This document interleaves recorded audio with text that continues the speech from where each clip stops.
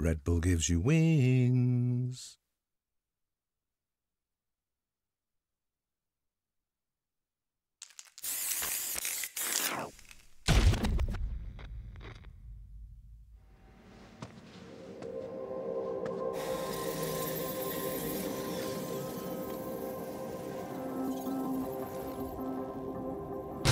That's the leader of the organization known as Shadaloo. His name is Bison. This is simulation data based on his battle prowess. But, as a research director, I'll have to test what this thing is capable of. Out of all the data obtained by Siren, this one's the most dangerous. We should be able to fight against it. Let's boot it up. Begin test.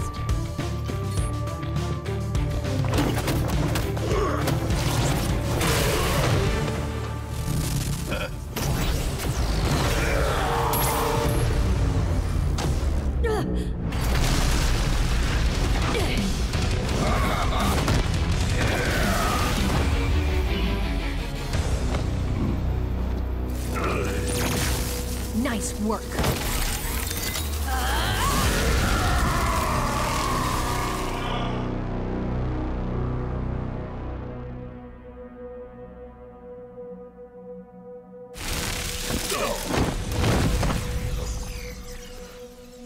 Ugh. I hate doing overtime.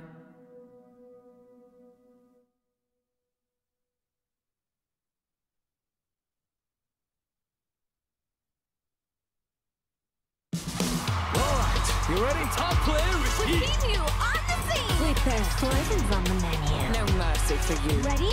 Then show me. All right, let's get it. Game over, yo. Too easy. Beast mode, baby. Sure thing. Let's dance. You know what they say. If you rock the boat, prepare to get washed. Let me play. Make way for the ninja star! Domo arigato! From the Mochinu! Behold! Watchino, as I command this stage. I'll make you proud. When poison prevails, it's a wonderful feeling. I have you. Another mission awaits. Do you plan to fight it for me? Target acquired! I'll show you the power of my company. Now you understand. Don't underestimate me. Are you ready yet? It's go time! Good night. One of a kind.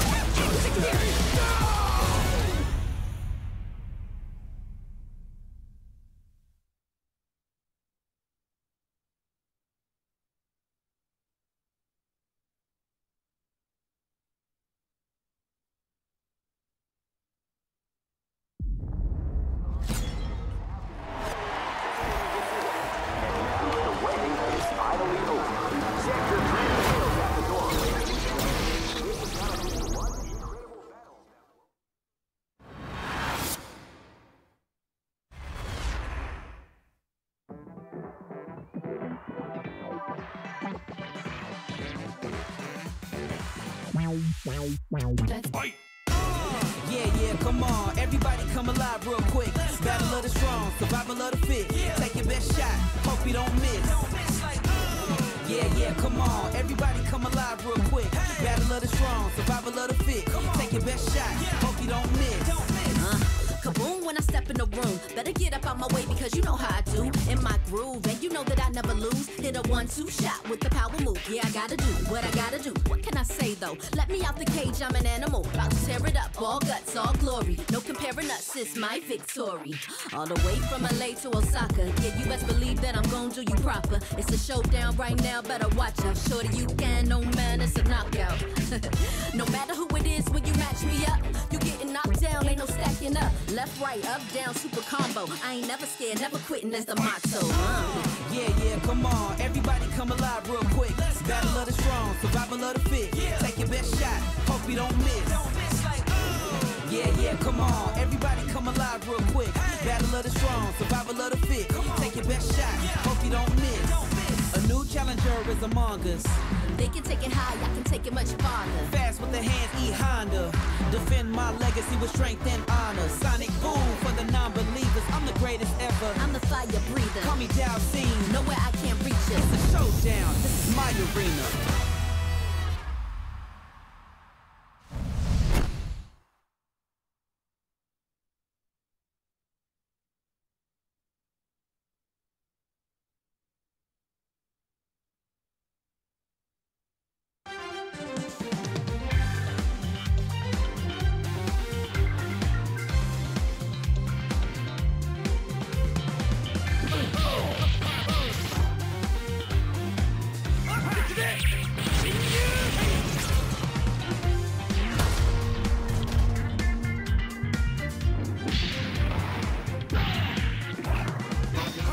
Repulsor blast!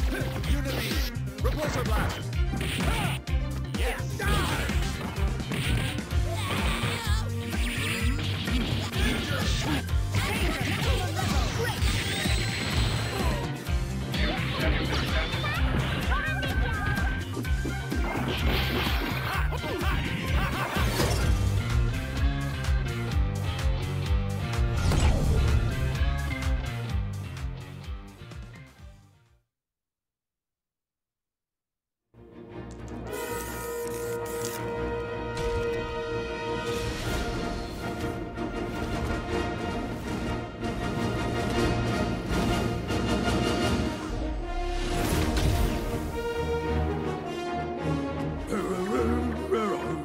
Witness the abyss before you.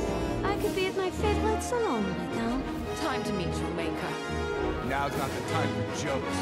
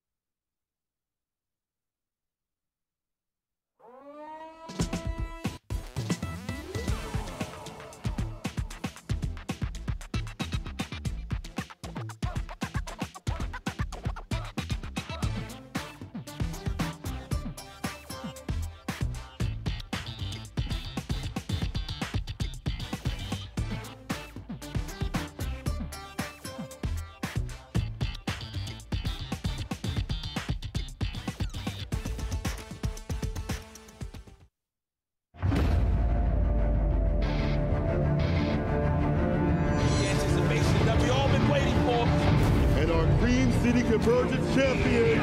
And he gets The freak cream. What a long road that was ahead of him. Welcome to the Capcom Cup. And there it is. Punk gets his retribution. Wake up, OD! Dragon Punch and Kusanagi! The trophy along with a ticket to Capcom Cup. And Shuto now books his place to Capcom Cup. It's no other prodigy!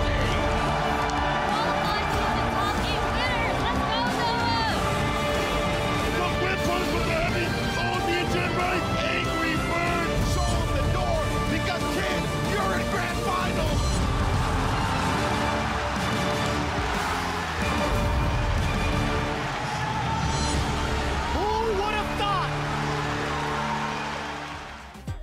Not many chances remain to get into Capcom Cup. And so we have one of the final events here. I think there's only two after this, but Ultimate Fighting Arena taking place in Paris, France right now. One of the last chances to build points or just qualify directly.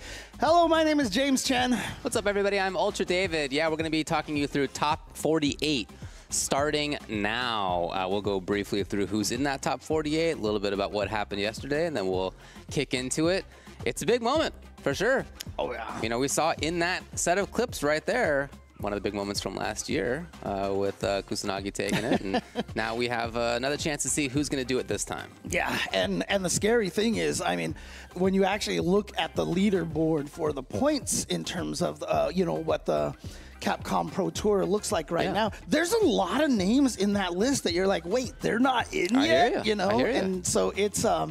this is a last chance for a lot of these players, and some of them that I know need some points desperately are already out of the tournament. That's true. That's true. Yeah, part of what we can go over a little bit, I guess, is who's not in top 48 as well, because there are some names who didn't make it there either. Yeah, absolutely. And so they're going to have to try to go to either Evo France, which will be the next one, and then there'll be the last tournament in Chengdu, China, and that's going to be the final chance to get points or just to qualify directly. That's correct. Yeah, it's there's a lot on the line here today. Thanks a lot to everybody for joining us. Let's talk about like what's literally on the line, I guess, in addition to the points. It's prizing as well, of course. And we'll get that up for you. Take a look at what we got. $2,000 for the first place, $1,500 for the second place, third, $1,000, fourth, $700. Obviously, in addition to all of the pots that have been entered over the weekend out there. That's right. So again, be able to earn a little bit of extra money here, but of course, you know, it is that spot into Capcom Cup that these players are gunning for right now, and I'm not sure if we do have the chance to be able to look at the leaderboards right now for the points here for Capcom Pro Tour 2025. But this is basically, I think, the standings after Evo here. And you can see Momochi, you know, nicely positioned right here. I feel like he's pretty comfortable here. It's going to be hard for anybody to knock him off that. And Ryukichi, obviously, second place at Evo Japan. I'm sure got him a lot of these points over here. Itabashi has just been consistent all year round. And same thing with Ending Walker. But you can see the cutoff between Itabashi and Ending Walker. Where Ending Walker is, that's where things start to get a little dicey here, because it's just 360 to 270. It's just 90 points separating those players there. Ending Walker, Moke, Punk, Dual Kevin, and Zen. So they're just fighting for, you know, those few spots over there. And then, of course, there is the you know, everybody else from 9 and on trying to battle and jump their way up this list as well. So we're taking a look at who needed to do well in some cases here, and you know, part of what I want to talk about is who didn't end up in the top 48 today. Okay. And in some cases, it's big names. So, for example, Problem X, 49th place. You had Junior in 49th place. Punk, 49th place. Sharna is in 49th place. Garnett. These are Salty Kid. These are folks who could have made deep runs. Thunder didn't quite make it there. Bestlem as well. Knuckle Dew outside of that in 65th place. As well as, again, a lot of other very strong players. Akainu's in there. Link XLO, Gil Stole My Ride. These are, again, players who we've seen make deep runs in lots of events in the past, or have all gone all the way to win Capcom Cup, for example, and didn't make it. So it just is an indication about how stacked this bracket was, as we're, looks like, going to get started off with winner's side of top 48. So some of the stuff has already begun in loser's side, but here in winners, we're going to get going with Juicy Joe and Korean Wrestling Man. Yeah, Korean Wrestling Man yesterday was putting on a show. Yeah, for my money, he was maybe like the most fun to watch. So he took down Kills You. He took down Tokido in his path. John Ding before that, by the way, very interesting. Took down Tokido's JP. He did. That's how it turned out. Yeah, because they started out with the characters that you know them for a little bit more, Ken and Rashid. And then Korean Wrestling Man went to Marissa. JP was the choice from Tokido, and that lost to the Marissa as well. And barely at the last second. It was super close, dude. Awesome match. Now, am I looking for... It is Marissa. Very interesting. Okay. Yeah, All right. I mean... It's not considered a very easy matchup for Marissa character-wise. But the way this dude was playing this character yesterday, he, as a player, seems like he's fully in sync with what she has. Oh, yeah. And keep in mind, Juicy Joe is the one that sent Itazan out of the tournament. I'm sorry, to losers bracket. Losers. And I believe Itazan did use Marisa in that matchup. So I don't think this is something that Juicy Joe is going to be concerned about here. Oops. Just tried to dash up, waited for the shadow to come out there, and it just didn't come out fast enough. Got a chance for some distance again. Had the wrong perfect parry right there. And there we go, just drive rush forward through the back throw, interestingly enough. Not trying to push her towards the corner there, it seems like. Distance is #1. Yeah, he's been and using he's that. very comfortable. He's been using that teleport a lot and then just interrupted with that crouching medium punch, that button that causes so many people so much annoyance because of the range and just how good that button is. It's pretty good, for sure. All right. We got a knockdown. We got chunking of the drive gauge. Yeah, but once Marisa gets in there, I mean, you saw the way Korean Wrestling Man took out Tokido's Ken. He just was like swinging, and Ken couldn't do a thing. And so that's what Wrestling Man wants to get started here, but just hasn't been able to against Juicy Joe. It's getting toward, oh man, that connection was so close. Yeah. Juicy Joe going to be able to burn out here, out of the corner, into a pretty rough spot for Wrestling Man now. Yeah, I wonder. Up close Oki? Yeah, that's what I'm looking for. I wonder if he's going to go for the DI right away, because, I mean, yeah. See, I was just thinking, if you're Juicy Joe right now, like, if you get her to spend all that meter on you to try to stop that. Uh-oh. It's yellow health, Marissa, though. Okay, not going to matter. Yeah. Had the little Oki set up exactly as he needed.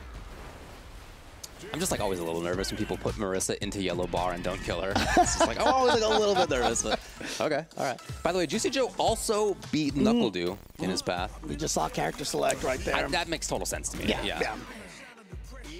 Looking for Rashid. I mean, Rashid is one of those characters that, you know, thanks to a little bit of the extended movement that he has through, like, the wind charges and stuff, like the full screen jumps and such, that you think would work out better. But, you know, like you said, when Tokido fought him, he was able to beat the Rashid, and that's what got him to change to the Marisa. To me, his Rashid just looked like it wasn't quite up to I know what his power level is. The anti-airs weren't quite there yesterday. Some of the offensive options weren't quite there yesterday. So from that perspective, I think going to Marisa was understandable. But yeah, character-wise, I think there's no doubt that this is the easier road. So we'll see if he's prepped and ready to go. Well, look at this. Just this offense from Juicy Joe. He has just pressed so many buttons, and yet somehow... he lost the drive gauge battle. Yeah, that's what I was about to say. Yeah. Somehow Korean Wrestling Man was still ahead in drive gauge. Nice. There we go. That's one of the ways in there. Just drive rush right in there and baits out Amnesia. Got him. He's going to need one more little Oki series. But you did burn yourself out against the JP, which is scary. Oh, here we go. Yep. But you got hit, and the knockdown is the important part right now, because now we've got this full screen, and he's about to build a level 2. Is he going to try to go for the Lavushka? No, he's not going to go for it for any sort of chip. Drive gauge just came back in time. Oh, actually, this is potentially huge. If he can build one more pressure series. Yeah, he had already committed. Yeah, and even if he did have a cancelable move, it would have lost anyway. Super only was the option. Yeah. Oh, really? I don't know what of the previous round made him think that that was the choice. Very interesting. I mean, not necessarily a bad call, just... But, you know, Juicy Joe wasn't thinking that far ahead. He wasn't at that part of the Oki of the Yomi game yet. I mean, unfortunately, that did cost Korean Wrestling Man a ton of drive gauge. He did build some back with that nice drive parry, but here we go. He's going to go for the second win here.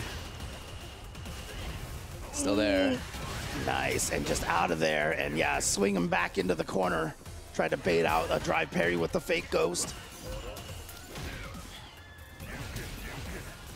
Wrestling Man. Oh man, that, you know what? It did look like it was maybe a time to move. Shout outs to Joe for picking exactly the right moment. That button is so good. So match point for Juicy Joe. By the way, this is to get into top 16. Yeah, Well, Joe trying to make quick work and then move forward. One step closer to qualifying in the Capcom Cup. And there's that drive rush heavy kick, which we saw Korean Wrestling Man get in with before. Didn't get the one frame on that one. Punish counter, but doesn't get the combo afterwards. Set up. Forcing it. Gets a SAR Got a little bit out of it. Yeah, that's okay. Yeah. But to be honest, if you're Juicy Joe, you're happy with that. Yeah, you're happy if right you're there. Joe too. Sure. Spending some of that drive gauge, putting himself at 1 bar, but he gets the back throw, and now he just gets to build all that drive gauge back. Yeah, I really like his use of time. Really holding on to it on the right side there. Mid-screen slow approach. Oh, there we go. Really? He called out the wrong spot. Yep, snuck in. And that's what a lot of people have to realize about, you know, JP. He's got to predict with the ground spikes, you know? Yep, true. That said, Joe is 2 hits from taking this. Maybe even 2 grabs again anymore. Oh, okay, there we go. Nice jump attack right there. Hitting far down there. Catching Juicy Joe. Not sure what he was trying to do, but he definitely got clipped by that. And that means Korean Wrestling Man has tied it up 1-1. Yeah, in this first to 2. You could see the character matchup. The utility of Rashid's movement was obviously extremely important compared to how it went with Marissa. Not to say that she's, you know, I don't want to mischaracterize her as being overly weak. It's just in this particular matchup, and character-wise, I understand his decision player-wise to have started with her, but especially since it worked yesterday, right? So, but here's a good start for Juicy Joe. I did see, you know, he adjusted his glasses a little bit, and I saw his hand shaking a little bit. So there's definitely nerves here. No matter what happens, you know, it is a nervous situation. People often ask, how do these pros play in these tournaments without being nervous? Trust me, they're nervous. Yeah. Oh, sick. All right, Joe. Yeah, you can see him being a little more aggressive, moving forward a lot here. Yes, he definitely is. He's got more. Just ate that heavy kick, and that's going to lead into this big combo here. Oh, tricky by Joe to go up into match point. Okay, and it definitely feels like a lot of it had to do with him being more aggressive, a lot of more forward movement, not giving Korean Wrestling Man the chances for those drive rush heavy kicks and such. Yeah, there we go. Man patient. Same with Joe. Just walking along, snapping his fingers. And you, okay. And you can see it too, even when he was planning on playing zoning a little bit, every time Korean Wrestling Man walked backwards, he walked forward a little bit. He was building space little by little. He's very active with it. Nice! Oh, dude. Perfect parry in the side switch. That was beautiful. That could be such a difference maker. Oh man, this is always big damage. And then afterward, where are we going? Oh, he tried to bait something out. Shimmy was the idea. Amnesia or throw or something. Yep. Oh, and finds the counter poke, and now he's got a level 3. One hit from Joe can kill, and he burns himself out. He was so confident, but now he's got the stun in the corner here. Can he kill with this? Because like you said, Rashid combos go forever. Yeah, he's dead here. Wow. Super Rashid the kicker.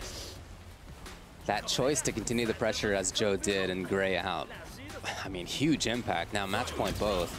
And again, that whole round changed from that perfect parry sweep. Yeah, that was huge, man. Oh, he was too far. Super close. Oh, man. Interesting. Okay, yeah, not quite what I was looking for, but it's all right. Joe, still great positioning, pressure setup. Oh, you got to watch out for that spike. Yeah, just had the parry, so he didn't have to block high or low, but the mix-up. Look at the life lead. Joe trying to get a perfect. Close. Oh, he knocked down. He's got pressure. Anything? Oh my God! The latest of delayed overheads. And there's your Red Bull perfect here at UFA, and Juicy Joe taking with a perfect in that very last round. I mean, that's a tough one if you're Korean Wrestling Man, because you're just like, I fought so well. I got all the way to the end there, and then a perfect to end it. But again, don't take that to heart. Perfects happen a lot in Street Fighter 6. Oh yeah, I don't think he's going to be too stressed. He'll definitely be more upset to have lost. He'll be down in losers side. We'll talk a little bit about who's in losers in a bit. But yeah, as this went forward, I mean, look, you could... I liked a lot of what Wrestling Man did with Rashid. I kind of wish in retrospect that he had trusted his Rashid a little bit more than yesterday when, you know, understandably it didn't quite work out. He went to this other character. It did work out. I get it, again, why he would think today is the time to continue that. Right. But, you know, maybe could have gone differently. It's something he's going to be thinking about anyway. Yeah, I mean, I've been saying this recently that I really feel like a lot of the players who are succeeding consistently are players with multiple characters right now. However, there is always the downside of that in that you can psych yourself out and maybe play the wrong character, you know. But again, how do you know, right? I mean, picking the wrong character is about the same thing as like I decided to throw tech in this one situation. Exactly it's a guess, right? Like you're trying to outguess your opponent. It's the same thing. So I hear you. I hear you. So in loser side, in this set of top 48, there are two pools. We'll talk about the other one later on. But this pool has in winner's side, Juicy Joe, Korean Wrestling Man. Obviously, Joe moves on. Dual Kevin and Kings Vega. Yeah. Also, Blaz and Kusanagi. And Ryusei and Riddles. That's winner's side. Dude, Blaz versus Kusanagi. I know, the Ryu, the kids, the Ryu Kids, you know? Yeah, awesome storyline. And in loser's side over there, it is Kaki versus Sualio. Zen versus Tokido is happening now in loser's side because they both got sent there. Hope somebody has like a live Twitter feed, you know, or something like that. That would be nice. I'd like to see the replay later. Railgun versus Yamaguchi. Emperor versus Turu. Kyuki versus Dims. Kyuki has already moved on. Hope has moved on past Takamura. So Dims is out then. Dims is out, correct. Unfortunate, Yamaguchi as well. Railgun took the W there. Oh, okay. Kills you 2-1 over Game in loser side, and then Itazan 2-0 over Ryan Hart in loser side. Okay. So the next loser side of top 48 is like top 32 maybe. Is Kills You versus Itabashi Zangief. So Kills You versus Itazan and Gen versus Tokido are like very plausibly potential top 3 grand finals. Of course. But here they are in early top 48 losers. It's just how all these tournaments are. You know, once you get to top 48, every match is a top 8 match. You know, it's like a winner side top 8 match. I mean, obviously this one is because it is a winner side top 48 match, but it is going to be Dual Kevin going up against Kings Vega, and Kings Vega is really, you know, maybe Blanca Extraordinaire. I think it was Aqua also uses Blanca, right? But seems like Kings Vega is finding a lot of success with the character right now. But, you know, Dual Kevin obviously has the Rashid, but I wonder, you know, obviously he's probably played with Mena a bunch of times, and maybe he has a little bit of practice. So we'll see how that goes. Really interesting path that Kings Vega had. In the pool that he was in, Kobayan was on #1 seed, but got sent to loser's side by Dims. And then Kings Vega made it past Garnett to get into winner side finals, and then he beat Dims. So interesting path. And in Dual Kevin's route, there was Railgun to get through. He did so 2-0. And also Takamura. And he did so 2-0. Oh, wow. He also did so 2-0 versus Mr. DF and Ruruki before that. So he has not lost a game yet here at UFA. I mean, he's always done well at these premier events. I did see, because you were talking about Kobayan, right? And he getting sent to losers. I saw a tweet from Incross yesterday, and he said that since he got 3rd place at like Evo Japan, his placements have not been doing as well, that he has been struggling recently. And I mean, in my opinion, I just think it's you know, grappler problems. Sure, you know, I'm with you. Grapplers tend to get weaker as the game goes on and on. So. Yeah, well, that wasn't all just meta changes, right? I mean, character got some hits. Yeah, of course. No surprises here in terms of characters. All right, so it is going to be the Rashid versus the Blanca. So I expect a very kinetic match here. Although Dual Kevin generally plays very careful with Rashid, but a great jump into start for Kings Vega. Yeah, that means he can hang out a little bit. Well, maybe not for long here as Kevin's already in. Yeah, found that instant drive rush into the light at point blank range. Yeah, and there's that Kevin style. Not overextending, comfortable in neutral. Oh, Hoping to have baited something big. No EX mixer came.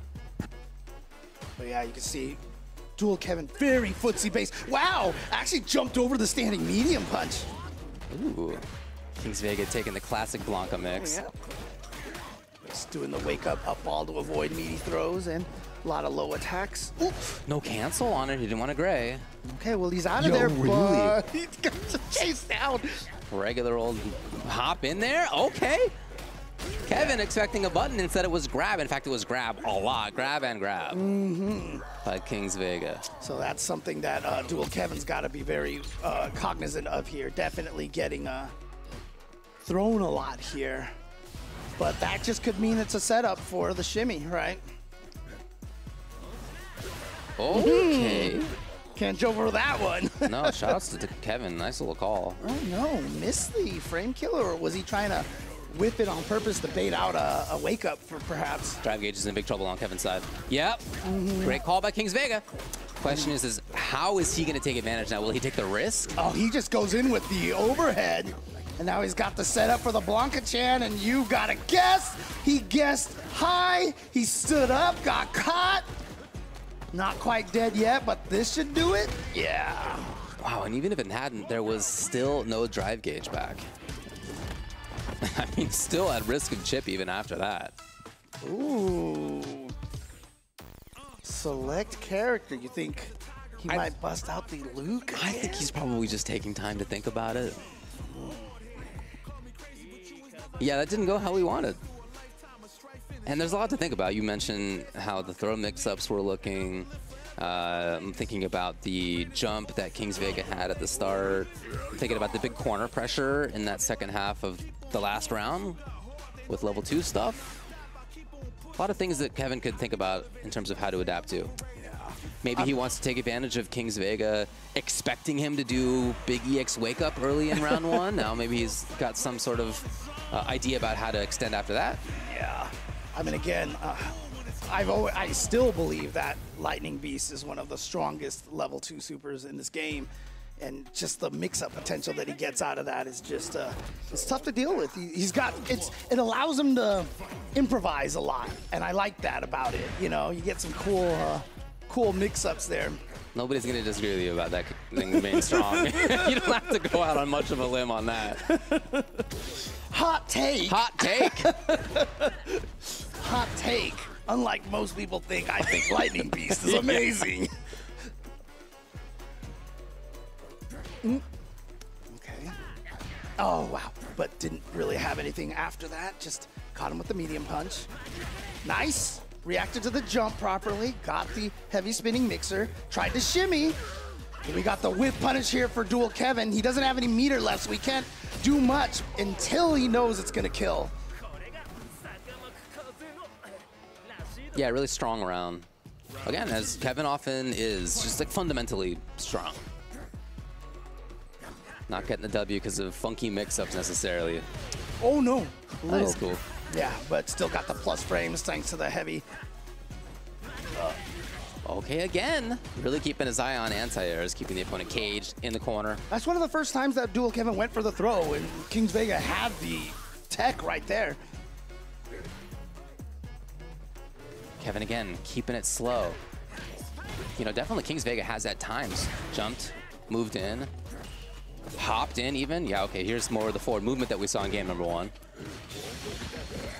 All right, here we go. Here's that. Big corner push. Nice block, but then got caught low.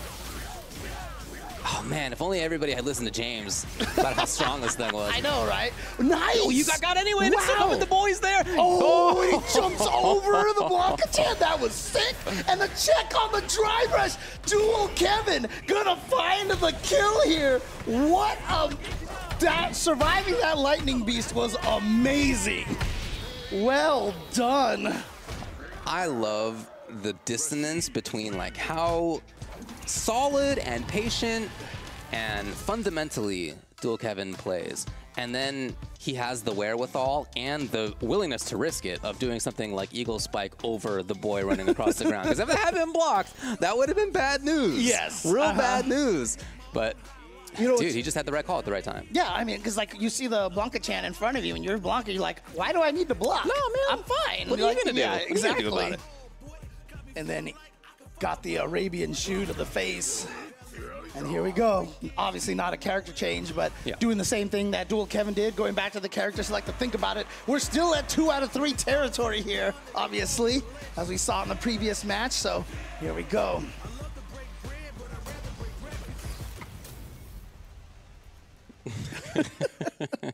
Feeling chatty.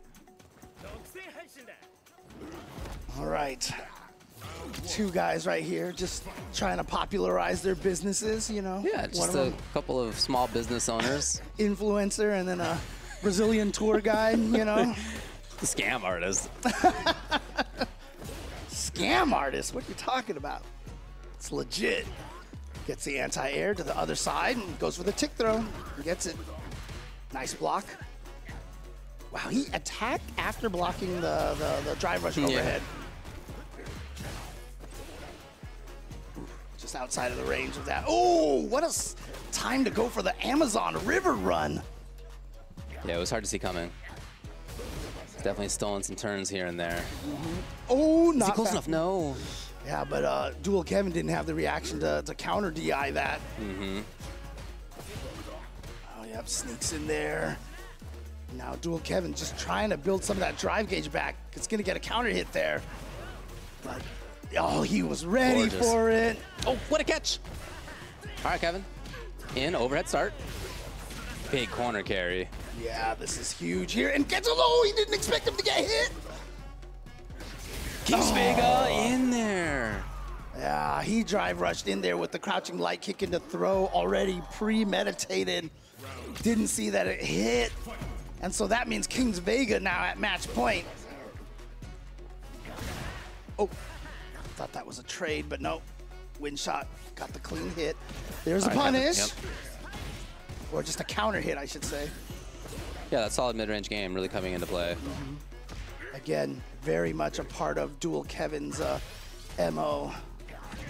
Oh, that's a chance. That was, Kevin tried to whip punish, but because of the multiple active frames on that, accidentally punched it. What the heck? Yup. Oh my goodness. And now so little help. Kevin in huge trouble. Got a hit. Oh, he challenged. No, another chance. Wow. Okay, into the grab. And it will be Kings Vega who continues his path forward in winner's side into top 16. You see Kings Vega, he put his hands over his mouth, kind of leaned back, and then immediately into the cheer. It's like that kind of like steps of acceptance, like, ooh, I survived, I did it, yes, Yeah, let's go. True. Nah, cool, he played great. Yeah. And he had a funky mix. Sometimes, well, especially in this game number 1, he was so forward movement heavy. So much about hopping or green dashing in there and to grab. Obviously, with the level 2, he had a lot more pressure built. And then there were other times when it was really hard to read, like when he was finally going to move. And in fact, sometimes Kevin had to be the one to move. Yeah, but the defense that Kevin had against that Lightning Beast in the 1 round was just absolutely impressive. It was amazing. But then this last one here, especially that one mistake right huge. there, Yeah. was such an important one right there because Dual Kevin was trying to make the comeback. You can't react to the crouching light kick, right? It's just too fast, even for the best. But yeah, sometimes you have a plan in mind and it doesn't quite work out. Really what happened there. Unfortunate for Kevin, but hey, Kings Vega, happy about it. He moves on. And we're going to move on in the bracket, as you could see. And here we go. It's the young lads, Yep. Ryu versus Ryu here. I wonder, did Blaz's father also play Ryu? Because, I mean, obviously Kusanagi is playing Ryu because his father played Yeah. Ryu. And so, yeah, these are 2 second-generation Street Fighter players here. Both of their parents are avid Street Fighter players and are the reasons why these kids have kind of gotten into Street Fighter. And what a crazy sentence to even say. Second-generation Street Fighter players, and not just second-generation Street Fighter players, but we got EWC Capcom Cup second-place finisher Blaz, True. and the current reigning UFA champion Kusanagi. I mean, this is not just these kids are good. No. Like these guys are Among the best. Yeah. Yeah, absolutely.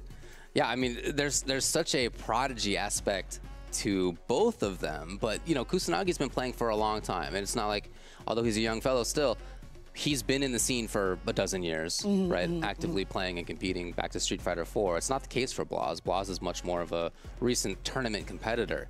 The fact that he's been able to turn what is really just the last couple of years into him, you know, being at the stage that he's at is the kind of rise that, you know, that's a phenom. Like, that's phenomenal play. Right. And to be fair, you know, a lot of the Chilean players were like, you got to watch out for this kid. A couple years ago, I started hearing about it, and I hadn't seen it. But I think it was like Pochoclo had that one clip from Street Fighter 5. I had one of the Chilean players who visits my stream a lot, you know, she was saying like, oh, you gotta watch out for Blaz, and I was like, you're allowed to root for your country, man. Right. You know, you're allowed. I'll give you that one. And then afterwards, after Capcom Cup, she was like, I told you. Yeah, I told true. you.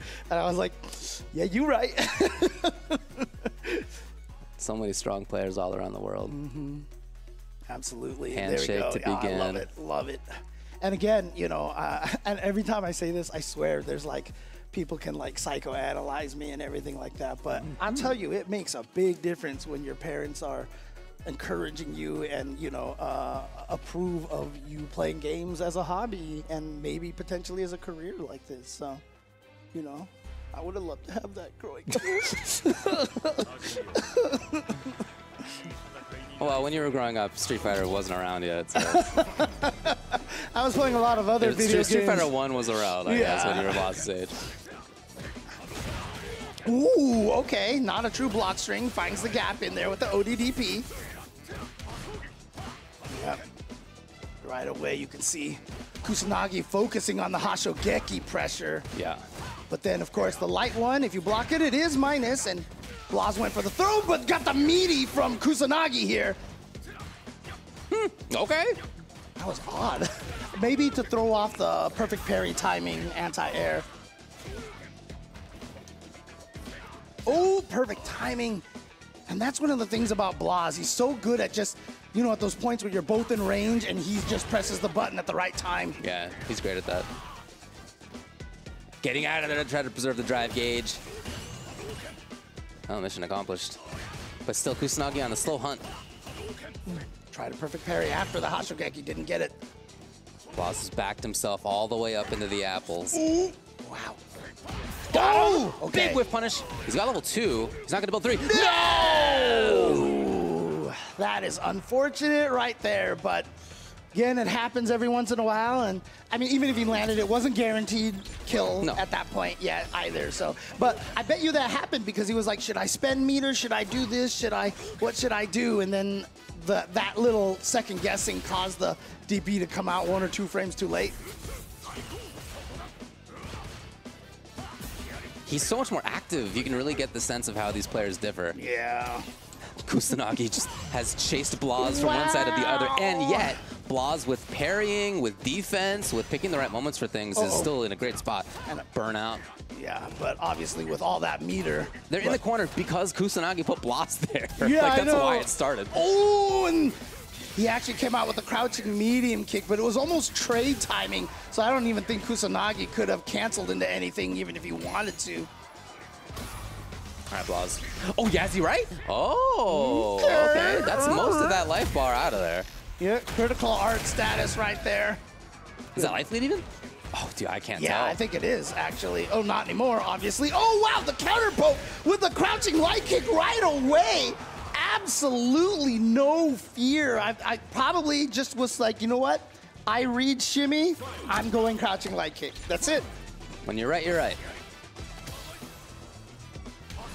Again, it's a very similar start to before. It's Kusanagi being active and it's Blaz being reactive, and they're both so comfortable in that. Here's Blaz with corner again.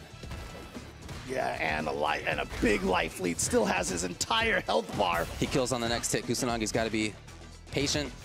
That's what he's doing here. Blocking it out well. Unfortunately, he's not at a big drive gauge deficit, so that's good.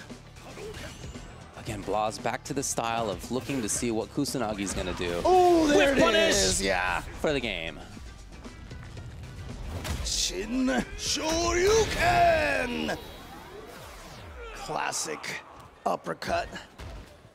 It's a real testament both to their interesting styles of play and also to Ryu as a character that they can play so differently and yet be so successful with it.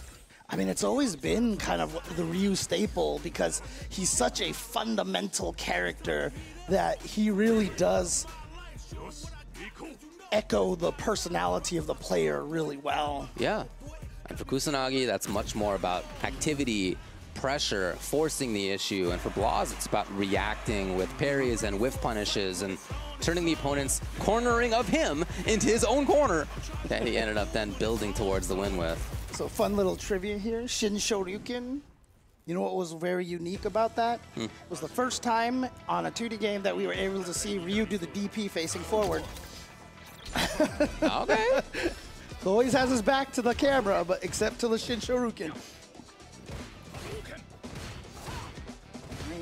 And look at this, they're just trading hits right now. They're just going back and forth, trying to get each other's drive gauge right now, but neither of them can get advantage because they're just both going back and forth.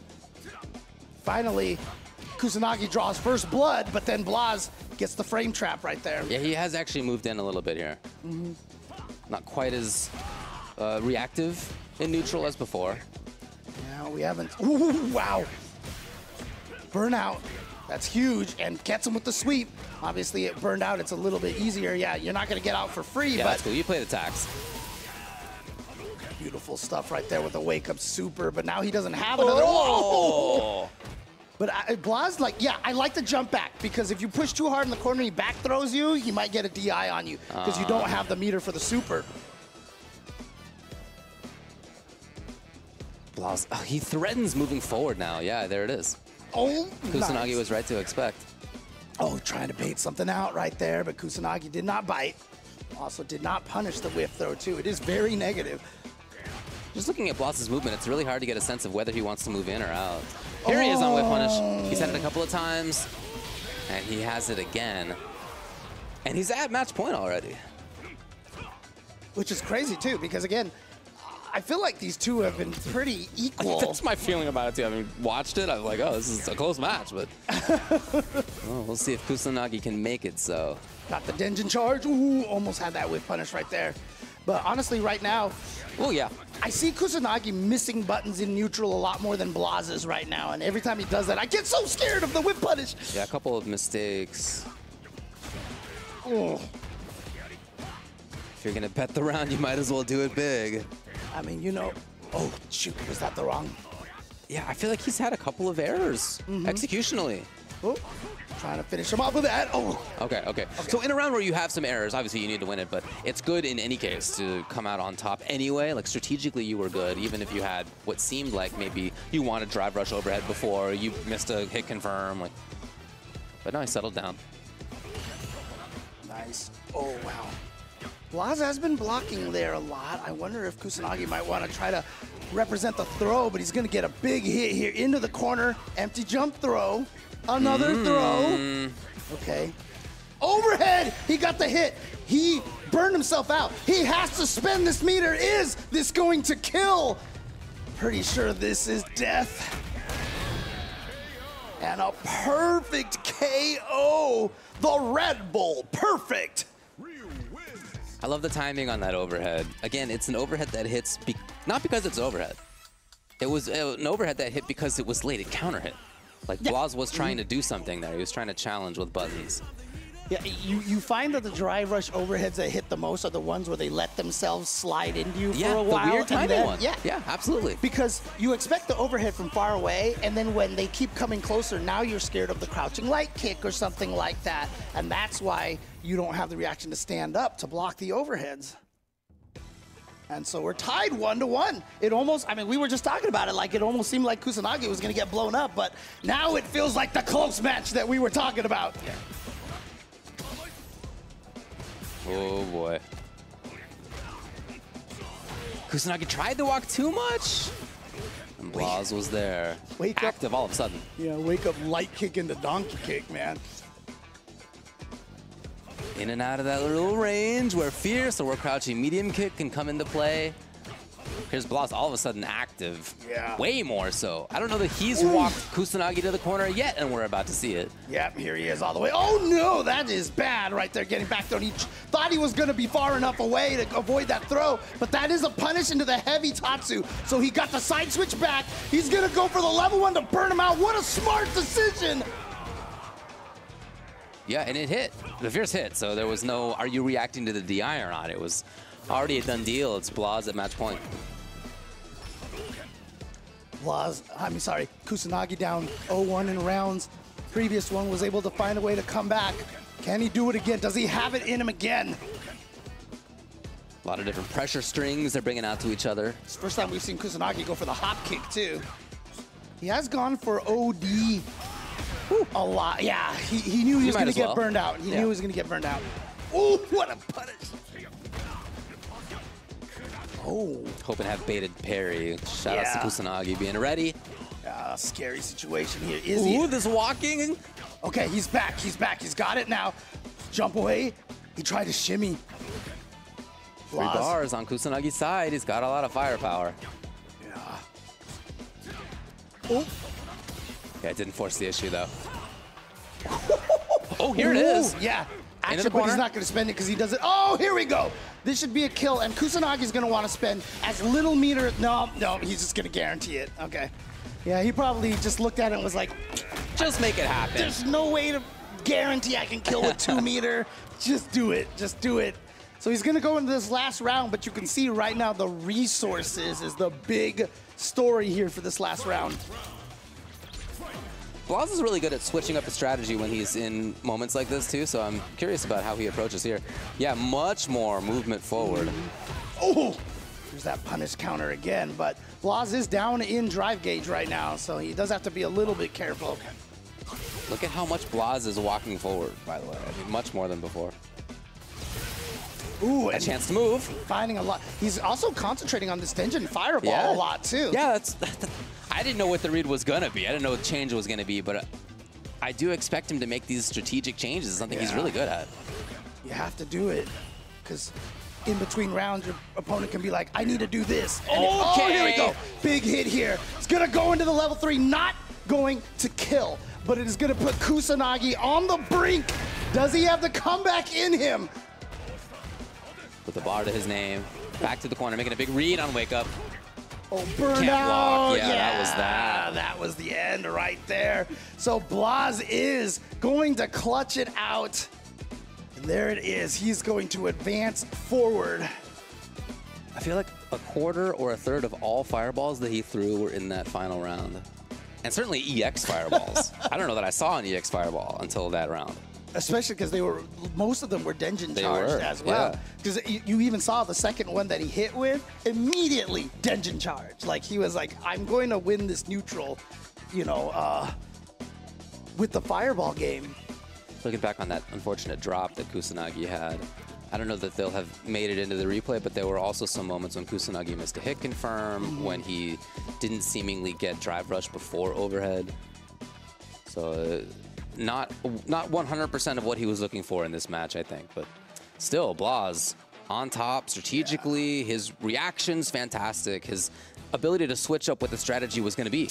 And one of the tricky things, you see Kusanagi a lot going for the ranges where the Hashogeki whiffs, right? Yeah. It's not a miscalculation on his part. He's trying to get Blas to go for the parry, right? And so he whiffs that, and then you get a basically free throw for 2,040 damage, right?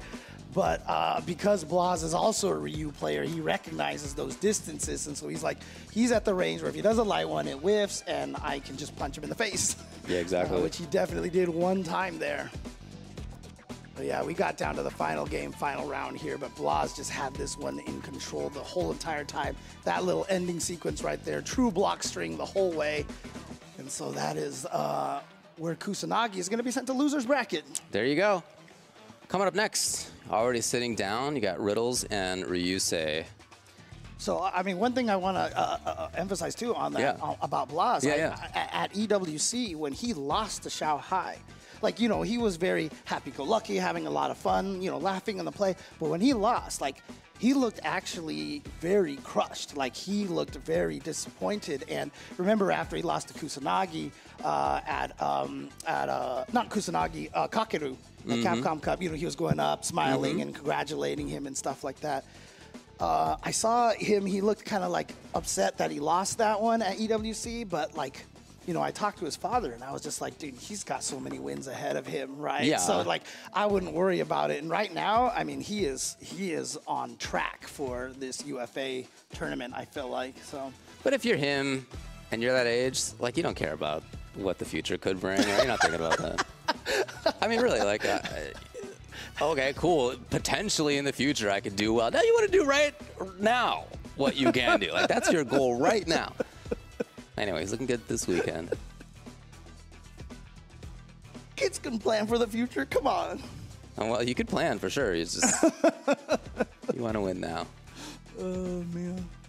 Yeah, but we got Ryusei and Riddles over here coming up. Riddles, of course, you know, famously the Terry player from Smash Brothers Ultimate, decided to cross the pond over to Street Fighter 6 and continue to play Terry Bogard. Indeed. I mean, when he first switched over here, Terry Bogard had not been released yet, so he was trying other characters, but then Terry came out and he was just like, my boy. And since then, his success and track record has been very, very strong. Yeah, he's been cool to watch. Really, really good player. Love his offense. He can be tricky. He's got great footsies. Yeah, cool to watch. Ryusei on the other side. I was taking a look at the pools, and interestingly, he wasn't seated at the top or the top couple spots of the pool. But as you can see, he made it through. My reaction to finding out he's not seated is to use the Ryusei gif where, you know, in Street Fighter 5, he did something crazy and his eyes were like popping out. I know. Yeah, that good picture. Yeah, he's like looking around. He's like, ooh. Yeah, that would be my reaction to finding out he's not seated. So I don't know if he wasn't seated entirely because it's not like he started out in the first round. Right. Like, he did have a bye, but still. Yeah, interesting. I mean, you know, that's how it goes sometimes. No big deal. Again, shout-outs to the entire Ultimate Fighting Arena crew out there doing the work. Again, one of the biggest events out in EU. Certainly, I mean, it might be like the biggest event out there. Yeah. Ryusei had to make it past Zen. That was the matchup to get through winners finals of his pool, as well as he had to beat Raps as well, and then in that pool too was game in. So it was a pretty... WoW was in that pool. Okay, geez. A lot of strong players over there. All right, here we go. It's going to be the Terry versus the JP. Ryusei definitely likes his villain characters, his tall villain characters. Urian player in Street Fighter 5. Oh, just a start right there with the OD Ghost. Oh man, such patience. Riddle's turning it on. And a back throw to get him towards the corner. I like that. Ooh, caught the backdash with that heavy burn knuckle. And there we go. Yeah. Oh, and it just jumped over the spike too. One of those scariest characters in the corner. Oh, especially if being piloted by somebody making reads like that. Round one, very convincingly here to Riddles. It's not like he was like wild about trying to get into the corner in the first place either. Like, he was pretty patient at times. Yeah, I mean, we talked about how like Dual Kevin is really patient and such, and I feel like Riddles is of the similar vein. Distance now. Finally, Ryusei's got some safe spot. Ooh. Actually, no, never mind. That trade on that fireball when he was trying to get activated over there actually helped Riddles a lot. That's what allowed him to drive rush in there. And is this gonna kill? Yes. Riddles. That was fast. Yeah, that was a fast game one. That was a fast game one.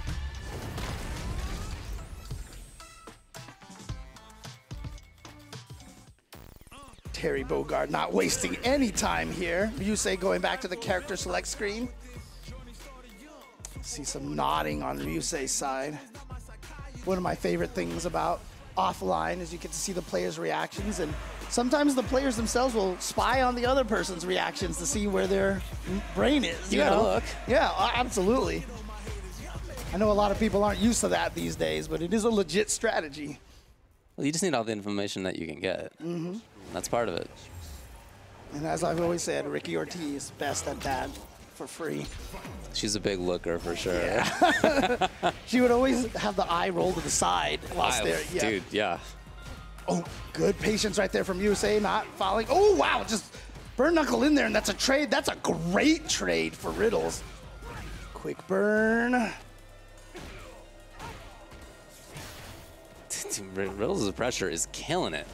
Yeah, so far. Oh, did you see the delay on that? And he's almost burnt himself out again. He just baits out the amnesia every time.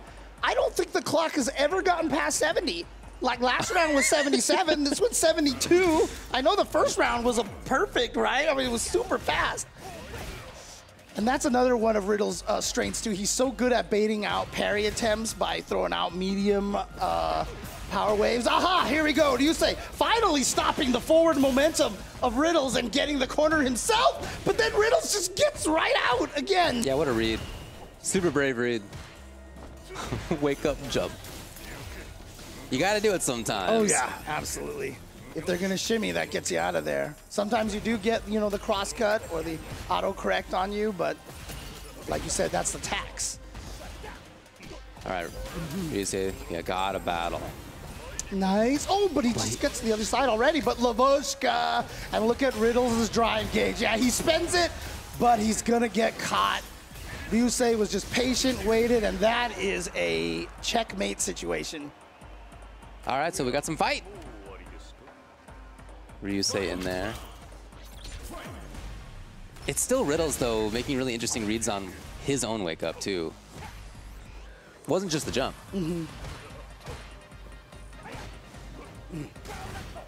Okay, no screen shake, so not plus. Definitely something you gotta look for. Trades! That's like the third trade this round, I think. All of a sudden, just throwing out those fireballs, but Ryusei not taking the bait, still ready for the drive rush. Oh. And that is going to be close to death. Oh, he doesn't go into the Lavushka. Thought he was going to go for it. Oh, this is Riddles scary. is scary, man. He is. Okay. Yeah, as long as he doesn't get hit here. Oh, nice jump away, but the Lavushka is back. Can he block this whole thing? Oh, no, the overhead got him. Yeah, yeah. It's so hard. You have to not look at JP because you gotta block the ghosts, right? Like even if JP decides to go low, high, whatever like that, the ghosts are the constant. The ghosts are always there, yep. Yeah, and they're always gonna come in the same pattern. So they are the one thing you can block for sure, you know?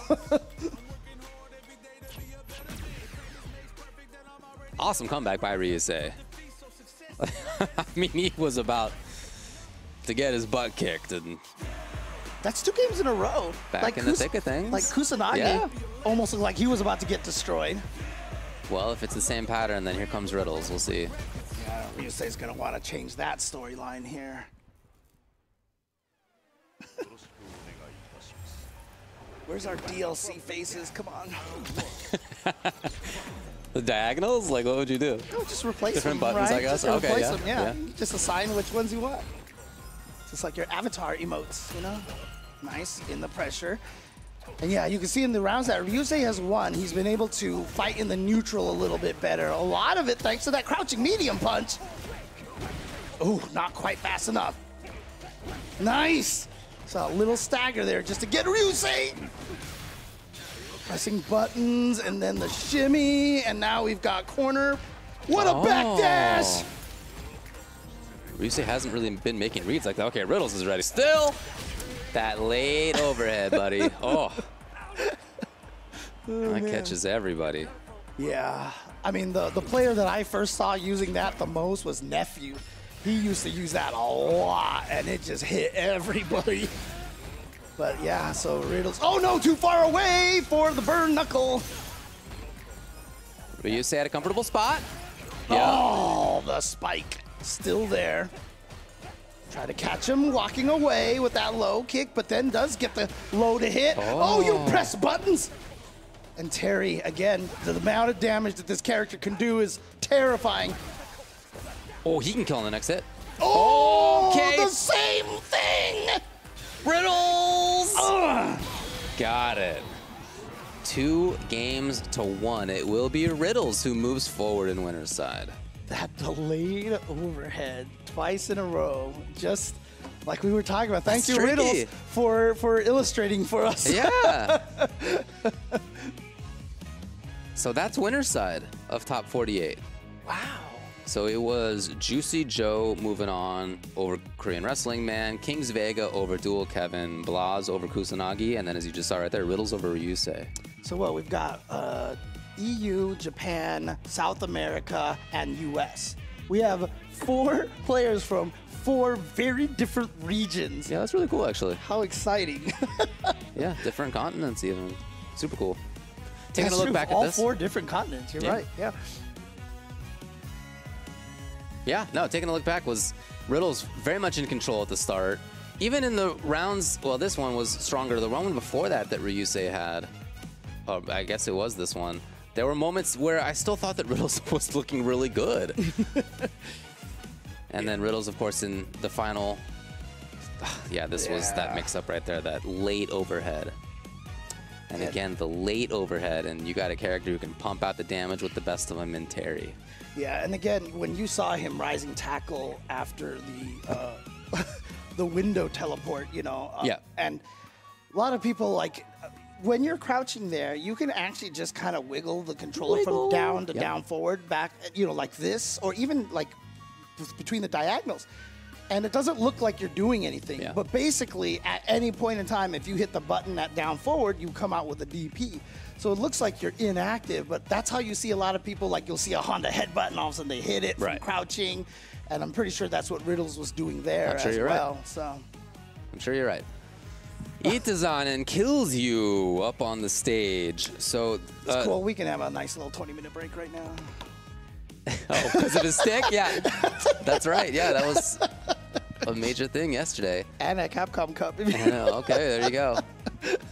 Again, he's got such a unique controller. Yeah, look I'm not at trying the to make angle fun, on the right hand. You see how he's angled down a little bit? That's just, most people, that's not comfortable. Yeah, you're right. It feels weird. I mean, but yeah, again, we all have different structures to the body and what is comfortable or healthy for us. Do you remember that controller that Red Bull made for Snake Eyes that one time? I do. The crazy pad with the weird mold. I think that might have been UCLA involved in that. Oh, wow. Okay. Yeah, anyway, this is Losers Round 2. Actually, I said what happened earlier in there. Some of this has not moved forward. We've been waiting to play it on stream, which is awesome. I'm happy about that. It is going to be Kills You, who moved past Game In 2-1. Itazan moved past Reinhardt 2-0, and now here they are. Winner will play against Kusanagi. And that will be, at that point, to make it into top 16. Yeah. And, you know, just to kind of add on to like the controller conversations, me and Ringe were talking about that, and you know, I just love the fact that it really just is whatever you're most comfortable with. Find what works for you. I mean, we were just looking at your self-printed controller over here. You have the smaller buttons, and you're playing that way. And I'm used to having the big buttons because I use my thumb still, and like, it's just whatever you are comfortable with. You know, a lot of people, you know, back in when we first started going to consoles, there were so many people like, oh, you can't be a real fighting game player. Let's use joystick. It's obviously the best. And, you know, we've gone all the way to joysticks might be the worst and you need to be leverless and all this stuff. But now we're at a point where, really just whatever you want. And with the advent of 3D printing, like you can get just about what you want. Pretty much, yeah. That's what Itazan stick is. And we've also seen the Ergo box, you know, that Alex Myers uses. You know, so much variety out there. So make sure you explore your options. Play what's most comfortable for you. If I were picking up fighting games now, I'd probably just play on pad. Yeah. If I were somebody who's coming into the scene now. Yeah, there's really no reason to do something else unless it's what feels good. And if you've been playing stick for the last 30 years, there's no reason to go to leverless unless stick is hurting or, right? I mean, really, like there's no... Like I can. There's no need unless it is a sort of physical need to do so. The only reason why I've thought of maybe trying pad is just to have the left button for drive impact. That's the only reason why. You're constantly on the search for, yeah, for what to do about I'm trying DI. to find a solution for that. I mean, again, like a lot of times, it's not even just pure reaction. It's when it happens, my brain then asks myself, here comes the drive impact. What were you supposed to do with your hands? And I have actually hit the space in between buttons. I have hit the wrong button. Like all sorts of things happen there. And yeah. Well, part of what I got going on is that as you said, I use these small buttons. They're like 18 millimeters each. And I have them that small so that all 4 of my fingers can be on top of one of the top or bottom buttons at all times. So my pinky is at all times on the DI button. I mean, for me, you know, it's interesting because I play every game this way. Like, I try to use as few buttons as possible. So even when I played other fighting games, you know, 4-button games with like a billion macros, you know, that you have the combination and everything, I would just play with the 4 buttons, you know. There's even a famous treasure shooting game called Radiant Silver Gun, where you had access to 7 different weapons. They had for all 7 buttons on the Saturn pad, but you could also activate them with just the 3 buttons, the 2 different combinations, and all 3 of them. And I would always just play it that way. Yeah. Like I always like minimizing buttons. So I've never been used to using the 3 punches and the 3 kick buttons. It's very funny. I mean, look, whatever works for you. Yeah. Unless it's not working, but you know. Yeah, that's the problem. What do you think about Itazan maybe intentionally coming up here with his stick? Oh, sorry, everybody. It's not working. You're trying to ice kills you. Look at kills you. He's falling asleep on the other side. Right. It's 4 in the morning where he is. Oh, man. Falling asleep on the other side. And just here's Itazan. Yeah, just drinking So innocently coming up with his stick. I mean, his 720 stick, as I always call it. I'm not sure what the PCB or anything that he uses is, but it is not complicated these days to just get a good old GP2040 CE firmware, put it on a Raspberry Pi Pico.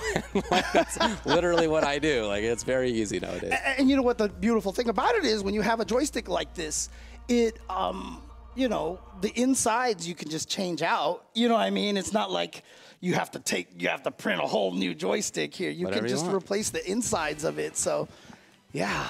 I don't know if they're asking him like, hey, do you want to go to another machine, or, you know, or, but, oh, man.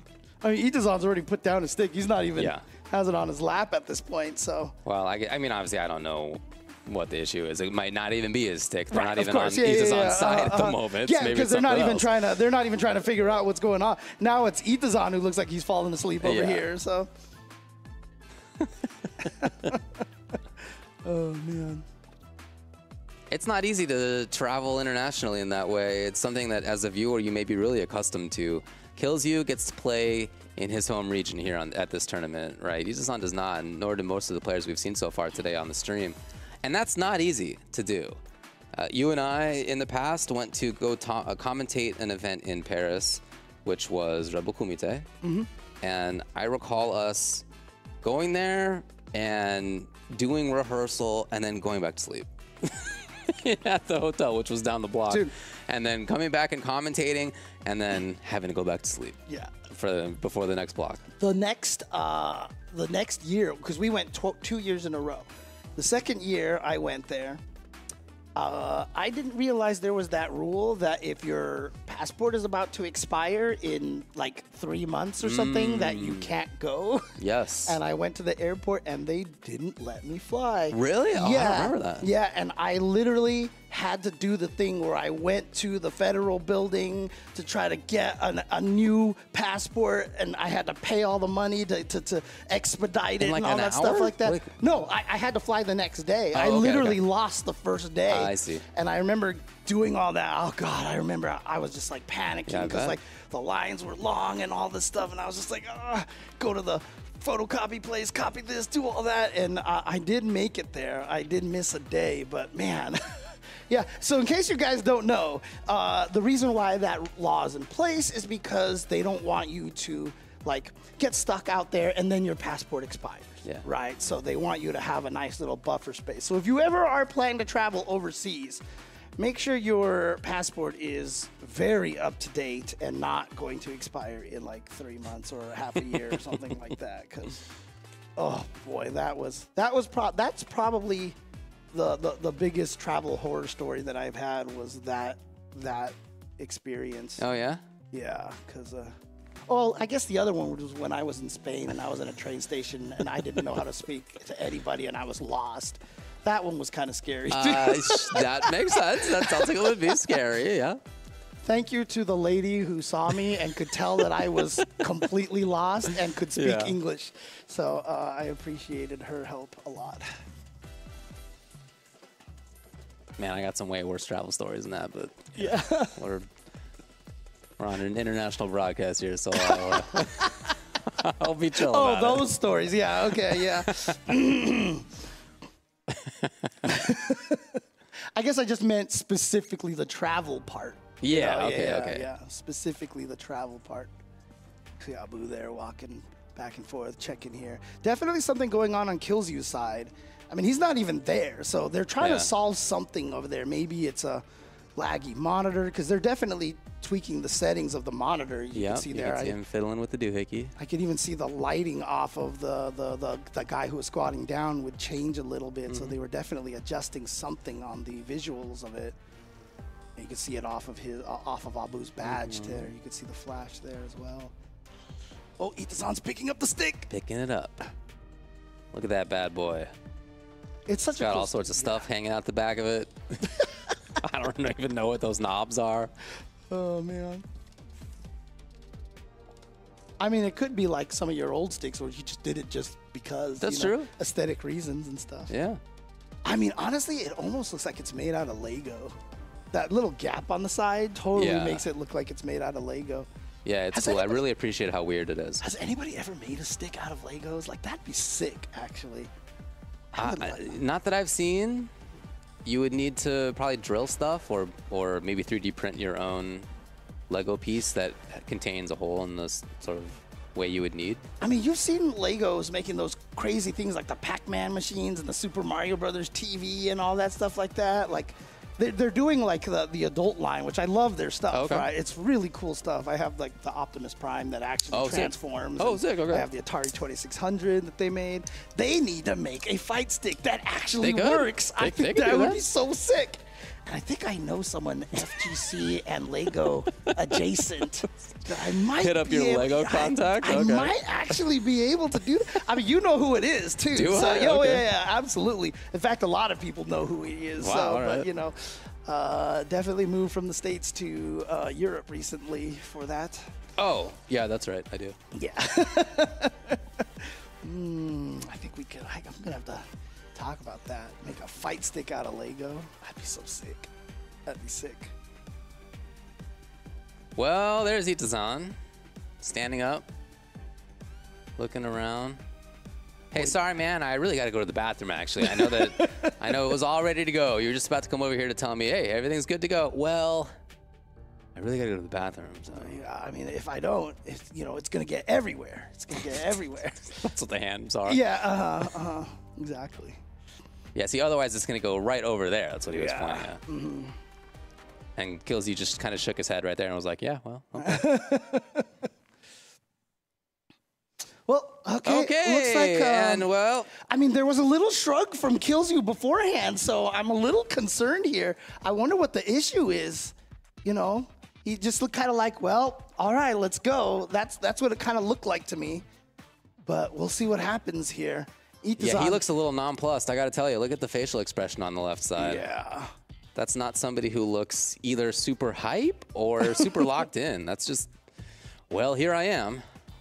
I mean, get your head in the game, buddy. Yeah. I mean, to be fair, he is a lot of times I've seen him, he just has a very calm expression on his face. So, but there we go. Yeah, he's been playing esports for a while. Yep. But, obviously, Itabashi, we've talked about already, with the Zangief or the Marisa. Killsy has been playing Mai a lot. Yep, so there it is. It is going to be the Mai versus Zangief. Wow, look at the size of his teeth. Oh, man. Look at those teeth.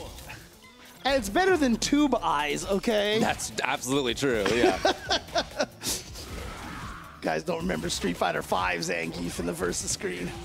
Yep, using that stomp, which actually hits low now. Okay, yep, zoning out with the fans, and that's what she's gonna do, and that's what allows her to get that drive rush out there, because you're afraid to press buttons against the fan. Yep. He does not take such long walks. I'm always impressed. Walking forward is one of the most crucial parts of fighting game neutral, and it's the scariest thing. It is. Look at how far he walks. Yeah.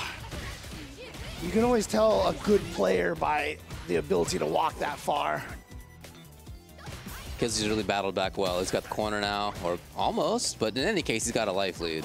And that's twice now he's done that super delayed drive rush button, and Itazan has not fallen for it.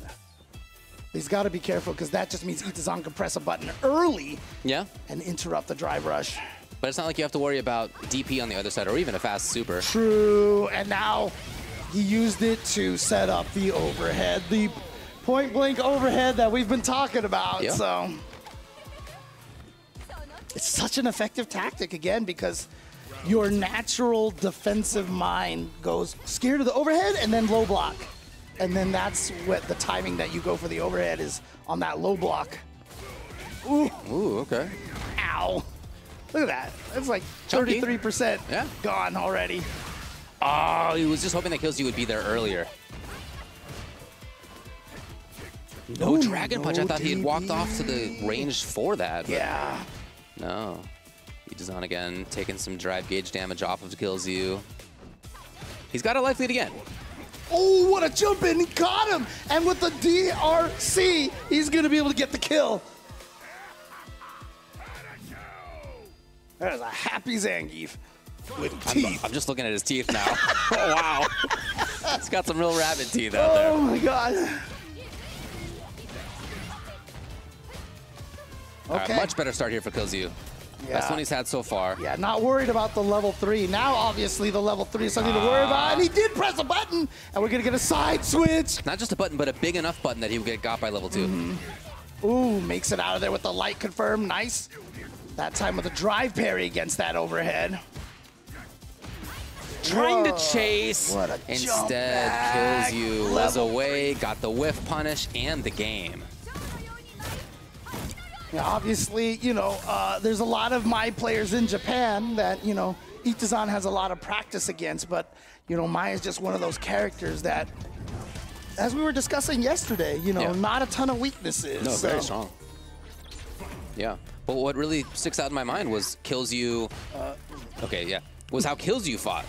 Right? I mean, obviously he's got a strong character. Everybody knows that. But then the question is, what do you do with it? How are you piloting it? And yeah, I mean, reaction was there. His footsies were really good.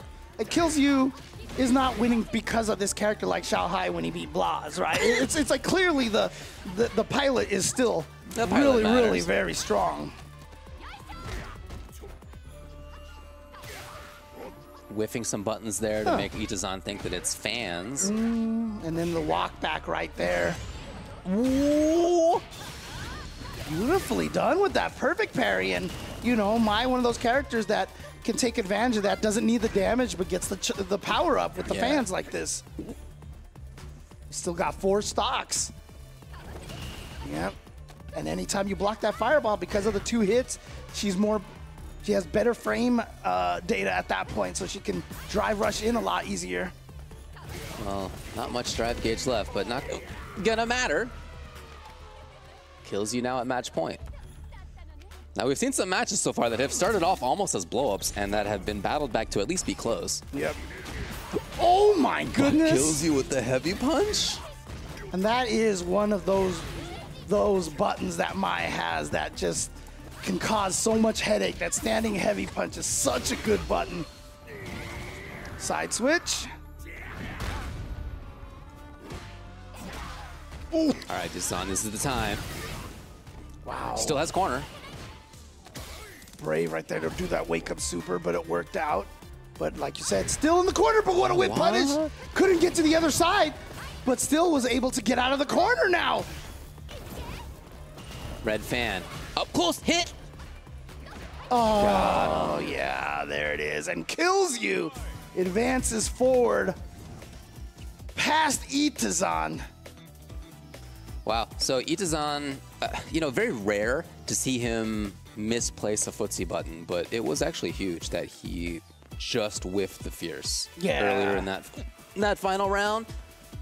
Wasn't there a backdash before that, or was it just he just walked up? He just whiffed. I think it was drive rush into Fierce and he whiffed. Okay. Because, I mean, look, other than that, like, it kills you. Yes, he did need to make a comeback in some of this, but in a lot of this, it was him in control throughout. Yeah. And again, you know, one of the things that always makes it so that Zangief is very, very strong is that he outranges a lot of his opponents. But again, Mai's range as well, you know, having a fireball and then having that standing heavy punch is just, that button is so, and then there you go, standing medium kick. Yeah. Roundhouse, great walk speed, good dash. Yeah, just great range on a lot of these buttons there. Yeah, so. So just to briefly run down, it's going to now be Kusanagi versus Killzu to make it into top 16. Also, it will be dual Kevin versus either Sualio or Zhen. Oh, wow. They have to play each other. Korean Wrestling Man and Armper have to play against each other. Two Korean players? Yes, two yeah, players that's unfortunate. Came all the way out here from Korea and have to play against each other to make top 16. And then it will be Ryusei versus one of Kyuki or Hope to make top 16 as well. Okay, all right. So, and, you know, speaking of hope, let's hope that everybody out there is excited about these new Suzuki sponsorship for the Capcom Pro Tour over here. As you can see, they're proud to sponsor the Capcom Pro Tour and supporting all the players who are coming out here and trying to battle for their places in the Capcom Cup that will be coming up sooner than I think it is. But also, you can experience the GSX 8R, especially that beautiful jury paint job, basically, right there, tuned especially for jury. There is only one of those, and it's making its round to a lot of different events, but if you like the bike, you can also get the really, really beautiful blue color over there as well. And yeah, from, you know, you can take this on the city streets, you can take this to the racetracks, but GSX 8R delivers power, precision, and performance. But there's also the DRZ4 series, and you can take this one on the dirt as well. So you can take this basically into the rough and also in the streets. And so you can go anywhere you want to, and Suzuki will, especially with this DRZ4, will let you go there. Lots of other stuff going on throughout the online world as well with World Warrior. Capcom.us/WW25 is where to go for a schedule, for more information, regional finals prizing, how to get into Capcom Cup 12, all that sort of stuff. And that's important. Getting into Capcom Cup 12, very important. Obviously, that's a big part of why we're doing this whole business. However, even if you're somebody who doesn't think that you're about to make it into Capcom Cup, check these things out. Like, a lot of them have had huge entrance numbers, into the thousands in some cases, but hundreds in, you know, many of the other cases too. And that's a blast. It is fun and cool to meet people in the Discord in your region, to play a little bit more Street Fighter 6, get to know people in the scene. And Capcom.us is where /WW25 is where to do it. All right, and of course, if you're not sick of France, you know, another offline is coming up. Evo France, back-to-back France majors over here to qualify into the Capcom Cup. That will be taking place October 10th through 12th. Already 93 countries registered there. There's going to be a lot of killers at this event, and I got to imagine someone like Mena RD. Can you imagine, like, first year that there's 3 Evos, can he win all 3 of them? That would be absolutely insane. So definitely want to check that out on October 10th through 12th. We're also brought to you by Victrix, creators of the award-winning Pro BFG controller, the Pro KO leverless, and the Pro FS Arcade Fight Stick. All designed for gamers who put victory above everything. And you can get 10% off at victrixpro.com. Check it out, please.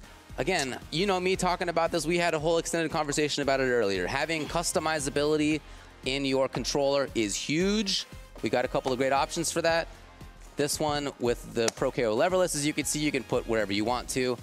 James is opening this baby up, which is very easily done, and you can mod it if you'd like, but it comes with great parts anyway. Traveling right here, you don't have to worry about the stick popping out. There you go. Shout outs to Victrix, winner of the 2024 Best Tech Award at the EVO Awards, giving you top tier modularity. Yep. And so for now, we are going to go ahead and take a break here.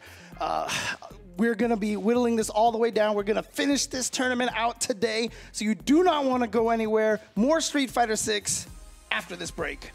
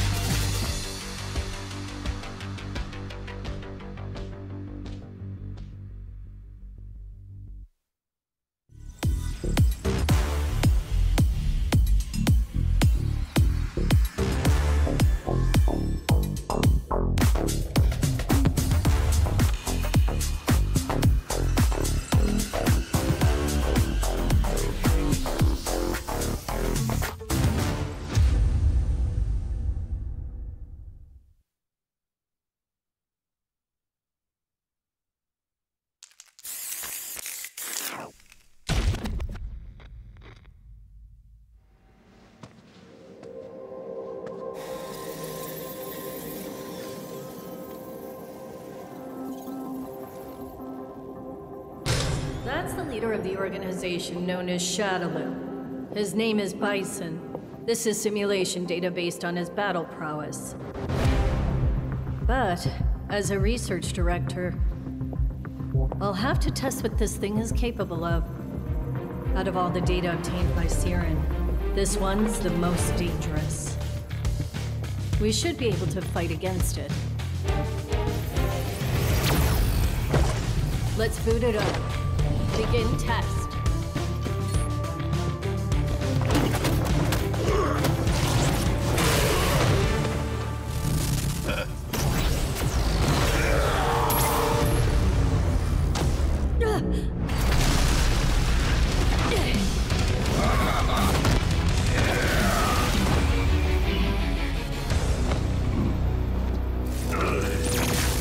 Nice work.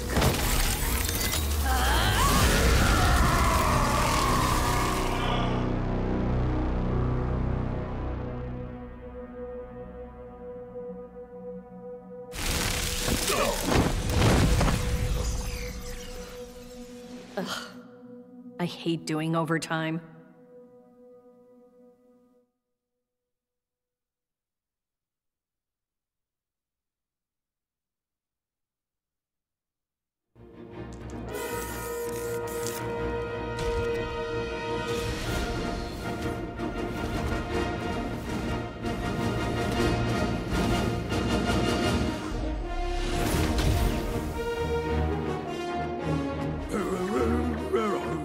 Witness the abyss before you.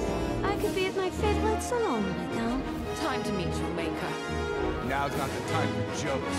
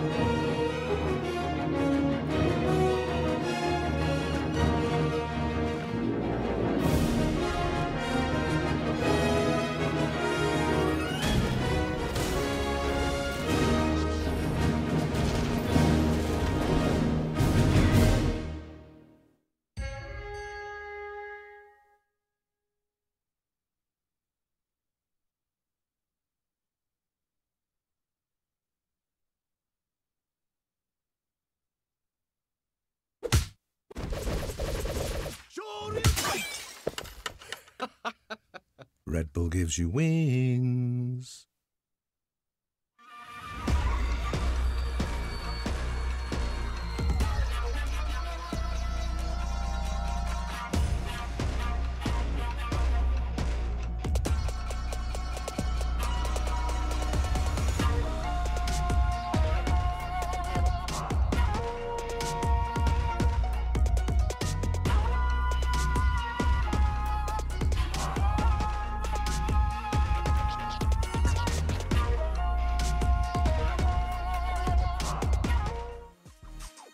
All right, everybody, welcome back to Paris, France for UFA 2025. I'm Ultra David. We got James Chen here, and we still have several players trying to qualify into the top 16 from this side of top 48.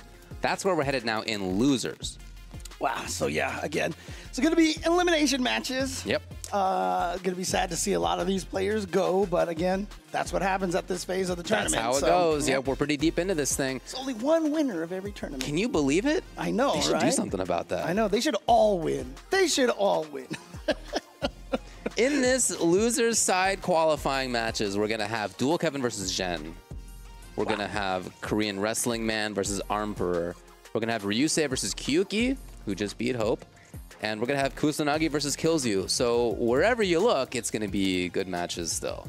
Yeah, so can't wait to get back into these matches. And, you know, again, UFA out in France, been a long time running major out there in the EU region, and definitely one of the ones that you want to go to if you can possibly make it out there. So France also a nice little kind of central location there. Yeah, true. Also, like, Paris has some stuff to do in it, if you ever thought about going there. So, I mean, you know, the crazy thing is, like, every time we travel to a lot of these places, a lot of times we don't get a chance to see as much as we want to. So as much as we want to is true, but you got to wake up early and do stuff. You know what I mean? Like, that's what, dude, every time we share a room, David's like, on Sunday, he's like, I'm going to wake up at like 9 and go check out all these things. Yeah. You want to come, James? And I'm like, I'll see. And then 9 rolls around, I'm like, nope. Yeah, I try to wake up early and do stuff. I mean, how often are you in name of location that we've been to? Like, not very often in my case. So the times that I do get the chances, definitely get out there. And if you have a chance to go to upcoming next month, Evo France in Nice, have a good time in Nice. I mean, like, enjoy the tournament. I hope it goes well if you go. I hope you have a great time in the tournament too. But it's not just about the tournament. Like, please do other stuff. There are other reasons to be traveling and having a good time. Meet people, play some casuals. Do you know how far Nice is from Paris? I mean, Nice is on the far southern coast, and Paris is like most of the way up to the northeast. So it's probably a decent like train ride or something like that. Yeah. Okay. Yeah, you're not doing that in an hour or anything. Of course. Okay. No, because I was just wondering, you know, like if you decided to stay a little bit longer, spend some time in Nice, and then travel over to France. Sure. I mean, Paris is not so far away that you can't take the train there. Yeah, for sure.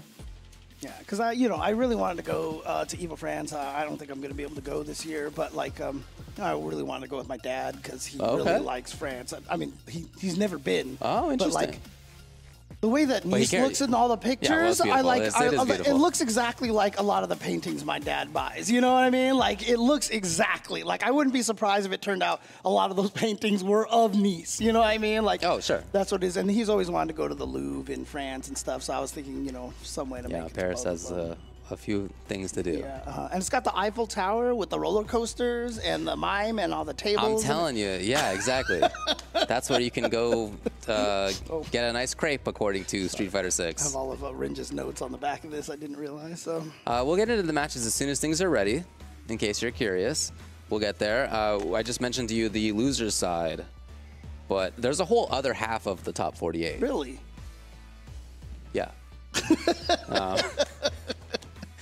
And in that is, while we're waiting to get into the matches, is KOG versus Sahara. Noah the Prodigy versus Phenom. That's cool.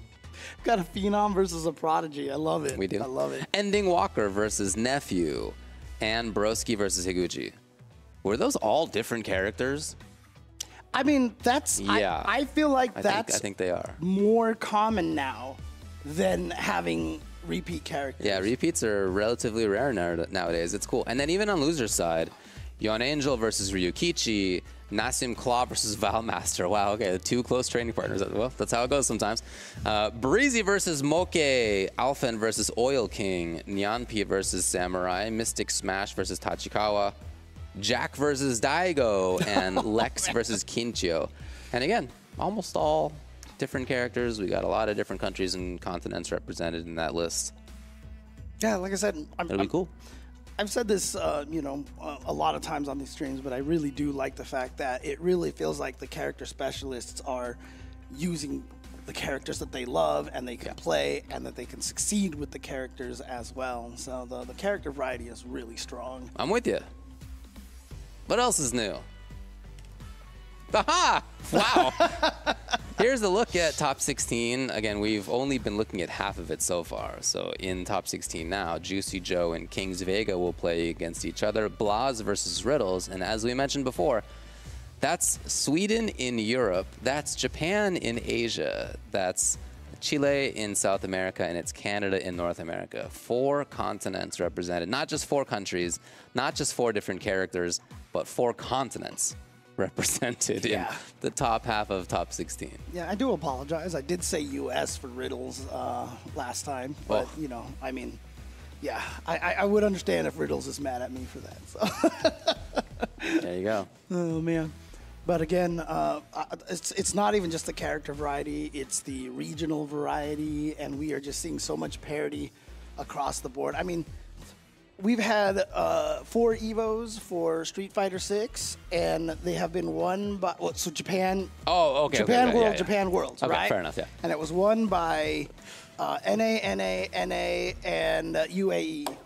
Like, there's no Japan winner of that. Like, it's crazy just to even think about that, right? So, and then NA, like 2 of them are from the Dominican Republic, right? And so we are seeing, I mean, even though Japan still probably remains as the overall strongest region, I mean, hard to disagree with that. 2,300 entrants in their first week of World Warrior, so you know, they like the game. They like the game a lot over there. Yeah, yeah. But you know, just the skill level around the world has gotten so strong, and it's exciting. It's exciting. I definitely agree with you. As we're waiting for one of Dual Kevin versus Zhen, or Korean Wrestling Man versus Emperor, or Ryusei versus Kyuki, or Kusanagi versus Kills You. Is that all also different characters? Let's see. No, there's 2 Rashids. 2 Rashids. Okay, okay. But it could be Marisa. No, it's probably not. It's probably Rashid based on how things went earlier. Although, I don't know. I haven't seen him play Emperor. I'm sure they have a lot of experience against each other. That's true. I think it's really cool, too. You know, a lot of these names are people who we have seen travel a lot. Kevin, Jen, obviously, Korean Wrestling Man and Emperor have done it more and more. Ryusei for a long time. Kusanagi and Kills You have been doing it for years. Kyuki is the other one in there who hasn't been traveling, but has done great in the Brazil World Warriors. And is now obviously traveling internationally, and right off the bat, killing it out there. Yeah. Right? Making it into, well, at worst now, 17th place, but we'll see if she can get even further than that. As we're taking a look at the losers side top match in this half of the top 16, you got your Kevin and you got your Jen. Yeah, and you know, sometimes, you know, when I think about this, when I think about the Capcom Pro Tour and everything, you know, trying our best to grow this into a bigger thing. A lot of the reasons why, you know, at least for me, that I want to see this get bigger is so it's easier for players to travel, you know, have more opportunities, have more qualifiers, or, you know, have more legit, like, sponsors being like, oh, you're really strong from this region. We're going to start flying you out to different areas and such. So, you know, growing the scene really is, for me, about creating an equal opportunity for everybody all over the world to be able to do this as a career. And I mean, look how many countries have been affected by this. We've had the Pakistan story, you know, Dominican Republic stories, and, you know, we even had a world champion for one game from Senegal. True. You know, and I think that's really important. I think that's very, very cool. And now we have Blas from Chile, you know, and Cryme as well, making their way out to everything. Yeah, that country's been a powerhouse in fighting games. For a long time. Yeah. Kevin, Jen, are you guys going to do it? Is it going to happen? All right. So expecting the Rashid from Dual Kevin. Yeah. Now from Zen, you know, probably the Bison. I would think. But he does have a DJ still in the pocket as well. That's who he was using before his favorite character Bison showed up, and it sure enough, it's just a horse. Oh, okay. All right, here we go. Dual Kevin going up against Zen.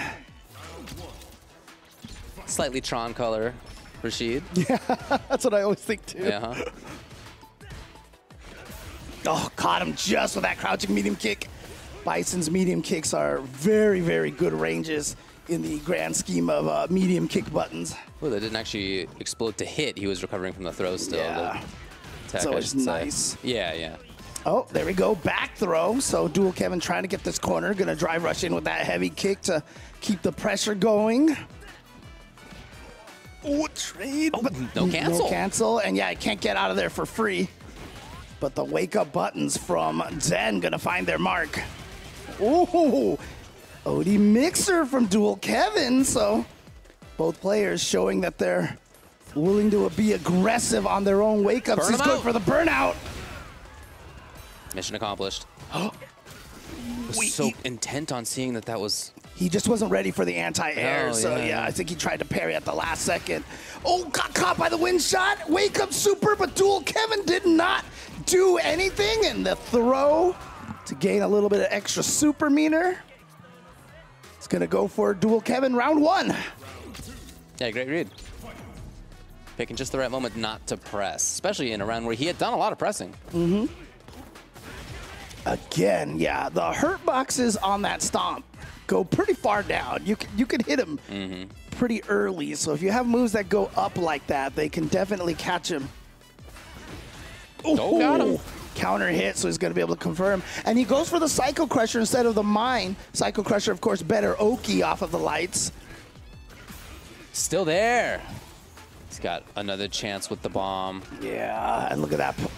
Right. Oh, yeah, so he does the wake-up drive reversal, burns himself out. Being active. Oh, got him Link with the counter it. hit. Gonna be able to link after. Nice. Confirming right now on counter hit or not. Oh, yeah, I love this to take some time as well. Yeah. Yeah, so Zen just gonna burn himself out this time. Zen's still a dangerous man with 3 bars and a character who can dish out the damage even when gray. Yeah, if he hits you with like a counter hit scissor kick, that's it. Like he wins. If he presses fierce and he hits you. Yeah. Oh, good so pace. patient. Yeah, really. Just hung out. Oh, that wasn't a counter hit or a punish counter, so he's not good. Oh, what a block on the overhead! Dual Kevin was ready for it. Wow. Yeah, what a brave challenge. I mean, honestly, I thought he did the overhead way too early. Let's get it. Oh, select character is. Are we going to see the DJ? No. Okay, right back into the M Bison. Let's go. A couple things he learned that I'm not expecting him to do now, including stomps. Probably some of how the Oki game goes is going to be different. Yeah, in fact, we've seen him have different options. He pressed buttons before he parried there. Try to parry there, and the punish counter means that he's going to have no drive gauge, and there is no way to stop that. Here we go. Charge up the wind shot. Going to get all this damage here. Spends all the meter. Woo! Big match point already by Kevin. Put this character in a Marvel vs. Capcom game now. He would be perfect for it. Man, those combos, they last for, oh, the classic Kevin round start, drive rush overhead, but Zen blocks it. Got him. Explosion. Not quite. Oh, but he's in trouble here. Oh, got caught low, yeah. Oh, this is a great round for Zen. Just needs one more mix-up. Uses the plus frames from the mine, gets a throw. Oh, okay. Kevin taking the risk. Oh, he had a chance on whip punish. Yeah, that could have been big. But a punish counter throw, that's a 1/5 of his life. That heavy kick didn't kill yet. Kevin, oh, he held on to CA. Oh, what a perfect parry. Woo, that's a way to get yourself out of that scary situation right there. So Zen staying alive, and like you said, we've seen a lot of these momentum shifts here at this particular moment. There's Kevin. The OS against the drive rush hoping cancels. to bait the fierce mixer that time. Yeah. Oh, Kevin, really? The Okay. low perfect parry as well. He knew. Yep. Wow, perfect timing. Gets the hit. Gonna be able to get the combo extension off of this. The follow-up. Major damage. Got the one frame, which sets up the pressure. Mini shimmy. Overhead. He got the counter hit, but he didn't kill. The throw is not gonna quite kill, though. He needs one hit. No. Perfect KO. The Red Bull perfect. Man, what a set that was by Kevin. That was well played by Kevin, honestly. That was just really, really solid play. He shut down a bunch of stuff that Jen tried to do in game number 1. And then it's true that Jen didn't go back to it much in game number 2, but he also didn't find something else to do in that second game. Like, he didn't have the sort of next step. Yes, he did have pressure for a little while, but even that, Kevin was able to withstand. Yeah. And again, I think a lot of that really just comes down to, you know, the style that Kevin plays. We've talked about how, you know, careful he is. I mean, I still think it was really interesting at EWC when Kevin and Big Bird had to play each other twice. Yeah. And you could see it, like dual Kevin was just, you know, walking back and forth, and Big Bird's just win shot, button, win shot, you know, very different styles right there. And I feel like the style that that dual Kevin has here, you know, really caught Zen. I can't say it caught him off guard because it's not like he was surprising him with a bunch of stuff, but it's just that it was something that Zen couldn't overcome, really. Okay, well, Kevin's moving forward, and we move forward now to Korean Wrestling Man and Armber. Yeah, a very unfortunate situation here. You hate to see this happen, but again, you know, in the famous words of Jason Cole, like, you know, once you get to semifinals, this is when you start eliminating friends. Yeah. There's nothing you can do about it. So 2 countrymen, both players from Korea. I'm sure these players would both love to see both of them be able to continue forward together. But unfortunately, one of them is going home after this match. Armper's pool yesterday was him getting past Problem X 2-1. And then it was 2-1, although he lost against Balaz, but he did play well in that set, and it really could have gone the other way. So after that, made it past Turu and Railgun, and here he is. Wrestling Man we saw earlier today. He started out with Marissa versus Juicy Joe's JP, and that didn't work out. Going to Rashid seemed like it was a little bit better, but, you know, ultimately it was Joe who moved on. I don't know what he's going to start with now. It seemed like, based on his Marissa pick, that he felt like that was where he was more comfortable. Tears aside, that was where he was more comfortable. And then in the actual match, it seemed like his Rashid did better. But I'm sure that these guys have played each other so many times that he'll have the idea in mind in advance. There's going to be a lot of extra intel that we're not aware of between these two. They're on Yomi Layer a million. Korean Wrestling Man, you know, we also got to see a lot yesterday, going between the characters, taking out Tokido. Like we said earlier, super close match. It was, yeah. With that drive rush into level 3 to take it. He was down to no health, had to go for a Hail Mary, and it definitely worked out, but it's what you got to do sometimes. It is Marissa, huh? Okay. Well, again, his Marissa, really cool. Was super aggressive against Tokido. Yes. He was just buttons, buttons, buttons, buttons, and that's what prompted Tokido to switch to JP. Yeah, you're right. So love to see it. Yeah, let's see if he can do the same thing to Armper here. Oh, no. Just spent 3 bars on that whiff cancel, unfortunately. So going to have to work to try to get some of that gauge back here. Armper trying to deny it. He's got the corner. Beautiful spacing. Definitely could have got a lot more punish than that, but I think he had the sweep already in mind for whiff punishes. Try again. Yeah, tried a perfect pair of the jump in. Didn't quite get it. It's going to get caught in the feet. Nice block on the meaty overhead. Oh, he called it? You knew like a second in advance? Okay, they played each other before. Yeah, I mean, that was like jump, and then he just saw the kick come out afterwards, and you're like, dang it.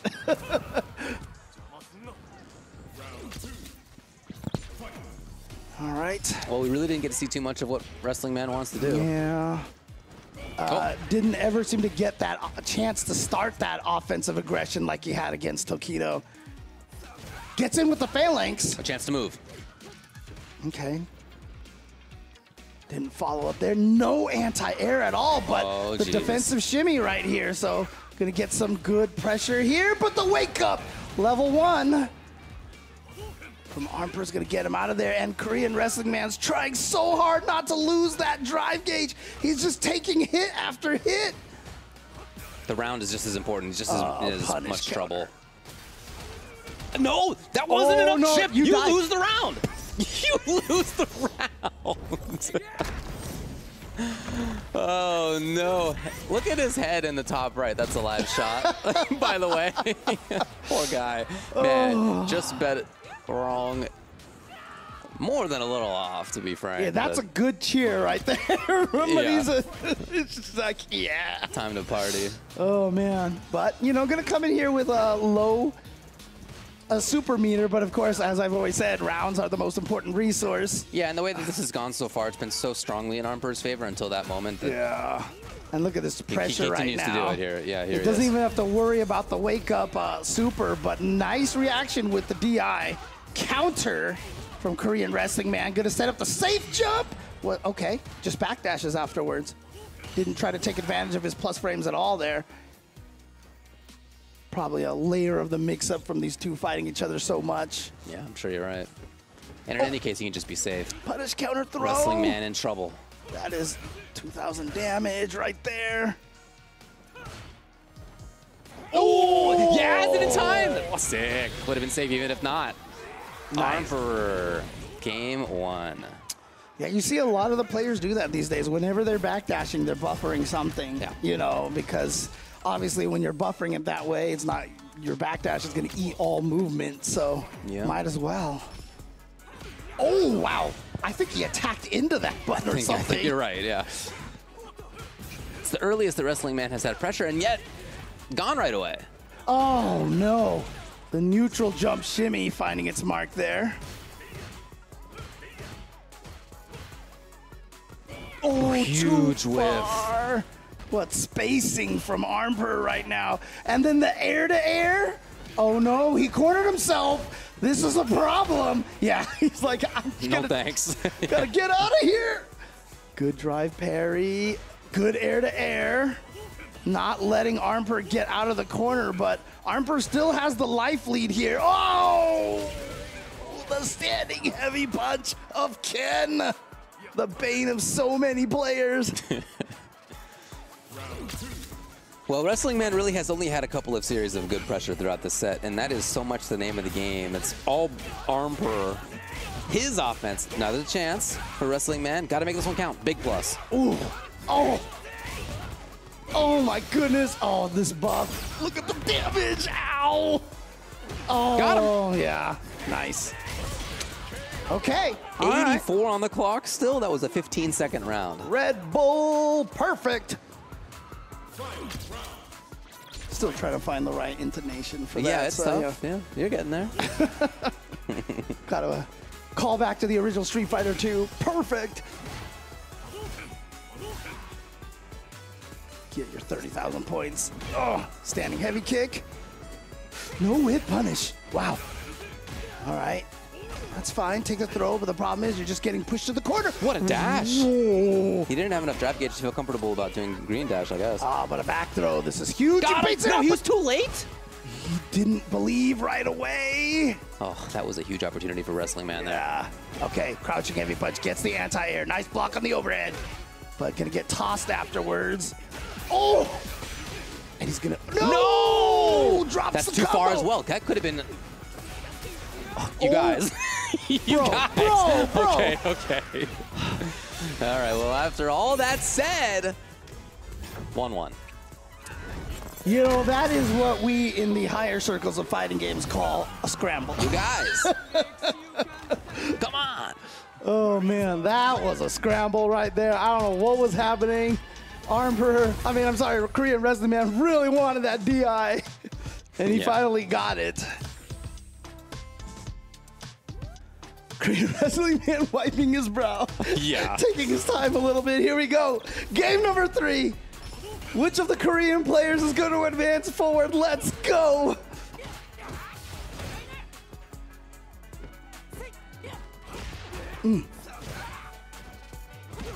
Oh, okay. Emperor trying to move. Nice. Huge neutral jump. It's been a big part of the game plan. And now corner position here. Can he continue this pressure? Yep. Goes for the OD Jinrai to be able to not give them the opportunity to armor through the middle of that. Oh. Oh, too far. You could see just before that Emperor knew, he backed off. Yeah, backdash, beautiful backdash right there. Put himself in that perfect position. And now, Emperor is the first one to get to that valuable match point here.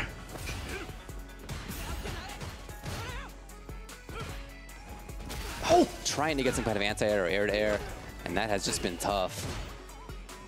Yeah, Ken jump heavy punch has always been a really good jump button. Even all the way back since like Super Turbo, man. Oh, what a whip punish. Okay, OD Scootum finding its mark. Challenges.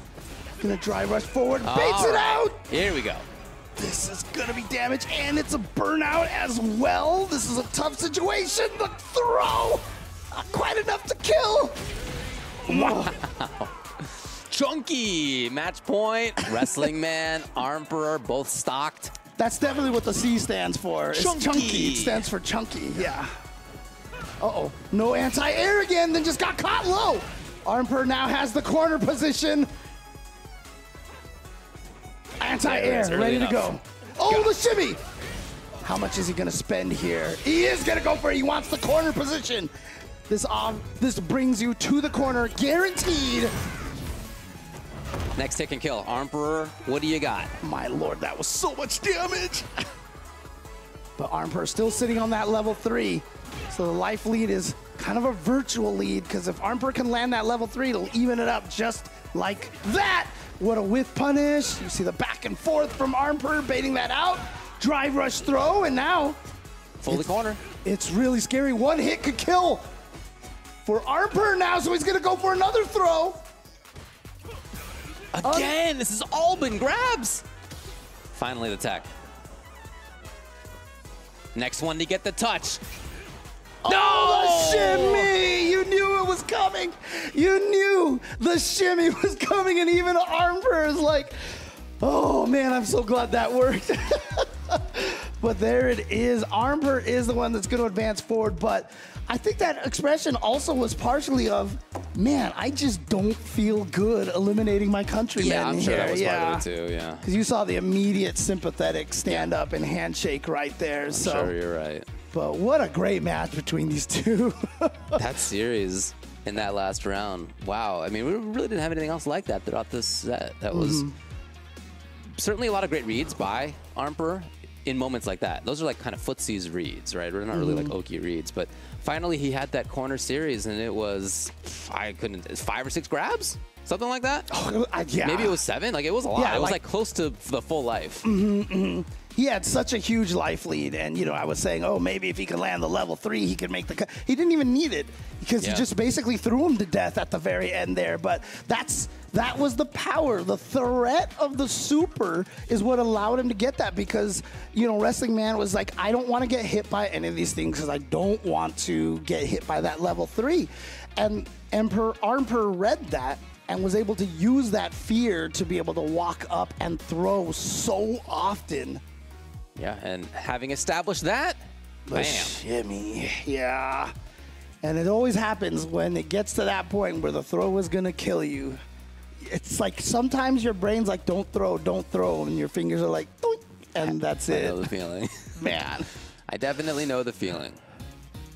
So, coming up now, we're gonna have Ryusei versus Kyuki. If you've been following fighting games for a long time, I'm sure you know Ryusei.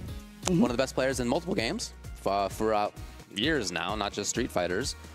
And in this game, whenever he's deigned to take it seriously, he's been extremely strong, of course, with JP. Now, you may not be as familiar with Kyuki on the other side. She's been killing it in Brazil in World Warrior. Has had a couple of different characters that she's used in doing well out there. And in this tournament so far, just having made it through Dims and Hope right here, but even before that in pools, Ryusei? Okay. Even before that in pools, it was only Blaz who knocked her down into loser's side. Okay, and then after that, she beat Problem X and Jamal before that to qualify into top 16. Yeah, you can't really be too upset at yourself for losing to Blaz. A lot of people have been losing to that guy recently. Yeah, exactly.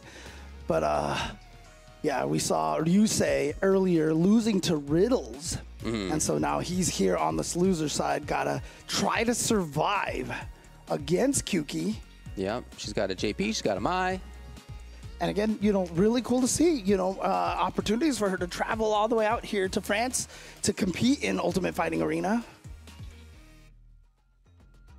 Obviously, traveling from from South America, you know, I've talked to a lot of the players from down there when I was able to visit Chile a long time ago. Yeah, they say that it's very, very hard to travel out of the continent. You know, there's a lot of red tape and stuff, you know, making it very, very hard to travel. So, again, that's another benefit of making this bigger is that, you know, if everybody knows what the fighting games are, you know, like the Capcom Pro Tour, like, you know, if Blas wins in Chile and all of a sudden they talk about that, everyone else is like, we want that too, you know, and so, you know, I'm going to Capcom Cup tournament, and they'll be like, let's go, you know, have that kind of governmental support. We've seen Mena RD talking to the government and, you know, having conversations with them, how they could change esports. Mono in Puerto Rico doing a lot of stuff out there as well. Oh my goodness. Yeah, I was wondering if it would be the mirror. As I mentioned, she's got a JP. And you know for Ryusei it was going to be JP, of course.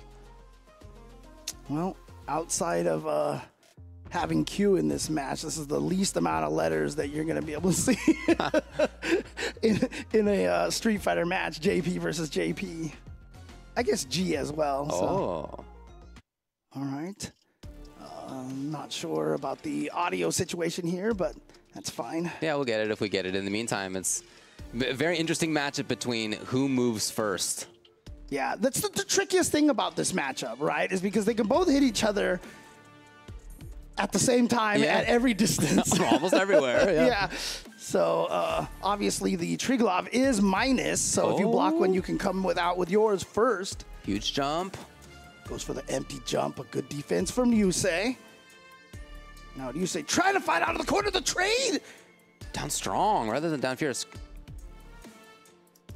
Oh, jumps again. You see Kyuki just walk and then just jump. Yeah. Chest out with this character, the way he walks. Yeah, and then got the drive rush. Crouching medium kick, was able to link it in the crouching medium punch. Takes round number 1. EX snap. And it's, if she wants to get it started, okay. Moving in. Yeah, oh, tried to press a button there, got counter hit, push back and ready for the window right there. Gets the air throw into the level 3. Yeah, and she'll have time to set things up if she'd like to. Time to move around, yeah, EX. Yeah, get that there. Oh, and yeah, you see him tried to parry the spike, so there comes a teleport, and we've got the Red Bull. Perfect.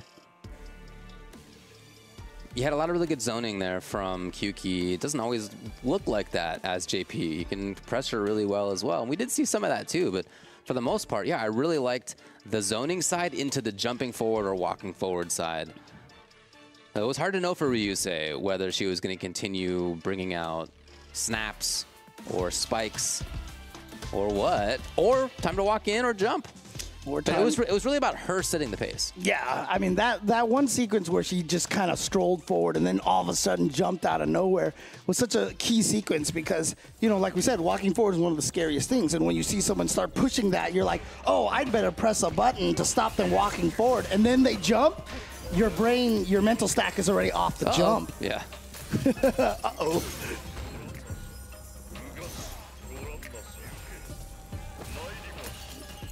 Oh, good defense from Yusei, but he's in the corner again. We have definitely seen Kyuki have the corner position more often than Ryusei. Oh, yeah. Good pressure. Counter hit too far away. Sending him to hit. Okay, Ryusei's got the chance now. What do you got? Yeah, just an unfortunate interaction right there. Drive rush forward against just a jump. Oh, look at this. Hopping around. Too far for anything else. Yeah, you can't spell jump without JP, I guess, right? So. Oh, okay. Too far away, but no whiff punish. Gets the empty jump. Punish counter. 2,000 damage will put Kyuki at match point with 3. How many of these have we seen where the first one player goes up 3 rounds and then it gets way closer? Yeah, you're like gonna bet on Ryusei now, like. Yeah. for this game anyway. I mean, it's starting to look that way here. Ryusei with a great start. And the pressure, yep. And one of the first times we've actually seen the screen moving towards Kyuki's corner. Oh, this should be the round. Ryusei gonna end it. Yeah, you're right. It was the right side of the screen. It is the same trend that we've been talking about. Maybe just him finally getting some reads on what Kyuki was going to do next, where she was going to move, what spaces to take up. Ooh, oh, wow. Snuck in the amnesia in there, gets the crouching medium kick. A lot of scaling on this, though, so not going to be damaged, but it is the setup here. Overhead into the shadow. Again, the setup. Oh, God. But honestly, Kyuki came out of that with a lot of the drive gauge intact. Yeah, she's doing all right. She gets to set things up here, snap. Yeah, and caught the backdash.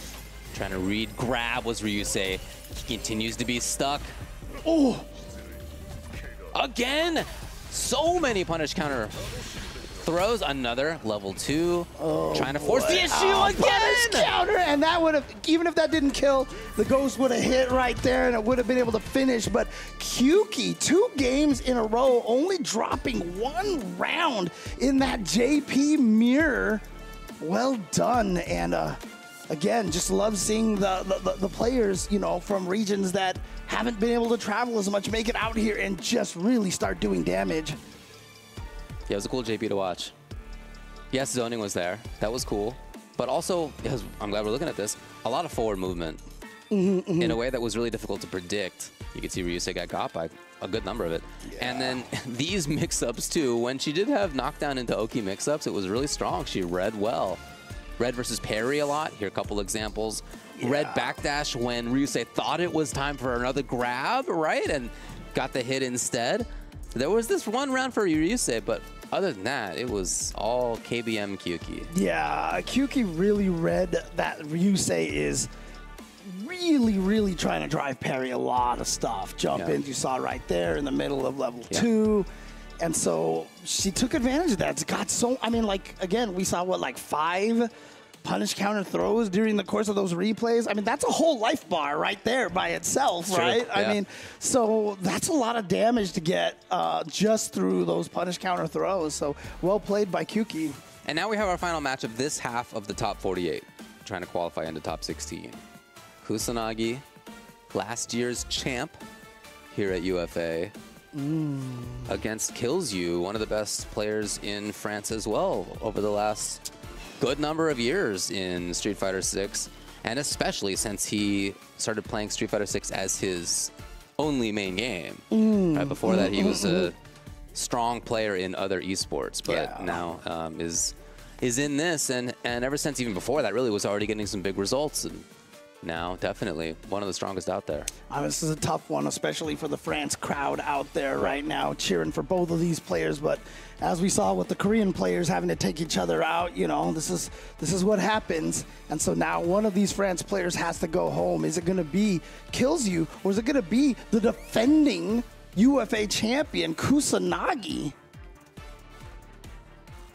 Kusanagi, of course, probably going to stick with the Ryu, and Kills You is playing that Mai now, and you can see that, you know, the Mai pick has been working really well for him.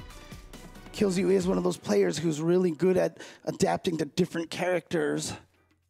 Has definitely had a few different characters under his belt. So here we go. We see the thumbs up. Shades of Season 1 Street Fighter 5. Yeah, I was thinking the same thing. Remember that? When only one player could actually pick the rematch. I do. Oh, man. Oh, here we go. There we go. Yeah, this is great to see. I love seeing that. Yeah. We almost saw kind of Kills You was kind of like not ready to give the full embrace. Like, he's like, I don't want to quite let myself leave my killer instinct mode, you know what I mean? Like, I need to keep that fire here. All right. So which of these French players here in Paris, France, in their home country, will advance forward? Which one will be going home? Is it going to be Kills You, or is it going to be Kusanagi? Here we go. It's the Ryu and Mai as we predicted. As expected. Let's see how they both start out here. Wow! What? Kusanagi coming right out the gate swinging. Dude, Kusanagi's being really aggressive right now. Yeah, he really wants to skip past this business in the mid-range here. Immediately get pressure. He's got it. Getting cashed out, and he does. This is an important thing about fighting against Mai. She is an expensive character when it comes to the drive gauge, so you have to keep her honest. Oh, the wake-up buttons! No fear at all from Kusanagi! Wow! Yeah, okay. Start to finish in that round. Him moving in or him challenging is really what it was about. Starts with a fireball that time. Delay there, but gets the light into the confirm. Oh, he didn't think he was going to be in range for that jumping heavy kick. Got hit, and now the back throw into the corner. What are you going to do? Hashogeki pressure. Uh-oh, too far. Yeah, beautiful whiff punish. Oh, you press the button. You see the counter hit right there. Going to set up a safe jump. And look at that little bit of a dance there for the throw. And now has the corner position. Can Kusanagi fight his way out of this? Well, he's doing okay so far. Back far enough from the corner. Challenge again! Dang. Was that a perfect parry on the projectile? I'm not sure. That was to live or die right there. Yeah, you're right. That was to win the round or to lose the game. Yeah, and you know what? Honestly, for Kusanagi, like, you wouldn't DB here to lose the game when you have such a lead, you know, kind of a thing. Yeah. That's probably why it worked. Yep, exactly. The question, would you DP? Would you wake up DP for $1 million, right? And we saw that Shanghai was willing to do it at EWC. Oh, the OD Here fireball. Kusanagi's where he wants to be. Oh. The damage here from the Shin Show. Close to burnout, but Killzoo has a lot of meter. Oh, he didn't try to do a wake up. Tried to dash up forward to do something. And then Kusanagi sneaks in the drive impact. Takes game number 1.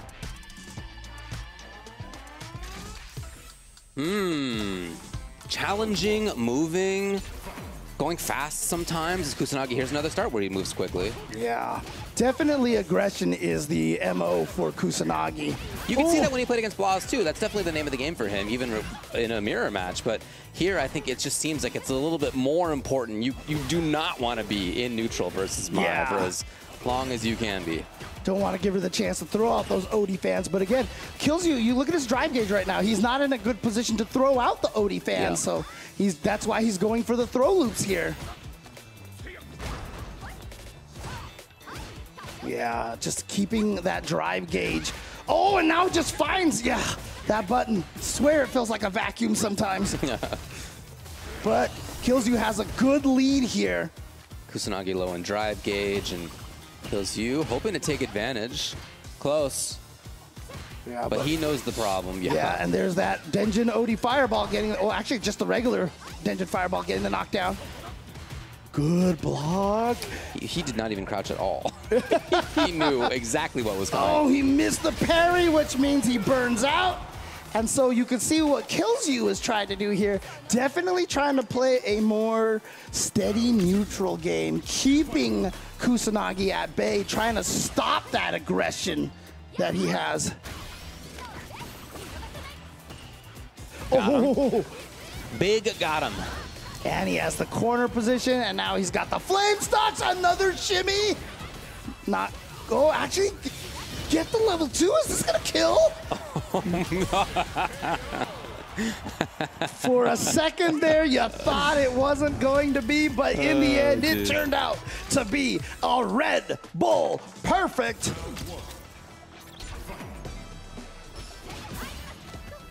Well, I think you can see why Kusanagi would rather be the one pressing the buttons and moving in. Oh, good throw tech. He knew Kusanagi wanted that back throw. Get Mai into the corner. Oh, gets to the other side, yes. Oh, he pressed the buttons. Kusanagi tried to push a little too hard. It wasn't a counter hit on that crouching medium punch, or the crouching medium kick did not combo. But yeah, you can see the big difference here. Kills You is the one that gets to be in the corner. There it is, the counter hit that time allows it to combo.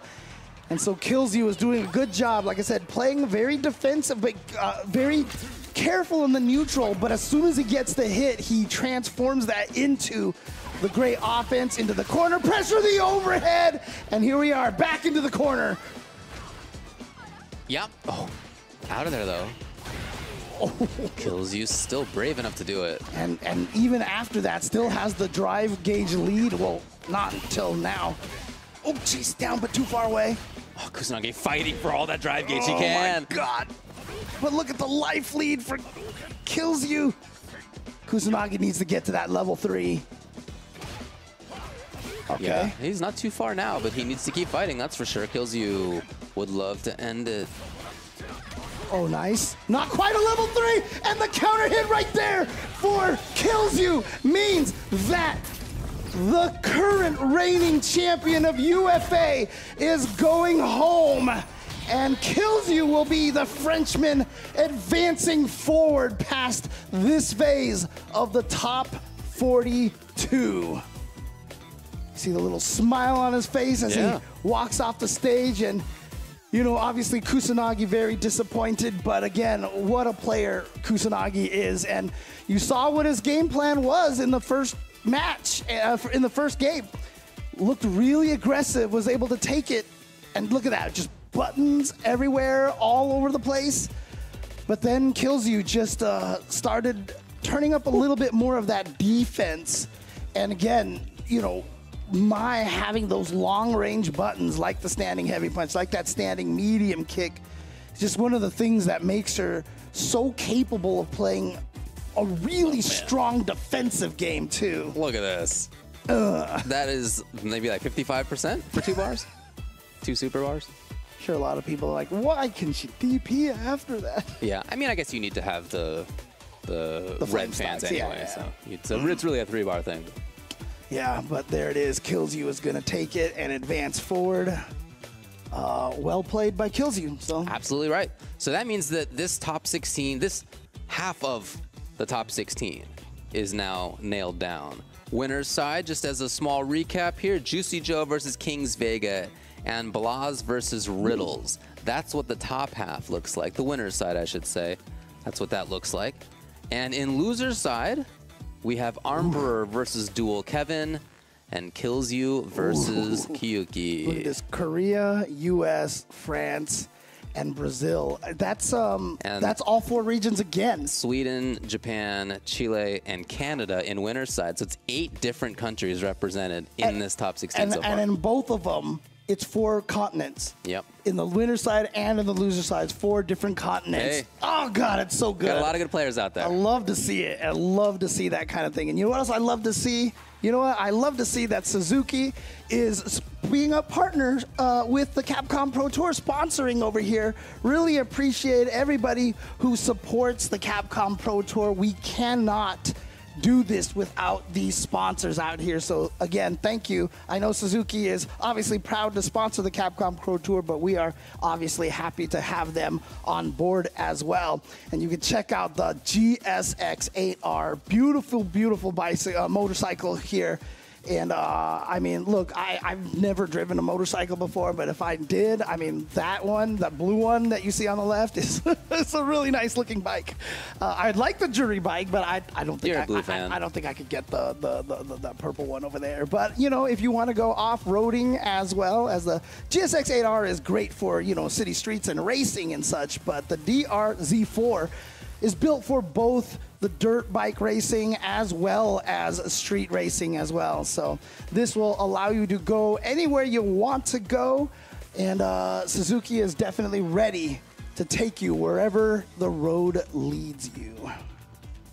World Warrior registrations still open. Capcom.us/WW25 is where you can find it. That's your chance, of course, to qualify for the Capcom Pro Tour. You can check out regional finals, you can check out pricing, you can check out scheduling, you can check out a lot more info at capcom.us/WW25.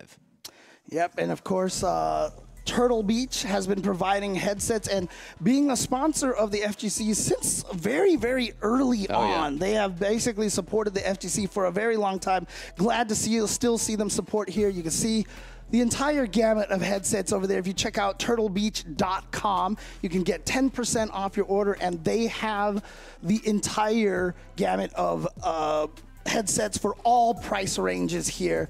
This one, of course, is the Stealth 700. Beautiful here with noise cancellation, if I'm not mistaken here, and wireless abilities. 80-hour of battery charge here. So, and it's also glasses friendly, which is very important for all of us on this broadcast. Well, maybe for 3 of us on this broadcast. Most of us on this broadcast care about that, and if you do too, this is a great option for that. All right, we're going to take a break. As we've said, we're done with half of the top 48, but that means that there's a whole other half to go. There's also another half of commentators here, so that's true too. We're going to take a quick break. We'll be back with the next half of the top 48 and the next half of the broadcast on commentary after this.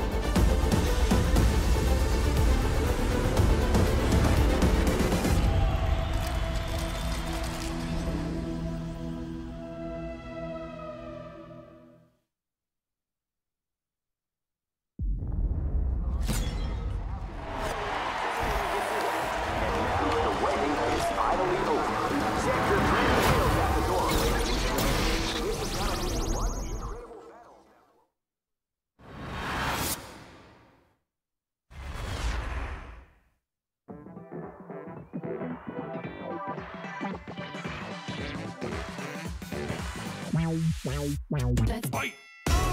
Yeah, come on. Everybody come alive real quick. Battle of the strong, survival of the fit. Take your best shot, hope you don't miss. Yeah, come on. Everybody come alive real quick. Battle of the strong, survival of the fit. Take your best shot, hope you don't miss. Kaboom when I step in the room. Better get up out my way because you know how I do. In my groove, and you know that I never lose. Hit a 1-2 shot with the power move. Yeah, I gotta do what I gotta do. What can I say though? Let me out the cage, I'm an animal. About to tear it up, all guts, all glory. No comparing us, it's my victory. All the way from LA to Osaka. Yeah, you best believe that I'm gon' do you proper. It's a showdown right now, better watch out. Shorty, you can, no man, it's a knockout. No matter who it is, when you match me up, you getting knocked down, ain't no stacking up. Left, right, up, down, super combo. I ain't never scared, never quitting, that's the motto. Yeah, come on. Everybody come alive real quick. Battle of the strong, survival of the fit. Take your best shot, hope you don't miss. Yeah, come on. Everybody come alive real quick. Battle of the strong, survival of the fit. Take your best shot, hope you don't miss. A new challenger is among us. They can take it high, I can take it much farther. Fast with the hands, E-Honda. Defend my legacy with strength and honor. Sonic boom for the non-believers. I'm the greatest ever. I'm the fire breather. Call me Dalcine. Nowhere I can't reach it. It's a showdown. This is my arena.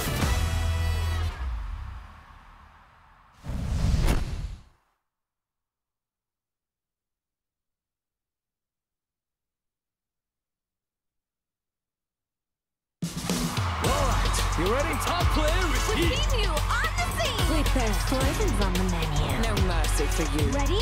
Then show me. All right, let's get it. Game over, yo. Too easy. Beast mode, baby. Sure thing. Let's dance. You know what they say. If you rock the boat, prepare to get washed. Let me play. Make way for the ninja star! Domo arigato! From the Mochinu, behold! Watchino, as I command the stage. I'll make you proud. When poison prevails, it's a wonderful feeling. I have you. Another mission awaits. Do you plan to fight it for me? Target acquired! I'll show you the power of my cup. Now you understand. Don't underestimate me. Are you ready yet? It's go time! Good night. One of a kind.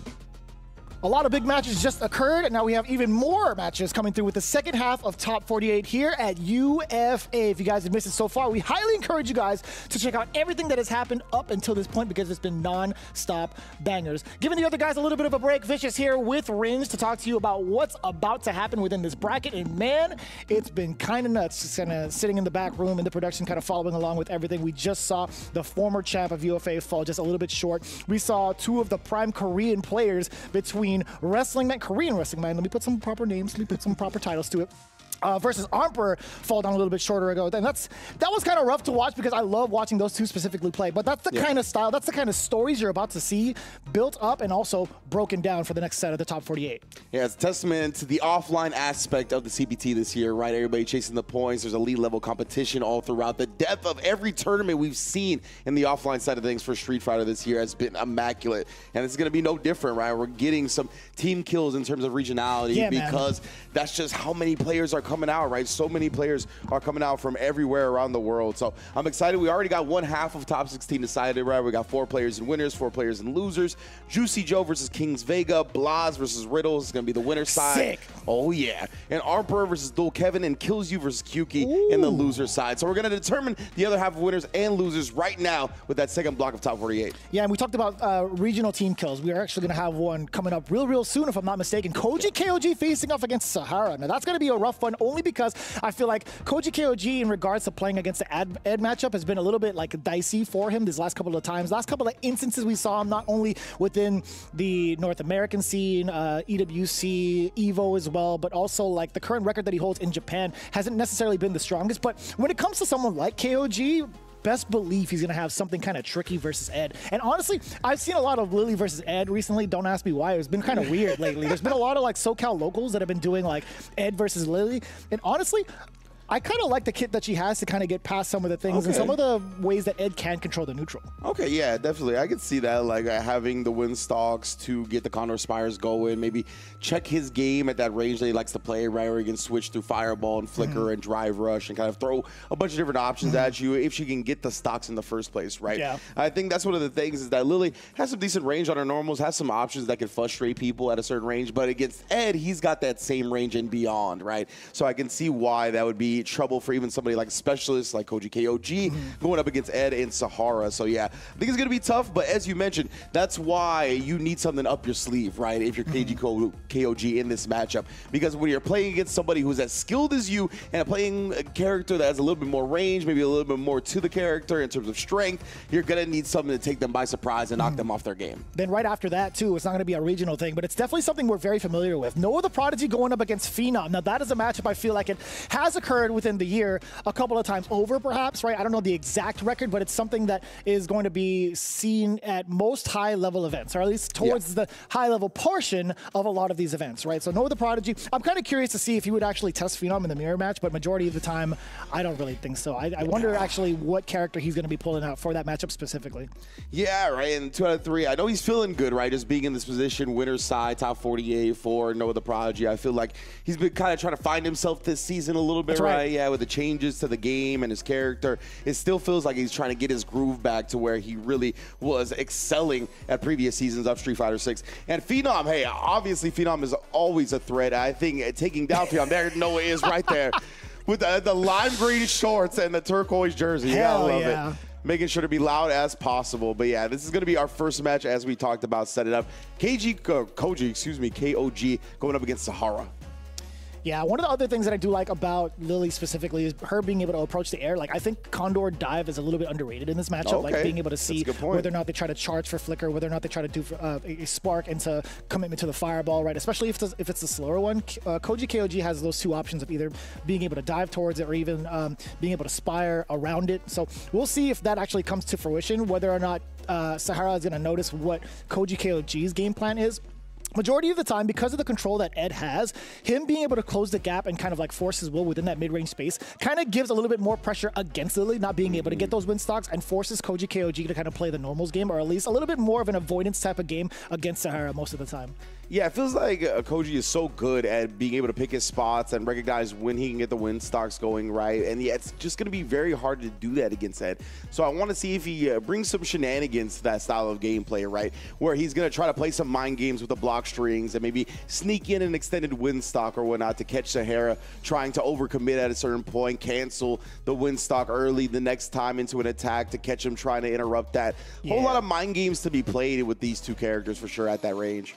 So we'll see how it goes. I mean, Koji could definitely slug it out too. I mean, some of the normals canceled into the win stock can be a little bit tricky to kind of contest against. He could let it go early for a counter hit. He could kind of just hold on to it if need be and keep himself safe with a cancel. So it really depends on whether or not Sahara can make some of these successful reads against Koji KOG, or just kind of play risk averse and run his strategy the way he wants to as Ed controlling that space. So very exciting to see. I wonder if Koji KOG has developed a new strategy against the current reign of Ed against his record so far.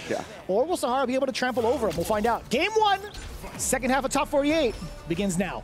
Yeah, I really hope, oh my goodness, Sahara actually the one to start the aggression early with the drive rush. I was just going to say that I hope Koji does play that type of game where he mind games a lot of the win stocks with block strings, but right now he just shut down in the corner. Even checking that and the extended kill rush to make sure he gets the corner back. Punishes outright. I don't even think he was ready to punish it, but nonetheless, stand medium kick. The extended win stock like we talked about. Sahara just 60 miles per hour. I've never seen that win pose. I don't see a lot of the win poses. I'll tell you what, man. I definitely press start a bunch. But very, very quick round, very quick start. Close to perfect is Sahara. And now, pumping the brakes just a little bit, right? Not going immediately for the drive rush. A different strategy being taken place, and Koji KOG preventing that rush on forward with the rest of that win stock. Yeah, like that idea, and then the jump, but perfect parry comes out in time. No clean punish, and then trying to throw, only for Koji to take to the sky, shut that down. Let's get to this corner action, trying to make something out right there. Sahara, look at that. I love the extended win stocks, but immediate drive rush on in. No anti-air that time. We do get the Spire up on in there. Safe jump. Actually, it was an empty jump low. You saw a startup of the animation again. Tricking Sahara. Playing defense. Forced to block. Can't get ready for that type of mix. Koji KOG is just so tricky. Yeah, I love that, right? Definitely making Sahara think about something in the air, and when you play up against a player of his caliber, having the reactions that Sahara does, you want to show him something. Get him visually deceptive. Super slick. But yeah, Koji KOG can't take the win stocks with him. Trying to get a little bit antsy, right? Drive rush forward, going for a throw. Uppercut. Now the forward throw. Sahara gets a lot more control in this corner. Forward Fierce gets blown up by the parry. Yeah, quick little screen position change now because of the back throw. The deepest uppercut. It looks like she was about to sneak back into the corner herself. But now Sahara going to complement that with a level 3. Bring Koji low into the light and get a significant drive advantage for himself. Drive rush forward could be the play here, which he will do. Halts himself, kill rush forward, trying to be tricky. Koji KOG ready for it. Defense not all the way there. Tick throw spells out the first game for Sahara. I'm still kind of blown away by the fact that the uppercut hit from behind his neck. Yeah. Like, excuse me? It definitely looked like Lily was about to land in the corner, maybe some shenanigan type of reset there. Or not reset, I should say, but just command grab setup what he was looking for. But instead, Sahara was able to get that DP out in the latest bit of it. Does Ed autograph his own gloves? I was taking a look at like the bandage wrap towards it. Here we go. Command grab first. Koji KOG a little bit dry on the drive gauge thus far. Still opting to go in. I mean, I understand you want that Oki, but man, nothing has really been enforced against Sahara thus far. Off with a knockdown. Yeah, and Sahara, I think he's done a great job kind of mixing up his pace, playing very aggressive, and the DI against the Spire, one of the first times it's shown. He dropped the rest of the combo. He didn't get the fully charge, or at least the charge enough from the flicker. No punish on the command grab attempt either. Oh, but then a perfect parry outright, but again, not ready to take advantage of this, and he's gonna pay for it with the death on the command grab. I couldn't tell what strength of that Spire was, so even doing a perfect parry and then trying to do a drive impact, I feel like she would land in time to actually punish. So Sahara not being ready for it, kind of understandable. Getting that hit, maybe you could do something out of it, perhaps, but either way, that's already come and gone. It's always awkward when you get the mid-air hit as well, like something like the perfect parry on the Condor Spire. OD DP from long distance. I wonder if you could do like OD flicker for like the bounce, perhaps. Yeah. Now we're gonna get a level 1 knockdown from Sahara. Oh no! What? Dude. Press it on him, not scared, and the perfect parry is actually gonna get tossed into the corner. Koji's got a big opportunity with all this meter. Oh my God! He held it for way too long, man. So it's one of those things, you can't keep Sahara with the same strategies over and over again, right? Like he's eventually gonna find a way, or at least take a risk to jump around whatever Koji KOG tried to do, just holding on to that Nance. Oh my. And he has not been afraid to take these risks, right? We've seen multiple jump-ins on these win charges already. So Sahara representing that answer. Jump, drive rush, flicker, the stand medium kick, really playing the same distance so well. Yeah, a single hit too would be so destructive against Koji KOG, especially after a super like this. The damage is going to be intact, although in the corner he gets a different type of route, but the burnout is what's really effective and important. Out of the corner! Oh, temporarily. Yeah. It's a big chance for Koji just not having that back to the wall anymore, but still Sahara opening him up over and over again. No Tim McGraw. Had to reach it deep in the back for that one. Koji Kog, he just tried to get that drive meter back, right? Oh no!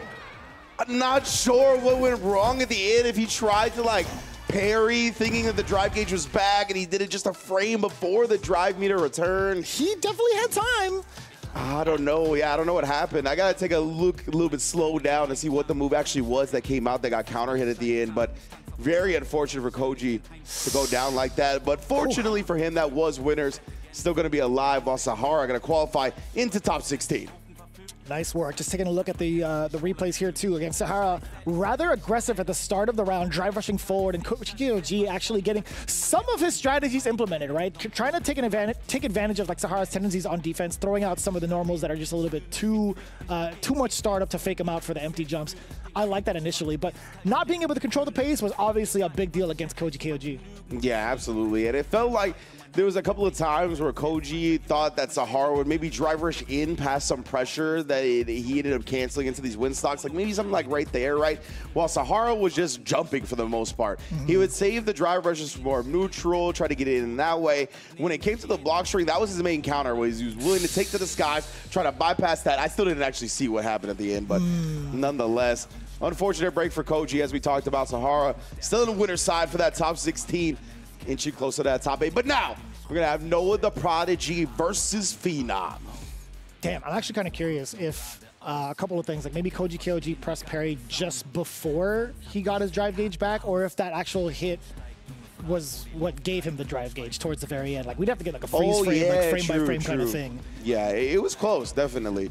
And I wonder if he was just going for one of those options, locked behind having drive meter, and it was just, you know, a frame or two off. Makes me think it's like if he just held back the whole time, it's like stand block, would he have gained his drive gauge? Like right before it impact? Maybe, honestly. That's tough. That's tough to call. I wondered, like, I kind of wonder how like QA approaches that kind of thing. It's just like, what happens if like a hit happens right at the moment you get your drive gauge, or like a frame or a tenth of a second. Yeah, right. Or something, right?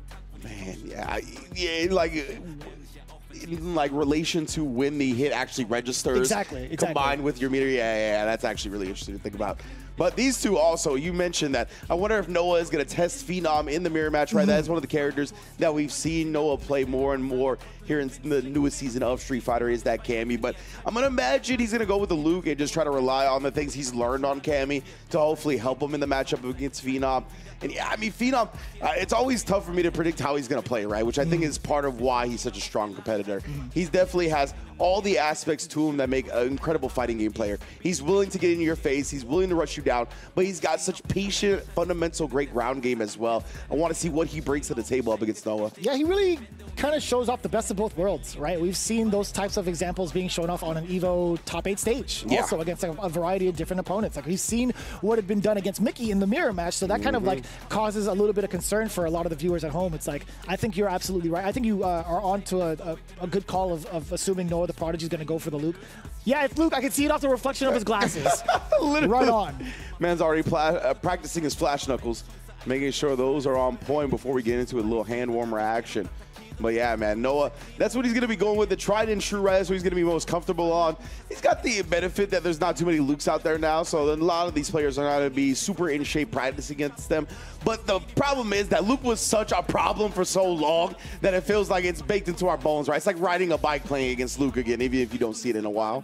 But this bike happens to be turbocharged. Like, Noah the Prodigy plays it at such a pace that is unfamiliar to a lot of players, because that pace that belongs to Noah the Prodigy. Yeah. Right? Both with drive gauge, I guess all three, with drive gauge, with the character, and also in burnout, right? It's really up to Phenom, which personally I think he's already like accustomed to that speed. This isn't like the first interaction they've had either on a tournament, or on stage at a tournament, or even like in a practice room or a green room, etc. Right? They've definitely had some sets against each other. So it really depends on how Noah the Prodigy is supposed to approach Phenom, not the other way around, in my opinion. Yeah, and Phenom, he always starts sets so confident, so collected, and it really takes a person like hitting him in his mouth multiple times in a way he's not expecting to start getting him to shake off a little bit. But it's not even going to be the Cammy. Phenom is going to bring the Mai to the stage. Okay. Interesting. I didn't see that under the reflection of Noah's glasses. And to me, this is a stabilization choice, right? Cammy, you gotta slug it out with Luke. You don't have no projectile. There's no reason for you to really walk back. You want to get in his face as well. And Noah, he thrives in that environment. So Phenom, I think, trying to stabilize a little bit, play at the distance when he can. Oh, but already commits to the target combo. Noah feeling freaky. Yeah, Phenom actually tried to interrupt the string in between, right? There is a gap, but I think he was a little bit short. While in burnout, Noah the Prodigy, the specialty of that is he's still rather aggressive in it. He actually has such solid game sense against an opponent while in this state. Absolutely. I know he was looking for the jump back. Oh, and he gets it literally right before the DI connects. I don't know how Noah does it, man. One of the best in the business while playing in burnout. Continues to apply the pressure as well, finding the crouch medium kick. Excellent trade combo on that, too. Overhead does get blocked. Forward throw, though, you had to guess. Phenom, what do you do about this? That was a space trap and a half if I ever seen it. Yes, indeed. Ooh, the crouch light kick from long distance. Both players in burnout, actually. Second time, and Noah is buffering, bruh. Throw that fireball. He's going to sandblast you to hell and back. Damn, the round trip. Oh, that time. He got hit with a standing jab. A lot more deceptive than most people think in terms of range. Getting the counter hit to the full conversion. Phenom getting the first round. Well done for Phenom. Waking up early. I like this choice of the Mai. Set out the OD fan. Test him on the overhead. You ain't gonna take those plus frames for yourself. Counter hit as well from Noah. What a delay. I like this. Cash out nice and early in this round, right? Try to build back as much bar as possible for that ideal third round in Noah's book. Yeah, and even so, if Phenom does land a single hit, it's up to him whether or not he wants to burn himself out off of the cancel, right? So getting out of the corner now is even way more tougher than before. Yeah, and at the end of that level 3, he had less than 2 bars, so you can even feel, safe throw an OD fan, and then DI assassin from Noah right now. So smart right now. So smart with the, I guess with, I want to say the current situation against Phenom, right? Knowing full well he's not going to spend 3 bars to interrupt. Oh boy, counter hit. You already know Noah willing to spin the meter, never cheap on the date. Oh. Man, early. Indeed, he even like left Luke a little bit further away than I think Noah's expecting after the jump in. Oh! I thought he was going to avoid the roundhouse, Wow. but it's the DI. While in burnout, Phenom still, he could have been able to cancel into a super, but who's going to be expecting that? Yeah, Noah just popping off with the DI mid-screen. He's got the corner now as well, but he's not going to go straight into it. Right, setting Phenom up, gets the overhead as well. DDT for some big damage. Chip is imminent. That's why Phenom tries the level 3, but he'll come up with nothing but an L. Damn. And the L stands for Luke. Damn right it does. The DDT does mad damage, and you are plus. You are plus like crazy. Noah did a great job being disciplined about it, right? They didn't get too thirsty or overzealous at the end right there. Just let Phenom first jump, try to avoid that DI once he got in the corner, right? Anti-aired it perfectly. Then we saw him just wait out the level 3 as well. It was calm, cool, collected stuff. And it sounds like Phenom is going to the Cammy, if I'm not mistaken. You can hear the voice line. You heard the announcer. It's definitely going to be the Cammy pick. I want to see what the difference is going to be in regards to the ground game. You can see everybody in the background behind Phenom peeping game at the stage. Yeah. This is important, man. 2 out of 3 territories still within top 48. Anything can go. And that's the thing, right? I think that's part of why Phenom tried the Mai. He's like 2 out of 3 stabilization. I don't want to like directly interact with Noah as much, but when you play that type of timid style, trying to wait it out, if you're not extremely comfortable on your character, Noah is going to exploit that, right? So it felt like just Phenom wasn't quite there on the Mai yet to bring that out. But right now, the super late jump roundhouse, catching Phenom, trying to make him block something on landing. Another throw. The pressure even further.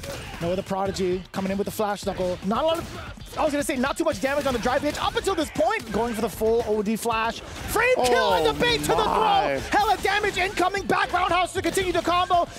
Level 1 necessary for the perfect. Yeah, I like that. The DP at that point I think was too much.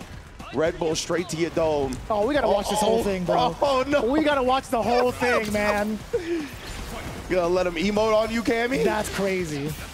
Noah the Prodigy, and again, starting these rounds. Drive rush cancel once he confirms it. I could have lived my life not knowing that the dance existed. If I'm being real with you. Oh, that's hella damage to the drive gauge. Now you're burnt out. Forced to go to the level 1.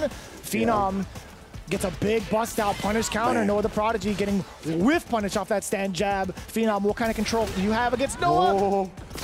No, willing to keep pressing it right here, right? He's low on his drive gauge, even lower after the punish counter on the anti-air. He's waiting for a second. Ooh, Phenom got caught at the worst moment. Good job not reaching here. He's staying disciplined now after paying for it a couple times earlier. Looking a little dry as Phenom. One more sequence for the burnout. Noah the Prodigy, you're in his territory. Now the neutral jump to avoid the dive kick. 2 rounds straight, 2 games straight against Phenom. The Moose has been sent to losers. Noah the Prodigy, sometimes especially in burnout, he is so good at reading what his opponent wants to do, right?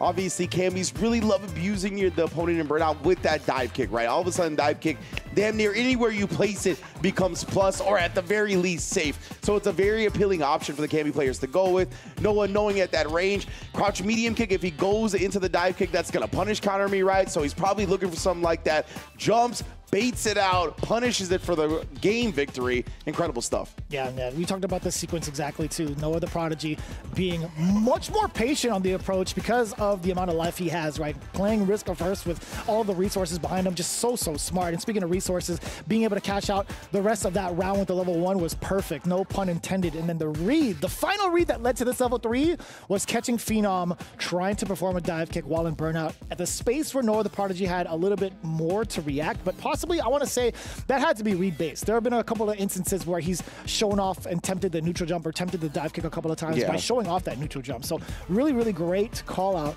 against Phenom with that performance.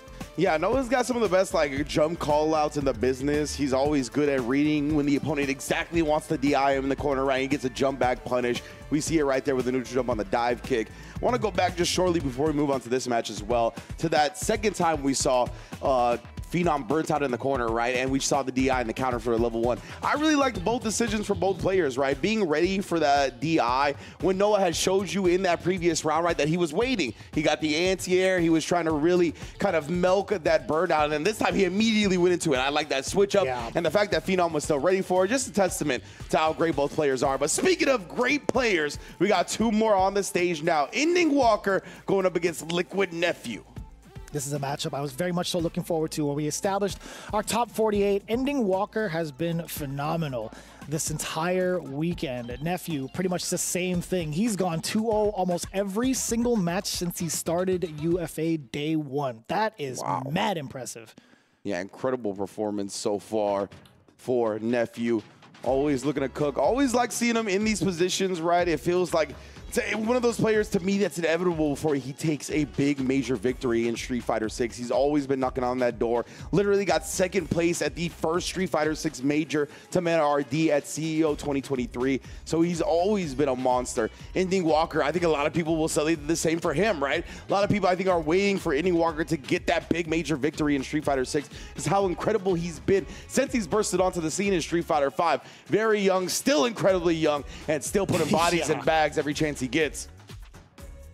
I'm kind of curious, what do you think is going to be the play from the side of Ending Walker? He's been playing a good amount of Ryu lately, but Ed has also been the choice, obviously coming through for, I think, a good majority of this tournament. Okay. Up against the Jury, man, I just really like Ed as a character. I feel like if you play him right, it's so tough to defeat him, but I think he's going to go with the Ryu to start. I think Ryu's got the explosivity. He's got the different looks that you could really show somebody in a 2 out of 3. He's obviously got the damage that makes every hit count extremely hard. So I think he's going to start with that. Just in general, to me, more for the movement speed, like walk speed-wise and fireball game that he could play, kind of faking him out with the Hashigeki, just because I think that will hang with Jury really well in that type of ground game that Nephew likes to play as well. Okay.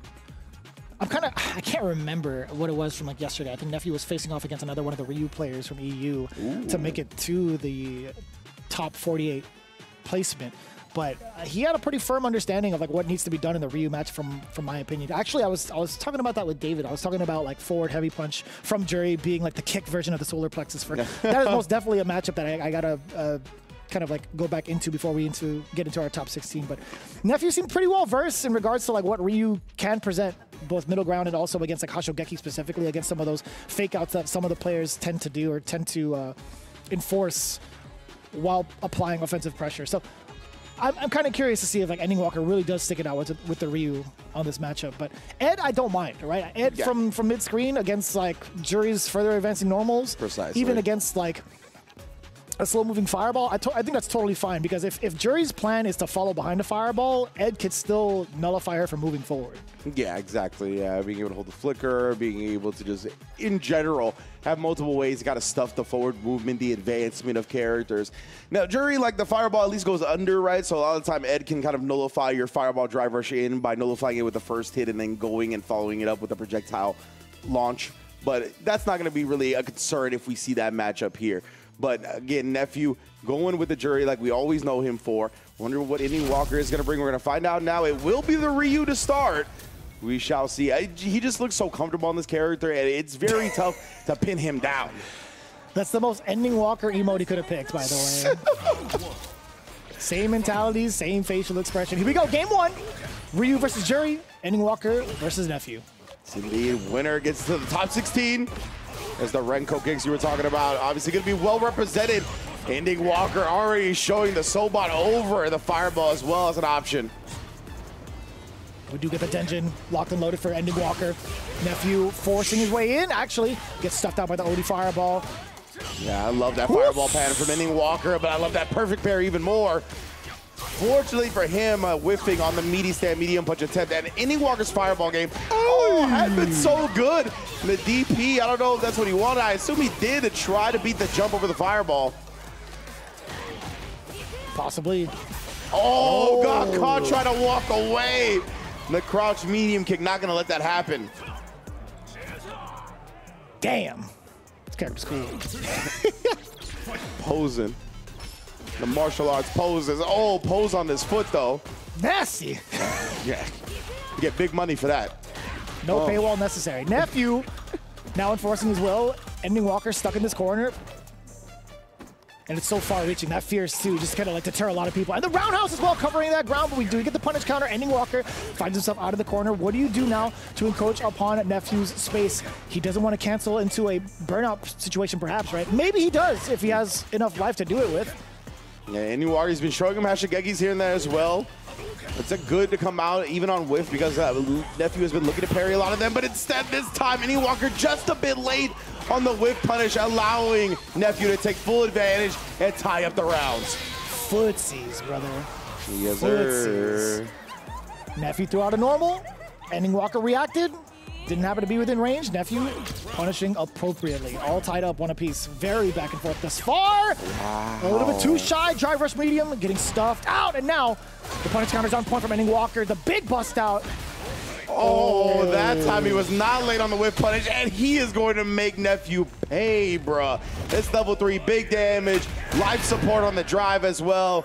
How are you going to hold on to this, bro? Are you going to risk the level 1? Can't, because he was going to shut it down with the fireball. So smart. Oh my God. That might have been a DP input, but still got fireball. Either way, Ending Walker in a pretty comfortable position life-wise, and also having Nephew in burnout. Full drive gauge intact, by the way. Here comes the pain. No! He backs away. And the level 1 does save him right there. Ending Walker tried to take advantage of the plus frames out the Hashigeki. He gets the green bar back, fade away. Oh, and she wakes up. I shouldn't say wakes up, but recovers from the fireball right into the OD Hadouken. That was a good call you prefaced it with. We talked about this matchup. Ryu being able to control the pace a little bit more with the fireball game. Much better than Jury's, or at least in the context of this round. Yeah, the way Ending Walker, his fireball patterns, I think have been extremely potent in this set. Doing a great job, never really just being too thirsty for it and throwing too many fireballs. I love the way he's layering certain ones where he gets the Denjin charge, throws a regular fireball, Denjin behind it, OD behind that, right? Making it very hard to kind of jump and get your game going. Just really, and then the Hashigeki fakes as well to just drain that bar from Nephew as he reacts with a parry that whiffs. It's wild, man. I know Jerry has her own motorcycle, but Ryu's got fireballs at 6 speed, dude. I'm telling you, man. His fireballs were really meant for the streets. Dang, that would be a sick race. Jury on the bike versus Denjin level 1 Ryu. Let's just put the marker up, bro. Dude, on startup, he's going like 0 to 60 within a millisecond. In comparison to the bike, oh boy. Nephew, though, yeah, getting a throw bait early on, Ending Walker. Looking to nullify that space that Ending Walker has been using so well. We got him in the corner now. Oh, that was so sick! Forward roundhouse into Tatsu. Ending Walker is damn near automatic at confirming that forward roundhouse as well, the Sobot. I forget, yeah, you can technically call it a Sobot also. I don't even know what else to call it, genuinely, but yeah, that's a good call. I was like, that's what it looked like to me. The guy was definitely in the bar. That guy stole my sweet moves too. Yeah. That's, damn, I'm using that, Rich. Oh, no, yeah, feel free, please do, please do. Oh my, so scary to jump right now. Ending Walker does get the low and then just OD afterwards. How will you escape? Like I said, if it was gonna be blocked, it was gonna be a chip kill anyway.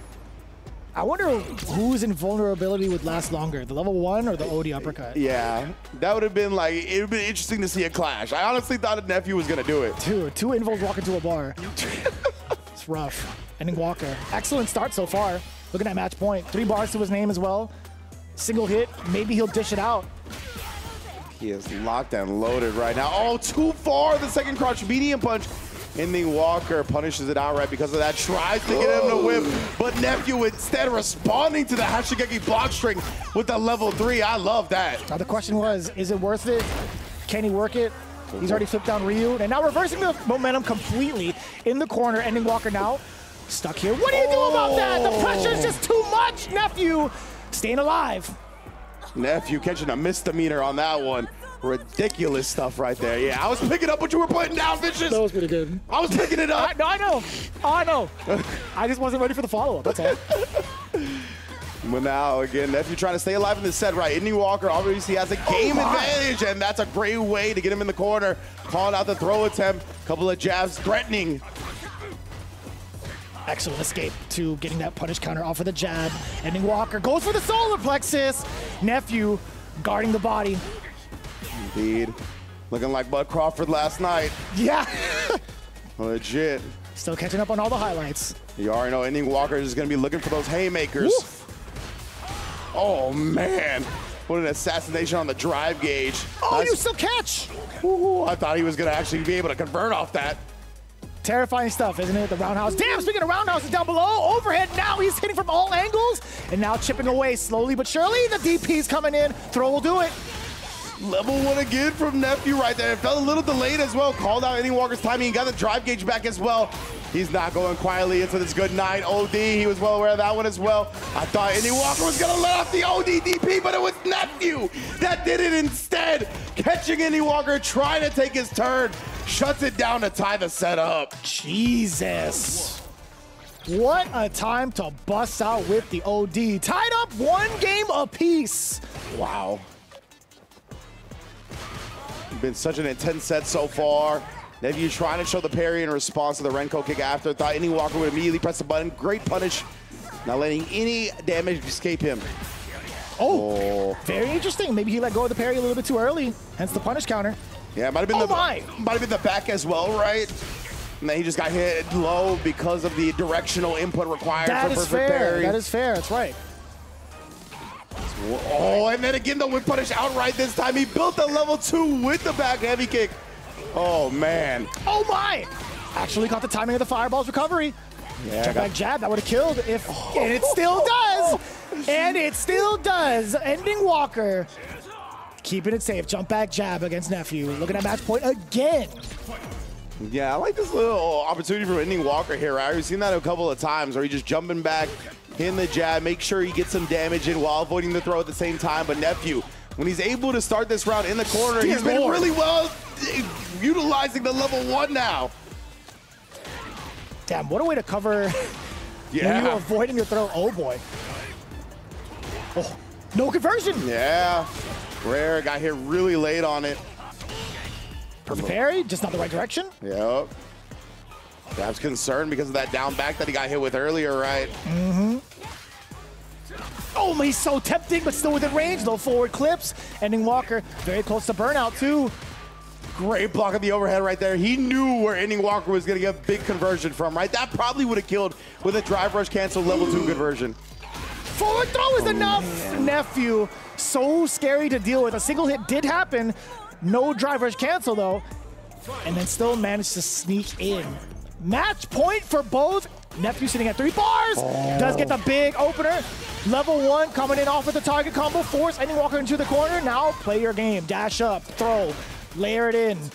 Oh, yeah, he did throw a little bit late there. And no Ending Walker crosscut DP. He did the jump it so early.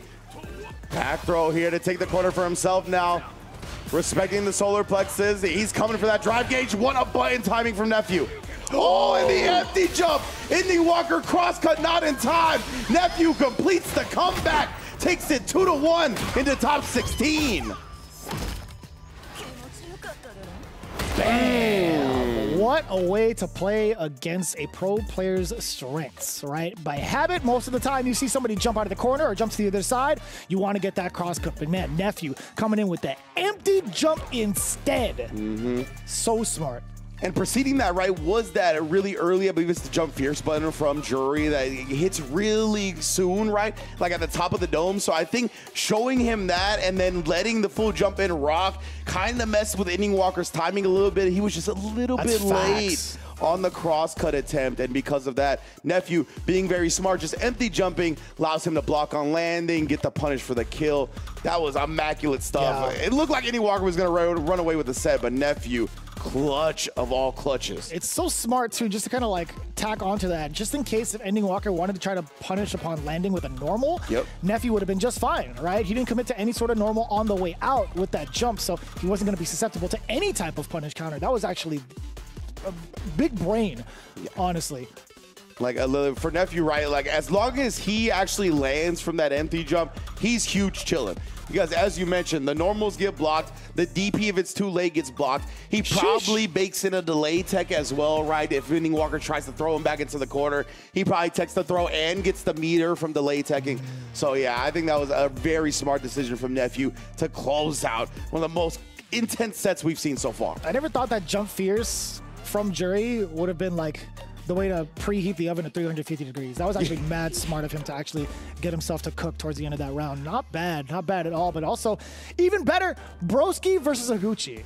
is coming up right now. Now, this is going to be a true testament to every bit of willpower that Broski has because he hates this matchup. I've actually had the luxury of being able to DM this is like last year and a half ago. I was like, hey, man, who do you deem is like the worst matchup for Aki? He's like, I despise Guile. Ooh. And it's not even just like a personal thing because he's never going to put like his personal feelings into it, but he's just like, a lot of the times Guile can do things to outpace Aki and force her to play a little bit more passive, play a little bit more reactionary, play on the back foot, if you will, is the ultimate like summation of his advice too. So if he is able to find a knockdown against Higuchi, like even so, he's not going to be able to set up a dirty bubble just based off of the range that he does score that knockdown on. So he has to be kind of reliant on trying to be ambiguous with his approach. I mean, everything can go haywire if you get hit with an OD flash kick. Higuchi, as of late, hasn't really been taking a lot of big risks. Watching the way he's been playing at Street Fighter League Japan, he's been playing rather passive with his meter these last couple of instances and wants to cash out on big damage. And not even just from going into like drive rush cancels into whatever combo he wants onto a knockdown. He'll actually save his meter a bunch depending on like what the matchup is. I think he had the luxury of being able to play against Hikaru. Not within league, but also like in practice too, like way before UFA. And I've seen the way he kind of approaches this style a lot more with his meter. So we'll see how conservative, if he ends up being so, if he's going to play that kind of style against Broski, and if Broski's going to have an answer for it. Yeah, you know, you mentioned that a lot of the time Aki has to play from the back foot from this matchup, right? I think on the opposite end of that, what it also requires her to do then is take risks that Broski doesn't really want to take, right? To me, Broski is very much like a setup type of player. He's really good at utilizing the Fireball Drive Rush for the Poison Bubble. Obviously, Aki has a very potent version of that in general, and he's really good at executing that. Great harassment with the Serpent Lashes, right? He really does a great job of setting up his approach as Aki, making you second guess when to press buttons, where to press buttons, and he's able to get close and then start his really strong CQC game. Against Higuchi, that's going to be tough, and it's going to require him to try to call out some of the Sonic Booms with jump or the projectile interval dive that Aki has. And again, those are big risks that Broski tends to not take. He usually doesn't have to go to that route. Against Higuchi, he's probably going to have to, and especially if he's playing a more conservative style where he's not trying to take any risks, conserving his meter maybe for the solid puncher or whatever have you, right? Just in general to kind of harass Broski and stay at his most safest. We'll see how that plays out. All of the pre-match analysis in the world couldn't get you ready for what's about to happen for Broski and Higuchi. Things can go absolutely haywire. And honestly, we're down for it. It's going to be 2 out of 3 no matter what. Winners quarterfinal is going to be sick. I was going to say, that's what I'm hoping for, honestly. Like, you know what I mean? Definitely want to see the chaos. Both players get out of their comfort zone a little bit, see who reacts in the moment, who could adjust quickly in the middle of the match. We're going to find out now. Broski on the Aki, Higuchi on the Guile. Hangman style. Let's get it. Yo, my man, Yipes in the background, by the way. Yo, big ups to my boy making it out there. I know he commentated a block with Tyrant yesterday, so I'm glad. Actually, he was also doing the team tournament. Yes, indeed. Yeah. 6. Yeah, the invitational, right, for the different countries represented. Definitely, you should check that on the VOD. Right now, though, Broski establishing the command throw early, and he's got the range that he wants. Even backing up to make Higuchi throw the fireball, baited him into that one with a slight walk back into the jump forward. I like it. And the frame kill as well. Being able to really force Higuchi to guess on wake up so far. But managing himself out of the corner. Again, very conservative with the meter thus far. Yeah, that's right. Using the startup of the Sonic Cross. Oh, man. And again, Sonic Blade, excuse me. Right, I always honestly forget. Ooh. Either way, Broski doing a great job in that round 1, and I think it's going to be a lot of dictating from that round start as well, right? If Broski can get in early, then he's going to have all the chances in the world to try to take Higuchi's health bar down. Just within the right range. Damn! It's a good call out, too, against the drive rush. Oh, the Venomous Fang does catch the rest of the cross!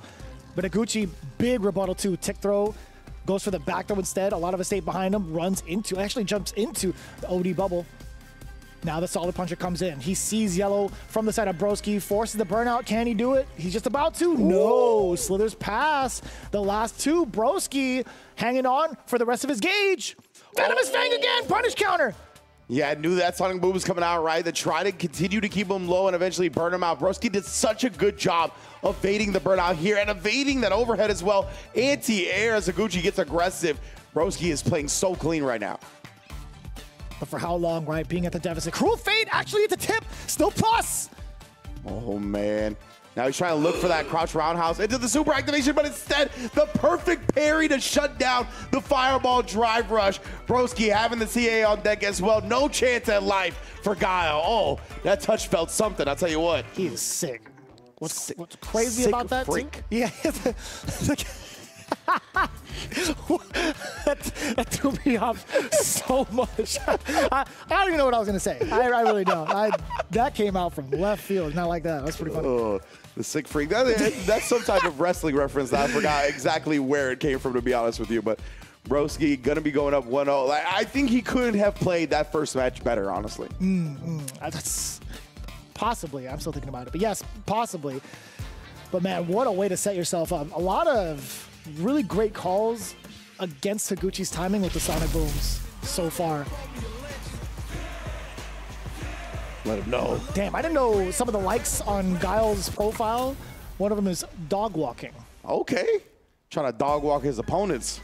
That makes sense. I get you, Guile. I love how he like checks his arm back to make sure his watch is working first. It's weird, but cool. Time to beat some ass. Yeah, that's what it is. Right? Jarvis, time this bus ass. Yeah, I'm always trying to take the turn back after the crouch medium kick, right? That's one of the little mind games that Guile has. He can go to the target combo, but shutting it down. Great job from Broski, timing that to where he knew Higuchi was going to nullify the fireballs, but he still caught the recovery of the boom. Oh, damn. Speaking of nullifying the projectiles. Venomous Fang! Oh, that could have been so much more potent if he still managed to keep the puddle alive, but poison still being applied right now against Higuchi. Anti-air, crouching heavy punch. Broski's trying to find another way in. Keeping it patient though, right? He doesn't want to be overzealous with his meter thus far. And it's been a real battle of resources between the two now. Yeah, absolutely. I like Broski still continuously just putting out the fireballs. But when you're battling at normal projectile range, right, having that Sonic Blade and that Sonic Cross definitely makes Guile favored. Oh, but caught low. Spins the OD bubble as well. Burns himself out. Higuchi wasn't ready for that setup. Wasn't ready for the jump in either. Broski identifying all he needs is one more normal.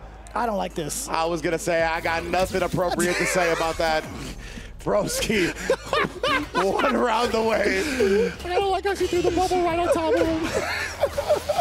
The dirtiest bubble. We're going to get fired. Oh, my Lord. Anyways, here we go. Big counter hit too. While in poison state, we get the crumple. Dash on up there. Still within poison. Meaty bubble. Oh, long distance on the snake step as well. Just all the spacing from Broski in this set has been immaculate. Of the options, the walkbacks. He's not being too thirsty for the jump over either. Instead, setting up the bubble into the overhead. He's got the drive rush cancel extension and the level 3 as well, but no level 3. I don't like that. He just needed a couple of lights, slash into super. That was a done deal. That should have been Broski's game. Higuchi signs of life. 3 bars to him, 3 bars of drive gauge, full CA. Indeed here, Broski's got his green back now. Government bailout, shout out Logan Sama.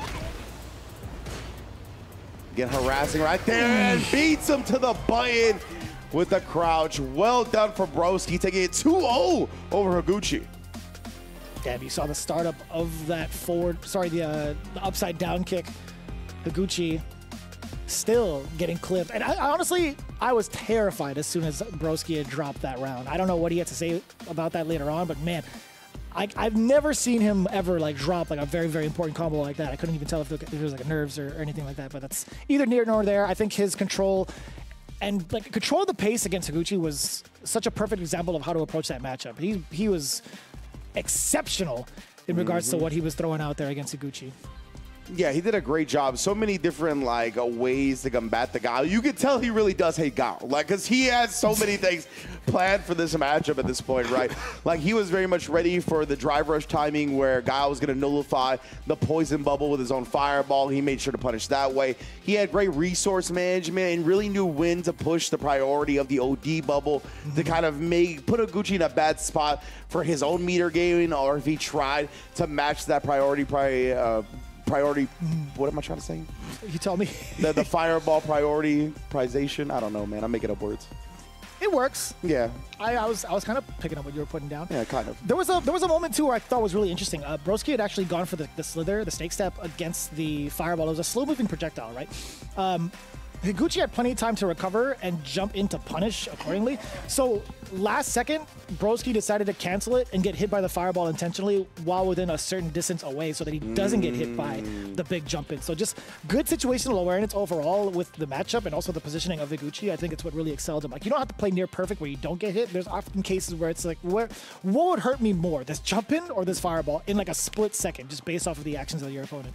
Yeah, it was super impressive. Both of these players, I think, really made like these minute decisions in very clutch moments, right? Where we saw Broski really low on that drive meter, right? He dodged like the first fireball that would have burnt him out via jump. And the second one that came, he didn't want to be predictable and linear about the way he was going to approach fireballs. So we saw like the snake step that barely went anywhere, right? And then that kind of allowed him to jump out and start building the drive meter back up. It was a really good just navigating the Gao game plan. But right now, I believe now we're going to be dropping into the loser side of our action here. It's going to be Samurai. I see, I was going to say on the other side, that does look like Mystic Smash. Hell yeah. Currently playing Elena, doing a phenomenal job with that character as well. We actually saw Mystic Smash a little bit yesterday during stream, if I'm not mistaken, watching that Elena go. But I'm still like in kind of like awe of how well she was designed. But I will say she is so like, I want to say focus around a lot of these big hit confirms off of some of the target combos. Like sometimes you have to really be on point. Some of them you can't really kind of react to, but if you do get a punish counter, if you set yourself up nicely with some of these spacing traps, you can confirm to some pretty decent damage. I like the corner carry kit that she has. I love the damage output she gets in the corner as well. Just one of the biggest things though, I feel like she has to, like one of the other characters that has to play second, has to play on the back foot majority of the time. She's definitely of like the counter hit style. Yeah, due to her corner carry, as you mentioned, the damage that she gets, a lot of the time you would like to kind of sit back. Decent walk speed, in my opinion, as well. I got to check the actual numbers to feel out where she measures up against the rest of the cast. She's fast, though. Yeah, she's definitely decent walk speed, which allows her to kind of bait players into buttons, right? And just in general, Elena's always like a funky model and has like different animations to the rest of the cast, so can kind of bait you into buttons a little bit easier by showing you something. Samurai, as well as a player, likes to whiff punish a lot, right? He's a great ground game fundamental style player, so he could maybe take advantage of that, he being Mystic Smash, right, by whiffing some stuff in certain ranges, utilizing that walk speed of Elena, trying to look for the big win if punishes herself. But yeah, just in general, she's a character that does that well for Street Fighter 6, right? The corner carry and the corner damage. But I think before that, a lot of the time, she plays a bit differently, where she has to kind of harass with overhead, show you different looks, do things that a lot of the characters don't normally do. And I mean, some of these players have been getting really good at it, like Mystic Smash. We obviously saw Dogra get second at World Warrior, using a lot of Elena as well, along with the Bison. Don't want to discredit that. But yeah, plenty of Elena action from out there as well. Very excited to see it. I mean, Mystic Smash, if anybody could do it, he definitely can with a character like Elena. But Samurai, he's been on the grind lately, right? He's been dabbling between Ryu and Akuma these last few instances. I did have the luxury of being able to catch up with him over at CEO. He doesn't want to make the full commitment to Ryu just yet. I think Akuma is just like, it just speaks to him a little bit more, right? He loves having his options. Yeah. But Lord knows Akuma has a ton of options. Yeah, exactly. Despite me kind of touting him as a grounded, fundamental-based player, he will bring out the shenanigans, right? Samurai's got great mind games.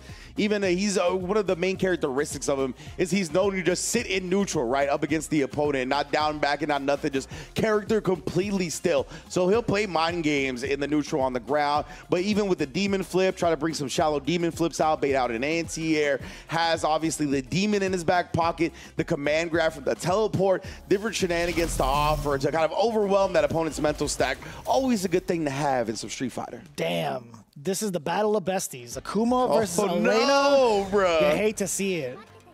That is unfortunate. They're going to get Mai Tais on the beach after regardless. That's cool. I like that. Yeah, let's get it. They're definitely down to spar, whether it's in the cave or on the beach. Mm-hmm.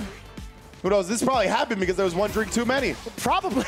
You know what? And, like, Akuma's never going to hold ill will against Elena. Her soul is just too pure. Yeah, exactly.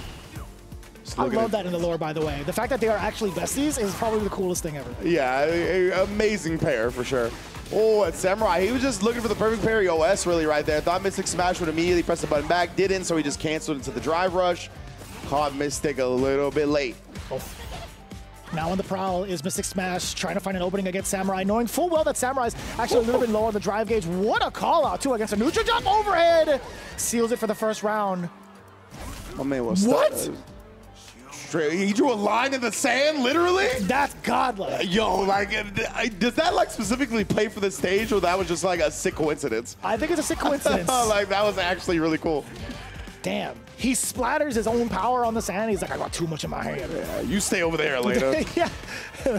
Talk tomorrow. Real immature. Yeah. Don't cross this line. This is my side of the beach. Dude. Like, what?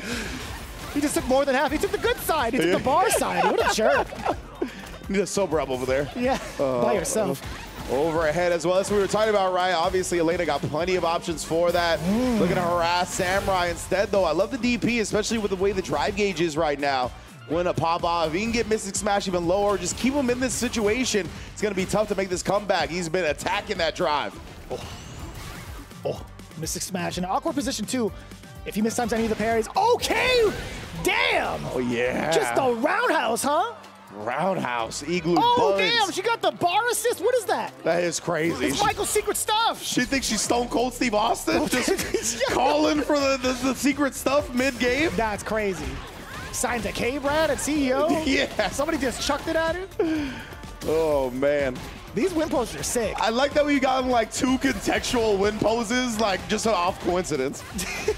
But right now, Mystic Smash. We talked about the damage of Elena in the corner here. Dear combined God. with the Akuma health, no chance of surviving. You're dancing with death right here.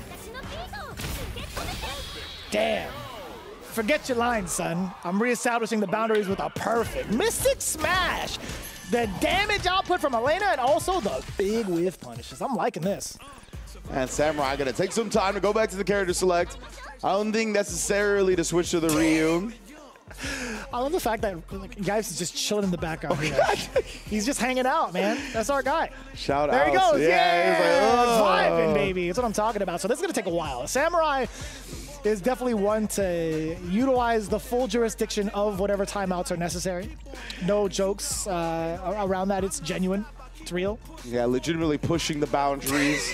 Mystic Smash is like, please hurry up. For the love of God. He's Welcome to SFL US, brother. He's literally got the annoyed board lean. That was so funny. He's sitting up straight now, but I don't know what that angle is. You know what I mean? Like that 80, 75 degree angle of the body lean over. That's like, yo, hit the ready button, bro. Yeah. But as you mentioned, Samurai, he's always been like that too, right? Always in deep thought, definitely considers so much about the game inside and out. One of the players I always like to bring up has studied sports psychology, has applied a lot of those theories to fighting games. Try. So you got to imagine, right? He's one of the more methodical players that we have, taking his time, and he is sticking with the Akuma after all as well. It wasn't too bad of a shot. I mean, like outside of that final round, I think he played it pretty well. Now we do get the first startup coming in from Samurai, locking Mystic Smash in the corner. So we thought big punish counter coming in. We talked about Elena's strengths, definitely being one of them, having these consistent whiff punishes. Yeah, but again, we talked about, awkward! Not awkward enough, actually, for a punish. Samurai a little bit late on that one, but yeah, again, this is when we talked about the unfamiliarity, and he tried that perfect parry into the drive rush again. This time, Mystic Smash picking a lighter, faster button to check in that instance to not get caught off guard. And what a way to put yourself on set point. Again, from the bar, long distance. Well, that's nice. She offers it to Akuma. Who's this bartender? He's got an arm on him. My quarterback just went down. Can we get this guy on the Niners? Hell yeah. Oh, I'm sorry. Yeah, it'd be like that. Oh, the low as well to catch Samurai approaching. Oh, no! Hella damage incoming. It's that best friend tendency. She's Jesus. Exploiting it. Did you see the damage off of that? No, you highlighted it at the beginning, right? Her corner damage is wild. Oh, he's dead. He's deader than dead. You're going to see her into this set because of that level 2 once again. Oh, didn't even do the healing. Would have killed with it, would have killed without it. Mystic Smash, 2-0 over Samurai to advance in loser's bracket. Damn, what a showcase too with Elena. Mystic Smash really developing this character and taking her to another level. There's only a few players that have been able to do that. Obviously, you mentioned Dogura. Sakonoko is also definitely one of them over in the States. Defeat Lee as well, making a big run at EVO with this character. But Mystic Smash pretty much reigning throughout his jurisdiction in UU as probably the top Elena, the premier Elena player right now. Yeah, definitely the one that comes to my mind the most. It might be a Elena player or two doing work that's escaping me right now, but amazing to see Mystic Smash here. He's going to be moving into that losers round 3. It's going to be a qualifier in the top 16 match up against Higuchi. Mm-hmm. That's going to be pretty interesting to see how that matchup plays out. It's something that is rather uncommon, right? We don't get to see Elenas too much in general. Yeah. So being able to watch more matchups in general and see how they develop, definitely down for it. But that's a loser side. Samurai no longer making it out, but in the meantime, we're still going to continue on a little bit afterwards. We have a lot to say in regards to everybody that's been part of the Capcom Pro Tour, specifically Suzuki, who's been throwing it down with that Jury Bike event after event, being the 2025 season's official partner. Again, being able to support all the players who rise to every single challenge. And I gotta say, it's quite challenging to see how they haul that bike over to so many of these events, but it's rather impressive, right? We've seen the GSX-8R tuned by Jury at a handful of different venues, at a handful of different events, and also getting a lot of photo ops with it is rather sick. I mean, from city streets to racetracks, the GSX-8R definitely delivering the triple Ps of power, precision, and performance. Indeed, and along with that GSX-8R, we got the DRZ4 series built both for the dirt and the streets. That means Suzuki got your back no matter what terrain or environment you're trying to ride on. You already know they are holding you down. Big ups to Suzuki for holding us down here on the Capcom Pro Tour as well. I'm still waiting for that camera online regarding Suzuki's, but we'll get that into a different time. World Warrior is going to be happening, I feel like, these next couple of weekends. If you guys want the actual schedule of it all, capcom.us/WW25 to catch the last few remaining World Warriors all over. And also being able to participate, not only just watch, but also get yourself acquainted to what higher level play looks like, get yourself a way to meet the rest of the community, and also like find some new challenges there. It's always a fun time just being a part of it all. And again, the best part is free to enter. Check it out, capcom.us/WW25. Yeah, but there's only a few World Warriors left to enter. There's only a few offlines left as well to try to gather points and then automatically qualify into that Capcom Cup 12. The next one being Evo France in October 12th, or excuse me, October 10th through the 12th in Nice, France, as well, the south of Paris, or the south of France, I should say. Going to be a great tournament, obviously. The very first edition of Evo France with over 93 countries in attendance, already represented, registered, and ready to go. It is going to be a movie, as Hollywood Rap TV likes to say. All the time. And I'll tell you what, man, it ain't a movie without Victrix, because these guys, again, the winner of the 2024 Best Tech Award at the Evo Awards, have been delivering some high-end fight sticks, fight pads, and also leverless sticks combined with their backpack. Dude, the fact that you could get all of these peripherals and fit it in the same bag is kind of godlike. Yeah, the priority here, the motto, victory above everything. You can get started on your path to victory by unlocking 10% off at victrixpro.com. Yeah, big ups to Victrix. We got the leverless right here. These the feel of the buttons on this leverless. I actually want to feels good, right? Yeah, I want to like put this in my stick or just get one of these myself. Not really a leverless player for Street Fighter, but you know, this might make me change my mind. I've definitely dabbled with it a bunch, right? Just having that little slant down too to kind of like have it a little bit more comfortable for your wrists is a pretty big deal. One of the things I do enjoy about seeing Victrix at events is the fact that they laser engrave your peripherals if it's a Victrix peripheral for free. Oh, that's pretty sick. It's actually pretty sick. I hope I'm not missaying that, but I'm pretty sure I've seen a bunch of people have turned in their Victrix sticks, get their artwork uploaded onto their machine, and get it engraved. So really, really cool stuff that they've been doing this for a long, long time, right? I remember when this was the very first peripheral that had come out, and I was like, dude, the weight of it all is actually mad comfortable for me. It feels like the proper weight for a fight stick, and also being able to get past the compartment pretty easily without having to screw anything. I'm not going to open it. I'm not going to mess it up. James, you can do all that. That's all you, brother. But no, honestly, big ups to Victrix for being such a pivotal part of the FGC and continuing on with like the needs of an ever-evolving community in regards to competitive play. 100%. Victrix always holding us down, and thank you for holding us down as well watching the show so far. We're going to take a quick break and then be right back with more Street Fighter. Don't go anywhere.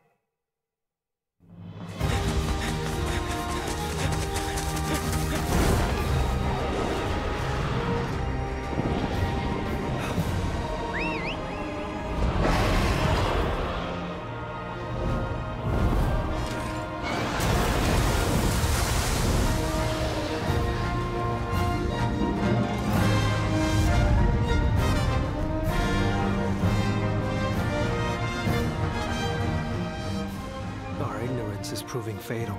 The encroachment threatens to drive our people out of house and home. But this divide has brought our two kingdoms to the brink of war. And you are the sole Rathalos rider in Azuria. My people have been driven into a corner, and the point of no return is looming before us. Can't afford not to go. I cross the meridian, keep going. Ratha! But it won't be for long.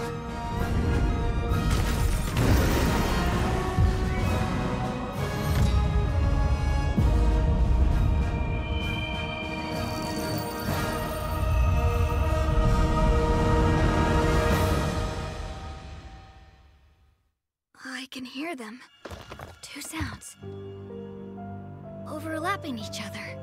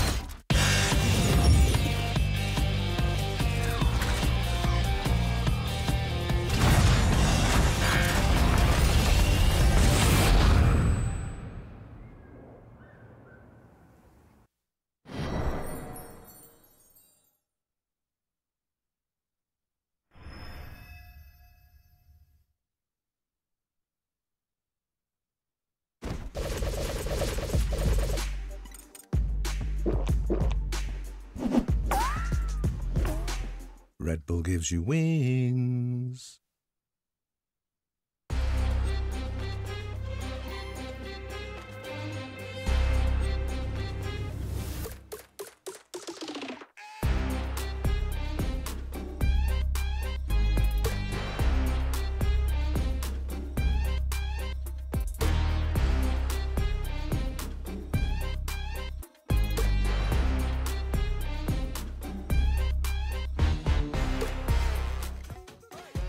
What's good, everybody? Welcome back to Capcom Fighters. Myself, Ringe, along with Vicious, bringing you the top 48 of Ultimate Fighting Arena out there in Paris, France.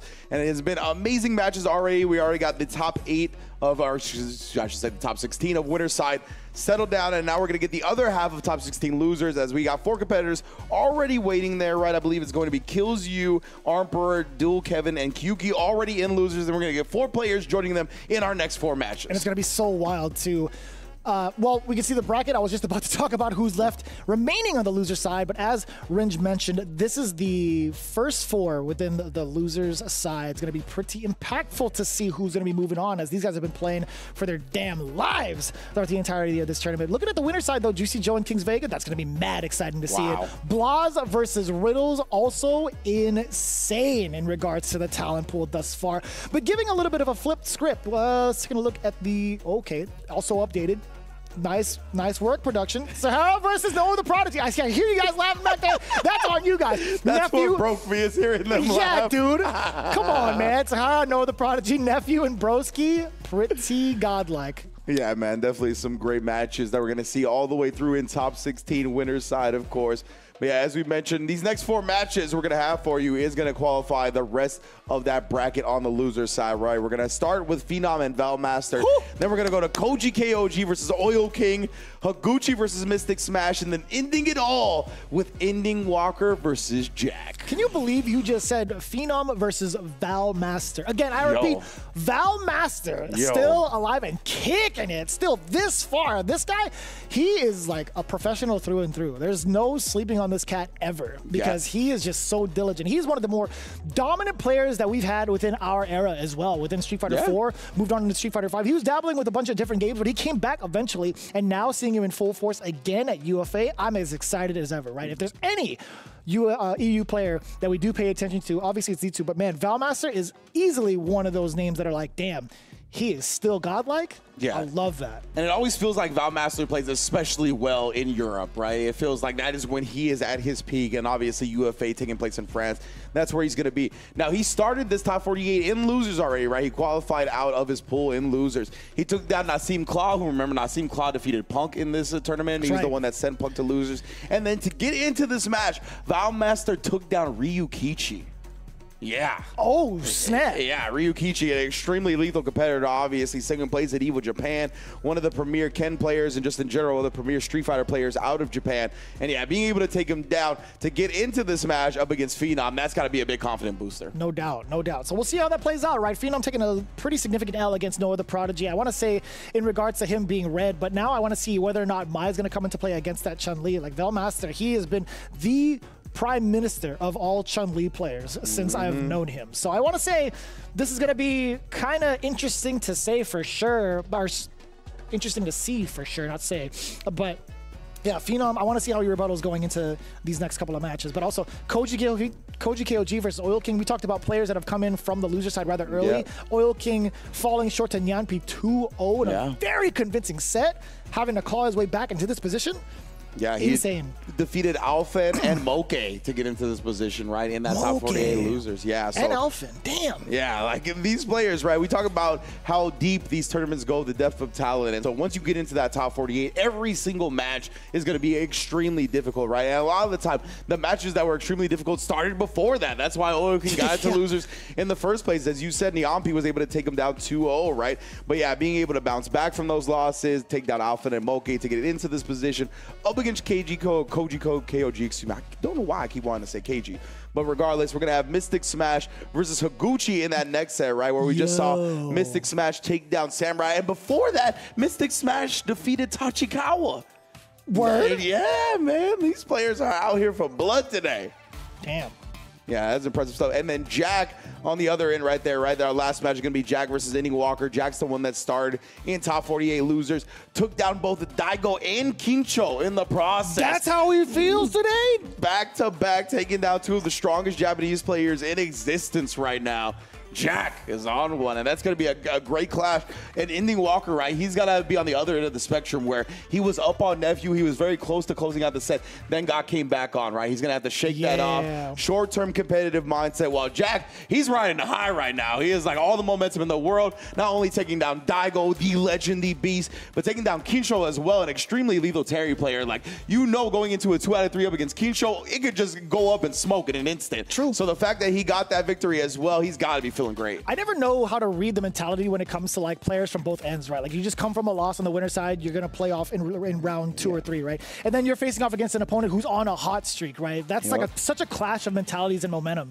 Man, yeah, exactly. Like, and for Ending Walker, it feels like he's had that journey of how to mentally approach fighting games, right? Like we talked at his Evo run where he lost to Big Bird, I believe it was 2023, or 2024, excuse me. It was the year that it was a Punk versus Big Bird in grand finals, and I believe Ending Walker ended up getting third, right? He lost to Big Bird at the end right there, and Big Bird gave him words of encouragement, like there's going to be a whole lot of tournaments going forward. Don't let this one affect you like that, right? So he's been on a journey, and as he's matured as a person, has really matured as a fighting game player. So I really want to see what he brings that mindset into it, right? Is he just going to shake it off and play his game? Is he going to let it fuel him a little bit? Is he mad about the way the nephew set went down? And is going to try to be aggressive up against Jack to start it? But that's going to be in a little while, right? We are most likely going to start without Valmaster Phenom, but we got plenty of matches to talk about. Damn, I just realized you've set the pace quite well, right? When you talk about like the way Ending Walker felt to one jury. He has to face off against another premier jury from the States. It's like it's going to be a whole different dynamic, I guess, against just a kid, right? Yeah, that's a great point, right? I would say that Jack and Nephew have very much their own unique flavors of jury, right? I feel like they don't play very similarly at all. So hopefully Innie Walker doesn't take a lot of what happened into that Nephew set into this one. I feel like Jack is a little bit more like wants to play mind games on the ground and then willing to get in your face a little bit more. Nephew likes the perfect parry projectiles, right? Sit back, try to utilize that stand fierce and play in that footsie range a little bit. Kind of a mind game around that stand fierce, like the Renko kick going a little bit further, right? And then maybe using the walk speed to kind of inch in and get a little bit closer, get that stand medium punch going. Well, I feel like Jack is a little bit better at kind of playing a longer range game as well, like utilizing the stocks to kind of snipe with the big kick into the fireball to make it safe and whatnot. So yeah, it's very different styles of jury that he's going to be after going up against. Yeah. A little bit of a switch up. I know we're getting ourselves ready for Phenom and Valmaster. I promise we don't just like to yap just to yap for the sake of yapping. I don't know what he said. I'm not going to lie to you. Yeah, it was a little bit low. But I'll tell you what, Phenom versus Valmaster, the question that comes to mind is, like, we saw Phenom prepare his Mai a little bit earlier ago. Is that going to be the shot going into a character matchup like Chun-Li? Honestly, I still think Cammy should be the straight shot to go. Yeah, I think in this instance right there, you tried the Mai up against Noah the Prodigy, didn't really work out. Because of that, I would like to see him keep with the Cammy just because we're still in the 2 out of 3 territory. You can't really afford to experiment with the game and then lose, and then you have your back against the wall. You can't drop another game without actually getting put out of the tournament. So I like to see him go on his most comfortable character, which would be the Cammy. Up against Chun-Li, I mean, I have a very high opinion of Chun-Li. I always have in this game. So I think she can give Cammy problems, and I think ideally, if your Mai is super sharp, then you should probably pick that in the matchup.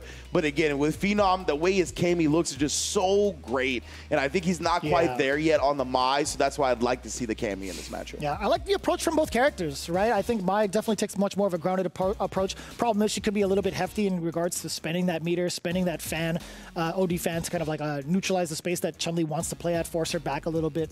Damn, that is a ring. What is that? That is okay. That's kind of sick. That looks like one of the family rings. Like it's been passed down for generations. True. From Valmaster past. From Valmaster to other master. I'll tell you what, from Val Grandmaster to Valmaster. What a beast.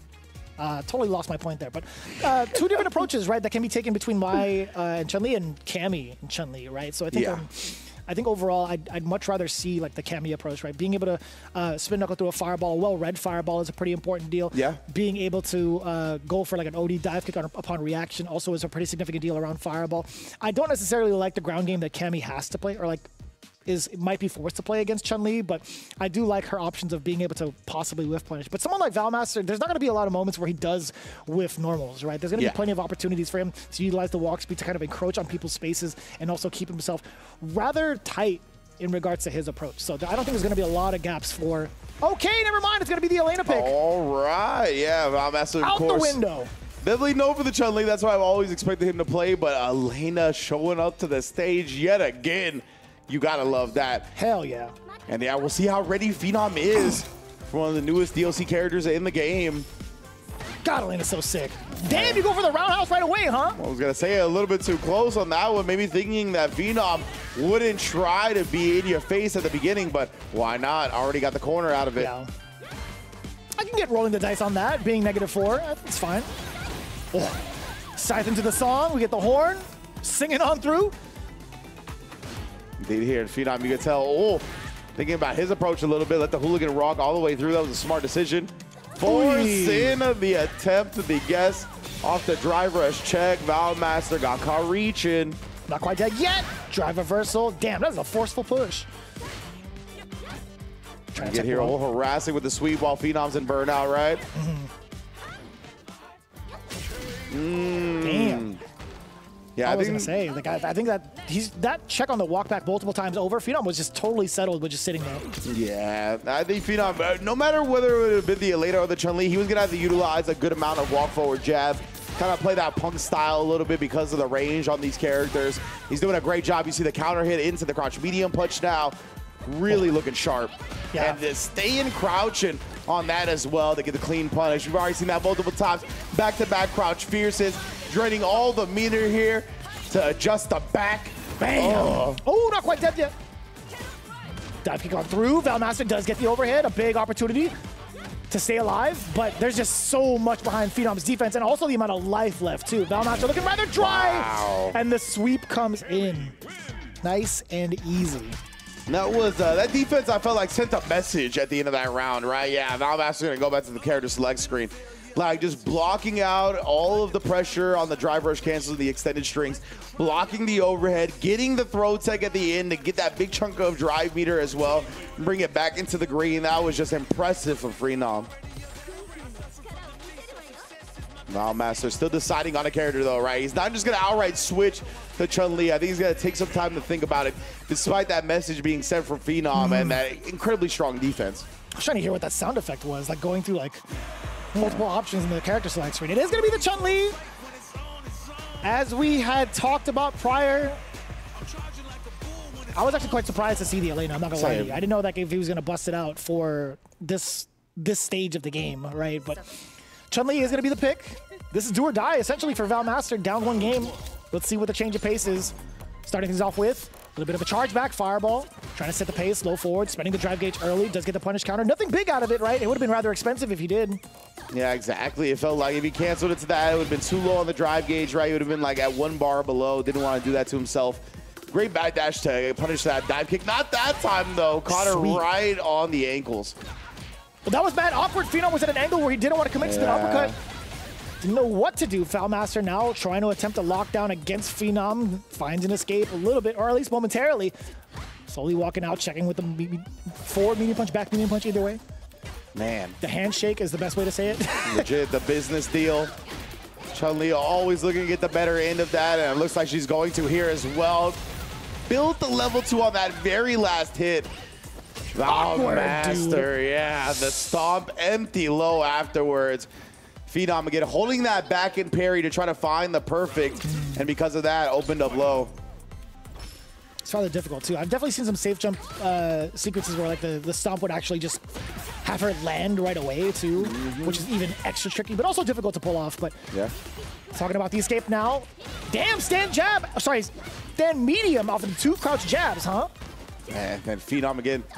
That jab into the crouch medium punch counter hit conversion as a staple of the Kami game plan. Valmaster able to jump out and get the throw whip. Excuse me, the throw punish. Too far. That was a punish counter upon landing. Valmaster not committing to any other normal. He went for standing medium punch, possibly to maximize, but it was just too far away. Now finding himself into the corner again. Spin knuckle, trying to be precautious about it. Down forward roundhouse, still back into the corner. Phenom successfully getting this back throw. No big exposure down below, right? It was a single hit. Valmaster did a 104, putting himself into burnout again. The jump in against the fireball. Well planned and executed. Phenom, look at that match point.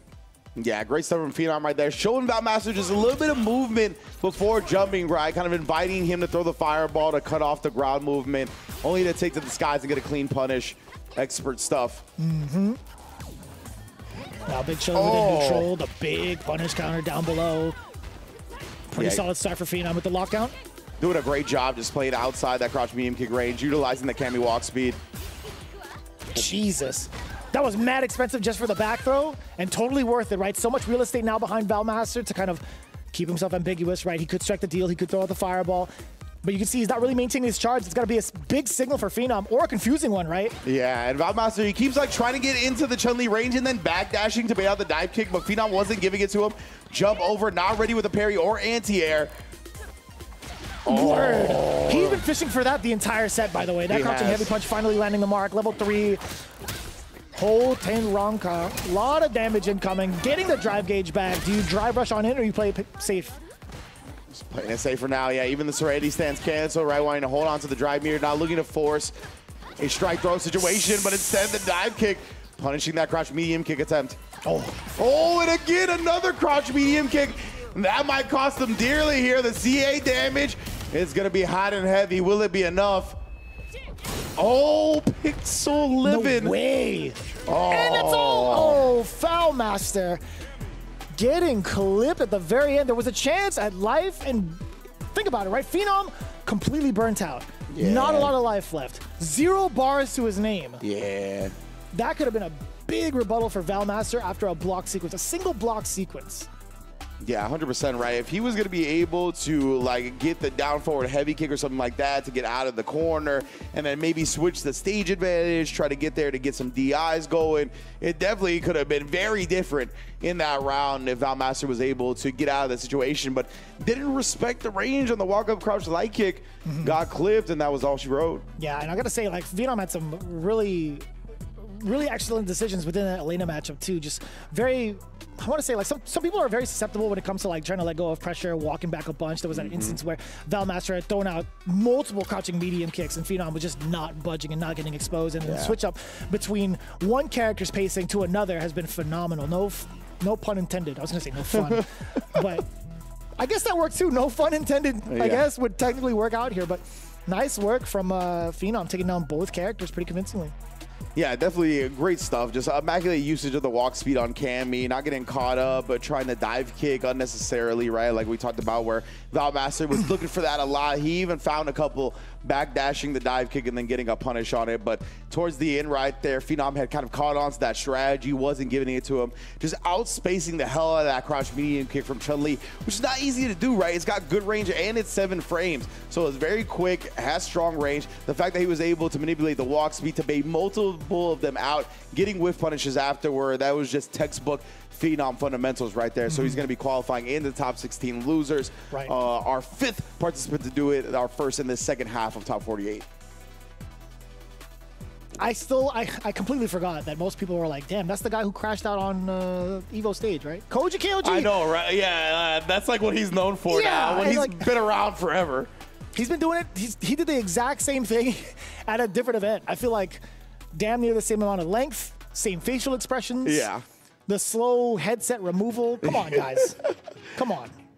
Yeah, he's just a character, you know what I'm saying? He definitely likes to have fun out there. I always appreciate players that will go a little bit of the extra length when it comes to the showmanship, even in a loss, like what we saw Koji KOG do up against Goichi at Evo. But right now, hopefully, he's like, I want to turn this on this head and make it a win that I can react to up against Oil King on the Terry. How do you feel about Oil King's transition into this character, by the way? I think it's been super positive in seeing like some of the wins he's accumulated in the previous year, but now that Terry's stronger, I feel like it's been a blessing to see him control this character still. Absolutely. I think it's cool because I think he likes the character, because at the first, when he was playing it, right, he didn't feel like the character was that strong, but he was still putting time and investment into it. Now I feel it's pretty objective that Terry is quite strong, right? So because of that, I think Oil King is really gelling with this character in a way that we don't really see him gel with any character besides Rashid. Oh. That's a pretty big statement to say, because he's been a long-time Rashid player, right? Yeah. Oh, too shy on the reversal. Koji KOG knew it too. Safe jump. Yeah, I was going to say, right, that was going to be too deep to actually get punished outright. Oil King, though, the quick burn second hit is overhead. That's so wild that that's an overhead still. Oh. No way! Wow, the level 1 quick enough. Great fireball trap from Oil King.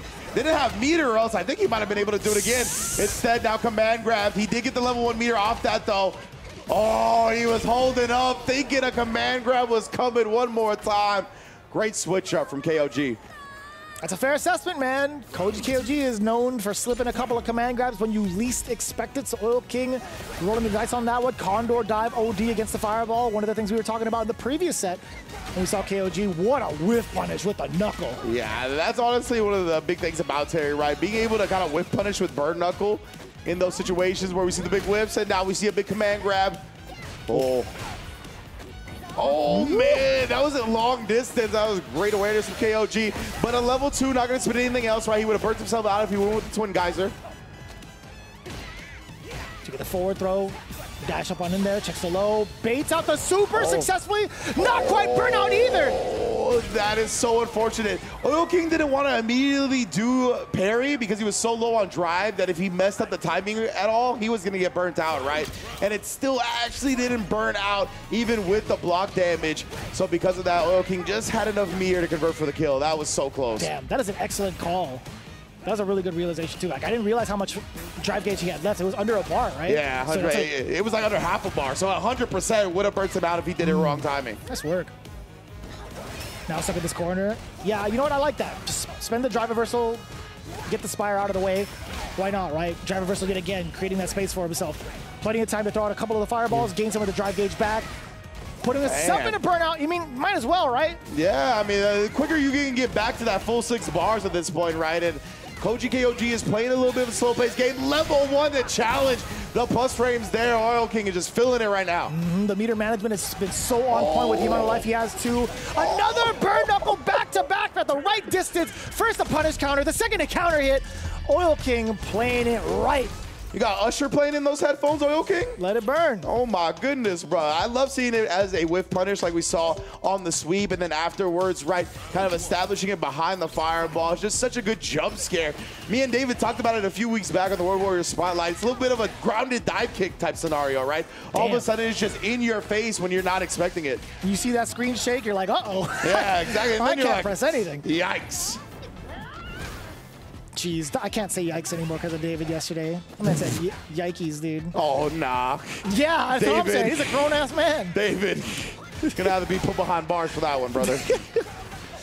There's the screen shake, exactly. Oh! Called out the round wave, right? That's so much startup. Even if it's plus frames right there, it's still susceptible to DI because of that. Not going to be susceptible to the Condor and the chip. Ooh. Yeah. I didn't know if the screen shook on that burn knuckle, actually. It was rather far, but as we had mentioned before, if you don't get that screen shake, you're not at liberty to press buttons afterwards. Exactly right. That is the indication that you are plus frames and moves that can be plus or minus or neutral, whatever it may be. Burn knuckle, one of those. Oh. And of course, it's just a great way to stop the forward advancement. Damn. Yeah, legit getting clipped left and right. Helicopter back into the corner. That's so funny to see that freeze frame on the helicopter. Oh! Nothing funny about this pressure, though. A little bit of a jab. It does get clipped by the super. Koji KOG, do you go for the spire? Sorry, the windstock? Sure does. Are we chilling? Yeah, that burn knuckle was definitely not plus that time. Drive reversal again. We've seen Oil King implement this so often. And then the stand medium punch. He just sent the drive rush behind it. And Koji KOG either got caught backdashing or jumping. Either way, Oil King will take it. Just down for one more. What a character. Yeah. I love Terry. Super cool. This is the character I play now. I've been playing a whole lot of them recently. Right on. It's definitely super fun. Yeah, he looks like a ton of fun. The damage output that he gets, his sequencing is really, really cool. His presence on offense is just terrifying sometimes. Yeah. Look at this. We're seeing it implemented right now. Oil King. Still got plenty of bar to work with, and you know what? Not for long, because you know why? That level 3 is going to be dishing out the W. Quick burn. Level 3, Oil King, 2-0 against Koji KOG. Oh, let me Finessed. see. Let me see that Red Bull can. Let me see it. Yeah! From the beginning, right? He was spot on that one. I already knew where that round was going. Great stuff indeed. I like the way he ended it as well, right? He did the jab, jab, jab into just drive rush castles. He just sent it and caught Koji KOG trying to do something right there. And I think he switched it up right in that scenario because of the round wave previously that got DI'd, right? So he wanted to go with something that was a little bit quicker, even if it cost him more meter, because he knew if he got the hit, he would be able to extend into kill. Yeah, there was a lot of really big guesses for the side of KOG as we progressed throughout this replay, right? Taking a look at what had happened in game number 1, but there's been a lot of instances where he had to kind of do that, right? Oil King has just been such a threat, even from middle range and even from this far away. Like, you're so enticed to be aggressive when you see someone in burnout, but Terry actually does a pretty fine job of keeping himself grounded and also away from any potential danger, not only being able to quickly go into like a fireball, but also quickly go into a burn knuckle to catch people by surprise. And boy, have I seen so many people caught off guard, trying to advance forward, trying to close that gap and just get smacked up with a knuckle. 100%. We saw even plenty just in that set. And I think Oil King, there's a sweet spot, right? A middle ground to how much you want to do burn knuckle and neutral. You don't want to do it too much, right? Especially if a character's got good walk speed. They end up getting closer than you think and then blocking and getting a huge punish off of it. He did such a great job of really recognizing when Lily was at a range where she wasn't going to be able to do much without moving forward, and that's when he was sniping a lot of the burn knuckle attempts. So just great stuff from Oil King. And like we said, he'd been playing that character, Terry, since the launch. Not full time. Obviously, now he's playing it more than ever. But I think that's part of the reason why he had such great burn knuckle placement, because he's been playing it for a bit now. But now, we're not going to our last match. That last match will be Higuchi and Mystic Smash. But I know Mystic Smash is a multi-game specialist, right? He plays all kinds of games. So I think that's why we're going to this one before that, despite the bracket order. But this is a banger and a half right here. Ending Walker versus Jack. Ending Walker coming off a very close set where he lost to Nephew. Nephew, and Jack defeating both Daigo and Kinsho back-to-back in top 48 losers to get into this position.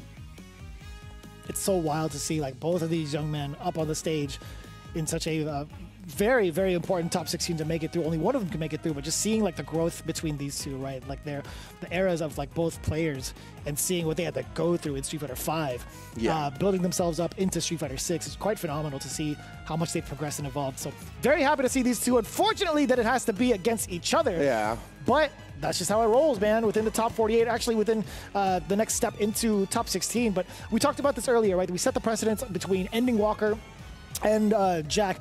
Ending Walker coming in from a pretty hefty loss against Liquid Nephew. Yes. Right, the way that he was utilizing that jury, like how is he going to approach a different style of jury now via Just a Kid? Yeah, I wonder if this kind of encourages him to play the end from the get-go, right? You kind of brought that up.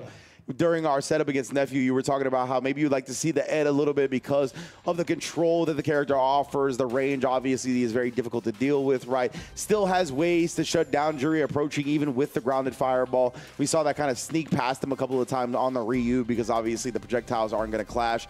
So in this instance, maybe he does play the Ed, but I don't know. And I really wanted to build upon your point about how both of these players have we got to see the maturation process from Street Fighter 5. I always give Jack props for this, but it also applies to Ending Walker.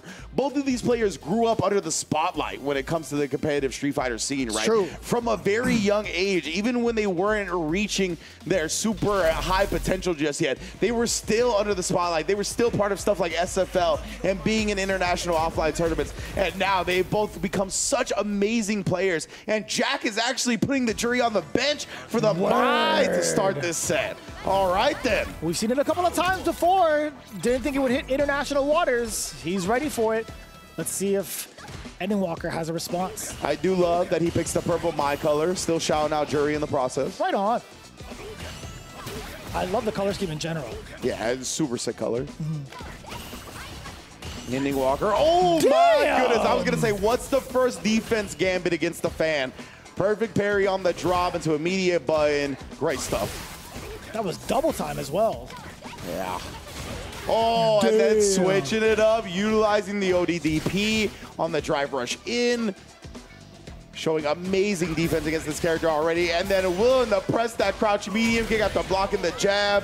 Best believe he'll take his turn back. That is a really good call out frame data wise too. Ending Walker being sure within the range that he's able to throw that low medium kick, preventing Just a Kid from throwing out anything slower than that, right? Like a low medium kick would have gotten blown up potentially.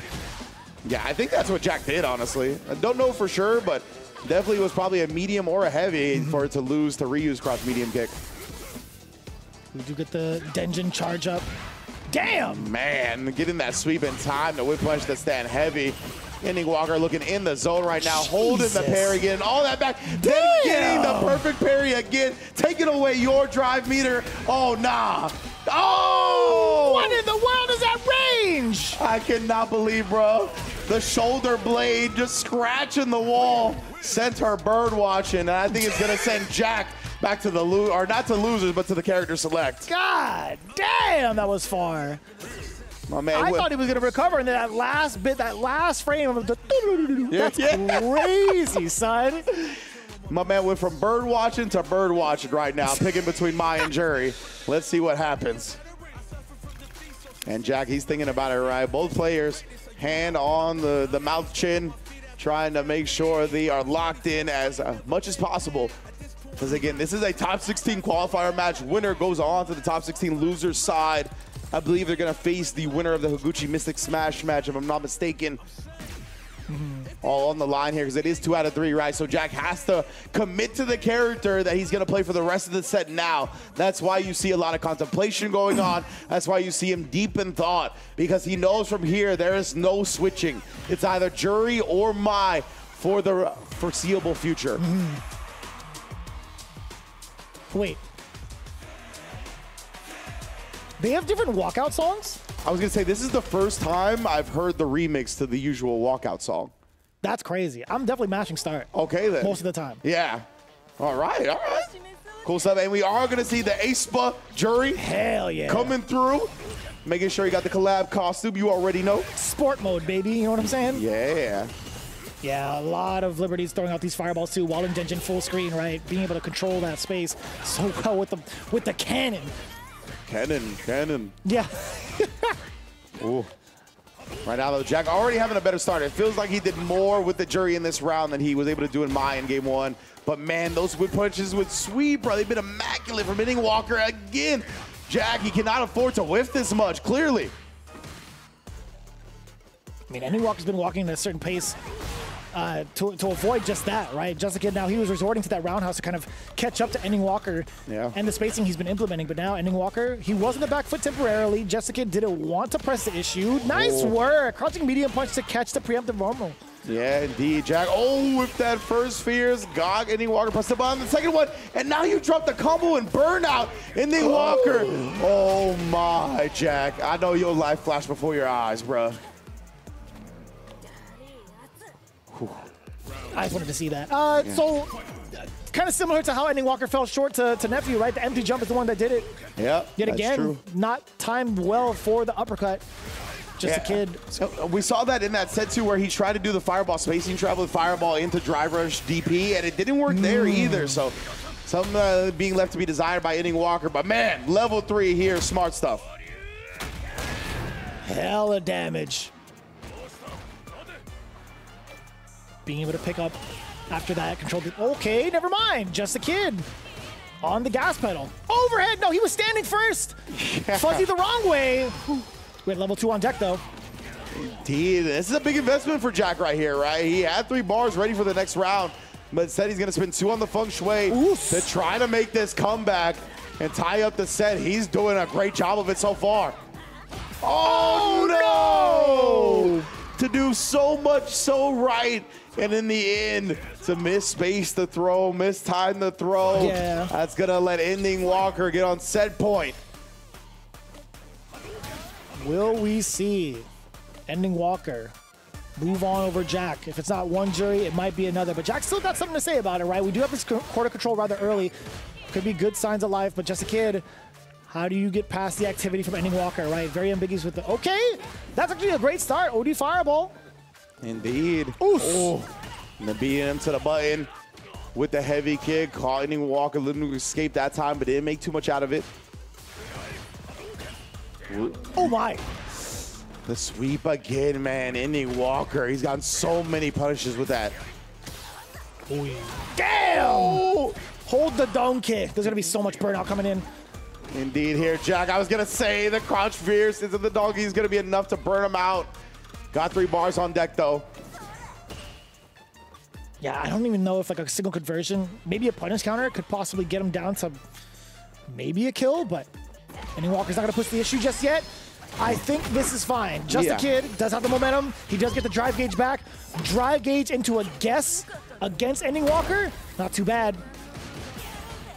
There's the drive rush. And again, the guess, exactly what we were talking about. Just a kid taking full advantage of that standing medium punch. Whilst in burnout with the stutter step as well. Staying alive. Huge. Huge from Jack right there. The switch to jury. Coming through for the dub, even with Ending Walker getting himself on set point, bounce back from it, tied it all up. And man, that jury has been providing Ending Walker some problems. I didn't realize jury's wearing slides or straight up shoes, excuse me. Oh yeah. I can't tell what those are. I'm not gonna lie to you guys. Yeah, I can't tell if the top part is socks or not, but either way. Yeah, right? Yeah, I'm with you. Ending Walker gonna load up the dungeon for any type of sniping capabilities. Damn. Jack not going to be really able to react to a Denjin Fireball from full screen with the stock up, but instead does sneak in a stock there. Oh! And the drive rush getting clipped. And now so is the drive gauge, but along with a handful of different ways to get this damage in. Yeah, way to skip the neutral. Yeah. Jump fierce. It was a very smart way to do that, right? Because he knew that he was going to be coming for his drive meter, so Jack cut him off with that. The one stock behind it. Fireball still trying to deter just a kid from moving forward. Forward fierce, and the overhead does connect. Off with the drive rush, gets a full conversion. Fireball followed behind it. Drive rush, back-to-back mediums. Ending Walker, solid defense, forces just a kid off. Oh man, so disciplined. He got clipped, but he didn't have any more drive meter to commit to that one. Oh, the DI was a good thought, but didn't have enough health to back up the check that his mouth wrote. Oh. That would have been a sick conversion if he got it. Medium punches again. Being such a threat. Being plus, taking steps forward. Does get the whiff punish. Just a kid. Can you keep ending Walker contained? No, you cannot. Forward Fierce gets blown up, and now speaking of Fierce, is all over the place. Legit. Got the meaty situation here. Oh, and then the counter. He's got the drive rush cancel available. Ending Walker will take down Jack 2-1 to qualify in the top 16 losers bracket. An explosive ender towards that final set as well. Everything was looking up for Jack up until he lost control of that corner. Best believe, what was like 4 or 5 Fierces that came through. Yeah, man. Oh, don't stare at us like that. I don't know. He was doing it. He was trying to. I feel like it's just not impactful if you're out of range, right? Like yeah. he was staring us down in this angle. Granted, he got the right camera angle, which is, kudos to him for doing it. Yeah, absolutely. But it just doesn't feel as impactful, man. They have to zoom in. Yeah, exactly. Jack, knowing how to work the hard cam, I'll give him that, and that's good stuff, expert stuff. But yeah, we need the point blank, right? We need like the on-stage camera to feel the full effect. Yeah. But unfortunately, we are not going to get that opportunity. I cannot believe she actually got to the wall, man. What a gambit from Ending Walker to do that at that range. Just a random tidbit. I love that the ladies in the back were just like doing the 2-step as like Maya was getting beat down. I love that. I love this stage, honestly. But yeah, just a kid again. There was a plethora of different mistakes that have happened that led to the demise, or at least like the end of those rounds. And I feel like if those were tightened up just a little bit, it would have been a whole different scenario. But either way, I mean, he still found himself at 1-1. It was just a matter of momentum. Ending Walker being able to take it all the way through, especially after both like the Hashogeki, right? Very hard to tell what to do after that. But yeah, this was it. And that was one of the key mistakes that we saw, was him betting on the DI right there while not having the amount of life to actually absorb the fireball and still get through it. I don't blame him, right? He had that amount of life where it was like a light wasn't actually going to kill him if that got absorbed. So he tried to bet on it. It was just unfortunate the fireball did just enough damage. So it was a good thought, but a mistake nonetheless. Jack gonna fall to Ending Walker, who bounces back from that loss to Nephew to get in the top 16. And now we're gonna have our last top 16 losers qualifying match. It's gonna be Higuchi on the left versus Mystic Smash on the right. Damn, it's gonna be sick, right? This is the matchup I've actually been looking forward to as soon as it was established, because I personally have not been able to watch a lot of Guile versus Elena, whether it's in Japan, whether it's in North America, let alone in the EU region. So it's cool to see this being up on the stage, like 2 high-end players, 2 extremely talented players being able to navigate and pilot this matchup. So we'll see how it goes. Honestly, in terms of pre-match analysis, there's a lot that can be said, but I don't think Link's song would be as potent against a character who's got such good recovery on their fireballs. So I guess like getting past the fireballs is not going to be something that's going to be as honed in on in this matchup specifically. Yeah, I like Mystic Smash will have to kind of still rely on the heart reads, right? It's not going to be something that you can like a reactionary base use to kind of shut down Guile's fireball game. Like you mentioned, the recovery's a little bit too good for that. So whether Mystic Smash kind of gambles on that as the preemptive strat, or if he looks for more jumps, it's going to be dependent on his reads more than anything else when it comes to taking down the Guile projectile game, right? But obviously, another big thing against Guile is round starts. You obviously want to get ahead early, so you have to make Guile eventually come to you, right? No chip damage in this game unless you're in burnout. So if you can get an early lead, you can just parry a lot of the booms, eventually make Guile uncomfortable enough to have to come to you. So the round start gambits and the round start decisions are huge in matchups against Guile, and Mystic Smash gonna have to make full use of that, because as we mentioned, trying to get in on these fireballs, if that is the primary strat, it's gonna be tough. You gotta have the hard reads on deck, because if only a couple are off, you're gonna be paying dearly for it. True, man. I was thinking about the slide that Elena has. I was wondering if that was gonna be low enough, like low profile enough to go under fireballs. Unfortunately, it's not. So it's one of those things I do want to kind of keep in mind to see like what Mystic Smash does going forward against this matchup to close that gap. But I do like the offensive pressure that she does present, at least initially off that hit. Like medium kick being +1 is going to be always going to be like a tough starter to defend against, right? Like it's any sort of plus scenario that a character can present can lead to so many different mixes. There's so many different avenues of mixes. So we'll see what kind of layered offense Mystic Smash can present. Or if Higuchi is actually going to play CQC, no, immediately backs away, starts chucking those booms. He understands what the objective is.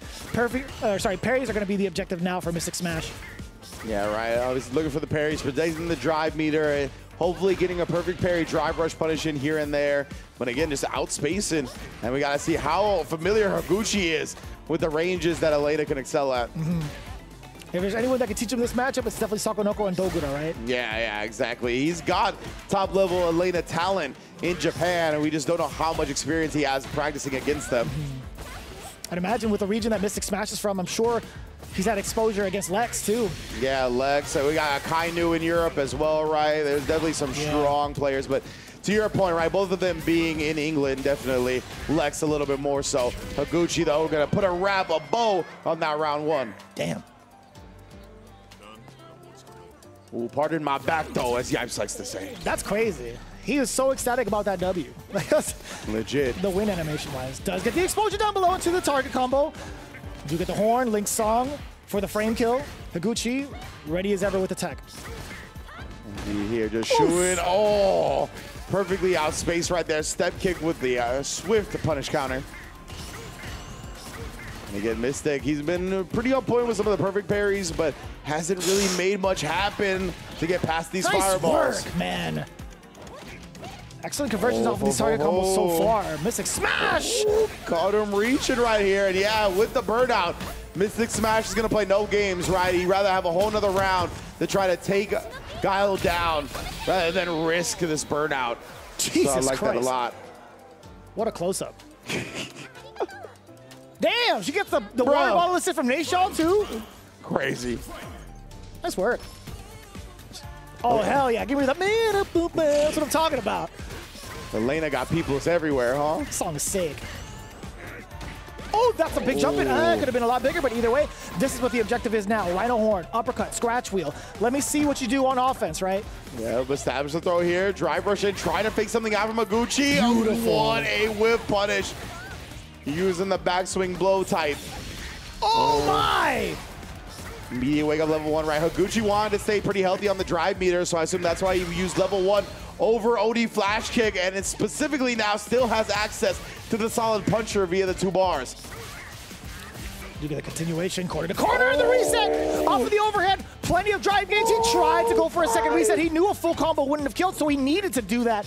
Mystic Smash still sitting at a bar drive gauge, hanging on to it. No way. The accidental buffer into a normal because he was pumping away. Yeah, you That's see rough. His hand went on his head immediately, throwing his hands into the air. That's not what Mystic Smash wanted at all.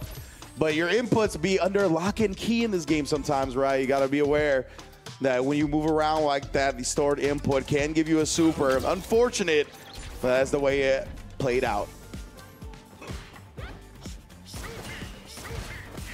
Salvaging the pace hit again with the fireballs. Temporarily, at least. Great block on the target combo. Not susceptible to the overheads of Mystic Smash, but still trying to get past layer 1. Yeah, that's what you talked about, right? Like, he gets past it, but doesn't get a punish outright because of the recovery on the Sonic Booms. Just too quick to utilize that move effectively. Had to be hard call-outs, and that's not Mystic Smash's playstyle. He doesn't like to commit to hard call-outs like that. That's why I don't even know if we've seen a jump attempt over any of the Sonic Booms either. Just trying to play it so solid on the ground. We saw like maybe 1 in totality. Yeah. But even then, we do get the check on the forward advancement from Higuchi. Mystic Smash. Doing a really great job of some of these target combos. Damn, this is huge. Wow. This is death? Deleted Guile in the blink of an eye on that whiff punish. Yo, she calls like, all right, get up. It's just directly above the character, too. Like, is Spider-Man just chilling? He just drops it from above? What's happening? Who's tossing these water bottles, bruh? Never going to get over that win animation. Oh. The imperfect parry, right? Was looking for a down back press back. Link song, still into plus frames. Oh, yeah. Looked like it was a throw attempt that got punish countered. Higuchi here with a cool little side switch. I love that animation. Yeah. Wait, the solid puncher coming in too. Mystic Smash, not gonna hold on to the parry. Oh no, and then didn't hold on to it again right there. Ended up canceling it, a drive rush, now burned himself out. Buffering away, right? Just in case the DI's coming. Dragon suplex, shots Kenny Omega. Oh, and again, just walking back, light whiff punish into the DI. Mystic Smash goes down. Higuchi on set point.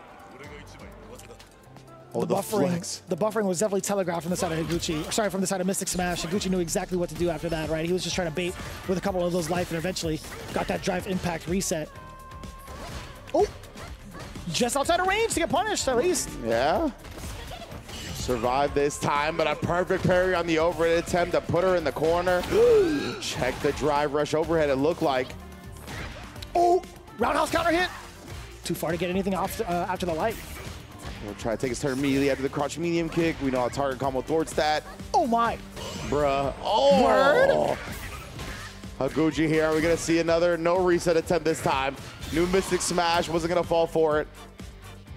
No, not a single button press from Mystic. Man, disciplined right now on the defense. Oh. Yo, that is mad difficult to react to. Are you kidding me? What a call out from Mystic Smash to tie up the set. Reacting to the fireball pressure. Ridiculous way to send it to a game 3. Yeah, Mystic, you could tell. That took so much out of him that he's the one that went back to character select. He was like, I know I just won the game, but I need some time to gather up that energy again. Because you could tell it's very demanding on his end, right? Having to react to a lot of these fireballs, try to beat them with a super or the song. Either way, a lot of that is very much taxing on Mystic Smash's reactions and mental game. So I like him taking a break here. You saw how last second it was, too. That boom was so close to Elena. And also in a crouching position, right? Your expanded hurt box makes it even harder. You have less time to react to it.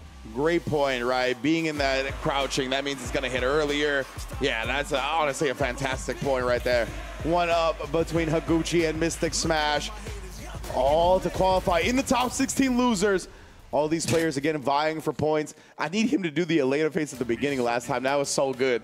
The up Elena face where she just got, like, you did not see her eyes, biggest smile on her face. I love that for her. I want to make that an emote. Going back to the shooties, right? Plenty of perfect booms being thrown out against Mystic Smash to start off. A little bit too far. Yeah, that hurts if you're Mystic for sure.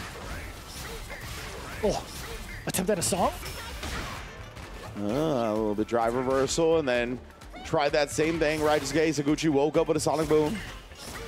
Oh, the jump in you were talking about, right? It finally comes to fruition. And Jesus H, man. Yeah, that is why, right? Sometimes it's worth taking the risk. The damage she got off that was ridiculous. That was a single touch. Uh-oh. Back throw now. Higuchi overhead. Sets it with the blade, walks behind it, and it pretty much acts like a shield, right? Yeah, precisely. And then sneaking in the overhead again. Higuchi really switching up the pace up against Mystic Smash now and put himself on set point. Just under 2 bars, just about to build it as well. Mystic Smash being forced to give that meter away towards Higuchi's benefit, right? Having a perfect parry, or at least parry in general, all these projectiles just builds the resources for Higuchi to become much more dangerous. If Solid Puncher comes out, damn, son! What a whiff punish with the backswing. Indeed. Just getting right out of the range of the guile button. Press back. What a trap from Higuchi. He tried to get the overhead after. Maybe he builds to level 3, but without drive rush, I don't know if he would have. Oh! Calls out the DI cancel with a throw, knowing that's not an unthrowable gap. Oh. Do you do no? Oh, what a block on the overhead! Punish incoming! Nothing big behind it. He didn't have enough drive gauge. Yeah, he was still in burnout, right? Got it back at the end of the combo. Forcing the situation now. Dragon suplex. Mystic locked into the corner here. He's going for straight chip. There was a gap. Mystic tried to fill it, but Higuchi beats him to the button once again to qualify in the top 16 losers. What an effort from Mystic Smash. It was up until that point, Higuchi pretty close to checkmate. At least once he built that meter for himself, he caused the burnout. We knew Solid Puncher was coming. What else can you do to prevent that measure? Mystic Smash tried to do it, counter hit towards the end. But overall, man, the presence he's shown in this matchup, like taking the patience to get past the first layer of booms, figuring out what he needs to do to outpace and outspace Higuchi. That, man, I had a point, but seeing him kind of, seeing the replay cut to that error was such a heartbreaker for sure. But I overall like the spacing that Mystic Smash put himself at for a lot of these normals to connect and also get a tidbit of hits off of overheads, etc., and also being able to confirm off of some of these target combos. It's not easy, right? It's not a very big window to get some of these confirmed. That's crazy. Was insane. That was on OD Sonic Boom as well. Like, super fast. Loved your point about the horizontal hurt box. Like, he had to get that super out so quick. And I don't even know if he was buffering prior to that, but this is the checkmate scenario, right? We talked about it. Pretty much close to death. A little bit of left in the tank from the install, but either way, great showing from Mystic Smash. Always a fan of the way he's been presenting some of the matches he's been playing over in the EU region. And I really love the timing on Higuchi's buttons and pressure at the end right there, right? Obviously, we're utilizing the level 2 to put him as low as possible and chip, but then he waited a half second, right? Just in case there was an immediate reversal super, but he had baked in that next button timing. He wasn't gonna wait and react to what Mystic Smash was doing. He was gonna leave a gap just in case there was a super cinematic, which obviously freezes the screen, then he can react to that. And if there was nothing, he had already that crouch medium punch timing on deck, right? And it really caught Mystic Smash during the moment of recognition. That is when Mystic Smash realized Higuchi was waiting for a second, but during that literal moment, that's when Higuchi was already pressing the button, right? So got him on the timing perfectly. Gets him into top 16, having to face off against Ending Walker. You saw how it all spells out on the bracket when it comes to the winner side and the loser side. So that's going to be moving on in just a little bit. But it's not before we thank everybody that's been a big part of this production and also the Capcom Pro Tour. One of those sponsors being Suzuki as the 2025 season official partner of Capcom Esports. We've talked about these guys a bunch as they have brought the exclusive bikes coming through every single event that they could, right? The Jury bike, the GSX 8R, specifically tuned by Jury. And I hope we get to see it at the next big event. But from the city streets over to the racetracks, the GSX 8R definitely delivering the triple P every time. Power, precision, and performance. Yeah, it is a big attraction. Just like the DRZ4 is as well, built both for the dirt and the streets. Again, remember, Suzuki got you back no matter where you're looking to explore on this beautiful earth. They got you, whether you want to get on the streets, whether you want to explore the back alleys of nature. They are going to be holding you down with the DRZ4. Big ups to Suzuki supporting the Capcom Pro Tour. And of course, a big part of that Capcom Pro Tour is the World Warrior events. You can go to capcom.us/WW25 or scan the QR code on your screen right now to get all the information regarding your region's World Warrior, where it's a free tournament to enter. The winners go on to qualify for a regional final event where they go into Capcom Cup. So it's just so sick to be a part of the grand scheme of CPT. Man, and that's going to be happening sooner rather than later. I'll tell you what, that dance to Capcom Cup 12 is going to be so quick and forthcoming. But again, another one of the big sponsors that have been part of every single event is Turtle Beach, right? Be sure to check them out right now, turtlebeach.com, to unlock 10% off of your first order. And again, these guys have been such a big pivotal part of competitive gaming and also casual gaming, right? We talked about the Stealth 700 and a plethora of the different peripherals, but this one right here, we cannot hark on this enough. Having up to 80 hours of battery life is insane. Yes, man. As a procrastinator myself, I don't want to charge my peripherals. Honestly, having this fully loaded for 80 hours, that's nice. That sounds like a dream to me. It's huge, man. When it comes to like being able to travel also, I wonder if you could like sync up to your phone. But either way, having 80 hours of battery life is insane. The quality on it is also absolutely insane. The full details on the box itself, but one of the biggest things, man, it says superhuman hearing on it. That's kind of crazy. It also says connect to mobile via Bluetooth. No shot, right dude. There. Question answered. That's crazy. You could even do like mobile gaming on this bad boy. Wow. Mad versatile. You know, yeah, this might not be here at the end of the show. That's what I was going to say. It sounds like might be wanting to take that one home. Well, we'll see if we got any more, and Vicious will take this one and we can get a model for the next coming segments. But right now, we're going to take a quick break and be right back with Top 16. Don't go anywhere.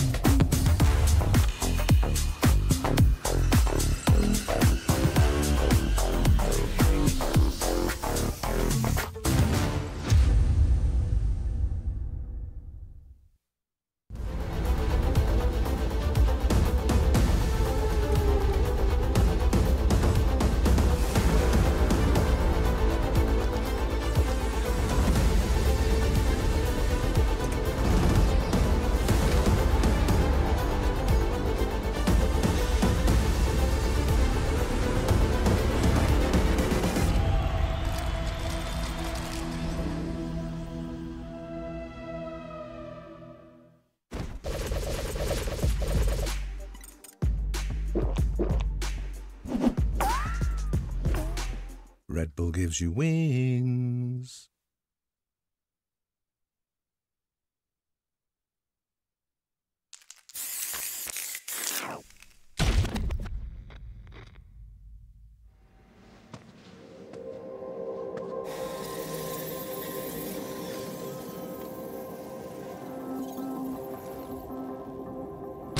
That's the leader of the organization known as Shadaloo. His name is Bison.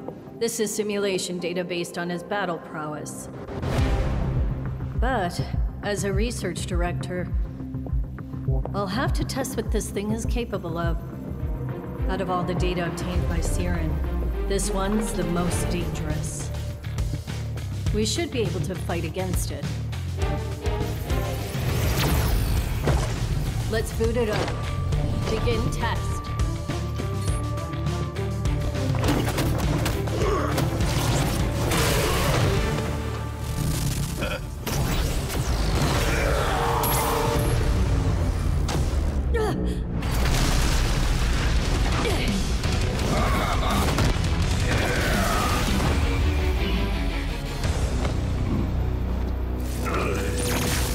Nice work.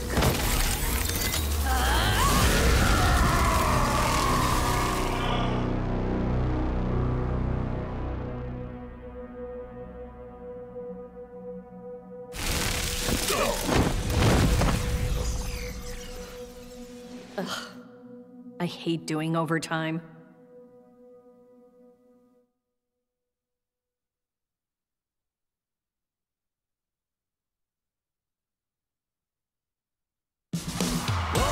You ready? Top player is We see you on the scene! Prepare. Poison's on the menu. No mercy for you. Ready? Then show me. all right, let's get it. Game over, yo. Too easy. Beast mode, baby. Sure thing. Let's dance. You know what they say. If you rock the boat, prepare to get washed. Let me play. Make way for the ninja star! Domo arigato! From Lamborghini! Behold! Watchino! As I command this stage. I'll make you proud. When poison prevails, it's a wonderful feeling. I have you. Another mission awaits. Do you plan to fight us all? Targets acquired. I'll show you the power of my company. Now you understand. Don't underestimate me. Are you ready yet? It's go time! Good night. One of a kind.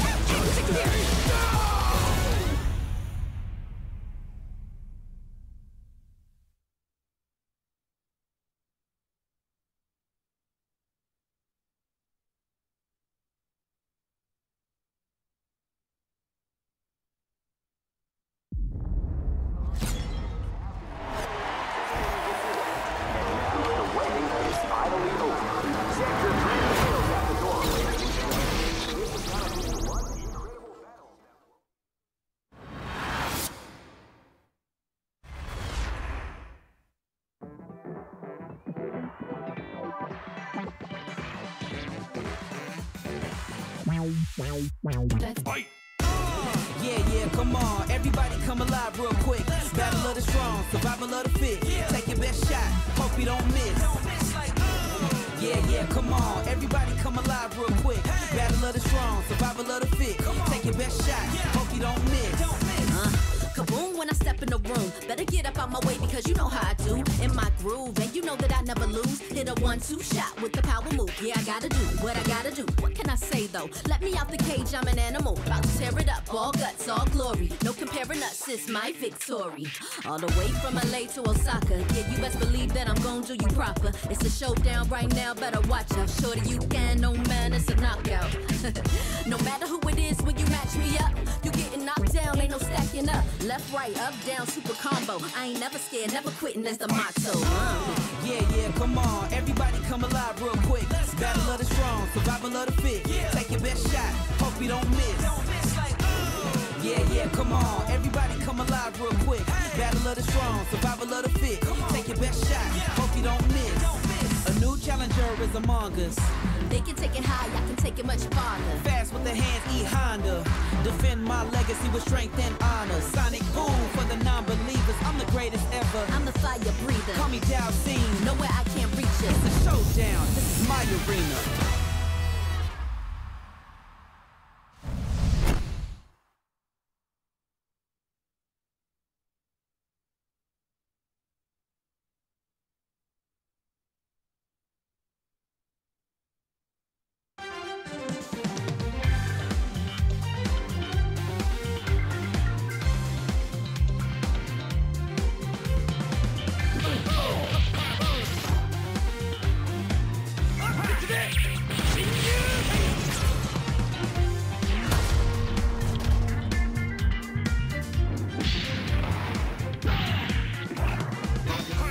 Repulsor blast!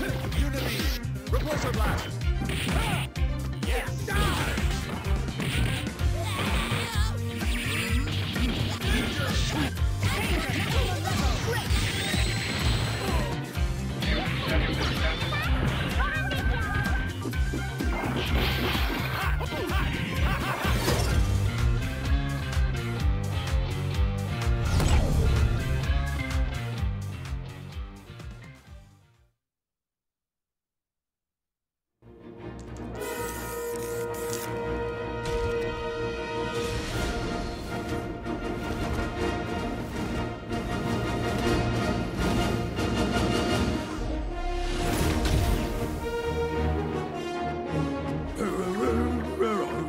Witness the abyss before you. I could be at my favorite salon right now. Time to meet your maker. Now's not the time for jokes.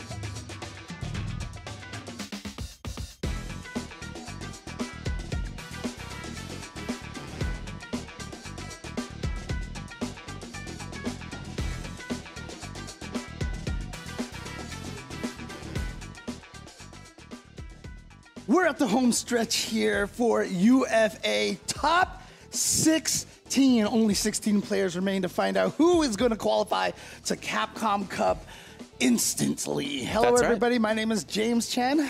Hey, I'm Ultra David. We started with 393 players, many of them among the best in the world, from continents all over the place. People from 4 different continents have made it to this final location of the top 16. A bunch of different characters represented, a bunch of different countries represented, a lot of different age brackets represented.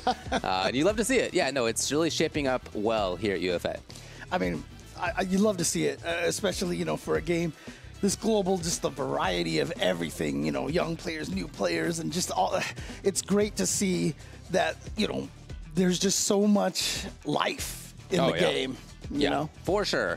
And of course, they're fighting for, as you said, the auto-qual spot, as well as points, still relevant for many people, as well as a prize that is being added into the pot as well. $2,000 for first place, some more for second, third, and fourth as well. Yep. And then, yeah, that top 16, if we can start talking about who is in there. On winner's side, we have made it into Juicy Joe versus Kings Vega. We got JP, we got Blanca.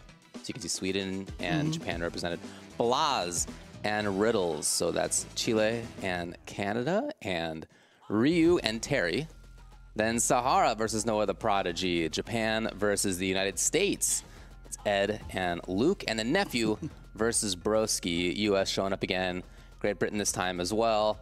And we have Jury and Aki. I mean, that's, again, the country variety, the character variety. Very, very cool. But, of course, we've also got the loser side over here. As you can see, Armper going up against Dual Kevin. And that's Korea versus U.S. right there. Kills You going up against Kyuki. We got France against Brazil. Oil King and Phenom, Taiwan versus Norway.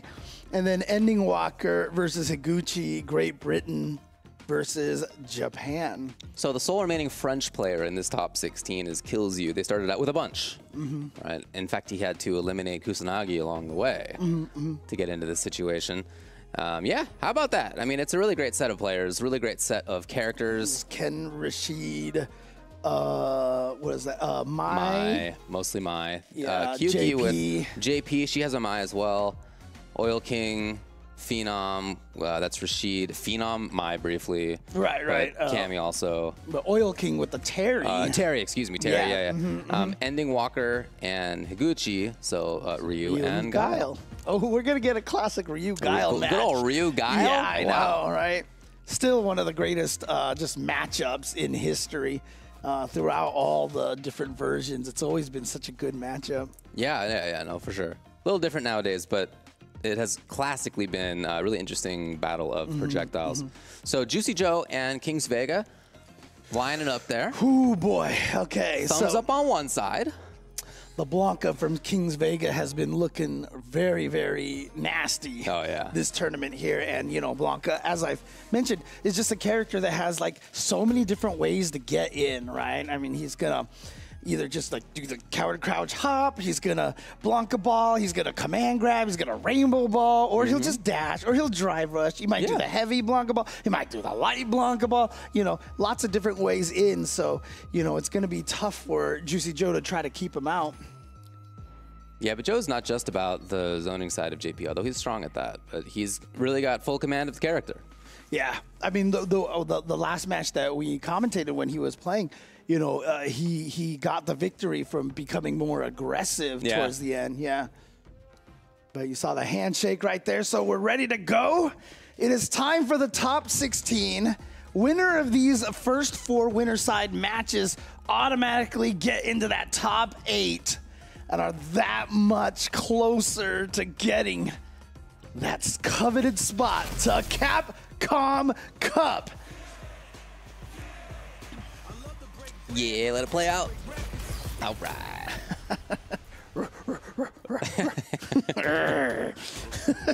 Thank you. I appreciate that. Yeah, no problem. Here we go. Yeah, Kings Vega has really good command of the movement side of Blanca. Sometimes when we saw him before, he was very patient and slow, which is a legit way to play. Great footsies with this character. Or, as you were mentioning, he was bringing out a whole bunch of sort of different tools in his win over Dual Kevin. You never really know what's going to come. The Got a great set question of is, different ideas. I'm just wondering, like, who are the top Blanca players in the EU region? You know, does Juicy Joe have some good Blanca practice here? The little boy's waiting it out. Yeah, he's still there. So, yeah, he'll be there. There it is. Yep, activation. Good parry right there. And look at that. Finds the opportunity to counter swing. And now Blanca back to the other side of the screen. Oh, but the dry brush slide. That wasn't even one of the ones I talked about on how to get in. There you go. Big whip punish. Crouching medium punch, among the better tools in the game for that. There you go. Look at that. Kings Vega. Very solid first round there. But Juicy Joe, oh, okay, he takes that opportunity to actually get some space for himself. Thought there might be some zoning, but not quite. Yeah, does look like he's trying to be a little more aggressive. Yeah, yeah. Gotta be careful with those crouching heavy punches that don't have a lot of horizontal range. The setup for the Blanca-chan. Oh, let's go. Oh, yo. Oh, you got him. Wow, Kings Vega. That was sick. Okay, Wow. completely in control, especially in that round. Yeah, and we're still in 2 out of 3 territory here. Not going to get to 3 out of 5 until we get to that top 8. But that means Kings Vega just needs to win one more, and Juicy Joe, like I said, just seemed overwhelmed. Yeah, he hasn't found it. He hasn't found whatever it is. He hasn't found the zoning. He hasn't found the pressure. The Oki knockdown situations have not been there. In terms of footsies, it's been Kings Vega in control. So it's really just been difficult for Joe to find anything positive to get. Yeah, I mean, that's not for lack of trying. I mean, definitely Kings Vega has not given him very many opportunities to do this. interesting. Just going with the medium Tourbillon right there. Not going for the overhead or the low. Backdashes out of that throw, but not fast enough to be able to get the whiff punish. Oh, and slides right under there. Even if he went with the low ghost, it would probably just make it right past it before it can swing. Mm-hmm. That said, I like how active Joe's being. Yeah, he got hit right there, but, well, maybe it's his detriment after all. It was at least a strategic change, if you, I mean, you can say that at least. Oh, yeah, for sure. But that slide is the Amazon River Run is causing a lot of problems here. Ooh, okay, he gets out of there. Yeah, nice defense against the Amnesia, just held solid right there. Just one of those slower periods I was talking about. Yeah, Kings Vega had just jumped up to a spot where he could get the whiff punish. Whiff punish with that crouching medium punch again, just like you said. All right, this is good for Juicy Joe. Yeah. He did not want to be burned out. Oh, no, again, no anti-air ready for Juicy Joe at all. Oh, that was interesting. Oh, jeez, it's fully Kings Vega. Yeah, he hasn't been drained lower than half of his life in any of these rounds. No. And this is 3 rounds in a row right now. So all he's got to think to himself right now is just keep doing what you're doing. It's yet another different look at Joe here. It's not ghosts. It's a lot of normals. It's him walking forward more. So again, we're seeing him try it out with a different change. And again, it's Kings Vega knocking it down. Yeah, the whip punish. Oh boy, I think he just thought he was gonna get to the other side or something. I didn't see a counter hit or anything on that hit. The Blanca-chan has been set up, activated. He went for the throw, that means it's gonna hit. Kings Vega obviously doesn't have enough to kill, but I mean, at this point, what do you do? Oh, man. What a way to find the end. And as soon as he got that throw, Kings Vega, I saw him kind of double over in his chair like he was the one who lost, but almost like he was thinking, man, that was cheap. What are you supposed to do? It was cheap, yeah. Oh, man. Yeah, the doll can be pretty strong, no doubt. Yeah. But it was much more than that, of course. it was footsies, and it was space control, and it was reactions, and predictions. It was, yeah, taking a lot of great guesses about when to do things like slide. Yeah. Whiff punishing with crouching strong. Every time he shut down something from Joe, I mean, he would get those slides, and then Joe just got scared to throw those fireballs at that range, and understandably. So he just all of a sudden had free reign in that neutral space. And like I said, the movement of that character, he can also do surprise forward, which is another one I didn't even talk about. You know, just a lot of ways to get in. And you see it, like JPs are so good at having that crouching heavy punch anti-air because it's so reliable. And we saw Kings Vega jump at him like maybe 3 or 4 times where he had plenty of time to do the crouch heavy punch and just didn't react in time, you know? That's true. And look, JP can win if he's not getting footsies and zoning. Like, he's happy to win that way, of course. But even if he doesn't get that, he can still win with excellent Oki knockdown, pressure, big damage, mix-ups. And he didn't get that either. None of the game plan worked out. It was all Kings Vega in control. So Kings Vega is going to be our first player into the winner side of top 8. That's right. And now we're going to, oh boy. Blaz. Oh boy. And Riddles coming up now. Here we go. And have they fought each other before? I'm trying to think right now. But Blaz obviously, you know, fresh off of the second place placing at EWC. Yep. And like I said, I feel like he's got a great chance here at this tournament. But Riddles has been looking really solid as well. We saw him take out, I believe it was Ryusei earlier, and did so in very dominant fashion. I think Ryusei got 1 round. You see the little handshake fist bump right there. And so here we go. 2 young players here coming up. Yeah, although Blaz significantly younger. Yeah, little younger. But the way that he plays is so mature.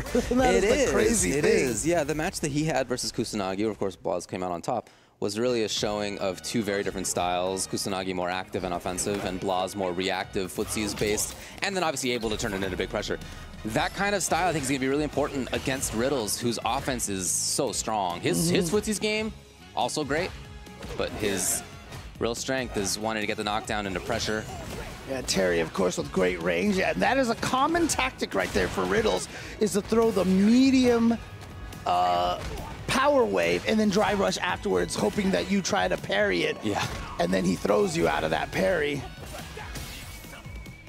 Well, he's got the corner. That's what he wants most. Too far away for that standing medium punch. Oh, that trade combo right there. I love that he had that ready to go. Oh, scary. Yeah, spending all that OD. He got hit on purpose. He got hit on purpose. Oh, he no. lands on it? Wow. Oh, no. And I don't know that he was really ready for that. Yeah, and a mistake for Riddles, but just goes right into the drive impact. I love it when you know the button is going to burn them out and you cancel that straight into it. Just gives them that much less time to prepare for drive impacts. Too far away for that crouching medium punch to connect. But he gets the crouching medium kick. You see him try to do that. He walks into the range, hopes to scare you into walking backwards, and now a shimmy from Riddles.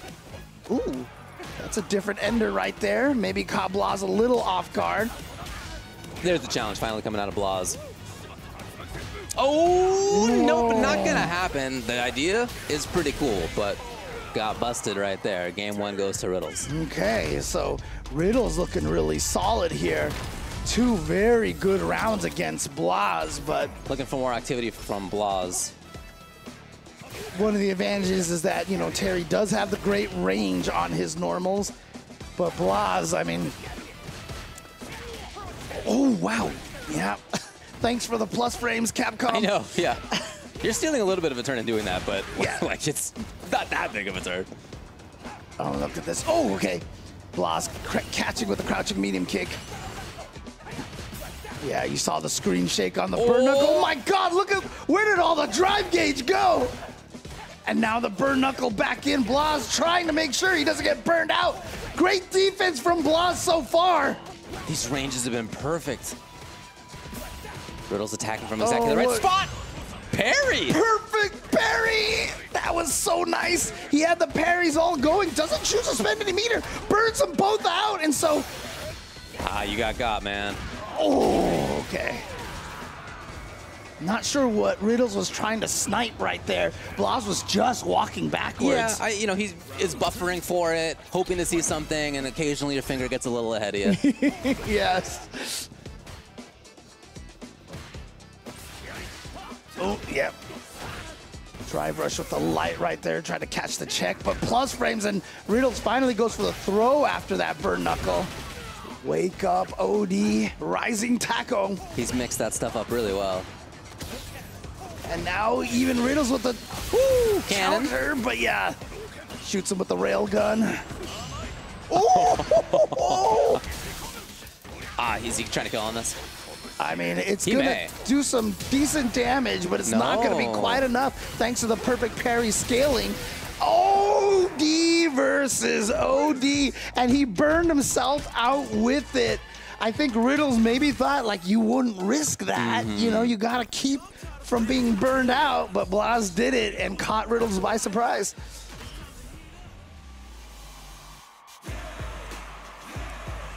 All right, well, now we need to see the adaptation from Riddles. It was a little bit more activity on Blas's side.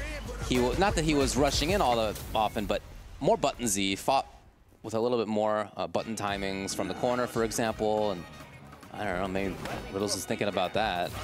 Definitely more fireballs thrown by Blas in that game. But we've got the battle of the pro tags here. Ryu versus Terry Bogard. Man, I actually think two protagonists are cool in a game. James, that never happens. Right? Again, I'm so impressed what they did with Terry in this game as well. And Ryu is cool too. Yeah. But look at this, Riddles has the corner. That's what he did last time, and Blas again fell victim to it, and now baits out the perfect parry. Or I'm just to say the parry attempt that gets the punish counter throw. He's trying to burn him out. There it is, the burnout, but Blas is ready. Yeah, but it was so early. Yeah, here we go. Yeah, no, he burned himself out. Well, he's Terry, so he's fine. He's got a lot of pressure still. Chip, chip, chip. Okay. Oh, so tough to deal with that situation, though. I think Ryu can DP that. Oh, maybe, yeah. Cracks you because it's air invul. Yeah, I could see that. But Blas just wasn't ready for that. It's still coming. Ooh, just too far for that crouching strong to hit. Got him. Beautiful DP. Yeah, Blas is super aware. But he burns himself out with a drive impact. That's such a scary situation now. Too far, Blas out of range. Yeah, there you go. Can't get out of the corner for free. Goes for a throw. And now look, no life left. He could almost chip him out, but he wants to save that meter. But Riddles obliges by standing up and just getting caught in the ankles. A lot of the damage that Blas dealt that round was because of Riddles trying to escape desperately. Yeah. Blas took really good advantage of it now at match point for both. Final game, final round, and Riddles with the start here goes for the rising tackle because you can still get the what a delay! Oki in the corner. Ooh, trades! Wow! Backs off. Oh, it was special instead of normal. Oh, actually? Okay. He's not going to fully cash out here. Yeah. I thought he might have gone into the power geyser, but you know what? There wasn't enough hits. The scaling isn't enough so that the level 3 would be better, but he only needs to do one more damage. Look at the life lead. But you can't rest on your laurels. This is Blas we're talking about here. Here we go. The comeback perhaps starting because he is going to be burned out thanks to the CA. Oh my God, One it's just pixel left. Yeah, he had just built pixel. right past two. Yeah, And he jumping didn't out. wanna- I love it. It's great. Great choice. Got him before Blas could bring out the Dragon Punch that you know he was thinking about. Instead, it was the jump as Riddles landed, and he can barely believe it, it seems. Walking off of the stage, very much deserving of the W. Winner's side, top 8. Wow. Riddles. And I mean, that is just benefit of having a really good jumping heavy kick. It's a good one. Kicking very, very far diagonally down. It is one of the things, I mean, since Street Fighter V, because the neutral jump attacks are the same as the diagonal jump attacks, you get a lot of really good neutral jump attacks. Because in the older Street Fighter games, when you neutral jump, they purposely kind of made a lot of the attacks have shorter range, hit at awkward angles. But now you have the best of your jump attacks even when you neutral jump. Ooh, yeah, there was that EX interaction. And then this corner just, situation. It is really difficult. I mean, he's canceling these into situations where you can't press buttons in between or Dragon Punch in between. Right, yeah. You could see Blas was almost kind of like trying. You could see him kind of standing up and crouching. But Blas kept it very close, obviously. And like I said, that seemed to be the start. But those, like eating it said that counter hit, actually. Oh, interesting. Maybe Blas could have done something there in time. Maybe he didn't get it. Yeah, but that was really crucial. You know, great decision by Riddles just to try to jump on Wake Up, get hit by the OD Fireball, not to get burned out. Although if he was burned out, neutral jump still probably would have won in that situation. But you're just so much more scared that way, you know? Anyway, it's Riddles moving forward, and now the next one, trying to make winner's side top 8, Sahara from Japan, Noah the Prodigy from the United States. Yeah, Noah the Prodigy and Riddles, of course, along with Thunder DeLangus, was on that 3v3 team earlier, and they defeated the Japan team in grand finals. So Noah the Prodigy and Riddles, you know, trying to carry that forth here, trying to get into that top 8 on winner's side. But Sahara, obviously, part of the Good 8 squad from Street Fighter League. Japan. It's going to be exciting this year, by the way, because all of the Street Fighter Leagues are going to be live this year. That's going to be crazy. I'm excited for that. Yeah, as a viewer, that's great to see. Yeah. I'm not sure that's easier for some of the other folks Oh, involved. yeah, for sure, for sure. From a viewing perspective, yeah. I mean, like I said, I know I've been singing its praises all the time, but I really enjoyed Street Fighter League EU last year, you know. Once again, shout outs to Logan Sama. I mean, his hosting duties was amazing. Damascus, Jammers, and Yipes rounding out the commentary out there, doing a great job as always.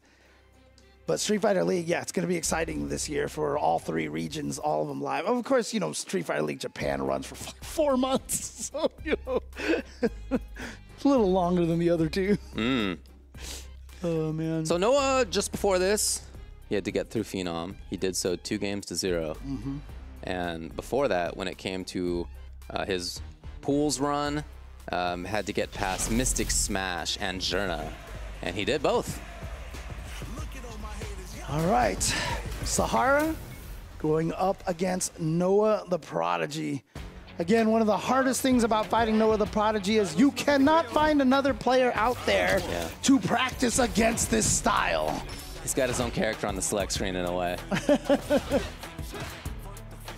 Yeah, like Jeremy and Rin just mentioned, we've seen Noah the Prodigy, you know, dabble in like Cammy and such, but the Luke is just, I mean, it just works for him so well. Yeah. He got here quickly. We have said that he's very good at reading like the times that people want to do the wake-ups. Oh, well, here we go. But we've already seen Noah the Prodigy get hit by 1 wake-up. Oh, the drive rush check. That's the range where we do often see Noah bringing out drive rush. Especially that drive rush light and catches with the crouching. Oh, level 2? No. Oh, yeah, he did it. Pow, pow, pow. Yeah, nice. Yeah, you saw him burn himself out to go for that shoulder so he can get the level 2 cancel. Noah the Prodigy takes round number 1.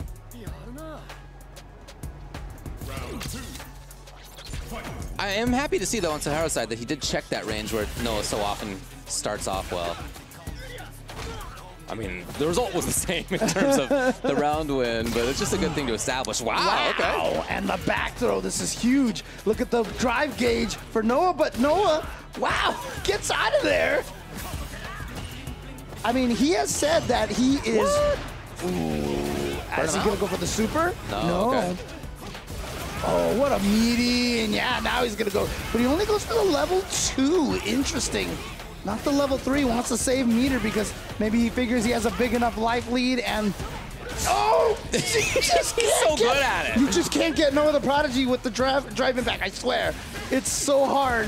Oh, but he's going to be able to kill. He's not going to get level 2, no. Oh, you're right. Oh. Oh, no! What happened? No, he thought he was in range for throw. He tried to throw and it didn't reach. Noah the Prodigy! What? What? And look at Noah the Prodigy. He is jumping, bouncing in his chair, and he is talking to somebody right now. He's talking more than we are, James. He's got more to say about it than you and I do.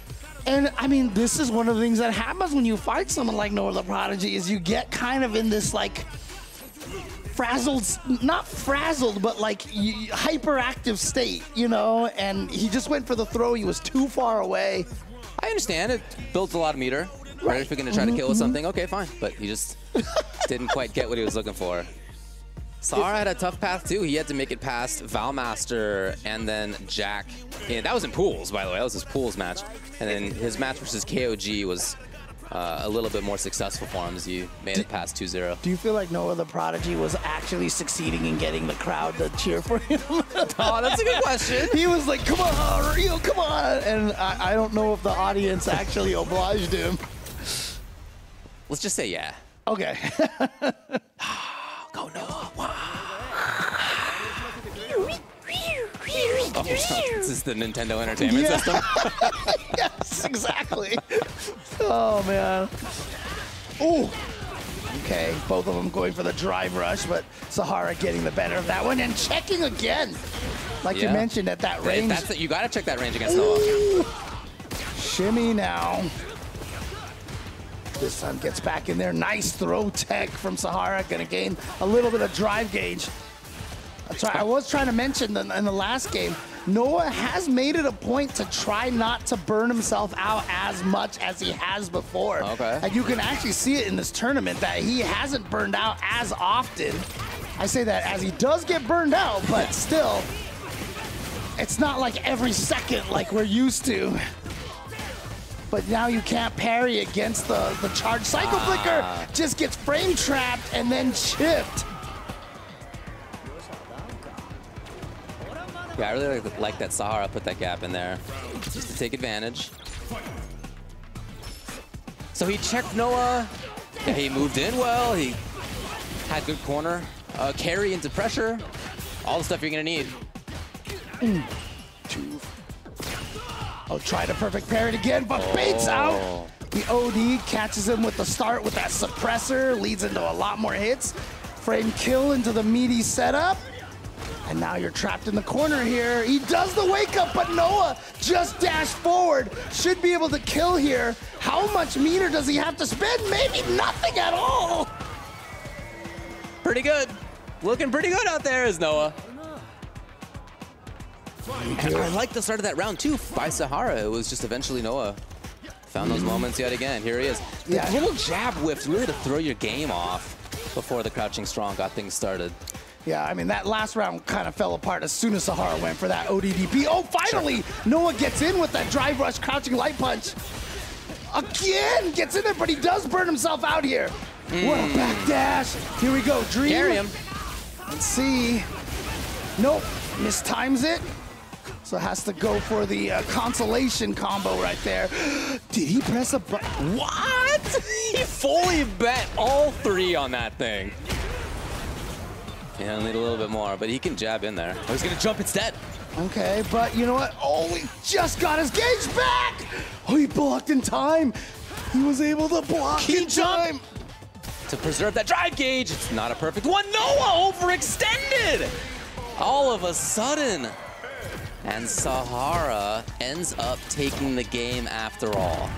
Wow, you are huge bet. You are -3 when you get your drive impact parried like that. And so yeah, the opponent usually tries to take their turn right there, usually. but Sahara remained patient, and now Sahara looks almost like he was kind of trying to take a break a little bit there. Yeah. I almost wonder if the reason that he didn't press the button was that he was just like frazzled. Yeah, very likely. There's that frame kill again. Wow, counter poking right away, even against Luke's plus crouching medium punch.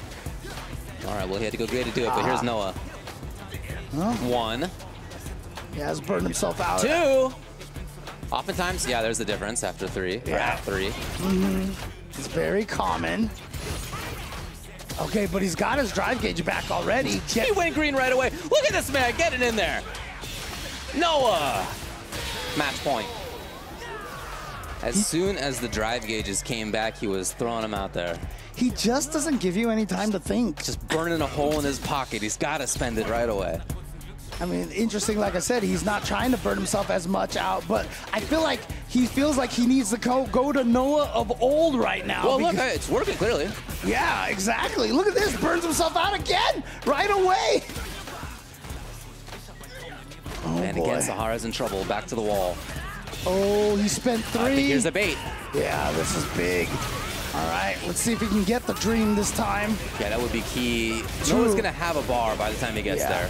He just got the double bounce. He's not gonna have the super optimal version. Yeah, that's but all right. You have to deal with that mix-up when you don't have the drive. Oh, again! You can't drive impact Noah. No DP. Wow, Noah turning it on. Sahara spending it. Just wake up drive right rush. away. Wake up drive rush, and now you go. He tried to. Oh, he's the buttons that are coming out of him without much from Sahara. Oh, but he's got Finally, Dragon Punch comes out. We're down to the last round for both. Noah burned himself out, so he felt like he had to try to jump in and sneak in case he was trying to chip him to death. Yeah. Had the DP ready to go. Here we go. Final game, final round. The check. Sahara in. No, denied. Ooh, what a backdash. Oh, he baited it. He baited it. This is going to hurt. And he is going to go for the level 2 and just get the combo as much damage as he can get here. Is it enough? Almost a safe jump. Parry. No, that's blocked. Okay. Step 1. Okay, maybe step 2. Sahara. Are you in trouble? Here comes Noah. No, EXDP's gonna seal the deal for Sahara. He did. Would you Dragon Punch for $1 million? Not $1 million on the line, but it's that same kind of feeling. Wow. And you could tell at moments he did seem that his in-game body language was that of a frazzled player. But towards the end, to have the wherewithal to do EXDP in some really key moments, and just as importantly, to block, as Noah did wake up super a couple of times. Those were really 2 of, maybe I guess 4 really, of the biggest interactions in this matchup. Yeah, and like you said, I mean, as frazzled as it did seem occasionally, it really did feel like he had a lot more control over himself by the last game there. Agreed. Yeah. Oh, man. That one right there. Such a key moment. I mean, it's a tough one right there because, you know, that's, again, would you DP for $1 million kind of a situation? Yeah. Noah would. But, no mystery about that answer. But, you know, when you have that kind of a life lead in that situation right there, it's like you can, you know, you're going to, if you win with that DP, but if you're wrong, you will lose that whole round. You know, even with that much of a life lead, I don't know if it was necessarily worth it, but that might be the reason why he did it, because you would think that no one would do that in that situation. So yeah, I would not second guess him in a situation like that, because he's had such success with a style that really depends on the opponent being flustered. And we talked about it yesterday. You know, he's so good at reading those situations, and that was one of the rare moments where he just had the wrong read, including also trying to go for that last meaty. And we had the wake up from Sahara. So Sahara is going to advance forward. Shout out to Sahara. Yeah, exactly right. And we're going to find one last player getting in there. We had one U.S. player fail to make it in there. Riddles made it in there. And then, North American player, I should say. It's all right. But Noah the Prodigy didn't make it, but can Nephew do it? Or will Broski and his Aki play spoiler to Liquid's Nephew? A couple of real fun players to watch. Broski had to get past Taguchi, and he did. 2-0. Very convincingly. To get into this top 16. Very convincingly, yeah. And even before that, the pool that Broski made it through was a pool that had Punk and Nassim Claw and Daigo. And Broski had to beat Daigo. Nassim Claw beat Punk on the way into winners finals, but Broski beat Nassim Claw there as well. Yeah. So he's had a tough road, as pretty much everybody. But that one in particular, man, that's a gnarly pool. It's really interesting, too, because the Aki hasn't been having the kind of success that, you know, a lot of people would believe that she's capable of. But Broski right here trying to make Aki represented in Capcom Cup right now. See the She's thumbs. definitely a good character. I don't think there's a bad character in the game. No, but I mean, I right? think she's like quite a good character. Oh yeah, for sure, for sure. But weird Is that enough. Yipes back there? Yeah, it is Difficult Yipes. enough. Yeah, I think you're right. Yeah, he shouts Yipes. Let's Difficult go. enough to use that you're not going to bandwagon onto Aki. Like the Aki players are Aki players. I guess one of them is part-time Honda player as well. Although Hikaru did not make it to this tournament. He signed up, but ended up not being able to come. Right. But yeah, in general, Aki players are Aki players. Yeah, same with Goichi, I think. He signed up, but he fell ill before he was able to travel here. So shout outs to Goichi if you're watching this. Hope you are feeling much better. Thanks for watching it in English, buddy. But yeah, Nephew obviously always seems to show up at these big tournaments here. Qualified to Capcom Cup last year by getting second place at the Singapore Major, I think it was. Two of the best competitors / content creators that we have in the Street Fighter scene. Yes. All right. Again, expecting the jury versus Aki. No reason to believe otherwise. That's my favorite Aki color. Good work. The red one? Yeah. No way. It's a big surprise, right? Uh-huh. My favorite one's the blue one. No, just kidding. come on. Actually, one of my favorite Aki costumes is that special one they made that's the Shinko color of costume 1. Yeah, it's actually really sick. All right, crouching heavy kick, anti-air. And then gets the back throw. And now Poison, just gonna lose a little bit of health there, but finds his way in. Was that really on reaction by Nephew? I wonder. It was close to looking like it. Right. If that's something he can get on reaction consistently, that's going to be really tough for Broski to handle. Oh, we got the cross cut right there. Oh, what a perfect even on parry. that. Yeah, nicely done. Expecting Jury to go with that jumping heavy. Wow. Okay, anything you can do, I can do better. Now to punish counter throw. Baits out with the whiff light to stop himself short.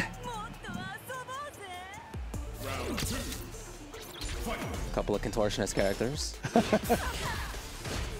To, you know, femme fatales, as you would like to call them. So, as people would like to call them. Not you specifically. All right, Nephew, you're in. Broski back to the wall. Got supers on deck. Oof, look at all that drive gauge damage that's happening here. And so that gives him the ability to go for a drive cancel too, because he still has more drive gauge, but Broski's gonna get out here. Yep, very plus of the Okay, he's got 3. Oh man, he's gonna run it all the way through. That was sick. Nice. And that should be game here for Nephew. Oh, no. Not quite. Oh, I think he's over it. Yeah, wow. Okay. All right, all right.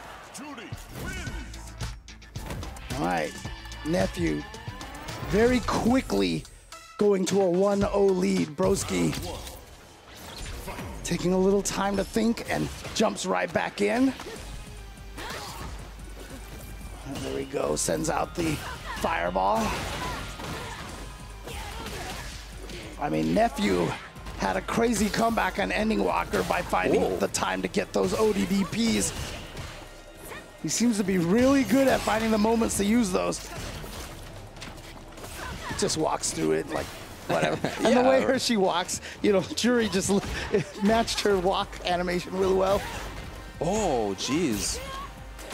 Well, here's Nephew now, after having taken a risk. Speaking of risks, Broski's out of there. Yeah, good call on that one. Look at these perfect parries from Nephew.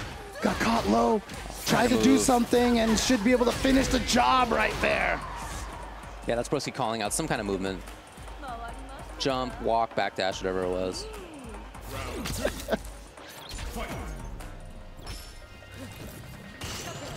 Again. Okay, all right, Nephew. Bam!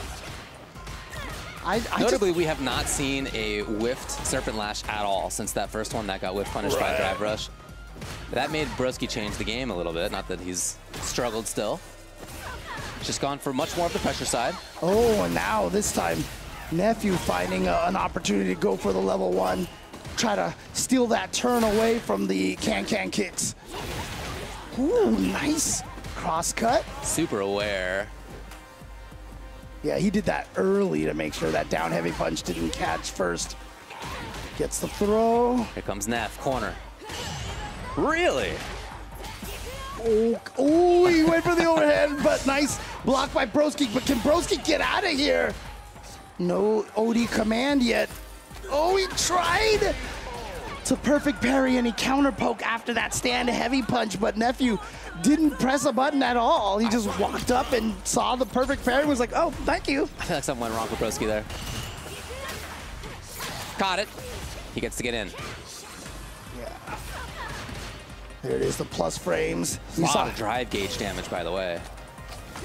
I'm gonna get him. Nephew right back in the corner. Broski now goes for the command throw, but a jump from Nephew is gonna get the side switch, and he's gonna go for the level 3. Wants to put Broski at only 1.5 blocks of drive gauge here.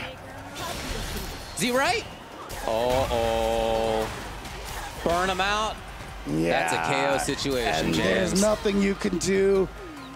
And this is a tough one here. Can Nephew kill off of this? No, surely there was a kill route. Feel like it. Maybe not. He's the expert, but here comes Broski with the chance. Yeah, he had all that drive gauge. Oh, but the check with the sword normal. Crouching medium punch from Jury. Finding its mark, and Nephew is going to advance forward 2-0 over Broski. So that's in winner's side. Kings Vega versus Riddles. Sahara versus Nephew in top 8. 2 Japanese players then. So, you know, like I said, we've had a 2 good... Japan, 2 NA. We've had a good variety of countries here, but, you know, we are narrowing it down a little bit. Oh, there you go, taking a look back at things. I really like the little setup that Nephew went for before. Not a brand new idea, of course, but doing the jump into heavy as a way to be safe against wake-up supers and also pressure still. And again, something went wrong there for Broski in that little corner situation for sure. Not what he was hoping for. Oh, and it was the catch. perfect. It was the perfect parry again. It was the perfect parry again. And I really want to ask Nephew one of these days, how much time have you spent in training mode perfect parrying every projectile in the game? Because that was so consistent. Yeah. That was crazy. So, yeah, so that means a Nephew is going to be moving on. And, you know, one of the best ways to move is on a Suzuki motorcycle, honestly. So, yeah, shout outs to Suzuki being a proud sponsor of the Capcom Pro Tour.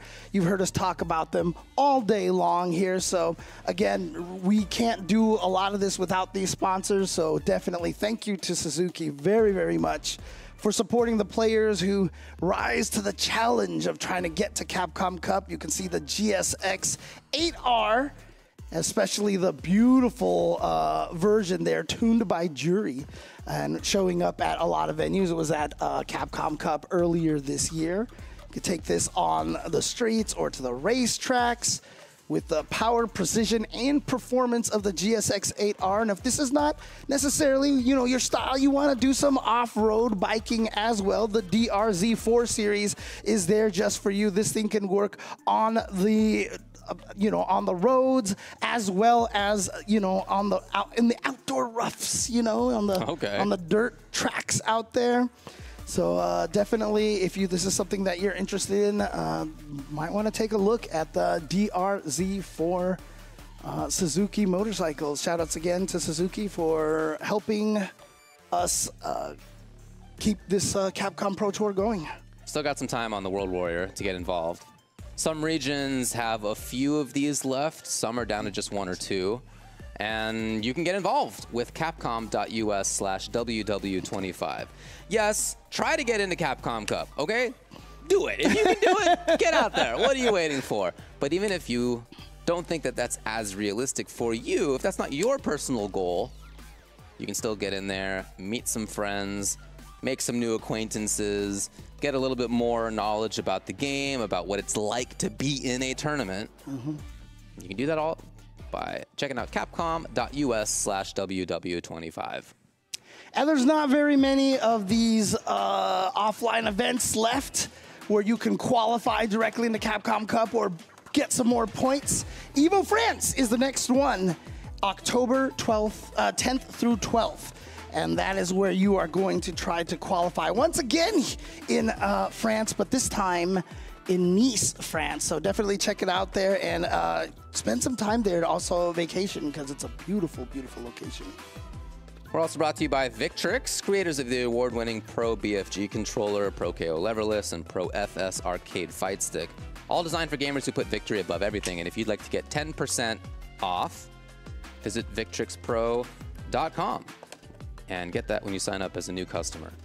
And I have just started adding a brand new button to this controller over here. And again, you can just see the live remix? Yeah, I mean, honestly, this is so easy to do. Yeah, you just do this, you put that in there, you can put this cover back over here, pop the cover back on, lock like this. Okay.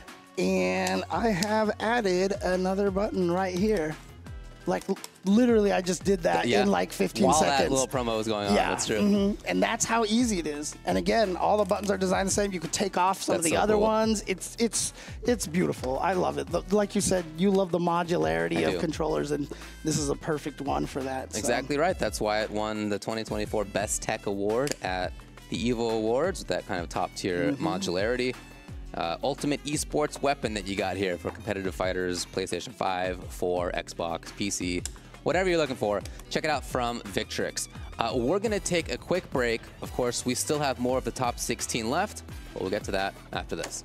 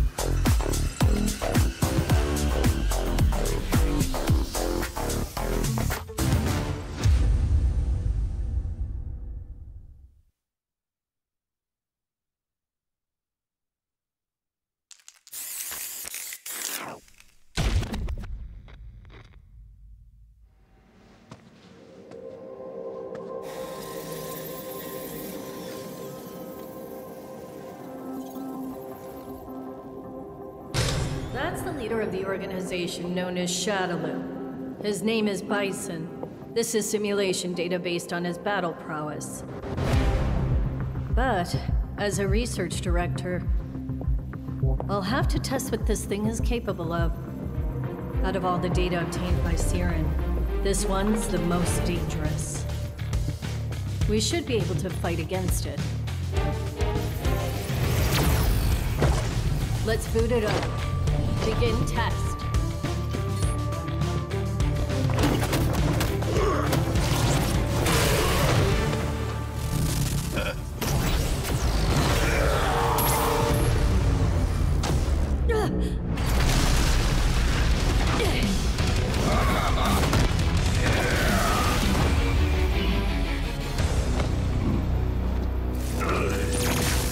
Nice work.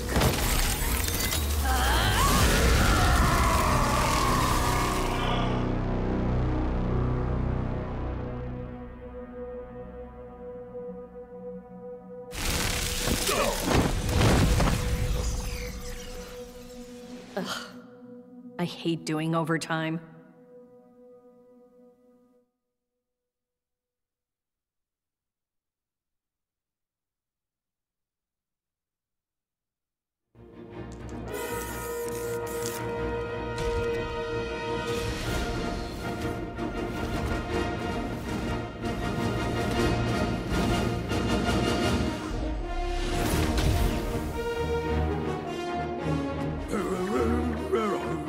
Witness the abyss before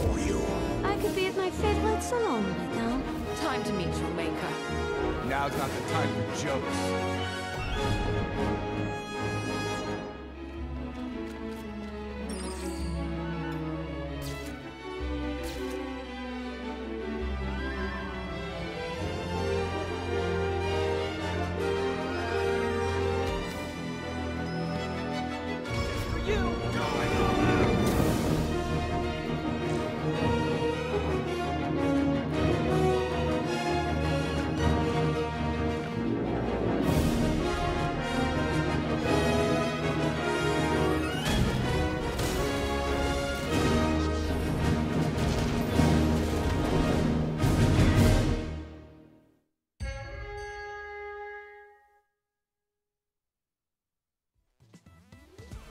Alrighty, welcome back everybody as we're getting loaded into the next match here for UFA. We got Armper and we got Dual Kevin. Of course, we're on loser's side now.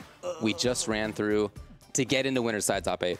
Now, this is not yet to get into loser's side top 8. This is the beginning of top 16 losers. So the winner of this will play against Broski to then get into loser's side top 8. Yep, and Armper, one of the players still going with the Ken.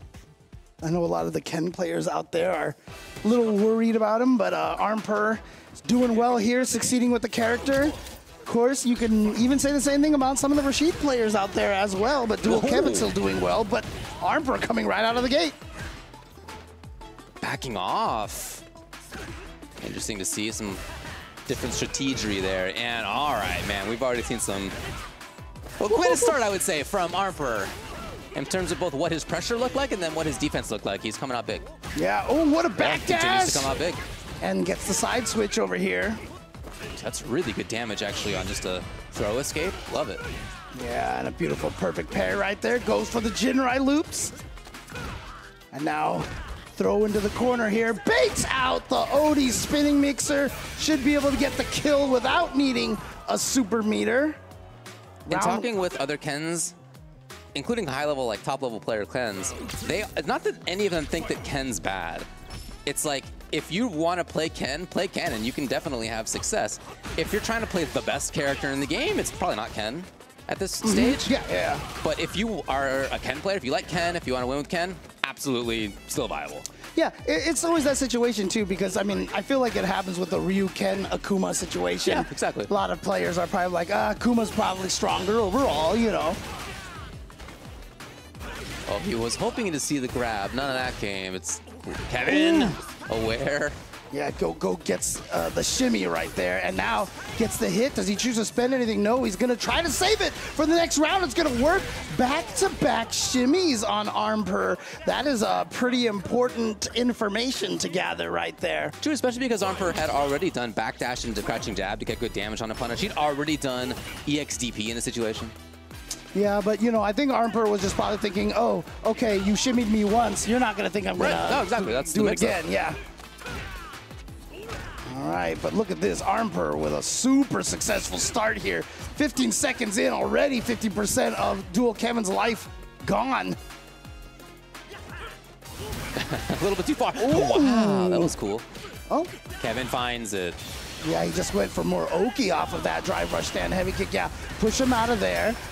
Gonna be able to get that, but the tornado is still there, and he could still power up, but he doesn't need to use it right there. Just a medium spinning mixer. The trade combos. Okay. Obviously doesn't have as much resources, wants to save the resource for another potentially SAR. Gets the throw here, he's almost there. He's got it, and back up. No, he can't safely do it. Yeah. Good on Armper's side that he kind of walked up to him, but he blocked right there. Yeah, not going to be able to get in, and now you got to deal with this. Oh, he was almost there. Kick it. Oh, really? Okay. Oh, he's going to go all the way through. Kill. Armper staving off the Asar to take game number 1.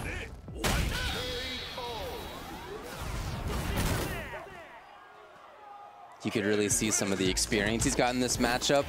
Of course, the player he had to beat to get into the top 16, fellow countryman, Korean wrestling man, plays Rashid, and they've played together a billion times. True. Had the exact timing of the Asar fading away, ready to go. He definitely knew what was up, yeah. Whoa, what is... He's doing the faces himself. He doesn't need it in the game.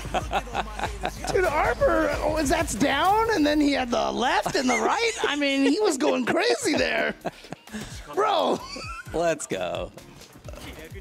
You gotta get your head in the game, literally. God, I love offline, man. That's the best. Caught on the way through, down jab check. All right, drive rush into the throw. Now backing off, yeah. Oh. Dangerous little opportunity. Yeah, I mean, the one advantage that, you know, Ken will have over at least, say, a Ryu is range of normals can keep up a lot with, you know, what Dual Kevin wants to do. We talked about how he likes to play that careful neutral, but Ken can definitely find a lot of ways to disrupt that. Ooh. Another check comes. Another chance for Oki. It's pretty light, actually. Oh, that's a counter hit, so he's going to be able to combo off that using the OD Eagle Spike to get to the other side. And then very patient Kevin was just really waiting for the button. Yeah, and again, waiting for the button. He wanted it! It was down strong, maybe? Did he try to do strong mixer or maybe even EX mixer, depending on what buttons he likes to use for EX? Yeah, I mean, EX mixer would have been the only choice there. The regular spinning mixer probably would have been too late and just ate that jump attack. Oh, there's the whiff punish and the side switch. Good awareness to know that that was exactly the route. Wow, he pressed the button. You see the counter hit there. Another backdash expecting the throw. Gets the hit, the side switch. Doesn't go for the DP because he wants the Oki. And he's got the corner now. Look at this. Just swinging away with that standing. I think he missed his own DP. Yeah. Okay. Key moment here in the corner. Armper with match point. Dual Kevin still stuck. He's gonna make him pay. That's not gonna be the animation, it's but he's gonna be able to damage, get dude. Oh my God. a lot of juggle. Dual Kevin waking up with buttons. He needs more. Parry to stay alive. Isar just to push him out. Yeah, if nothing else, just to get out of the corner. Yeah. Just to be a little safer. Good block. Oh, and then just a little mini shimmy into the throw right there. And Armper is gonna move forward. Dual Kevin has been eliminated from UFA. And unfortunately, he's still gonna be chasing that Capcom Cup spot. He is gonna get more points. He is in that top 8 of points right now, but it isn't not going to be a lot of points for him. This first game, the way it began, I really liked some of what we saw from Kevin, and yet as it went on, especially we saw Armper parrying, perfect timings, checking stuff like pressure around the whirlwind with perfect timings. Oh, yeah. Again, like some normal came out. It looked like crouch medium punch. Yeah, I think so too, yeah. But we always have to remember Ken. It was always you know, we joke about Luke's jump heavy punch and heavy kick as being dive kicks, but Ken's jump heavy punch was kind of right there with it for the whole time. So, you know, kind of has a dive kick of his own, and so it just ate up that crouching medium punch from Rashid. So in the next round, it's going to be Armper versus Broski, as I mentioned. That'll be the 2 qualify for top 8 loser side. We move on to the next one here in top 16. Armper is like, I left something up here. Thank you. Okay, see you later. Bye. Kills you, as you could see, on the left side of the stage. French player, the sole remaining French player here in Paris, France. And Kyuki on the other side, the sole remaining Brazilian player. Okay. It's going to be that JP, but Kills You's been running that Mai. Yeah, Kyuki has a Mai as well, something we see in the Brazilian World Warriors. But it's been JP as far as what I know. I guess yesterday when we watched her, maybe it was Mai at one point. Yeah, I'm curious to see how it's going to go. I mean, sometimes even if you do have a Mai, like, there are players out there who just loathe mirror matches, you know, and will, you know, just pick a different character just so they don't have to deal with that mirror match. Although she went into JP versus JP in the match right before that's right. this. That's true. That's right. Yeah, I forgot about that. So she already did play the mirror match, so definitely. Yeah, that was versus Ryusei, and she won it 2-0. Yeah, so definitely not opposed to that. So not opposed to that. Could bring the Mai against the Mai. It's a question of whatever she thinks is the best matchup for her coming in here. For Kills You, I'm just expecting Mai. Of course, in the past, he's used a couple of other strong characters, Jury, Cammy, that kind of stuff. But here, it's been Mai the whole tournament as far as I've seen. Yeah, it's interesting because we've talked about, you know, pick the character that is most comfortable to you, not necessarily picking the top tier. Yeah. But there are players like Kills You, like famously like Amago, you know, who are just so good at jumping characters depending on how strong they are. You know, we'll see them just continually going to the strongest characters. NL, another one, a player who can jump between those characters very, very quickly. And so, you know, there are...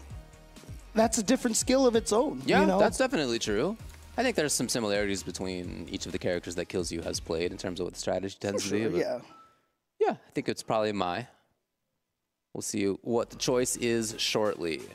Yeah, well, Mai is definitely considered largely by the entire community as, you know, the strongest character in the game. Some people don't put her at the very top, but she's always like in the top 3. Yeah. Yeah, it'd be very interesting to see why anybody thought otherwise. I mean, I've seen some, I remember right after Capcom Cup, you know, before the full Season 3 patch came out, a lot of people had like JP up there, and that was, you know, Kakeru, of course, winning Capcom Cup, affecting that. Some people, of course, have thought JP was amazing the whole time, right? Yeah, exactly. Some people. I think there's one maybe in this building maybe somewhere, in this too. very building. Yeah. Maybe the weekend that Kakeru won Capcom Cup was on video saying, I think JP actually is like one of the best characters in the game before that actually happened. Anyway. Man. Yeah, a couple of the best characters in the game anyway. Yeah, I mean, I know, you know, some people, you know, prefer not to dwell too much on tiering and stuff like that. But for me, it's a fascinating topic. I like talking about it. I don't take it seriously. I don't gospel it or anything like that. Except, you know, I'll always be on record saying that I think Blanca is still super, super good. And I still think he's one of the strongest characters in the game. But, you know. Oh, man. Yeah, I just don't want to get into the little nitty gritty of like who's the 4th best or who's the 8th best. Well, like numbers like that are very silly to talk about in my opinion. But can you say, I think this character is one of the best. This character is the tier right after that? Yeah. For me, that's as far as I'm willing to go, and I say that all the time. And honestly, you know, for all like the pro players out there. JP. Okay. But, you know, talking to other pro players, everyone's going to have different experiences. Honestly, like since partway through Season 1, I've said that your top 10 list, you're probably right. You know, because it's so hard to say now.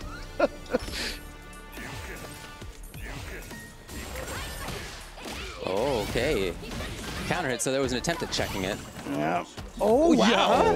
Okay. Gets the punish counter on that, I think off of the perfect parry. Yeah, basically just telling Kills You, look, I've been here. Right. I know what this character's up to. Again. Turning perfect. Oh, the punish. But then a little... Okay, here we go. Look at the drive gauge. Yeah, gets the burnout. Is he going to go for the drive impact? No, just going for chip at this point. Yeah, tons of harassment and chip. And then finally sneaks in the drive impact. Going to get some good damage off of this. Maybe to kill. Okay. Yeah, oh, the classic setup there in the corner. You think he might go for a throw, but instead it's a teleport, and so death comes from above. Got a very scary situation in those corner. Yeah, it seemed like Kills You kind of knew that a jump was coming. He saw him walking around at a specific spot right before that. It's a good read. He's got the corner. The delayed drive rush right there. Gets the hit. Activates the level 1. Charges up, but Kyuki getting the space. Calling out the movement. Kills You blocks well. Oh. To the other side, and that's a problem. That means Kyuki's out of the corner. And now look at that. The OD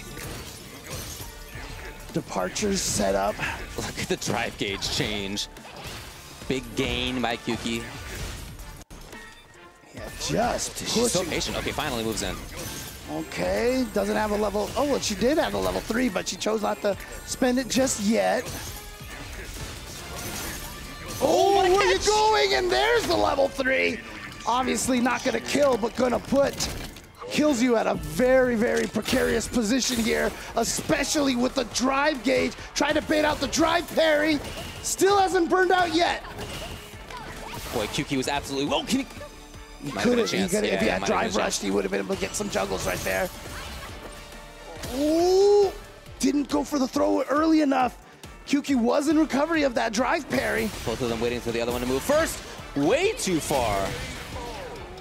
And kills you with the whiff punish to take the round. Oof. That was looking dangerous there for Killzyu. Thought Kyuki was definitely going to get that round and go up 1-0, but wow, just jumped right away and crouching heavy punch, finding its mark. Ooh.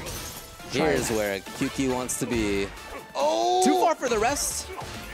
And so walks up a little bit more. You very rarely see that crouching medium punch being too far away. Yeah. Ooh, counter hit. Killzyu try to press a button. No! That was definitely not what Kyuki was going for. A good block on the overhead ghost, but then press the button, just got caught by the standing heavy kick. Taking up a lot of time. Some drive gauge. Oh yeah, gonna use that meter to get in with that OD fan, but see, with the lack of success, that just means Killzyu is very low in drive gauge and has to basically kill some time. Wrong direction with that perfect parry, and now that time for Killzyu. What? Okay. Correct direction, and you know what? Kyuki has the level 2. Is she gonna go for that, or can she build the level 3? Just shy. But the, oh no. The way to kill right there. Completely neutral on the stick. Let the ghost do all the work. Oh, yeah, no. that was sick. Was just a pixel away from sealing the deal right earlier, but then that level 2, it recovers so fast once you do it. Oh boy, a perfect parry right away on that drive rush light. Now charging in herself. There's the crouching heavy punch, goes into the setup with the OD departure. And look at this, Kyuki just pushing Killzyu all the way into the corner. Excellent defense. Yeah, and like I said, this is one of the best ways to fight Mize. If you can survive those OD fan situations, he is very starved for that drive gauge. But this is a great start here for Killzyu, who's going to get that power up. Yep. Woo. Punish counter. Well, I'm not sure what he was going for there. Maybe a throw. Ooh, the wrong direction. Finally with overhead does work. Yeah, Kyuki tried to go for that perfect parry, but maybe suspected a drive rush crouching light kick.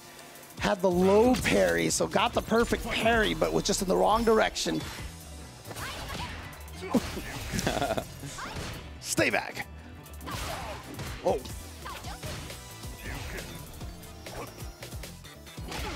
Oh, wow. Just reach out and bonk someone on the head. It was the moment when fan. Kyuki was not bringing out big normals, so nice job to Killzyu to call it. Now back to another situation where Kyuki's got the range, moves in. Oh, you saw the parry, so that was a punish counter throw. Lots of damage on that one. Counter hit, and close enough to be able to get the hit confirmed. And so Kyuki trying to take the life lead here with the level 3, but Killzyu almost at a level 3 himself and has that level 2. Oh, that's gonna be a burnout. Not quite enough to kill yet. So cautious. Was there a button? No. Oh, was that worth the risk right there? That means he's coming into the last round with no super meter. That's true. If you're gonna take that risk, I think he's right to take the risk that would have won him the game. Yes, absolutely. But it is an expensive one.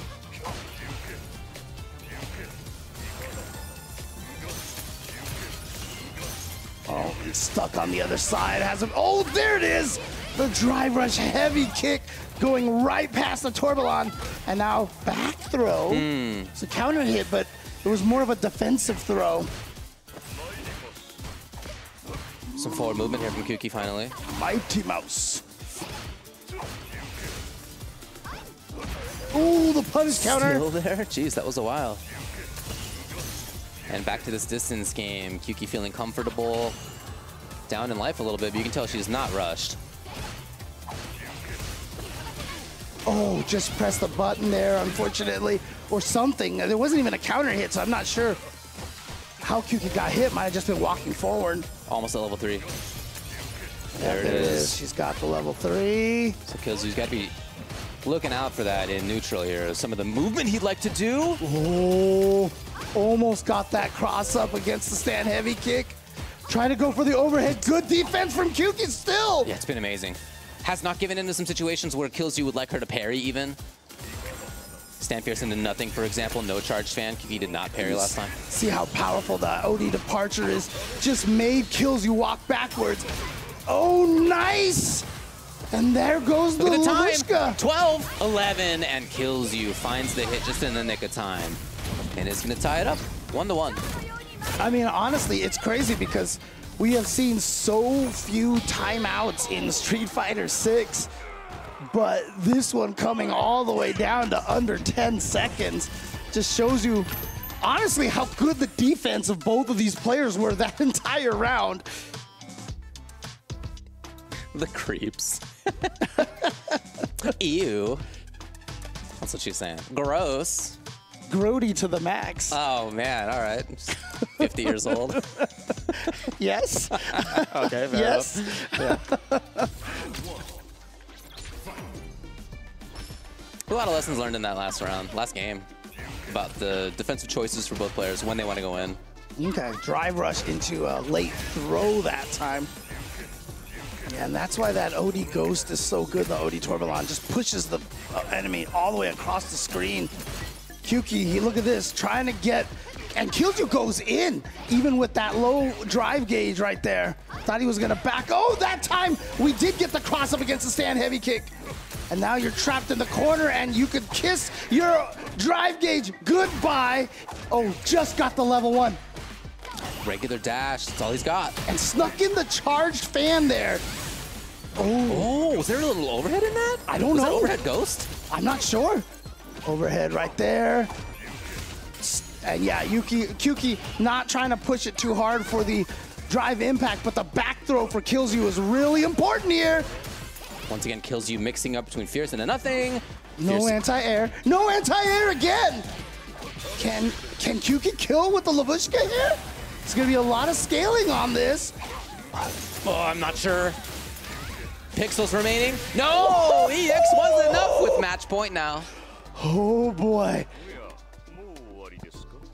All right, Kyuki poised to send the last remaining French player out of the tournament and keep Brazil's hope alive, and that perfect parry is gonna be a great help for that. Woo! Taking some space. We've seen her stay away a lot.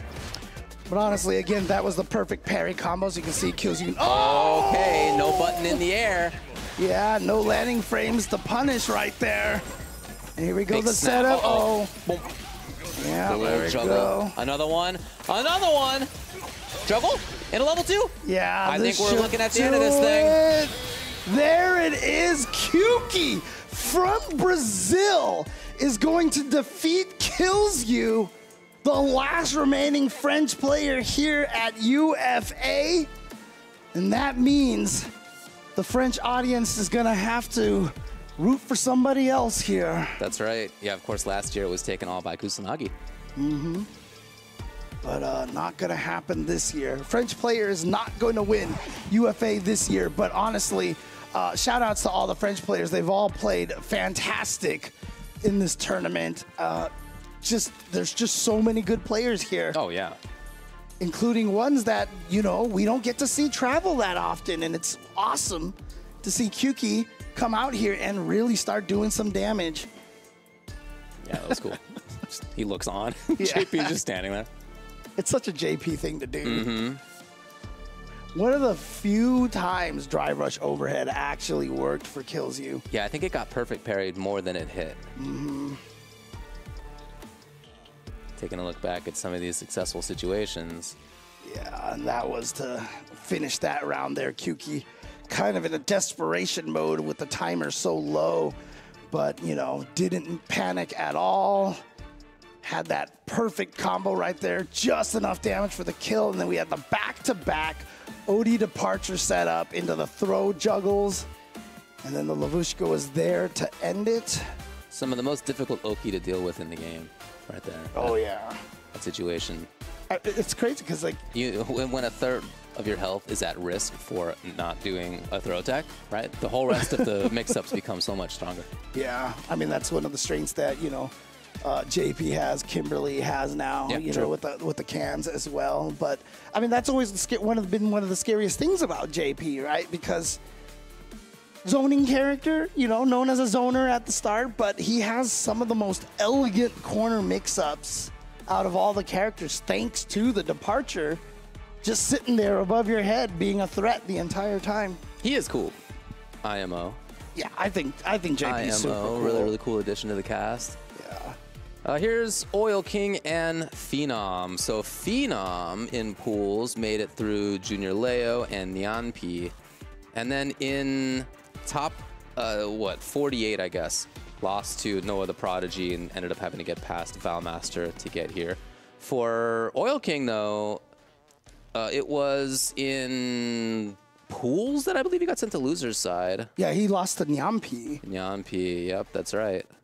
And Phenom is... Yeah, so this could have been a pools winners finals match, but because Oil King lost to Nyanpi, it wasn't. So Oil King then had to make it past Junior Leo in pools to get through, and yeah, has been fighting ever since, past Alphen, past Moke, and then past KOG.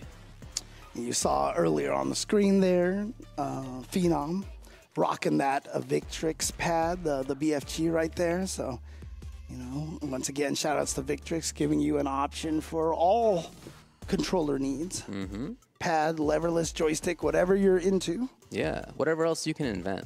That's right. Come on, man. There's got to be a fourth option.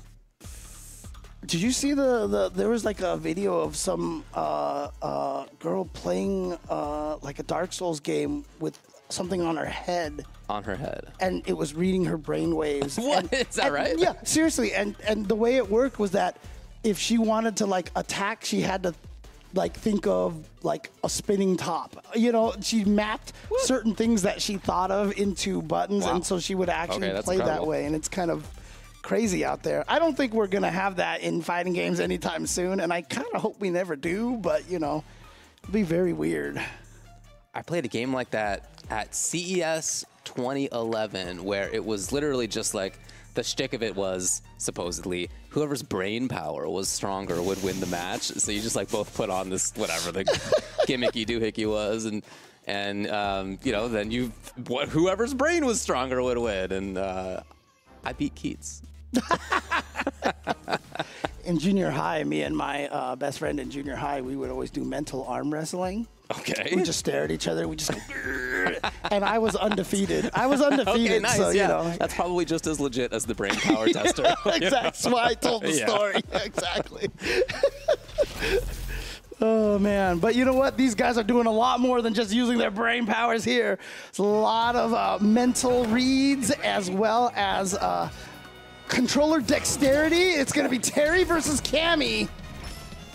Oil King versus Phenom. Nice check. That dagger normal, the Cammy standing light punch. Mm-hmm. Some brave walking forward there from Phenom. Missed it, however. Got lucky. Oil King missed it too. Very odd thing to come out there. Maybe he was trying to go for the rising tackle, but just came out with a burn knuckle. Definitely not what he was looking for. Yeah. Stuck in the corner in part as a result. Look at these spacings. Yeah, beautiful aim. Right on the shoe. And now the throw gets the shimmy and is going to get the round. So Phenom, who just finished third place at EVO. Third or fourth, or it was one of those two, but got very, very high placing at EVO. It was fourth because Mickey got third. That's right, yeah. Oh, the crouching medium kick finds its mark into the dry brush cancel. Oh, too late. Too late. He had whipped a button there, and so he couldn't get the DP out in time, especially because Oil King did not press any buttons in the air. But a whip punish. He's gonna try it. Yeah, he's not even gonna go for the side switch because he knows that this combo will kill Phenom. Game number 1. Other than that one really nice little corner situation Oil King had where he was able to dump out a bunch of damage without spending super and without even going gray. Yeah, all Phenom. Ooh, character select. Oh, yeah. I just heard Terry again. Yeah. Okay. Actually, I think it was, oh no, it was Oil King who went to character select, okay. Yeah, he's got to think about it a little bit. He got run over. He was at exactly the spot that Phenom did dive kick at, I don't know, 3 times. He tried to drive rush in and it got checked instantly with stand jab. He got mixed up a bunch of times. So there's a lot to think about how to reapproach this. Yeah. When it's on, it's on. Dislikes everything when she's grumpy. Is that what it is? Okay, that's cute. It says everything, parentheses, when she's grumpy. Don't make me like Cammy, James. She likes cats. She's got a funny little quote there. Come on. I mean, shout outs to the World Tour. They gave a lot of these characters really fun personalities. Yeah, they did, honestly. So, all right, goes for that meaty burn knuckle off of the quick burn. Hey. Ooh, and now this time the shimmy working for Oil King. Oh, good block. Knew that meaty overhead setup. Gets the DP. Obviously, no more side switch. Oil King. Oh. Anything. We'll do it. What a jump timing. It was a perfect moment. Phenom now 2 hits from taking this thing. Oh, Here's and one. the burnout as well. If he sneaks in a drive impact, okay, this time he had the time to get that DP. Oil King pumping it.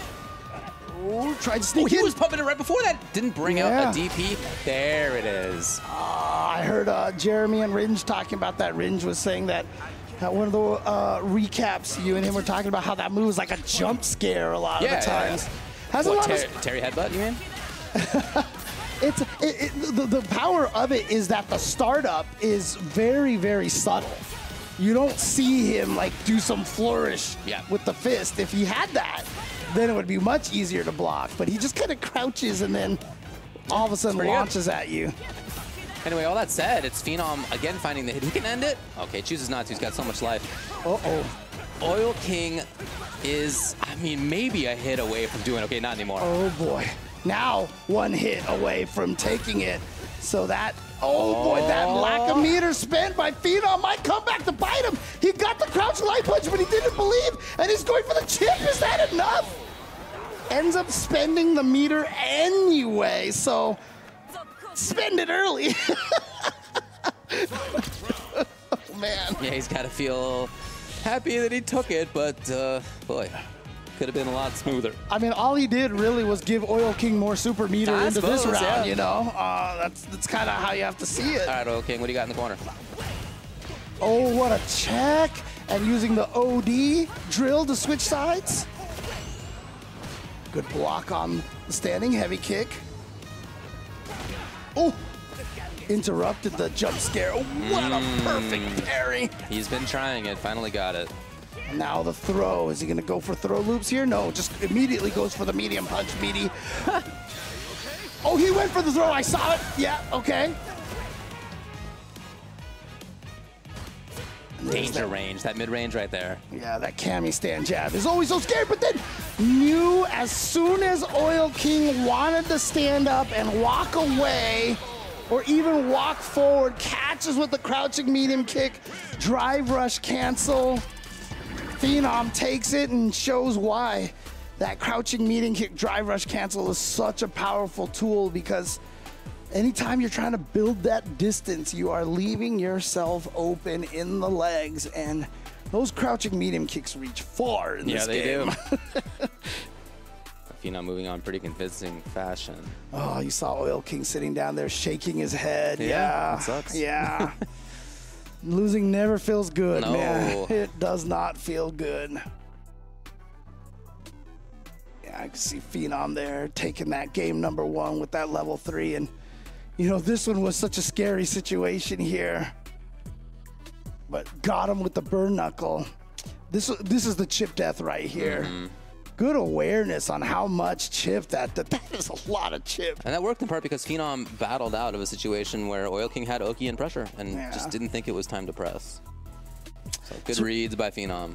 Yeah, I mean, I do miss the, like, in the old Street Fighter 2 games, and sorry, I'm being the old man again, But, you know, the way that chip damage worked is after it got to a low enough amount, it would never do more than a pixel. And so, you know, the chip death was never felt as bad. You know what I mean? Because it always was like, it never felt as bad.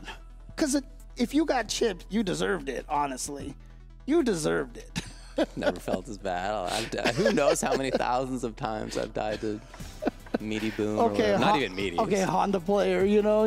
Like you haven't also died to chip damage a million times? Yeah, but I've also killed a lot of people with chip damage. Sure, me too, obviously, as a Honda player. Yeah. Oh, man. All right, the next one, still obviously in loser's side. Ending Walker and Higuchi. Oh, boy. Ending Walker does not look amused at all right now. Yeah, it could be lock-in time. We'll see. He will, whichever one wins, will play against Juicy Joe to make it into top 8. By the way, Phenom will play against Blaz to make it into top 8. Oh my. The battle of the Phenoms? Yeah, basically. I mean, we already had... this match is, you could say the same thing, to be honest. Two players who were in that same boat. Phenom go against Prodigy earlier, too. True. So, you know, got a lot of Phenoms, got a lot of Prodigies here. Yeah, for sure. And, I mean, at this point, of course, Ending Walker has been around for years. Higuchi's been around for years. But when they first burst onto the scene, they were young players. When are we going to get a player who names himself Wunderkind? You know, the Wonder Kid. Yeah, but, I mean, what if then you're like 5 years later and you're stuck with that name forever? 20 years later, you're the... Xiaohai is still the kid. That's true, actually, yeah. Xiaohai is still the kid. Yeah, that's a good And point. you know what? Just the Kid changed himself to Jack. So, you know, he tried to do that. So, there you go. But, yeah, Xiaohai has been the kid for a very, very long time here. Even in his winning speeches where he talks about how old he is, you know, and I'm doing the air quotes here. Oh, man. Ending Walker.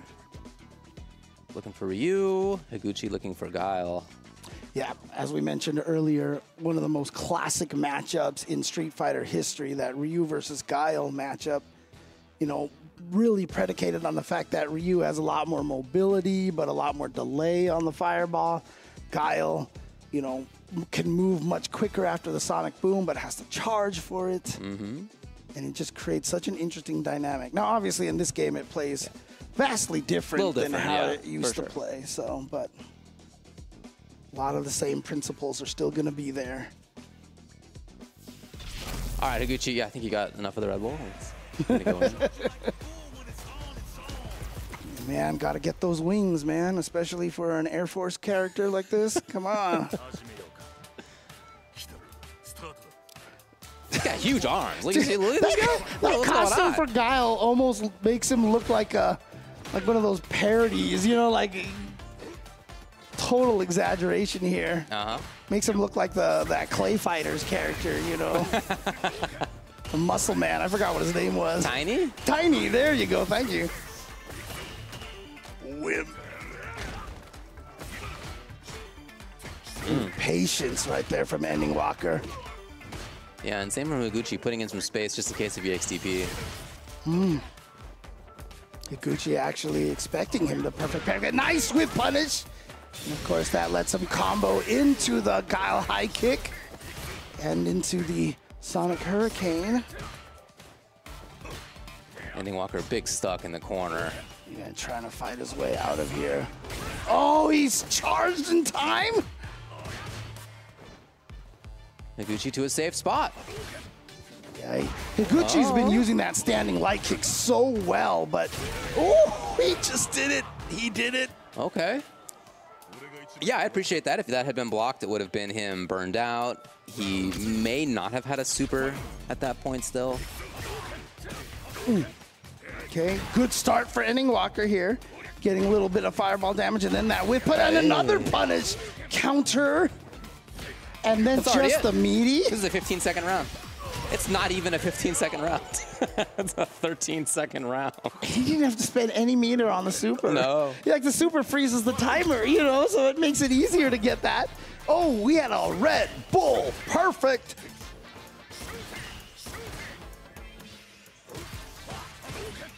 Ooh, upside down kick. Having that extra range. It's always nice to have. Jump away from the throw, but unable to punish. But he got the counter hit. is able to confirm by seeing Guile start an attack. The wake of Sonic Hurricane gonna get Higuchi out of this predicament here. Yeah, and same with that. Now, pretty safe against corner stuff. Well, maybe not for long if Ending Walker forces the issue.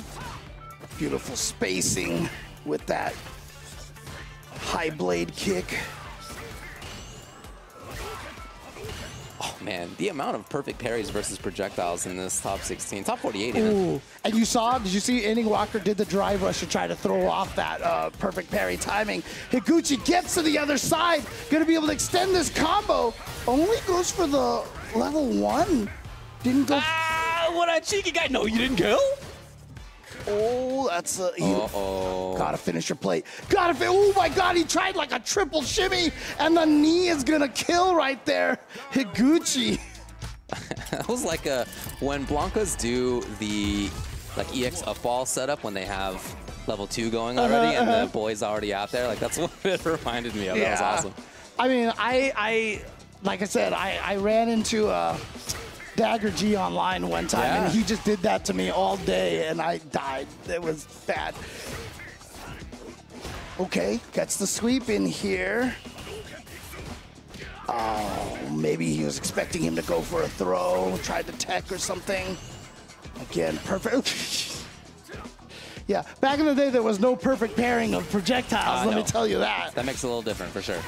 Nice. Close enough for the punish. No longer. Yeah, spent that Denjin right there. Ooh. Oh, again, the perfect parry.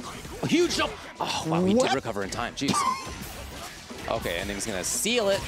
That almost felt glitchy how fast he recovered on that fireball. But it's going to work out. Ending Walker taking round number 1 here. I mean, this match has just been a showcase of like some skill right here. I mean, the perfect parries and the confirms and the frame traps right there. Oh, big stuff. Over. He's in there for pressure even still. Higuchi gets got. EX. It's still a perfect. Red Bull. Perfect.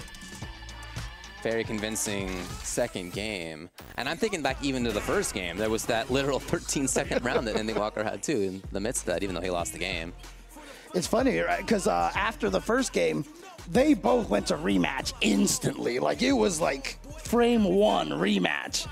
And now Higuchi going to the character select, giving himself some time to think here. I've been doing this for years. What's your favorite line? I don't know. Actually, I never thought about so that. Many to choose from, huh? What's your favorite line? What Heroic as a tiger is. Heroic as a tiger is? Heroic as a tiger is.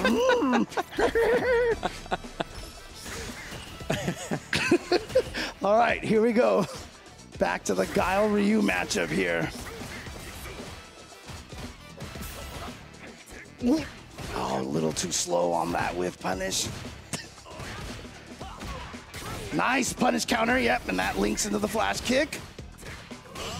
Oh, wow. What? It's pretty rare that you see that. I know, you've never seen Guile use that target combo. Yeah. But yeah, Ending had it. Ooh. Yeah, pretty common that you can trade there. It's usually just 0. 0, yeah. Both of them want that turn. You just have to be careful of one guy getting cheeky and going for the perfect parry in that situation. Oh man, that big battle. Here comes a chance finally. No, he'll just power up. Yeah. And again, it's nice that you don't have to spend it on every projectile. There it is. Oh, he almost had that whiff punish. That's a trade. Oh, he got over in the punish counter, and it burned the Ending Walker out. That slow shield. No, he's ready. All right, but he doesn't have early it. enough. Yeah, he's still gonna get caught.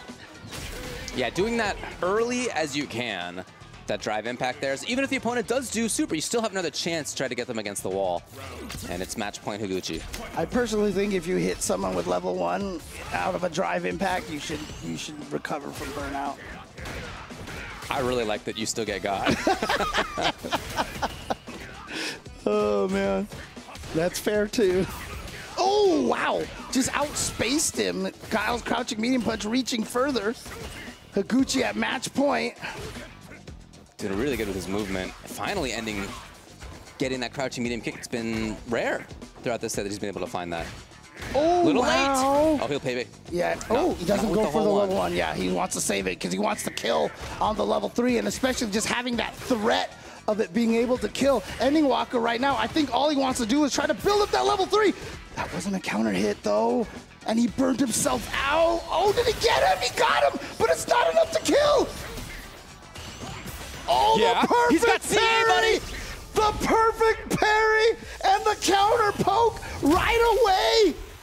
Ending Walker's still alive, and after that Shin Shoryuken, we are going to the final game, final round. If you have perfect parries on deck like that, there are so few guaranteed situations in this game. It is You almost always got something to battle with if you have the skill for it. Oh, the check. I mean, that round definitely felt like it was all Higuchi's right there. Yeah, I agree. Oh, here we go, solid puncher time. Gonna try to drain as much of that drive gauge as possible. Another perfect parry. He can't be sure that he gets actual offense due to the number of perfect parries coming out on the other side. Yeah, it's just like what I was talking about Nephew. Like, how often do you think Ending Walker just sits there and practices perfect parrying these projectiles? And he's not trying right now. Okay, there's one. But the drive rush knee is gonna prevent the follow-up. Okay, yeah, if he was gonna burn out, it was gonna be on his terms at least. Yep. A little too far for that sweep, but Ending Walker definitely. Oh yeah, this is scary pressure, but he's worried about that Sonic Hurricane. No, second crouching medium punch was too far away. It's getting a little wild. Oh. He jumps. Oh, got him, but no sweep. But the throw, Ending Walker comes back after that amazing survival in round 2 and is able to finish the job in round 3 and eliminates Higuchi from the tournament. Ending Walker doing it so calmly and so consistently with those perfect parries. Absolutely crazy. Even that last little mix-up was such a good understanding of what Higuchi had come to look for. It was a grab, and not just because it's a mix-up like normal. If Higuchi had blocked anything at that point, he would have gotten the drive gauge back. He really wanted to block something, and then from that point, could have fought, right, much more effectively if he had blocked, right? So that's what he wanted. He was looking for that. Ending Walker was one step ahead. I really need somebody to go through that match and count how many projectiles were perfect parried between both of the players. Like do it like a, you know, X out of Y. I want to know how many projectile hits were blocked or just blocked. Like if you jump over it, don't count that. But oh man, yeah, that was the you got situation right there. And then this caught starting him out up. of that perfect parry. Yeah, that was that crazy huge sequence. Damage. And then it was just tough. Little ender right here. Yeah, see, if he had blocked, he was so close to getting the drive gauge back. But Ending Walker, again, one step ahead. So that was the first round of losers side in the top 16. That's right. We still have 4 matches left in the top 16. They are, to qualify for top 8 in losers, Broski versus Armperer, Noah the Prodigy versus Kyuki, Blaz versus Phenom, and Juicy Joe versus Ending Walker. That's a look at where we're at in losers side. Oh, everyone. I mean, look, Juicy Joe, Ending Walker, these two have definitely run into each other a bunch of times, both being from the EU. And again, we have the 2 phenoms going up against each other. And interesting, Noah the Prodigy going up against Kyuki. I don't know what to expect from that one, but Broski Armperer, wow, yeah. Okay. All right. Well, once again, definitely want to thank Suzuki for sponsoring us. They are a proud sponsor of the Capcom Pro Tour. And again, we are also proud to be sponsored by Suzuki. So please give them a thanks on social media and such for helping us here. The GSX 8R, as we have mentioned many times, that beautiful purple version over there for specifically for jury. And this, of course, is the power, the precision, and the performance model. But they also have the DRZ4, which is built for both dirt and street, allowing the riders to take to whatever road you want to travel on. Suzuki's got you covered. Once again, thank you to them for sponsoring the Capcom Pro Tour. And get involved in the Capcom Pro Tour yourself with the World Warriors Series. It's a way to qualify for Capcom Cup, a way to meet people in your area playing Street Fighter 6. Check it out at capcom.us/WW25.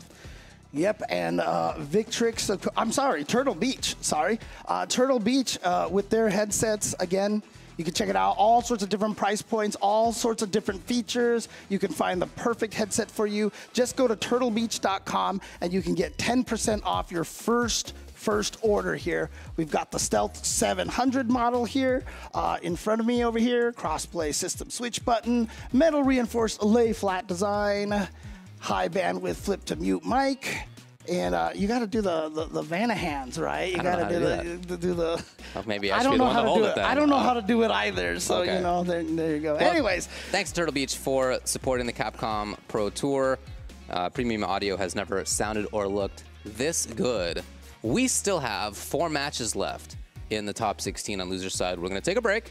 When we come back, that's where we'll be.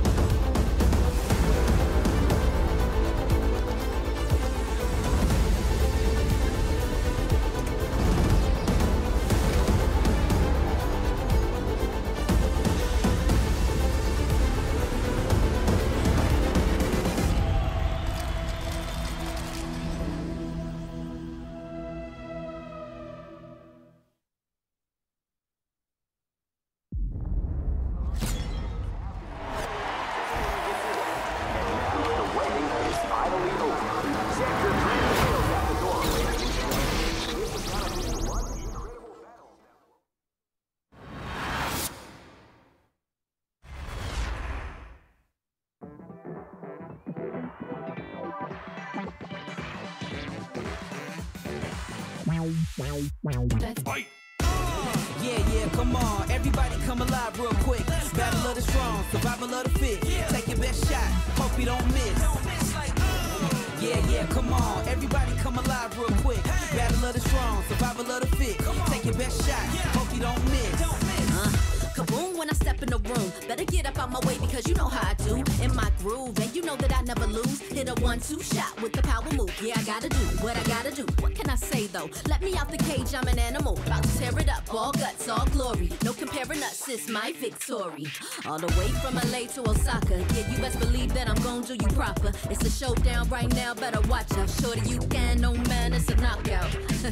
No matter who it is, when you match me up, you getting knocked down, ain't no stacking up. Left, right, up, down, super combo. I ain't never scared, never quitting, that's the motto. Yeah, come on. Everybody come alive real quick. Battle of the strong, survival of the fit. Take your best shot, hope you don't miss. Yeah, come on. Everybody come alive real quick. Battle of the strong, survival of the fit. Take your best shot, hope you don't miss. A new challenger is among us. They can take it high, I can take it much farther. Fast with the hands, E-Honda.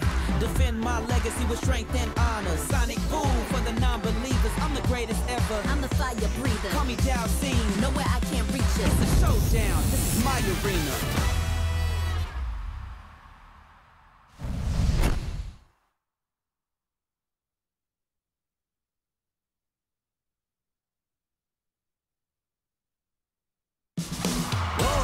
You ready? Top player, repeat. Continue on the scene. Prepare. Poison's on the menu. No mercy for you. Ready?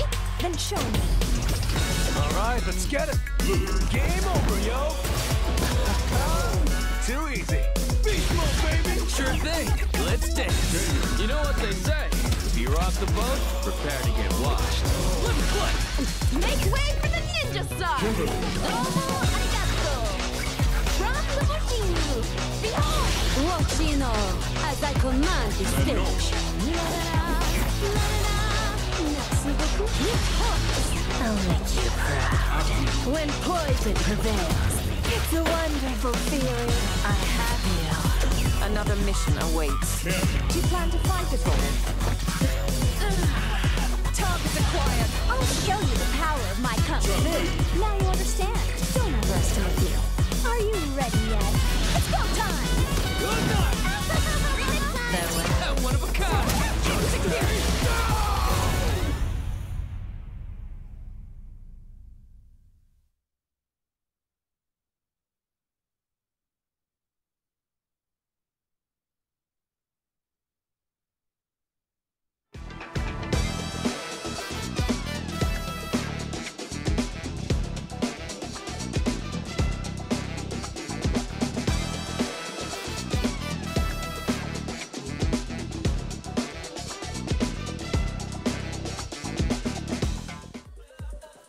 Only 4 matches remaining before we find out who is in our top 8. And so let's get right to these matches. Yeah. So with the 4 remaining matches, as we mentioned right beforehand, to refresh you, Broski versus Emperor, Noah the Prodigy versus Kyuki, Blaz versus Phenom, and Juicy Joe versus Ending Walker. Yeah, we're going to be starting with the Broski Armper match. Broski, who was able to defeat Higuchi so solidly, was unable to succeed on the winner's side over there. Who sent him to losers again? It was Nephew. Nephew 2-0 over Broski. Yeah, so Nephew with a solid win over Broski. And so now he's got to fight to survive here, going up against Armper. I really liked Armper's play versus Dual Kevin. Oh, yeah, it was 2-0. Absolutely. His last match. So, you know, very solid play from Armper. Plus, he had the faces. I know, right? I'm looking at him right now. I'm waiting to see if he does some more faces. You gotta press left or right or something on the stick, dude. This is your neutral expression. They need that. You know, remember how they used to have like that Twitch plays kind of thing? You know, you have to be able to type like things in there to like Twitch plays Armper's face. Yeah, exactly. Versus screen face, basically. That's what we need. Oh, there it is. Some of it starting there. Okay, but here we go. It is going to be the Aki versus the Ken. Wouldn't expect anything else. Oh, they both started at the same time with those faces. Here we go, and they're going to be battling it out in Akuma's lair over here. This is definitely a very David-friendly color scheme in this matchup. I agree, yeah. Into the candles. Oh, what coverage. Yeah, that heavy kick hits so far up. Yeah. Oh, man. See Armper trying to threaten the throw for a very long time. Oh, no, didn't time the autocorrect a little too early right there. That is one advantage of going for the cross cut instead. What? I don't know what that was, though. Jump fierce, big whiff. Oh, and the overhead reaching from way downtown. All right, we'll have to settle it down a little bit. He had some big head shakes. I don't know what part of the body is which there when she does that end of round taunt. Oh, huge jump. Wow, okay. And now overhead, but it wasn't mean enough for the combo afterwards. And now the counter hit throw. So Armper definitely pressing a button, but now you're trapped in the corner. So why not bust out with the OD Shoryuken? Punish, counter throw, regular throw, another one. Oh, yeah. Got him. Wow. Footsies without buttons. Third strike parries looking like. And again, when you go into that drive parry, your throw box extends very, very much. And so you can definitely catch people from further away. One round apiece here. Oh, no, wait, no follow-up. Yeah. And no punish on that either. Looking for hit confirms on that. Down roundhouse. Ooh. Here's Armper.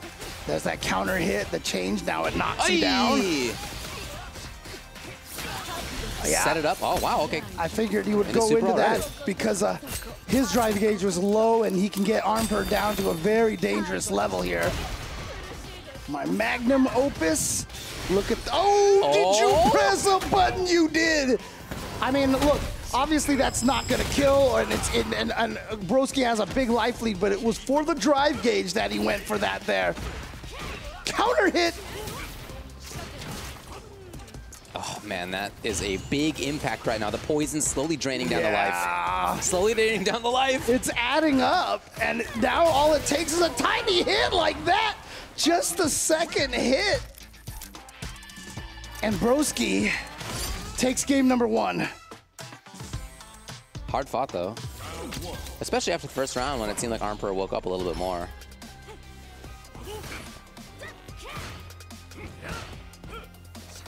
No whiff punish right there, and there's that crouching heavy kick again. Whoa, that wasn't even a 3-hit combo right there. No.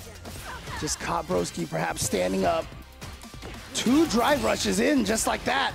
And look at the drive gauge, and Armper's just gonna eat that can-can kick. The forward heavy kick, that's the safe jump setup. What? And then that's so plus, and he pressed anyway. Standing medium punch anti-air. It worked. It did. There's the burnout finally. Yeah. Armper, you're trying to use the medium to walk around, get some extra movement in space. And you could just go for the drive impact right now, because even if you get supered, like, you're not gonna. The risk was low to Broski. Yeah. To go for that right there. Oh. Well, I don't know, man, but he's at match point. Okay. That is a lot of blood back there. Yeah, yeah. The infinite blood sea? Which game are we looking at?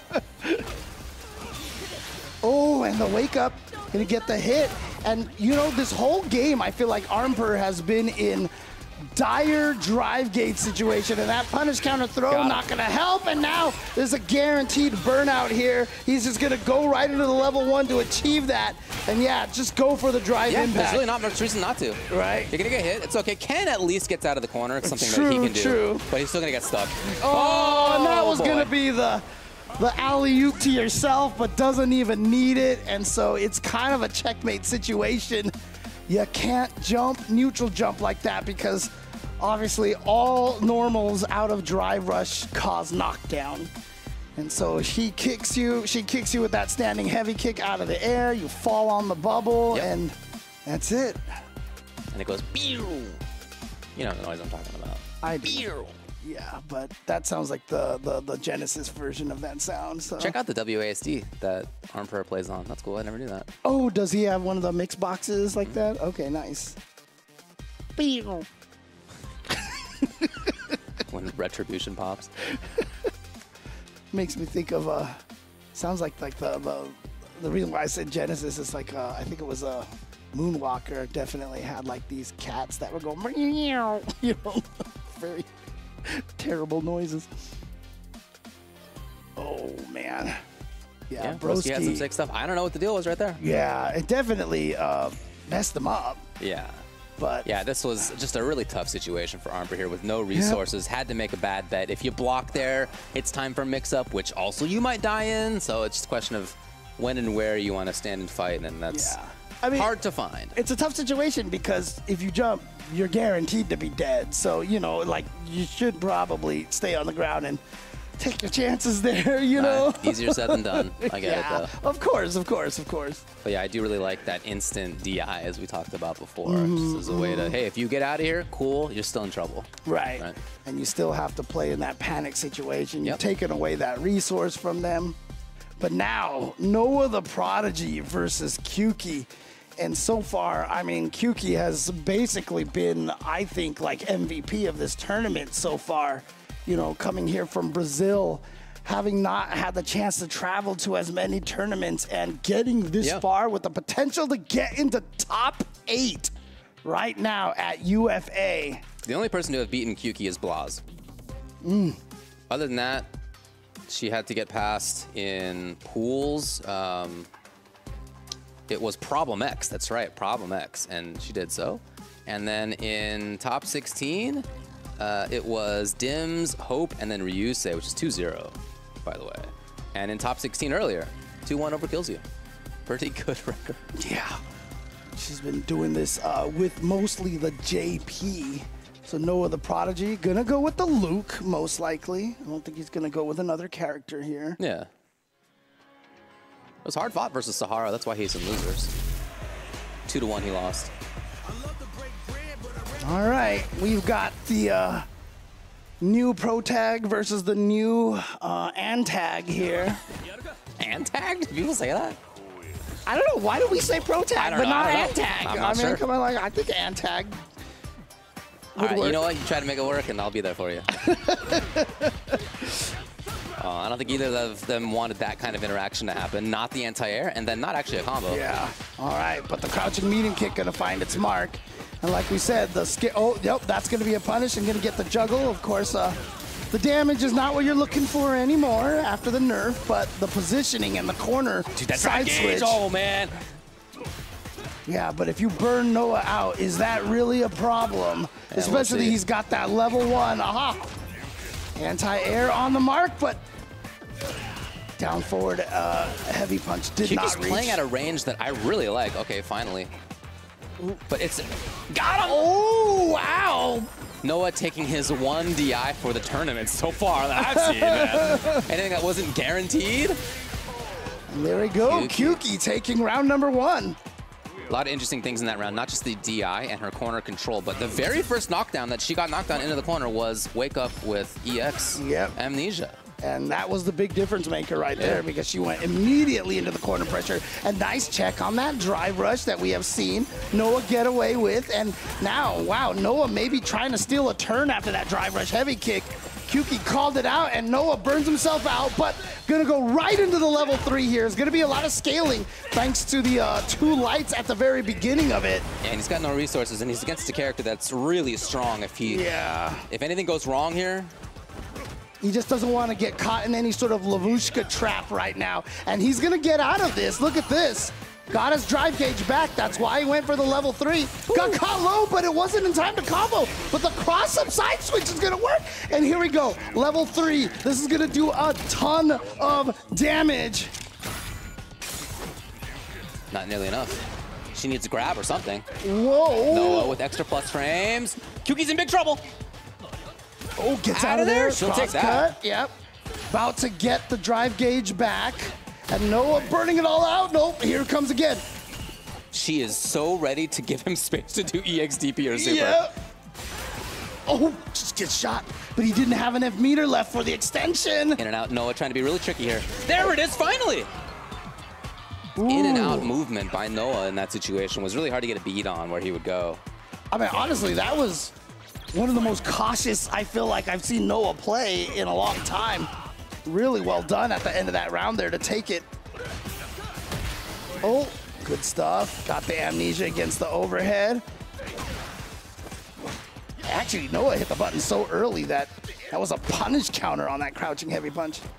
Where are you going? Parry. Oh. Dude, Kyuki has all the defense ready. And she's mega good. Really cool. Uh-oh. All right. Have fun. Oh, you stood up right away and just got hit.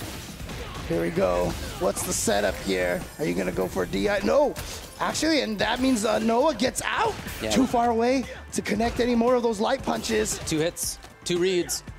Maybe I already can kill. Oh, I mean, yeah. He's gonna try it. It's not gonna be. Oh no, he missed the flash knuckle. Or maybe thought better of it. And there it is. I think it might have been the case that mid combo, he was like, actually, it's not gonna quite be enough. Right. So I'm gonna drop this and get right up close Oki pressure. Really good game 1 ending by Noah. Yeah, I mean, I feel like, you know, flash knuckle DP, maybe, but... Maybe, yeah, I mean, I don't know, but that seemed like his decision making. Right. But again, how did he win that last round? Was that neutral jump again? We've talked about how good Noah's neutral jump is. It's always a threat whenever in Oki situations from Noah. You have to be ready for that neutral jump. Patience on both sides. Oh, okay. Taking a little bit of health. Oh, big pressure. No, she'd rather get distance. Yep, and now the corner, but Noah finds the DP, busts out, baits out the throw. So just gonna go in there, go close, get the throw, and look at this, closer to the corner, but the level 1 from Kyuki gonna find its mark. It had been all EX Amnesia, but there's a different look. You gotta treat that one a little bit differently. Ooh, just going right in from the flash knuckle. Oh my God, the beautiful aim right there. Jumps! And a catch. Again, at that range that Noah loves, starting out with Drive Rush. Down strong has been a big check. I love JP's win poses. So good. Yeah, he's pretty cool. Oh, that was still a punish counter. Wow. Try to bait out a throw and immediately just jumps back. Wow. The in and out of that heavy flash knuckle doing its job right there. And now a punish counter throw. What happened to all of Kyuki's life? Oh, great perfect parry. And yeah, she's actually gonna go for the damage side switch here. She was really hoping that that would catch Noah in the sky. Yeah. Kind of faked the last hit of the target combo right there. Ooh. And Noah's still burned out. And Kyuki's got the level 2, and she's gonna go for it. So here comes and again, Noah just eats the low almost instantaneously. Yeah. First ghost is mid, of course. And he's still burned out. He's still... Is he right? No, Kyuki. Yeah, should be able to kill with this. Yeah. Oh my God, didn't even need to spend a single super right there. Kyuki tying it up 1-1. Here we go.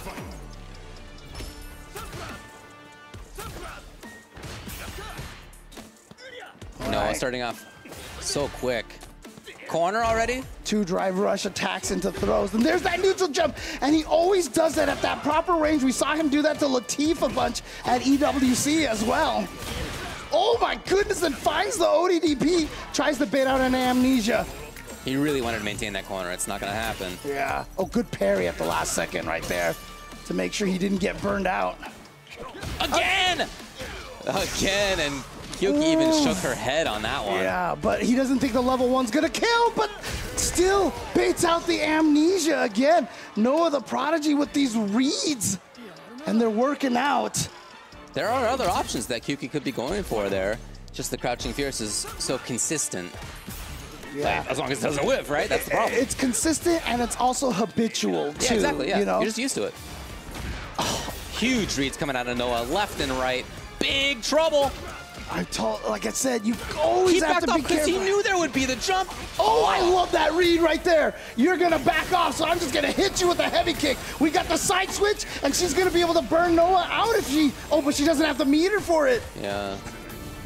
Oh, and then he jumps out on that teleport attempt to bait out a whiff throw, so she's back in the corner. Oh. Hey. Same kind of side switch coming up. But I love that Noah, he went for that neutral jump, didn't see the crouch heavy punch, so he already had a different path with that heavy flash knuckle, but Kyuki had the perfect parry, the amnesia, using that to set up. Chase, what a pickup! The conversion coming out of Noah. Yeah, you earned that one.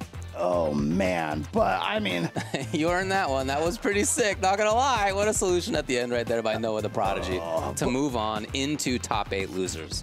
But, man, I got to say, like I said, even though this is the end of Kyuki's run here, I really feel like she was MVP of this tournament here. Shout out to Kyuki. Again, this is a really strong player from Brazil. As far as I know, it's the first time that I've seen her anyway, traveling to an international tournament.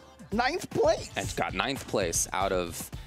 almost 300 players. Yeah, and when you say 300 players, I mean, that's like, okay, yeah, it's a good number. But good number. Like, I swear like 100 of them could win this tournament.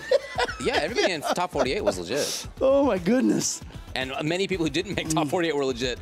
Punk, Problem X. Exactly, right? Whole list of players were strong.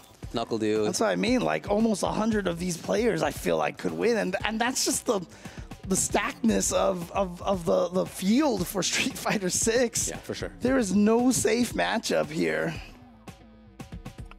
Yeah. No, huge reads. I mean, I think one of the things was that Kyuki, if you noticed, tried something like almost on every wake up, right? It was either throw or amnesia. It was very rare that she just blocked. Even when he went up and did the neutral jump, you saw the whiff throws or the amnesias again. I just felt like she was a little too active in that scenario over there. Sometimes you just gotta block and rely on that. And if you get thrown, you get thrown. But, you know, hope the opponent does the 2 throws and then into the nothing, into the into the no throw there. Yeah, the rule of 3. Yeah. Well, got a pretty good one coming up too. Blaz versus Phenom. Now, Blaz just having lost to Riddles 2 games to 1, of course. Obviously not what Blaz was hoping for, but nobody wants to be here on the loser side, trying to fight their way into top 8 from this direction. Yeah, for sure. And so Phenom here, again, 4th place at EVO. Blaz, 2nd place at EWC, 2nd place at Capcom Cup. Only Noah the Prodigy has beaten Phenom so far today, and then he beat Valmaster 2 games to 0 to get into top 16. After that, past Oil King. Crimey didn't make it out to this event. I didn't see his name in there, no. Yeah, okay. Yeah. Sorry, just a thought came to my head right there. No, Blaz is doing the representation all on his own as far as I'm aware. Yeah. But yeah, I remember when Phenom was this age, mid-teens player, one of the strongest players already in his region in late Street Fighter 4. When he showed up in that first year of Street Fighter 5 at Canada Cup, how old was he at that time? I mean, I don't know. I would guess he's like 16 or something. Yeah. He was a young guy. But yeah, I remember seeing him play in tournaments in late Street Fighter 4. I remember his name popping up on stream. So it's already good. Yeah. What was that, 12 years ago? 11 years ago? Something late like Street Fighter 4 was like, yeah, 11 or 12. I mean, that Canada Cup tournament is where he really kind of made a name for himself when he got the 5 command throws in a row on Daigo. In Street Fighter 5, yeah. Yeah, Street Fighter 5, yeah. Yeah, for sure.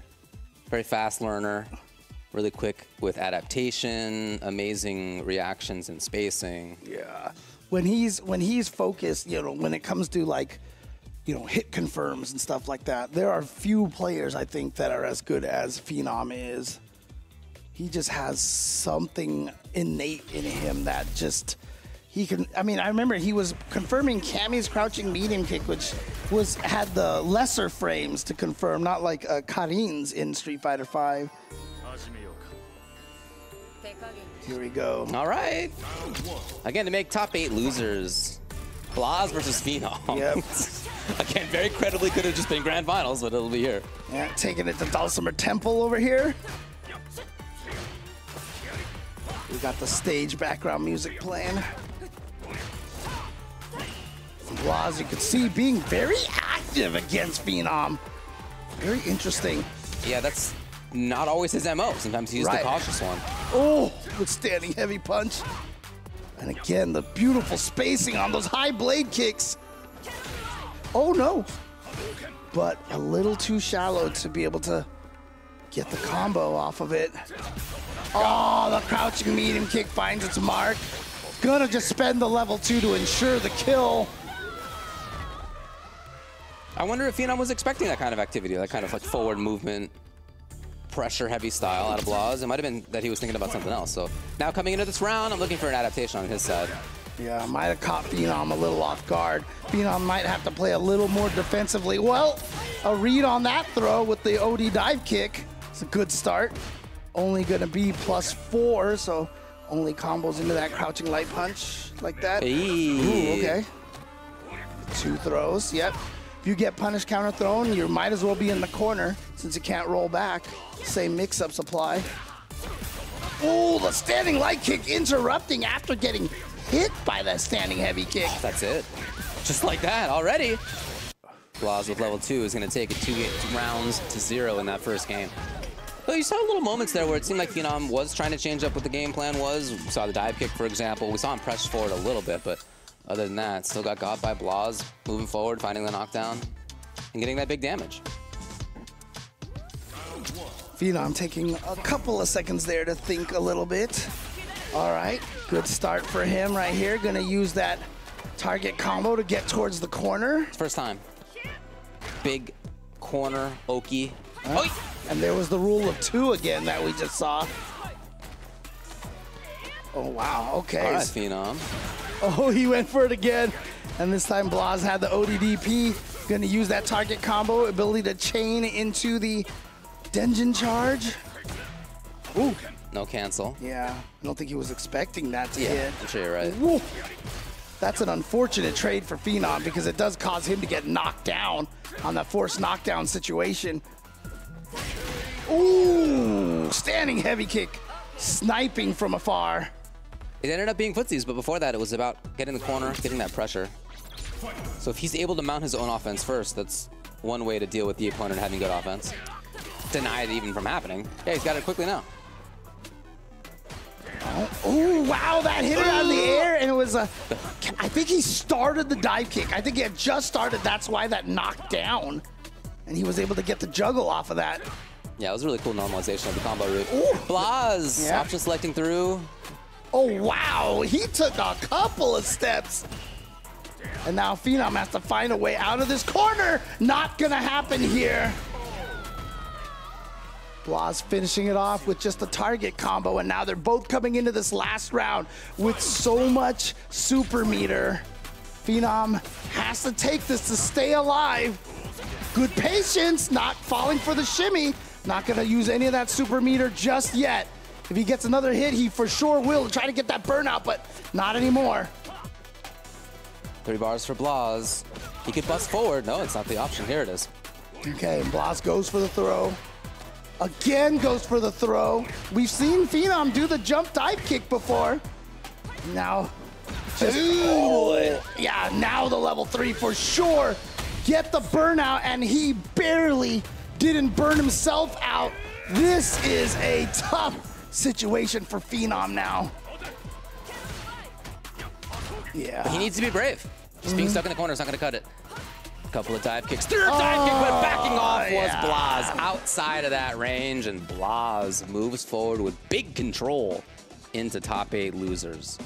So Phenom will now join Kyuki in the 9th place finish over here, just outside of top 8 here at UFA. Yeah, Emperor, Kyuki, and Phenom in 9th.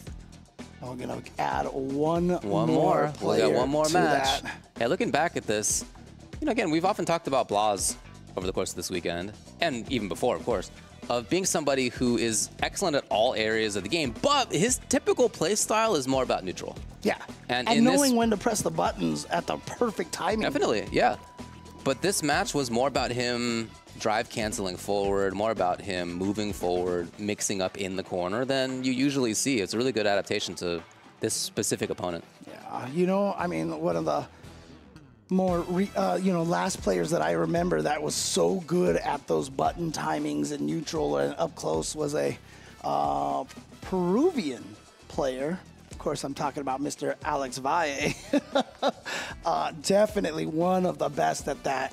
Valle would just walk up to you and stand there, and then just low strong. You got hit every time.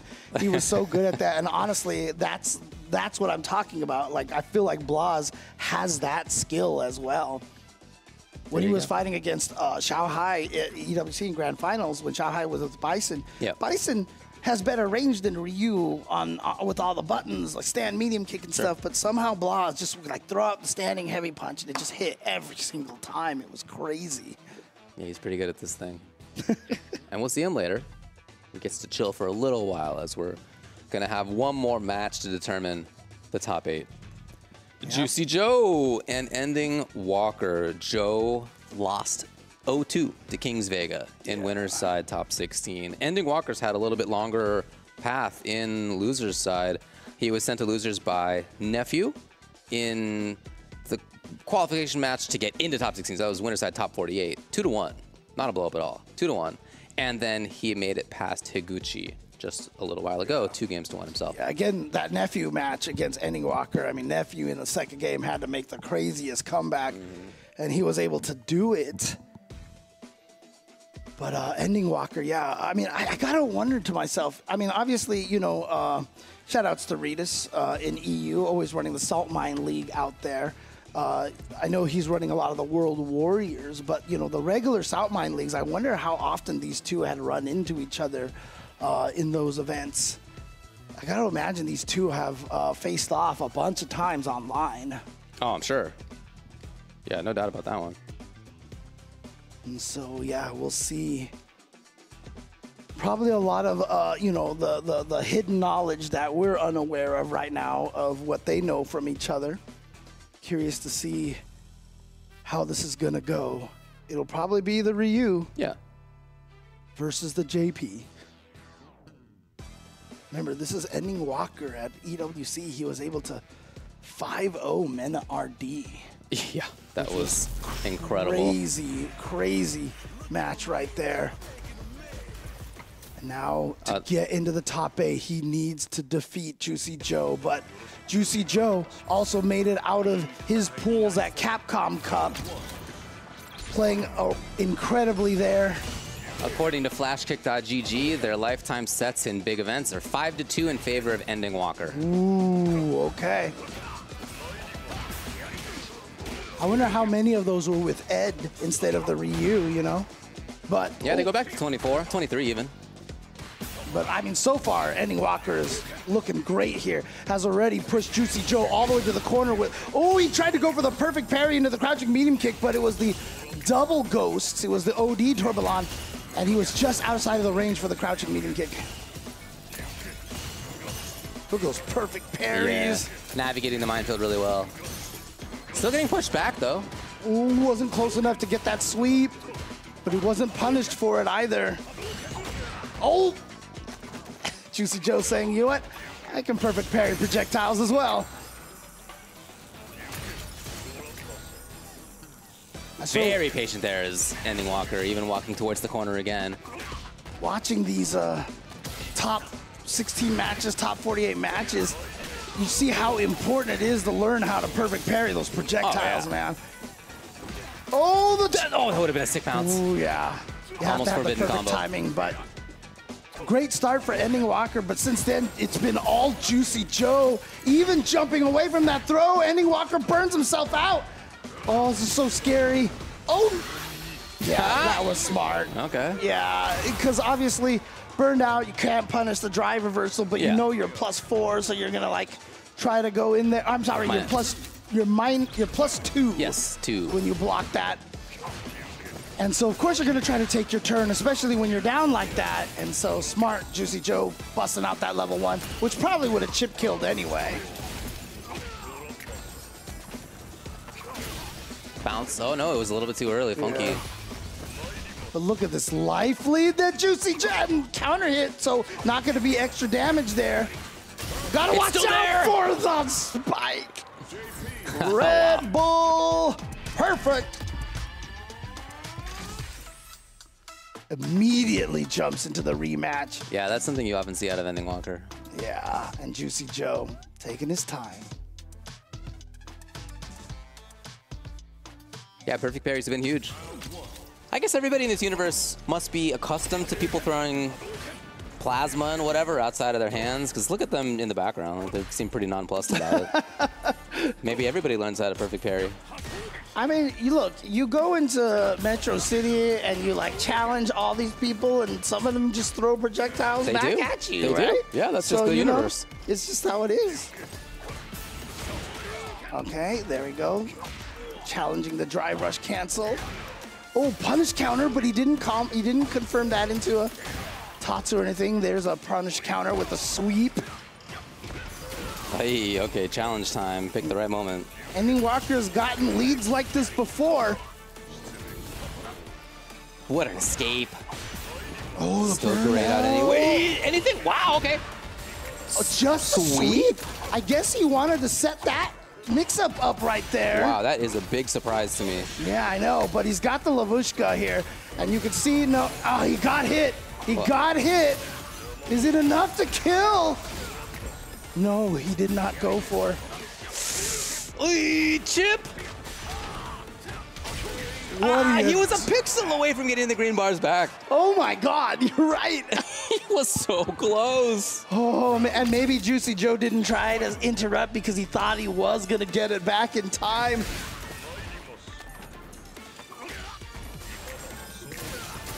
Yeah, making him come out earlier. Yeah. Snapping through. Manually triggered it. Caught Ending Walker by surprise. Oh, yeah. That's why you go for that. It avoids the anti-airs. Really walked first before that crouching medium kick. Oh, interesting. Okay. The punish with the level 1. Has the corner pressure over here, trying to go at that drive gauge. Just finishes the target combo with the overhead, and it connects, but Ending Walker still has the corner position. But again, those perfect parries on the projectile. Amnesia, he tried to go for the throw. Oh, the trade, and he's still alive. Oh, he still needs so much more. He's got to still turn after turn. And he burned out. But you got to watch out, yeah. As soon as Juicy Joe got that jump back. Yeah. Yeah, that was a really tough situation. Match point now, Juicy Joe, to get in the loser's side, top 8. Ending Walker trying to force the issue. This time it's Joe forcing it a little bit more. Look at the drive gauge ending. Yeah. Oh, okay. At a pixel. Oh, and the shimmy works out. You know, Juicy Joe probably thought, yeah, he's going to go for the throw because he's so low on drive gauge. Yeah. And now guess who is low on drive gauge? Juicy Joe. You can't even call it low because he just has none. Oh. Got him! And That'll should be be that. able to get the kill here with the Shoguto. Jodan Shoguto Geri. Whoa. Did you say whoa? Whoa. Whoa. 1-1. Sound like you were trying to stop your horse. Now who's...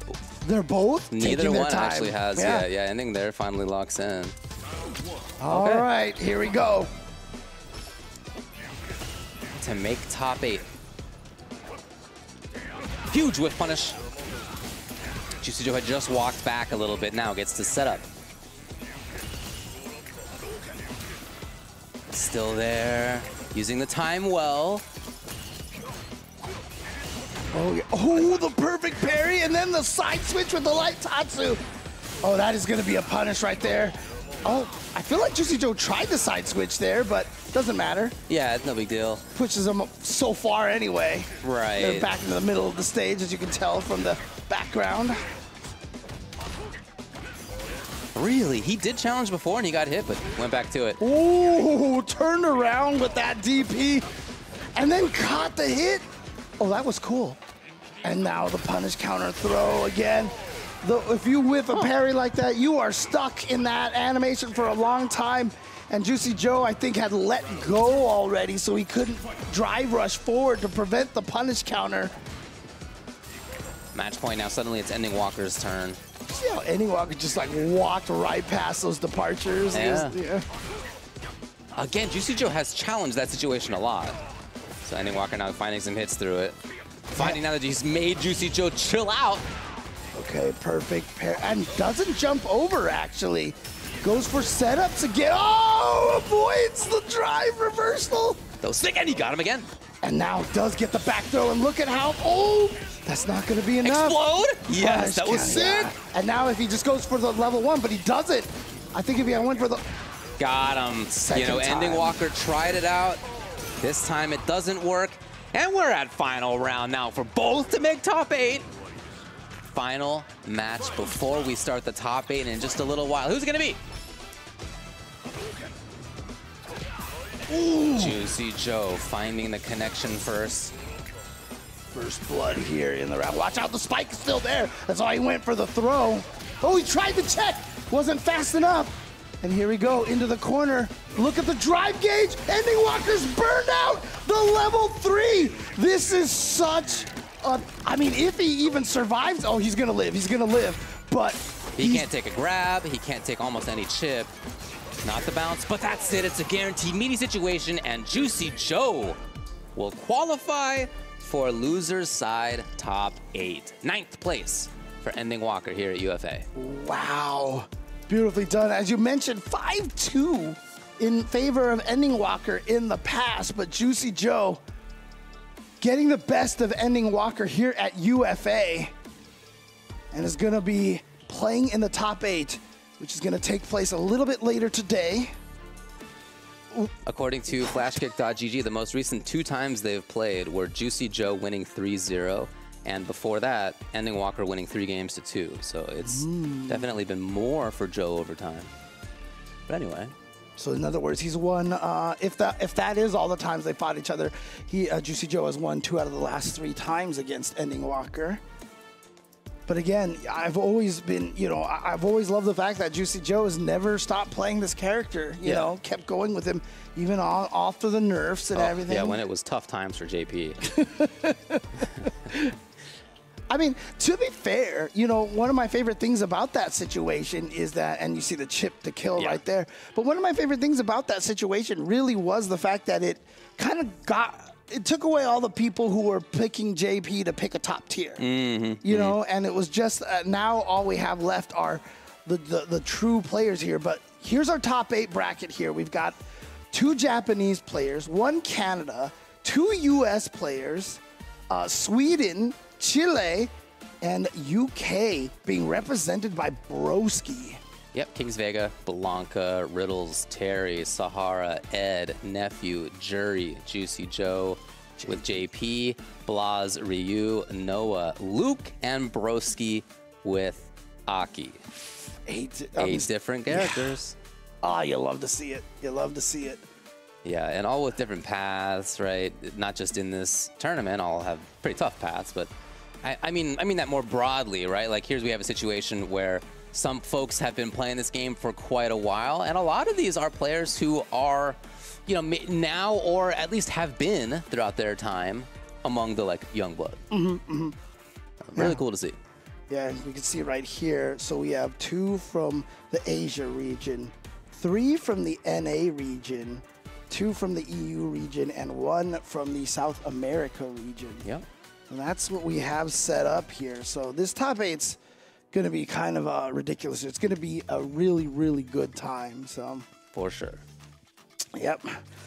Well, I think we're going to take a quick break here. But before we do that, once again, want to shout out Suzuki for sponsoring the Capcom Pro Tour.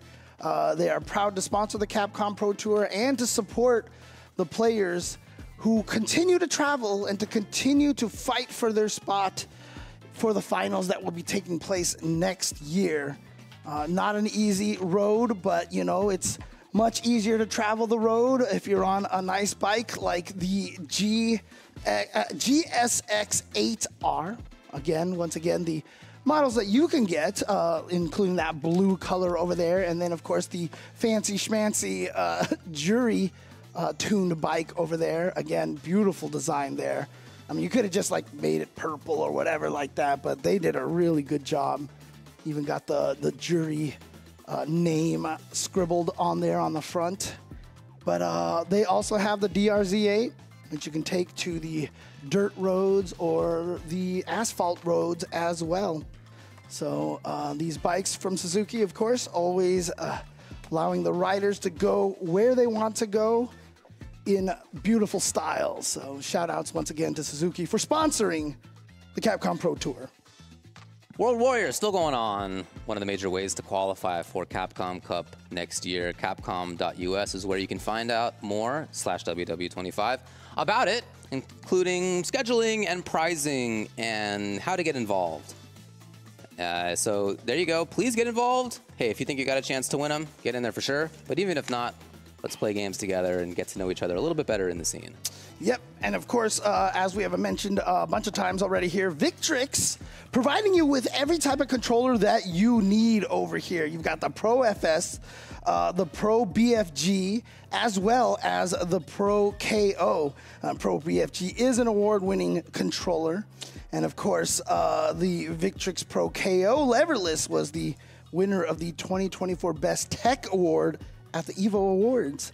So again, very easy to mod that controller to exactly what you need. And let's say you use different control schemes for different games, it's still easy to swap them. Oh, here's this model for Street Fighter, here's this model for, other games. It's happens very easy. So that's really cool. Yeah. Again, check them out at victrixpro.com and enjoy 10% off when you sign up as a new customer. And thanks as well to Turtle Beach for being one of the major sponsors here at the CPT as well. It's the leader in premium gaming audio. Raise your rank with the award-winning Stealth wireless headset lineup, delivering immersive sound, crystal clear communication, and all-day comfort. You can get 10% off as well by going to turtlebeach.com and signing up as a new customer. We got the award-winning Turtle Beach Stealth 700 for you here. Look at this guy. You've never looked better. I mean, I look like it's so good. I have noise-canceling abilities now, so, you know. Where was that all my life? I last $80, 80 hours on one charge, you know, so, you know, I'm wireless as well. Well, that is a little bit better than your standard. That's true. That is very true. I've never seen you last 80 hours before. I'm going to stop that thought. 80-hour battery life. Premium audio has never sounded or looked this good. We are now going to take a break, as we have decided who our full top 8 will be, both in winners and losers side. Stick around for the top 8, the finals, the whole rest of UFA. Are we ready for some Street Fighter 6 top 8? Yeah, and our winner side of the bracket is so many incredible. Playing in this stage, a lot of people will give a lot of things to be there. If I make top 8 and then I go to the tournament and lose right away, I'm not gonna be happy with myself. I'm not gonna give myself like a pat on the back. It's all about winning to make the statement that I'm the greatest Street Fighter player in history.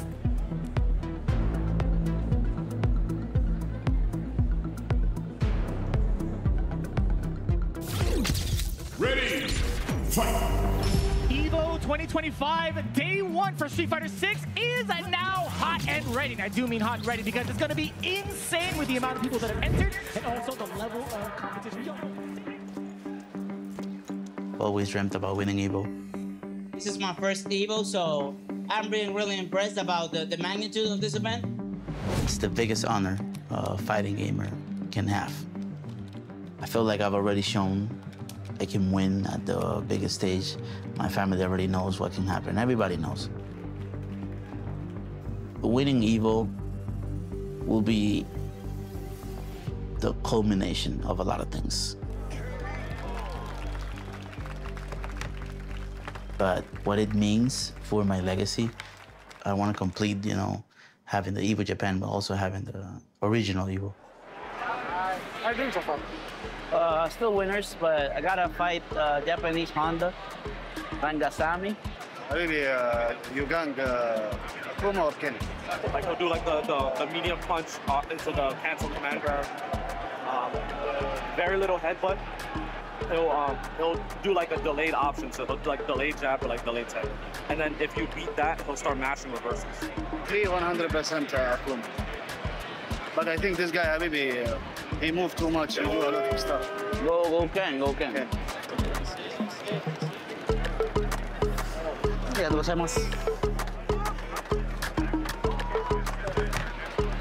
Mena, really Dominican, is stepping in to showcase why he's trying to stay consistent. This is the EVO Japan 2025 champion. Can he carry over that momentum coming over at EVO? If I want to be the best in the world, I can be that, even if it's for just a second. That's what EVO is for me, just like a big culmination of this race. And it's not going to happen for him, man. Mena, absolutely in control. One table over. Ready. Thank you. Yeah. That's all right. I need to talk to these two.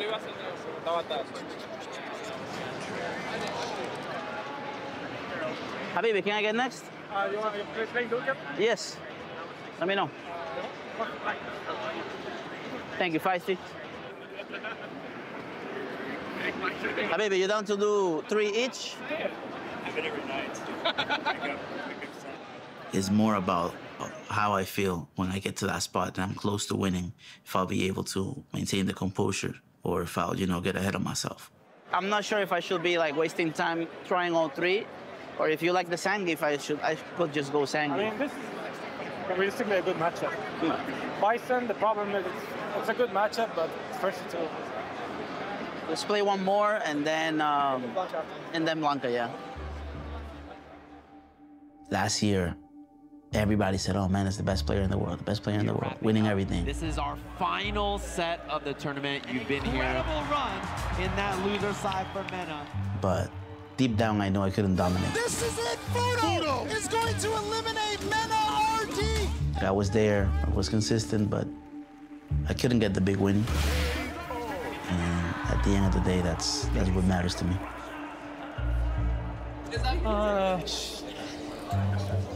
Well, right now I'm reflecting, what can I learn from what happened. I'm just gonna try to use this as a learning tool. With time, I will figure it out. It doesn't matter what it is. And this is Grand Finals for Cream City. C3 will end right here. One of these two will be at Capcom Cup again. That's going to be some good amount of damage, especially with this corner situation. Mena going in for the SPD. Any hit can do it. Oh no, this is it. And he does. Mena RD is your C3 champion. He will return to Capcom Cup Finals. Mena RD versus San Young. Whoever loses this is going home. He's clipped him. He's clipped him. And there you have it. The conversion from the dry rush will get Xian to proceed deeper into the bracket. And Mena RD is no longer in the running to try and get a Capcom Cup title for Street Fighter 6. So he's just going to have to wait another year, man. That's unfortunate. It doesn't matter how hard you think you're working. Everybody's working just as hard. And sometimes, even if you are the one that works the most, it doesn't mean you're gonna win. So every year, you just have to try over and over again, hoping that it does work. But if you don't, it's never gonna work.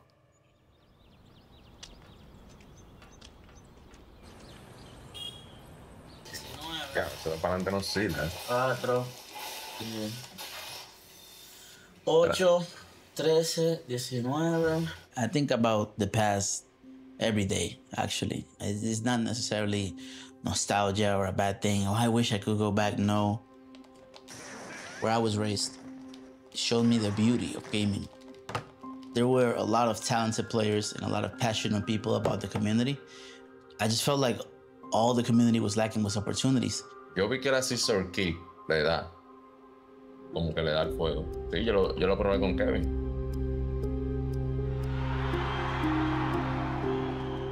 Realmente Mena es el embajador de aquí, de todos nosotros, de la comunidad completa. Mena ha hecho demasiado. Sí, se fue la luz. RD. Cuando ganó la primera copa, de lo que él se ganó, como un 40% de eso, él lo gastó en la comunidad de aquí. Ayudó a muchísimos jugadores, ayudó a la comunidad, ayudó a los dojos. Me llamó, vamos a mejorar el club. ¿Qué tú entiendes que te hace falta?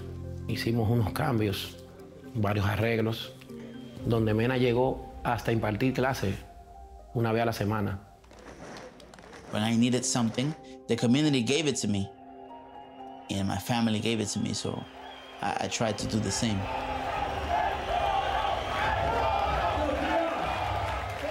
Bandix ha sido un punto de apoyo muy fuerte para lo que es la evolución en el fighting en dominicano. This is the Street Fighter League World Championship. Que ellos son la primera firma a nivel internacional que se ha proyectado bien fuerte.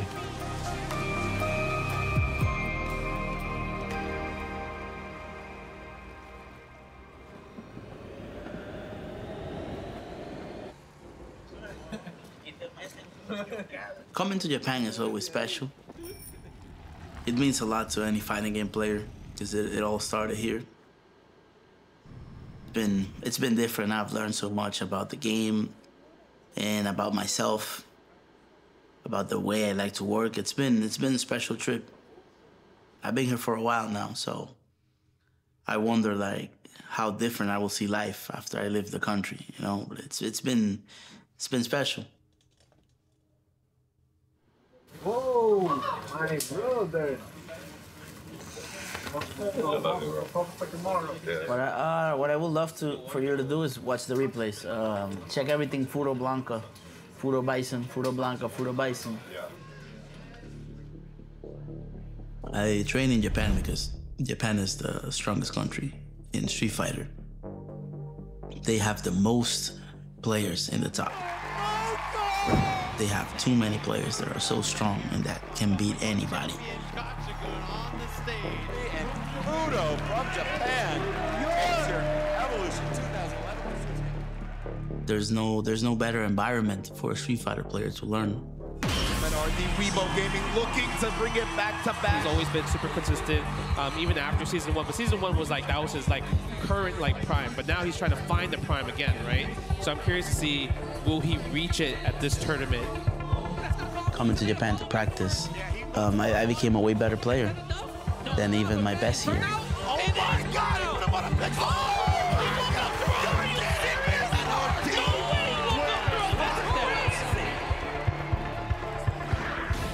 Every time I come to Japan, I level up. Quality of the practice is just unmatched.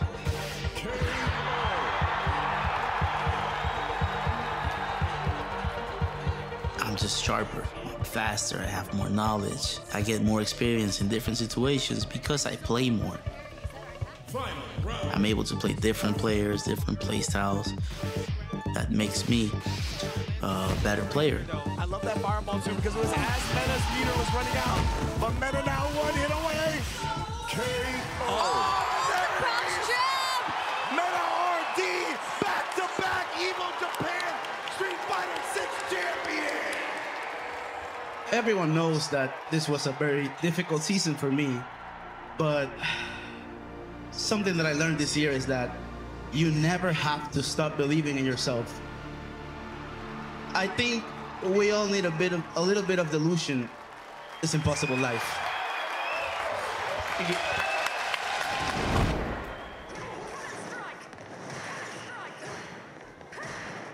Volando, ¿verdad? Ya él está en el aire y yo tengo a Blanca de esquina a esquina.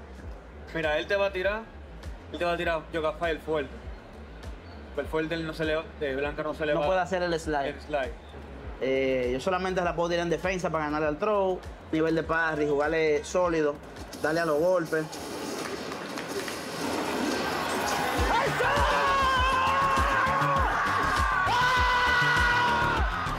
Gracias, papá Dios. ¡Vamos de nosotros, coño! Vamos. Thank you. ¡Papá Dios!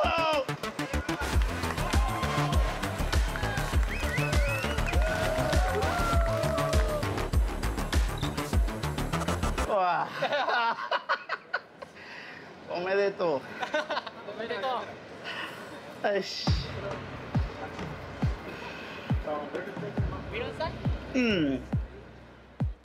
Honestly, I did beat Kakeru at EVO Japan. But before that, I've lost to him 3 times. Jumping media comes down. So much range on that. Where you go?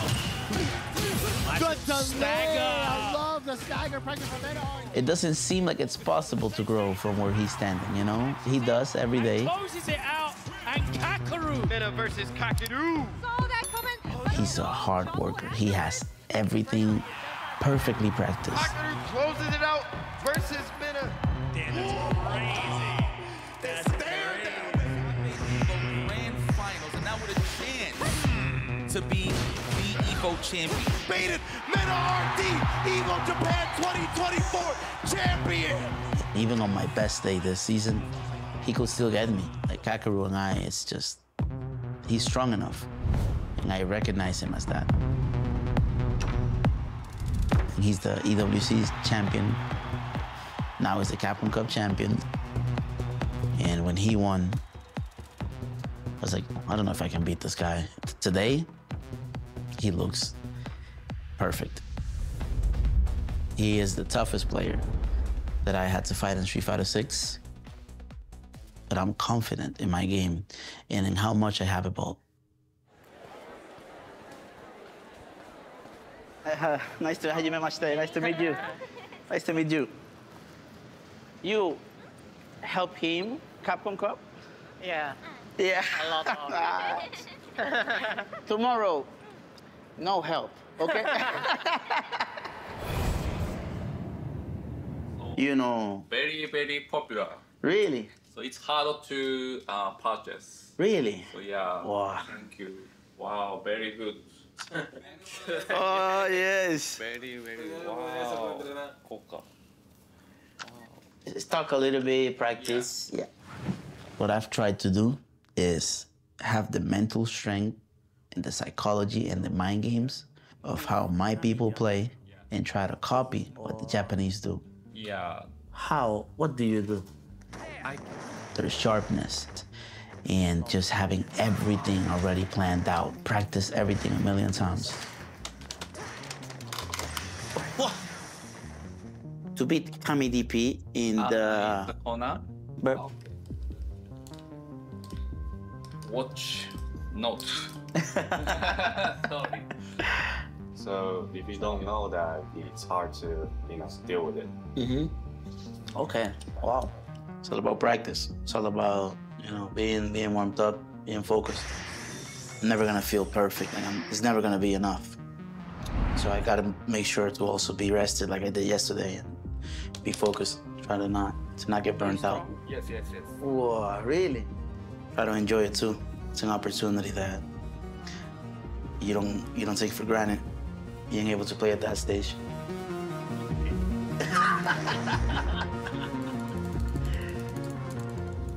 Nice. Thank you. Maybe I start, Luke. Yes. Oh, nice. Yeah, nice first match, Luke, and watch. Yes. Good luck. Thank you. Thank you so much. I try my best. I don't know. I got a good feeling. I feel like what I saw, what I felt in this match with Sahara, it's more about the way he plays than the matchup itself. I think it's all about confidence. So that's what I'm gonna do. Be confident. Welcome, everybody. Of course, we are here for the final game of the weekend. It is the Street Fighter 6 arcade here at Evolution. Good luck. I want to know your picks because Sejam had kind of picked his a little bit. I also was kind of leaning towards Fudo, but honestly, I think... Y'all ready for the first matchup? This type of situation, he doesn't need to. He's letting all the projectiles do the talking, picking out the goals. The double departure, jump back, medium. Kagero sending Fudo into losers right out the gate. I think the biggest expectations, are within myself. I need to be better than what I did in the past. I know myself and I know I can do better. Mena RD going up against Phenom. I know a lot of people, big Mena fans in the crowd here. You heard a big pop. Just getting a couple of stray normals, and he's been using that heavy kick in neutral more often. Mena, and there we see the drive rush opener from Phenom trying to... An attempt at the overhead! Phenom snipes it out immediately with a crouching jab to secure game one. Yeah, that just means that he's low on drive gauge now, which means the level 2 for Mena as well. Extra scary. Oh, he goes for it, he risks it all, and that's gonna be the set. You can tell that the mid-range from Mena forced him onto that option.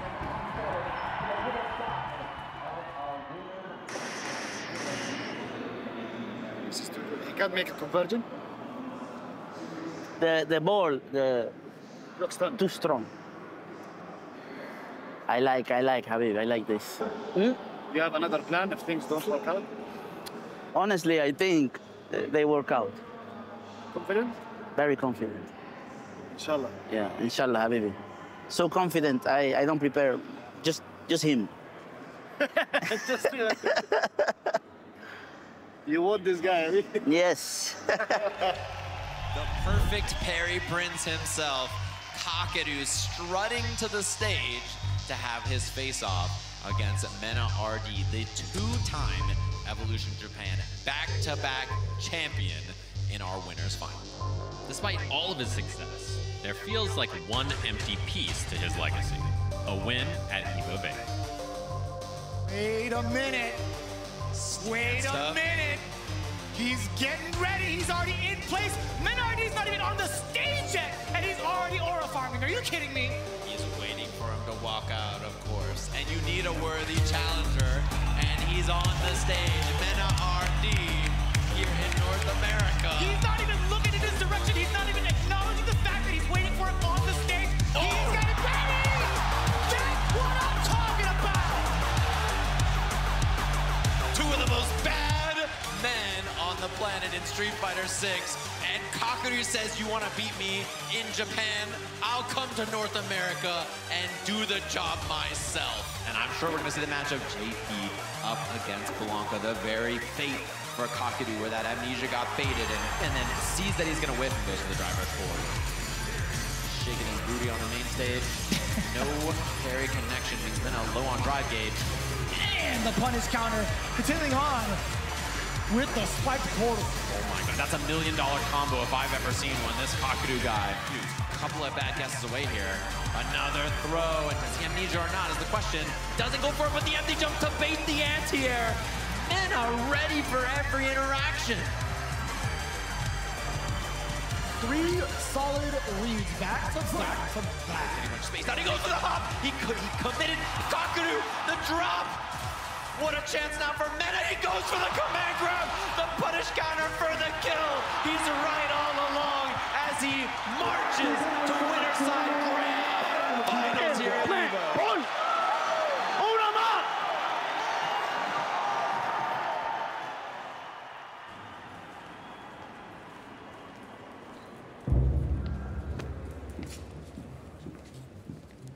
I don't know. I'm feeling just chill, you know, just relaxed and not overthinking anything. Just going with the flow. On the stage, ready to go. Losers finals here at Evo. Doesn't go for it. Instead, he gets hit. Portal's up for the extension here. Burns should be the kill. He's got level 1 at the end of this for Kakeru. No, he doesn't go for it, but Chip is a factor too. How do you get out of this if you're Mickey? And the answer is you can't, as Kakeru ends the run of our incredible young player here. This is it. Ladies and gentlemen, I present to you yet again the grand finals. Kakeru versus Mena RD. What a block early from him. Threatening the hop, and what a check. Oh, and he actually drive rushed right into Mena's hands. A couple of lives, the conversion into. Oh, made something there. What? The perfect parry, Prince. And the wrong combo again. Oh my, he's right this time. Lots of bar on his side. He doesn't spend any. Oh no! And the parry. Side swap. Goes for the reset, and he catches him swinging just like that. Mena's on the board. Back-to-back call-outs. Kakeru falling for it. Mena RD, can he do it? So that works. But nothing out of it just yet. Okay, the forward heavy kick looks good. Not too bad. Look at the damage. Jump back medium kick. No way. One hit away. One hit away indeed. Double drive rush. He has the level 3. And Mena RD cannot be denied.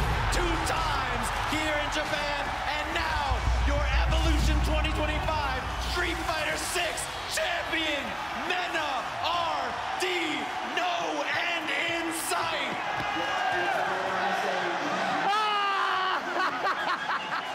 And that, I think, cements in many people's mind who the answer for the greatest Street Fighter player of all time. I think, Claudio!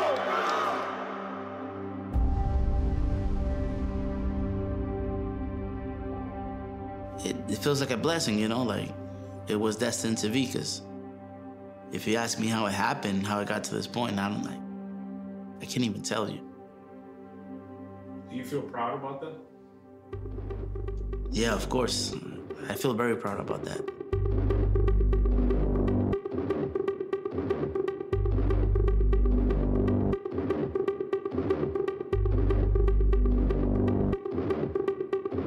This win ties back to last year. It was my first tournament with Red Bull, and I remember like all the team here, everybody like having this big expectation after the amazing year that I had before, and then getting 17. It was just like my spirit was turned off. I was like, oh my God.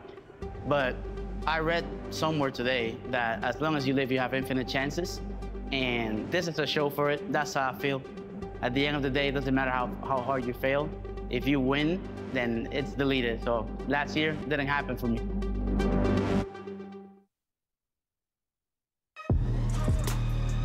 This is Blas from Chile. Ay, sí, por supuesto, reversal. Se lo lleva Blas. Esto es mucho daño, me parece, y se lo va a llevar Blas. Sí, se lo lleva. Y BLK Blas es el campeón. He's the youngest player to ever be qualified for Capcom Cup. Soy el más joven, sí. Y no estoy nervioso, no tengo miedo. Sé que puedo ganar. Si me esfuerzo, le puedo ganar a cualquiera. And's about to head to Japan to take on players from around the world for a $1 million prize. Estoy feliz y confiado porque me siento preparado. Es una oportunidad única y creo que puedo dar mucho para demostrar.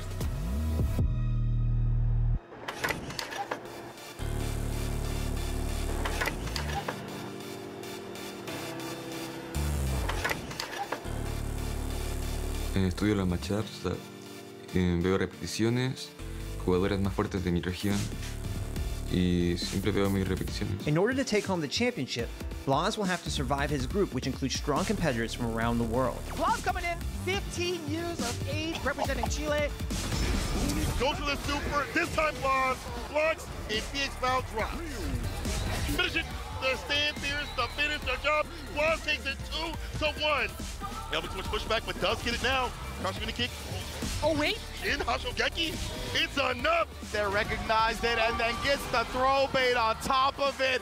Blas. No, he's fully loaded on the CA. Oh, but the buffer with the crouch medium punch run DP. 5-0 plus 7 game differential. Domination. Insane. After 3 days of group stages, Blas has made it to the top 16, where his first opponent is one of the strongest Street Fighter 6 players of this generation, Kakeru. Seeing him check drive rushes left and right. That time he got caught in the departure, so he still had to hold that, but he knows his Jinrai counter game is the best I've ever seen. We saw it yesterday against Kokito, now up against Blas as well. Will he be able to bring it back? Oh, he tried the DI, but he didn't get the whip punish. Kakeru stays crouching and punishes him for it. With that loss, Blas will now have to battle his way through the losers bracket, and with a field that includes former EVO and Capcom Cup champions, it's going to be a tough hill to climb. Overhead again, straight into the level 3. The dumping of damage. It's enough. Blas 3-0 over Sheehan. They'll have to get that drive rush. About to get burnt out. No, this is it. This is it. Blas 3-2 over Shuto. You can. I think he's earned the title of being one of the best players in the world. Oh, 100%. He's here, right? No! It's only DP instead. You can't leave for free. It is jail, no bail, and Blas moves on over Noah. And he's exhausted on his options. Angry Bird. Oh, man, bro. He's got nothing left in the tank, yikes. Oh, not like this. And a DP to finish it off. The logo has been displayed here. Critical win for Blas, and he's moved forward to the losers final. Let's get it poppin'. Losers finals. Like we said, Lashar versus Blas. You already know what it is. Ryu, go, geek on. Waking up with the level 3 again. Very strange, I think. Lashar, he had a lot of life to play with, but now all of that life is depleted. And off that wake up, Blas is gonna go up 2-0 in losers finals. CI, and he's gonna hit it. And Blas, just like that, charge up the Hashogeki, show him the door, because kid, you're in grand finals. Who would have thought? We have the run back of the year coming up next to claim redemption against the man who put him into losers in the first place.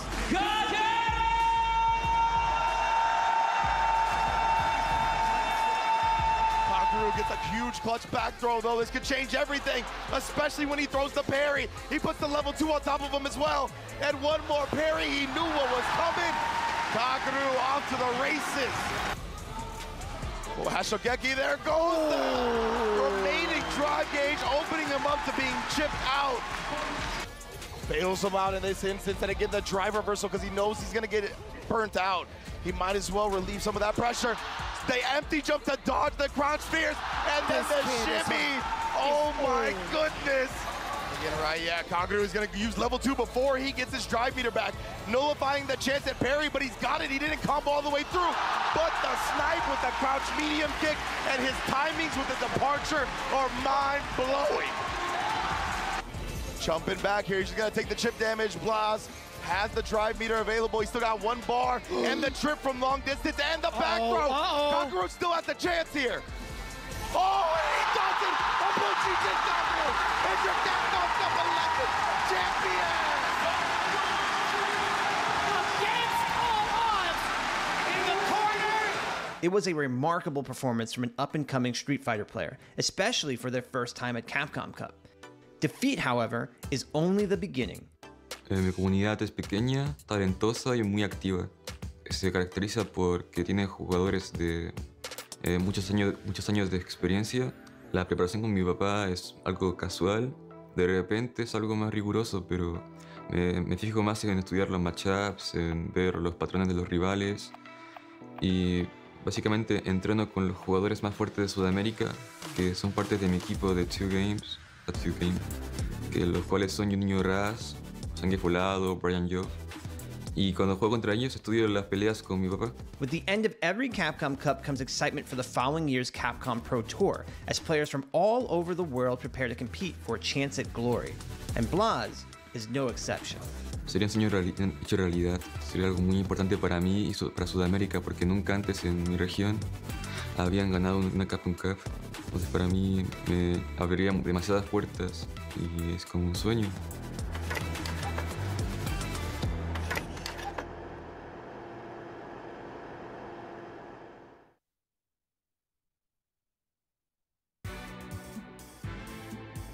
This is Kobayan. What a comeback, Akira! Couldn't finish the job. There it is, you're next, fam. Hailing from Japan, he's on a quest to qualify for this year's Capcom Cup in order to become a champion. You wing up DP, you might, oh, that's it. Kobayan. Level 2 into level 1. Do we do a button before that, though? Oh, he did it again! The hell stab! That's enough! Kobayan on to losers finals! The scream? Oh my god! Ah!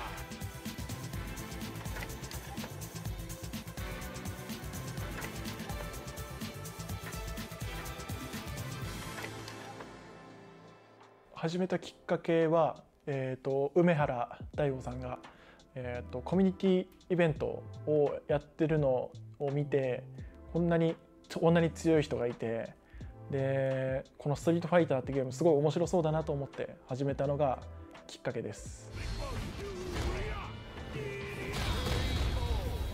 ストリートファイター6はすごく戦術、戦い方だったり自分のプレイスタイルがすごい個性が出るシステム、ゲームシステムだったり、体の大きいコマンド投げキャラがすごく好きだったんですけど、ただザンギエフを使い始めたのはストリートファイター6からで、どうしてもやっぱザンギエフの立ち回りはちょっと他のキャラクターと比べるとこう苦しいというか窮屈な立ち回りなんですけど、こう近づいた時の爆発力はやっぱりザンギエフのとても魅力なところなので、近づくだけで何かが起こるっていうの面白さ。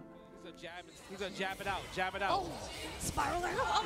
Jab, you know what I mean? He was like, I'm about to win, and he just started playing passive, bro. アメリカのプレイヤーと戦うことが多かったんですけども、やっぱ日本のプレイヤーとちょっとやっぱ考え方は少し日本のプレイヤーだとちょっとディフェンシブ、守りに、よりな考え方、立ち回り方、攻略になるんですけども、対戦したプレイヤーだといかに相手の隙を突くか、相手が考えてないことを相手の心の隙とかできてないところを突くっていうところを対戦として相手を見る力がすごい感じました。And he kept that string tight, right? The 3 jabs to push him out of level 3 range. Yes. Very smart.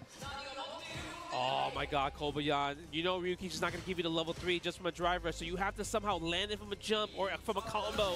Oh!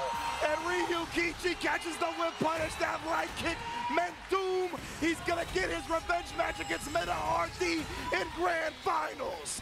レボジャパンでは3位惜しいところで負けてはしまったんですけども、気持ちを切らさずに最後までいいプレーをするっていう心がけでレボジャパン通して臨んだので、そのおかげでルーザーズで11勝して、3位という結果になったので、とても満足はしては悔しい結果にはなってるんですけれども満足はしています。メンタルをもっと強くして、ぶれない自分のいいプレーをすればきっと勝てるっていうマインドを崩さないように常にその考えで大会を回っていきたいなと思っています。Wait a minute! Bar or not, Kobayan still trying to run the train. Bang! Spine buster. Watch out for the headbutt. He knew it. Don't get thrown. Oh no, it was blocked. Currently ranked 7th on the Premier Point rankings, Kobayan will need to defend his position by traveling to as many Capcom Pro Tour stops as he can if he wants to keep his Capcom Cup championship dreams alive. CPT プレミアムは回れるだけ行けるだけ行きたいと思っています。直近だと、この CEO と次のドミニカの次はエボになるんですけど。You ain't going no oh, get off of me. SPD, bam! Game 1, Kobayan. カプコンカップは今まで次で12回目になると思うんですけど、優勝まず出場することがもうプレイヤーとしての夢の舞台になってるので、まずは出場することが自分にとっての大きな夢であり今の目標です。カプコンカップ優勝することはもうストリートファイターの競技シーンの1年を通しての今年の1年、誰が一番強かったというのを証明する大会なので、私もいずれかはカプコンカップの優勝者に名前を刻みたいと思っています。Catch Kobayan at EVO 2025 as his fight for Capcom Cup Gold continues.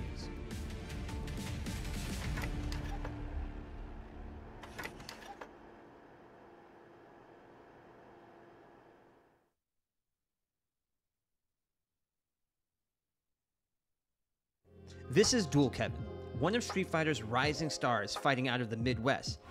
Are we going to buy some time? Are we going to buy some time so we can touch grass Best again? defense in the business, Dual Kevin! And at Capcom Cup 11, he entered his second ever Capcom Cup, hoping to take home the championship. Just a throw. That's a throw. LOL. LOL. Dual Kevin showing why he's poised and showing why he's in Capcom Cup already. Is going to take it with the comeback.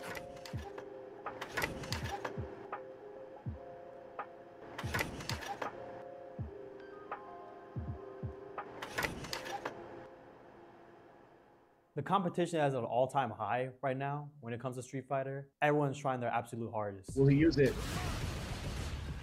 Oh, he doesn't want to drive reversal. There's still... I felt I didn't really qualify until the very end, and I didn't qualify until World Warrior. So it was more like a weight lifted off my shoulders. And Chakotay getting brought down to the loser's side by Dual Kevin 3-0. My local scene is also part of Midwest region. So we kind of bounce back and forth with ideas. How can I beat this guy? What should I do to beat this other guy?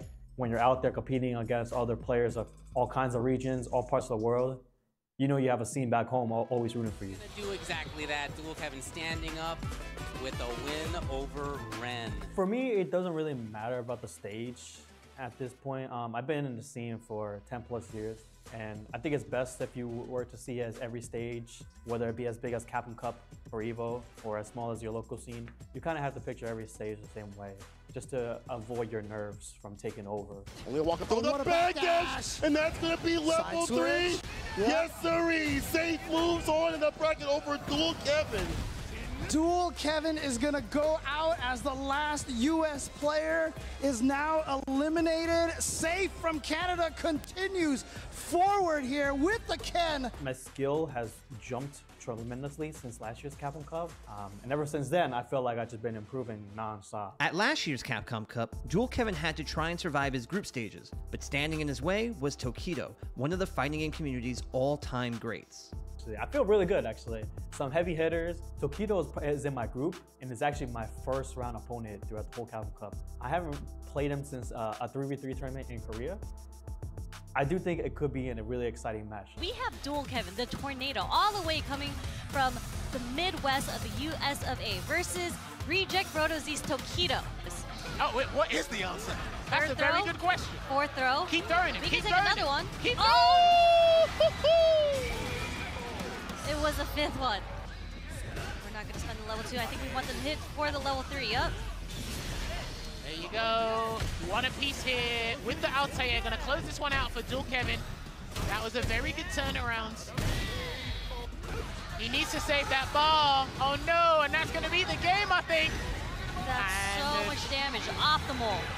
Oi, and the Dragon Lash Flame closing it out there for Tokido in a nail-biting set in this Group C match. With that loss, every round from there on was crucial in order to proceed to the top 16. With a single mistake, Dual Kevin would be eliminated and have to wait an entire year to reach this stage again. The crack shoot, and he actually got perfect parry. Brother. How's he ready? How's he so ready? Well, he's ready to try and take this round here, and that's going to be yeah, he's done. Long combo, which is going to take it all the way here. The optimal stuff, building the bar. Didn't even need a super.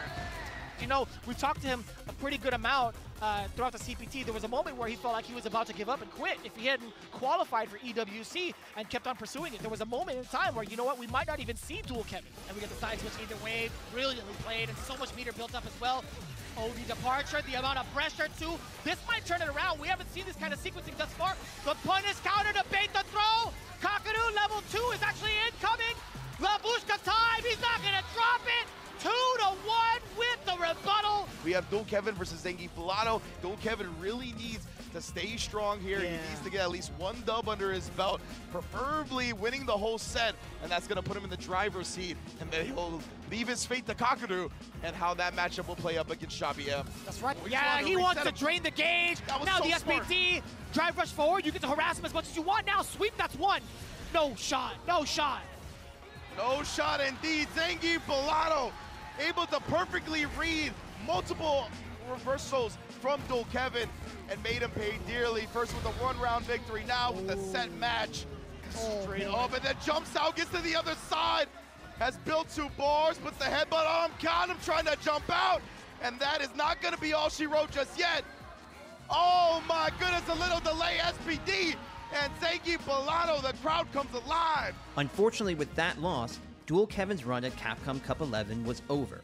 But through defeat comes an understanding of how to push forward and prepare for the next year's Capcom Pro Tour for another chance at greatness. I had some very close matches against both Tokido and Kaku. I felt like I had a really great game plan going against Kakadu. Some things I didn't actually do in game where it popped up. I labbed, I trained against this certain situations, and it popped up and I didn't actually go through with it. My hands were actually shaking during the set. So maybe it's just something I need to work on mentality-wise so I can actually execute the game plan that I have in store. Kind of proud of some of my plays, not so proud of other plays, but I'd say it's a great experience overall. Learning experience, great learning experience overall. Us players, even back in the States, we try to make time to practice and train.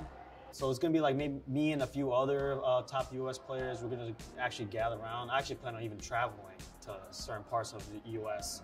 Not even for a tournament, just to train. You'll probably see us try to be in that same kind of practice sessions that you see Japan as. Talk about the game, play the game, study the game, all that, just so we actually prepare when we play this international competition.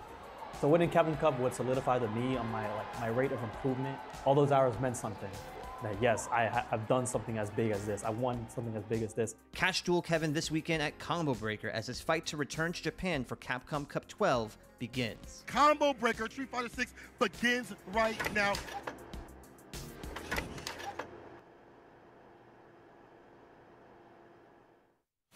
Are we ready for some Street Fighter 6?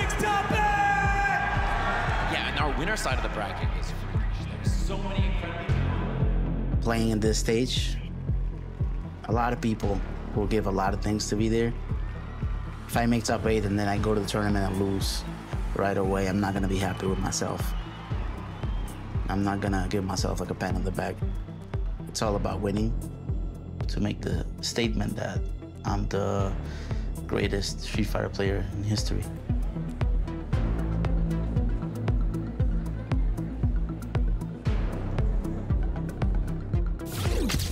Ready, fight! EVO 2025, day 1 for Street Fighter 6 is now hot and ready. And I do mean hot and ready because it's going to be insane with the amount of people that have entered and also the level of competition. Always dreamt about winning EVO. This is my first EVO, so I'm being really impressed about the magnitude of this event. It's the biggest honor a fighting gamer can have. I feel like I've already shown I can win at the biggest stage. My family already knows what can happen. Everybody knows. Winning EVO will be the culmination of a lot of things. But what it means for my legacy, I want to complete, you know, having the EVO Japan, but also having the original EVO. How are you doing so far? Still winners, but I gotta fight Japanese Honda, Rangasamy. Maybe Yugang Kuma or Kenny. Like he'll do like the medium punch into the cancel commander. Very little headbutt. He'll do like a delayed option, so he'll do like delayed jab or like delayed tag. And then if you beat that, he'll start mashing reversals. 100% Kuma. But I think this guy, maybe he moved too much. He do a lot of stuff. Go Ken. Okay.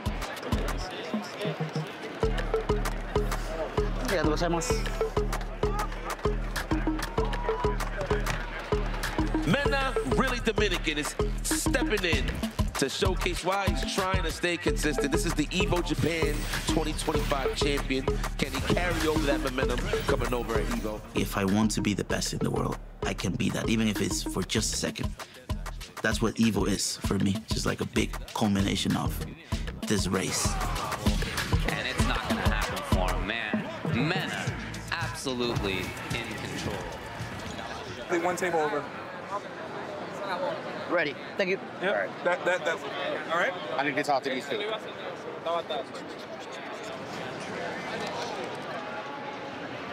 Habibi, can I get next?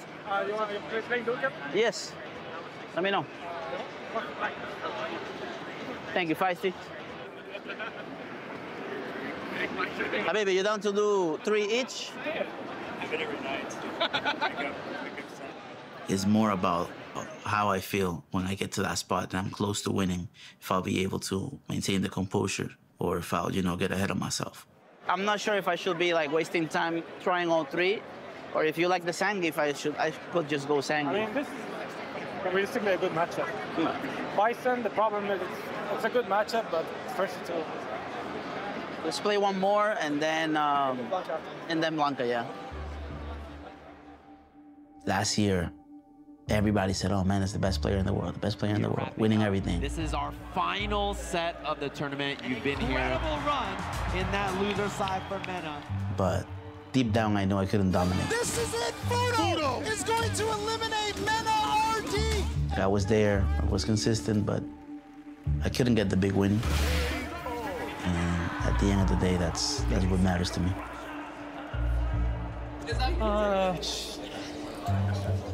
Well, right now I'm reflecting, what can I learn from what happened. I'm just gonna try to use this as a learning tool. With time, I will figure it out. It doesn't matter what it is. And this is Grand Finals for Cream City. C3 will end right here. One of these two will be at Capcom Cup again. That's going to be some good amount of damage, especially with this corner situation. Mena going in for the SPD. Any hit can do it. Oh no, misses it. The jumper he does. Mena RD is your C3 champion. He will return to Capcom Cup Finals. Mena RD versus Xian Yong. Whoever loses this is going home. it. He's clipped him. He's clipped him. And there you have it. The conversion from the dry rush will get Xian to proceed deeper into the bracket. And Mena RD is no longer in the running to try and get a Capcom Cup title for Street Fighter 6. So he's just going to have to wait another year, man. That's unfortunate. It doesn't matter how hard you think you're working. Everybody's working just as hard. And sometimes, even if you are the one that works the most, it doesn't mean you're gonna win. So every year, you just have to try over and over again, hoping that it does work. But if you don't, it's never gonna work.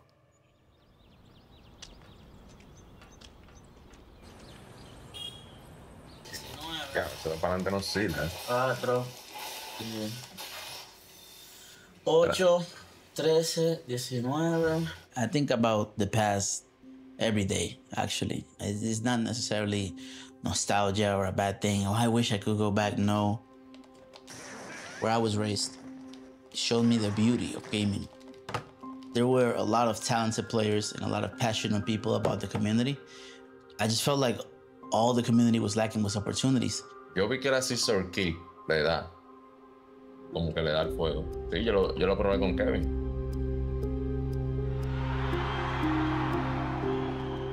Realmente, Mena es el embajador de aquí, de todos nosotros, de la comunidad completa. Mena ha hecho demasiado. Sí, se fue la luz. RD. Cuando ganó la primera copa, de lo que él se ganó, como un 40% de eso, él lo gastó en la comunidad de aquí. Ayudó a muchísimos jugadores, ayudó a la comunidad, ayudó a los dojos. Me llamó, vamos a mejorar el club. ¿Qué tú entiendes que te hace falta?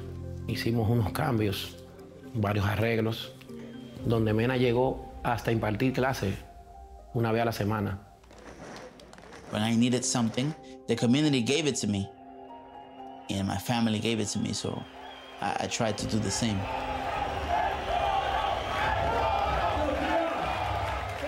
Bandix ha sido un punto de apoyo muy fuerte para lo que es la evolución en el fighting game dominicano.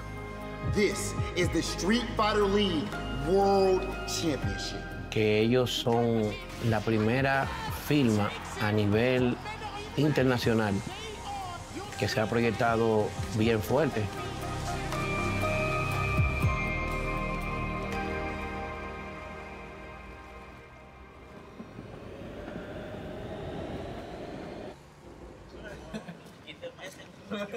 Coming to Japan is always special.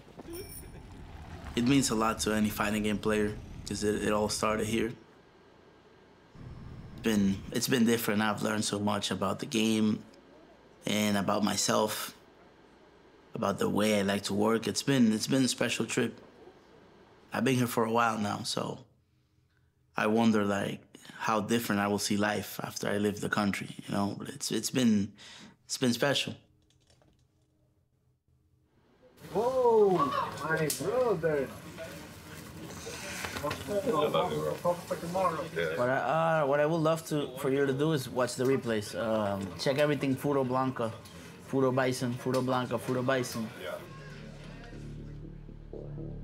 I train in Japan because Japan is the strongest country in Street Fighter. They have the most players in the top. They have too many players that are so strong and that can beat anybody. Muto from Japan. Your Evolution 2011. There's no better environment for a Street Fighter player to learn. RD Rebo Gaming looking to bring it back to back. He's always been super consistent, even after season 1. But season 1 was like, that was his like current like prime. But now he's trying to find the prime again, right? So I'm curious to see, will he reach it at this tournament? Coming to Japan to practice, I became a way better player than even my best year. Oh my God! He put him on a big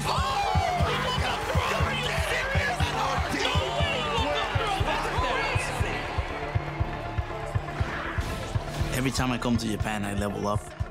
Quality of the practice is just unmatched.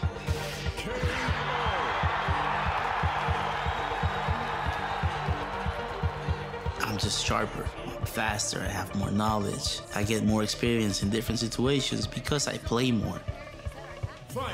I'm able to play different players, different play styles.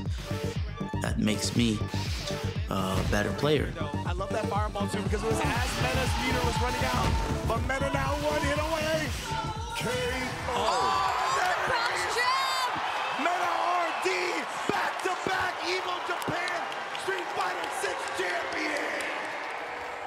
Everyone knows that this was a very difficult season for me, but something that I learned this year is that you never have to stop believing in yourself.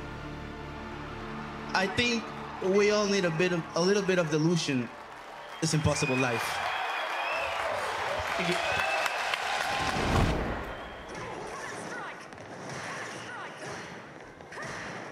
Volando, ¿verdad? Ya él está en el aire y yo tengo a Blanca de esquina a esquina. Mira, él te va a tirar Yoga Fire fuerte. El fuerte no se le, de Blanca no se le va. No puede hacer el slide. Yo solamente la puedo tirar en defensa para ganarle al throw, nivel de parry, jugarle sólido, darle a los golpes.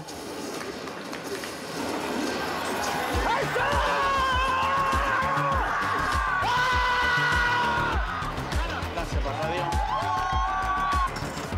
¡Vamos! ¡Nosotros, coño! Vamos. Thank you. ¡Papá Dios!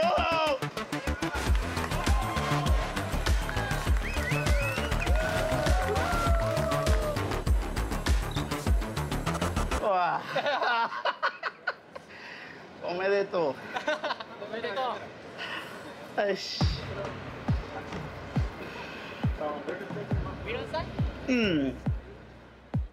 Honestly, I did beat Kakeru at EVO Japan. But before that, I've lost to him 3 times. Jumping media comes down. So much range on it. Where you go? Good stagger. I love the stagger pressure from Mena. It doesn't seem like it's possible to grow from where he's standing, you know? He does every day. Closes it out, and Kakeru. Mena versus Kakeru. Saw that coming. He's a hard worker. He has everything perfectly practiced. Kakeru closes it out versus Mena. Damn, that's crazy. That's crazy. Grand finals, and now with a chance to be the EVO champion. Baited Mena RD EVO Japan 2024 champion. Even on my best day this season, he could still get me. Like Kakeru and I, it's just, he's strong enough. And I recognize him as that. He's the EWC champion. Now he's the Capcom Cup champion. And when he won, I was like, I don't know if I can beat this guy. Today, he looks perfect. He is the toughest player that I had to fight in Street Fighter 6. But I'm confident in my game and in how much I have evolved. Nice to meet you. Nice to meet you. You help him Capcom Cup? Yeah. Yeah. A lot of Tomorrow, no help, okay? You know. Very, very popular. Really? So it's hard to purchase. Really? So yeah. Wow. Thank you. Wow, very good. Oh, yes. Very, very wow. Coca. Just talk a little bit, practice. Yeah. What I've tried to do is have the mental strength and the psychology and the mind games of how my people play and try to copy what the Japanese do. Yeah. How? What do you do? Their sharpness and just having everything already planned out. Practice everything a million times. To beat Kami DP in the corner. Watch note. Sorry. So if you don't know that, it's hard to, deal with it. Mm-hmm. Okay. Wow. It's all about practice. It's all about, being warmed up, being focused. I'm never gonna feel perfect, and it's never gonna be enough. So I gotta make sure to also be rested like I did yesterday and be focused. Try to not get burnt out. Yes, yes, yes. Whoa, really? Try to enjoy it too. It's an opportunity that you don't take for granted. Being able to play at that stage.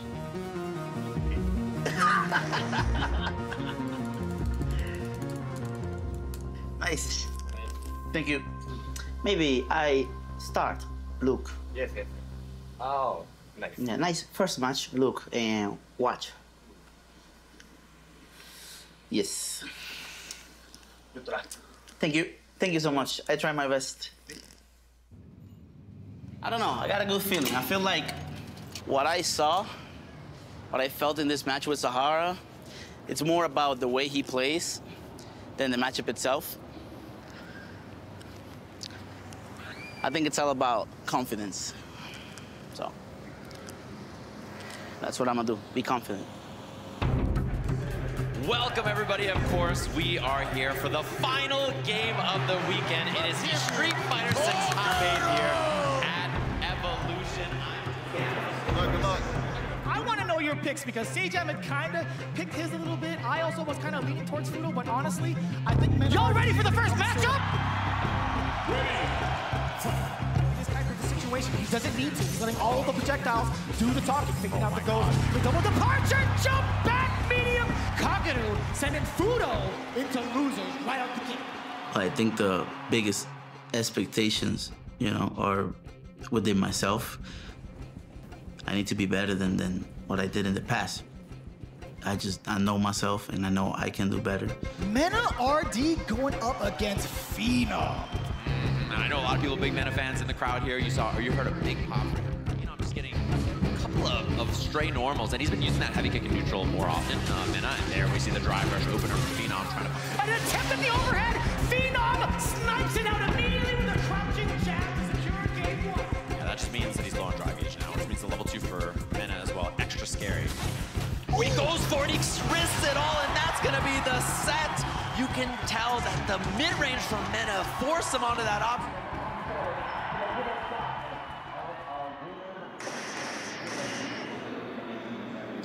He can't make a conversion.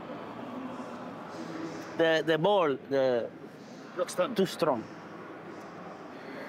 I like Habib. I like this. Do you have another plan if things don't work out? Honestly, I think they work out. Confident? Very confident. Inshallah. Yeah, inshallah, Habibi. So confident, I don't prepare. Just him. You want this guy, I mean? Yes. The perfect Perry Prince himself, Kakaru, strutting to the stage to have his face-off against Mena RD, the two-time Evolution Japan back-to-back champion in our winners final. Despite all of his success, there feels like one empty piece to his legacy, a win at Evo Bay. Wait a minute. Wait a minute. He's getting ready. He's already in place. Menardi's not even on the stage yet, and he's already aura farming. Are you kidding me? He's waiting for him to walk out, of course. And you need a worthy challenger, and he's on the stage. Mena RD here in North America. He's not even looking in his direction. He's not even acknowledging the fact that he's waiting for him on the stage. Oh. He's getting ready.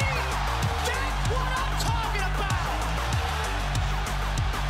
Two of the most bad men on the planet in Street Fighter 6. And Kakaru says, you want to beat me in Japan?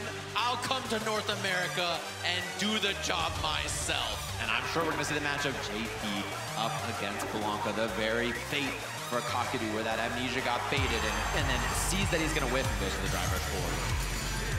Shaking his booty on the main stage. No carry connection. He's been a low on drive gauge.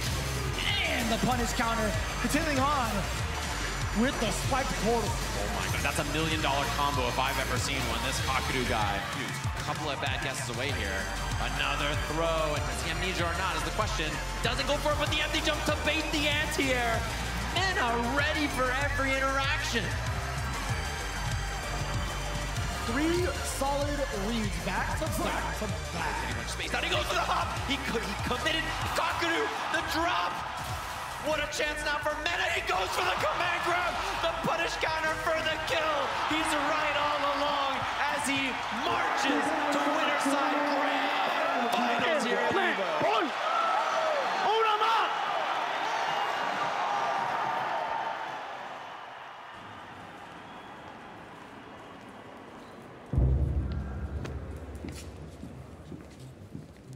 I don't know. I'm feeling just chill, you know, just relaxed and not overthinking anything. Just going with the flow. On the stage, ready to go. Losers finals here at Evo. Doesn't go for it. Instead, he gets hit. Portals up for the extension here. Burns should be the kill. He's got level 1 at the end of this for Kakadu. No, he doesn't go for it, but Chip is a factor too. How do you get out of this if you're Mickey? And the answer is you can't, as Kakadu ends the run of our incredible young player here. This is it. Ladies and gentlemen, I present to you yet again the grand finals, Kakadu versus Mena RD. What a block early from him. Threatening the hop, and what a check. Oh, and he actually tried rush right into Mena's hands. A couple of life, the conversion into. Oh, made something there. What? The perfect parry Prince. And the wrong combo again. Oh my, he's right this time. Lots of bar on his side. He doesn't spend any. Oh no! Oh, and the parry. Side swap. Goes for the reset, and he catches him swinging just like that. Mena's on the board. Back-to-back call-outs. Kakadu falling for it. Mena RD, can he do it? So that works, but nothing out of it just yet. Okay, the forward heavy kick looks good. Not too bad. Look at the damage. Jump back, medium kick. No way. One hit away. One hit away indeed. Double drive rush. He has the level 3, and Mena RD cannot be denied 2 times here in Japan. And now your Evolution 2025 Street Fighter 6 champion, Mena RD. No end in sight.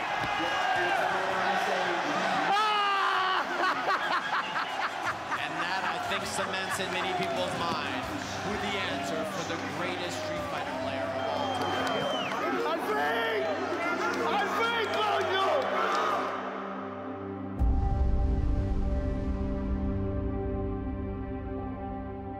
It feels like a blessing, you know, like it was destined to be, because if you ask me how it happened, how it got to this point, I can't even tell you. Do you feel proud about that? Yeah, of course. I feel very proud about that.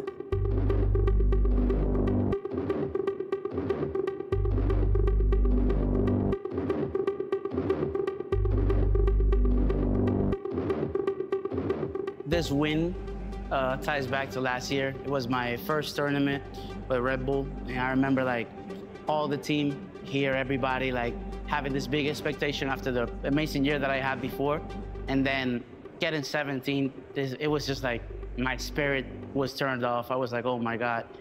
But I read somewhere today that as long as you live, you have infinite chances, and this is a show for it. That's how I feel. At the end of the day, it doesn't matter how hard you fail. If you win, then it's deleted. So last year didn't happen for me.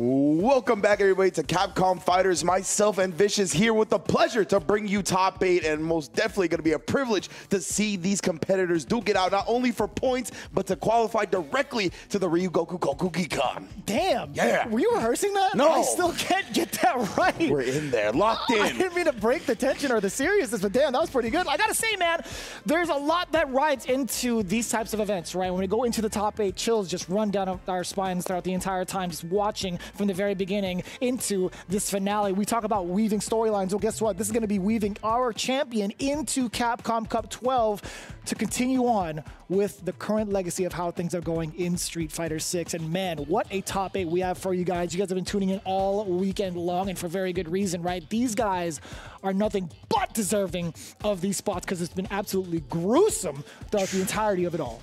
Yeah, exactly right. We talk about how deep all these brackets are, the type of players that these people have to go through to get into this top 8 in the first place, right? It has been elite level competition after elite level competition. We got Kings Vega and Riddles on one side of winner semi, Sahara and Nephew on the other half, Juicy Joe and Blas in losers, and Noah the Prodigy and Broski to close it out in round 1. Those are all immaculate matches. Man, I can't even fathom who would be taking it down all the way through, right? I was asked, who do you think is going to win this event? And I looked at just the first top 4. I'm like, man, I couldn't even call it. It's kind of like hedging my bets, too. I'm like, whoever makes it into winners finals is going to be, like, obviously the top 2 contenders. I was thinking about Riddles versus Kings Vega. I think there's a lot of history between, like, the character matchups itself. Sahara versus Nephew. That's also going to be quite the banger. It's going to be so difficult to actually call.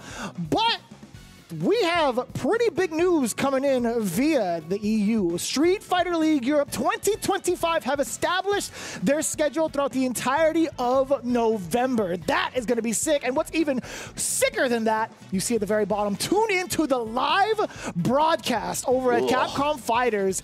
Every single one of these dates you cannot afford to miss if you want to continue on the action of finding those elite players of Street Fighter League Europe. We have our teams established, not necessarily the full roster just yet, but man, oh man, is this going to be insane to watch just based off of these names already. Bruh, Goliath Gaming, Jobby M in SFL EU. Word. That is super hype. I am very excited to see Jobby M and Chooks in Goliath Gaming at SFL Europe, all live and in full effect. And of course, we have some returning teams that are looking a little different as well, right? We got Ninjas in Pajamas, of course, Phenom, always the stable, but they're going to add Juicy Joe to the squad this year. That is going to be a beast. We got Gameman 99 being added to Aegis, along with Mr. Crimson, Kills You at Valmaster. Wolves is back, not only with Hurricane, but with Takamura on the squad this year as well. You already know the Mouse's dynamic duo of Problem X and Ending Walker is going to be here. Akainu and Papito as well.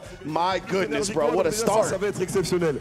Ok les gars, on va procéder à l'entrée des 8 meilleurs joueurs de la soirée sur Street Fighter 6. On a eu un gros tournoi. On a d'ailleurs accueilli le CPT premier event. On va applaudir à bout, s'il vous plaît, les gars. Parce que, ouais, c'est grâce à toi, mon chef. Our man RZA serenading the French audience. How about it? Et oui, tu n'échapperas pas à bout. Hein. Encore une fois, CPT première, ça fait plaisir. On a le meilleur niveau, on a la crème de la crème des légendes internationales. On va donc accueillir tout ça en bonne et due forme, comme on sait le faire à Paname, mesdames et messieurs. Le premier joueur, qui nous vient du coup tout droit du Japon, avec des victoires exceptionnelles sur Dims, Dual Kevin et plein d'autres très bons joueurs. Il nous fait le plaisir d'être en winner side sur ce top 8. Ça va être le premier à rejoindre la scène.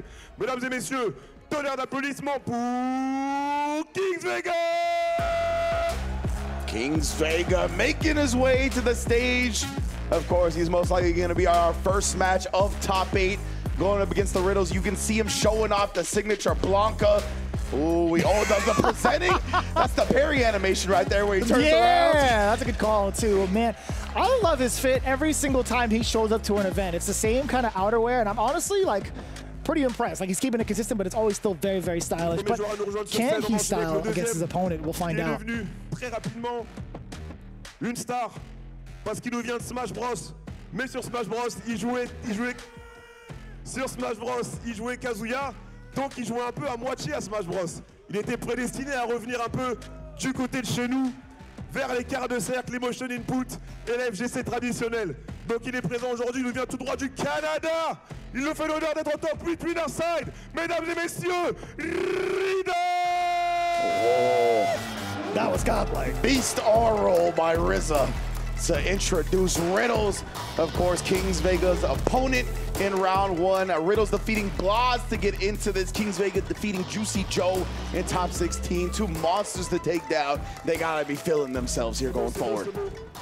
On a plus Smash à lui faire, mais on a gagné. Riddle sur top 8. C'est un peu ça le trade. Voilà les gars, faut quand même être content, c'est beau.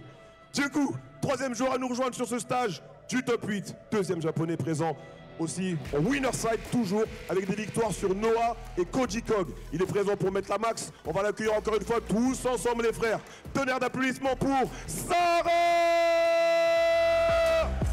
You heard it very briefly, right? The opponents that he had taken down, Noah, the Prodigy, as well as Koji, KOG, two very notable names. One of them still thriving within the loser side of this bracket, a top 8, but it's going to be Sahara making his way forward with the ever-impressive Ed. And can he withstand the storm against his nephew coming up real soon as well?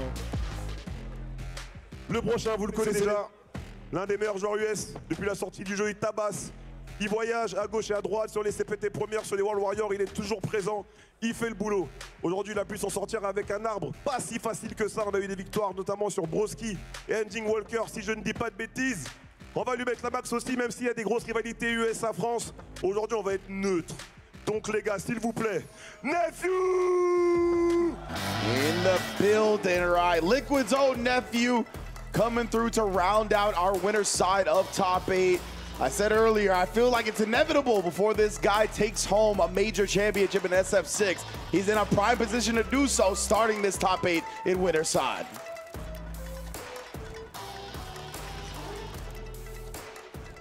J'aime beaucoup l'énergie, Le prochain joueur, représentant européen, il nous vient tout droit de Suède. On rappelle que c'est quand même un des joueurs qui a un très bon ratio contre les joueurs français. Il taffe les match-ups, il sait ce qu'il fait. C'est aussi un jeune joueur qui est introduit par son grand frère dans la FGC et à Street Fighter. Donc on va l'encourager aujourd'hui parce que ce sera un des derniers remparts pour protéger l'Europe avec nous, mesdames et messieurs. Donc s'il vous plaît, tonnerre d'applaudissements pour Juicy Joe! When it comes to the prestigious JP players, he is definitely in that conversation every single time. Nothing but consistency coming in from Juicy Joe, especially with how he performed at the very beginning of the CPT, even ending his run at Capcom Cup in the previous year. I gotta say, he is easily going to be the biggest problem in the loser side bracket. Oh yeah, man. Le prochain à nous rejoindre, plus jeune joueur possiblement sur ce stage. Peut-être même plus jeune que quand Jing Walker avait gagné son premier UFA, tout le monde se rappelle ici.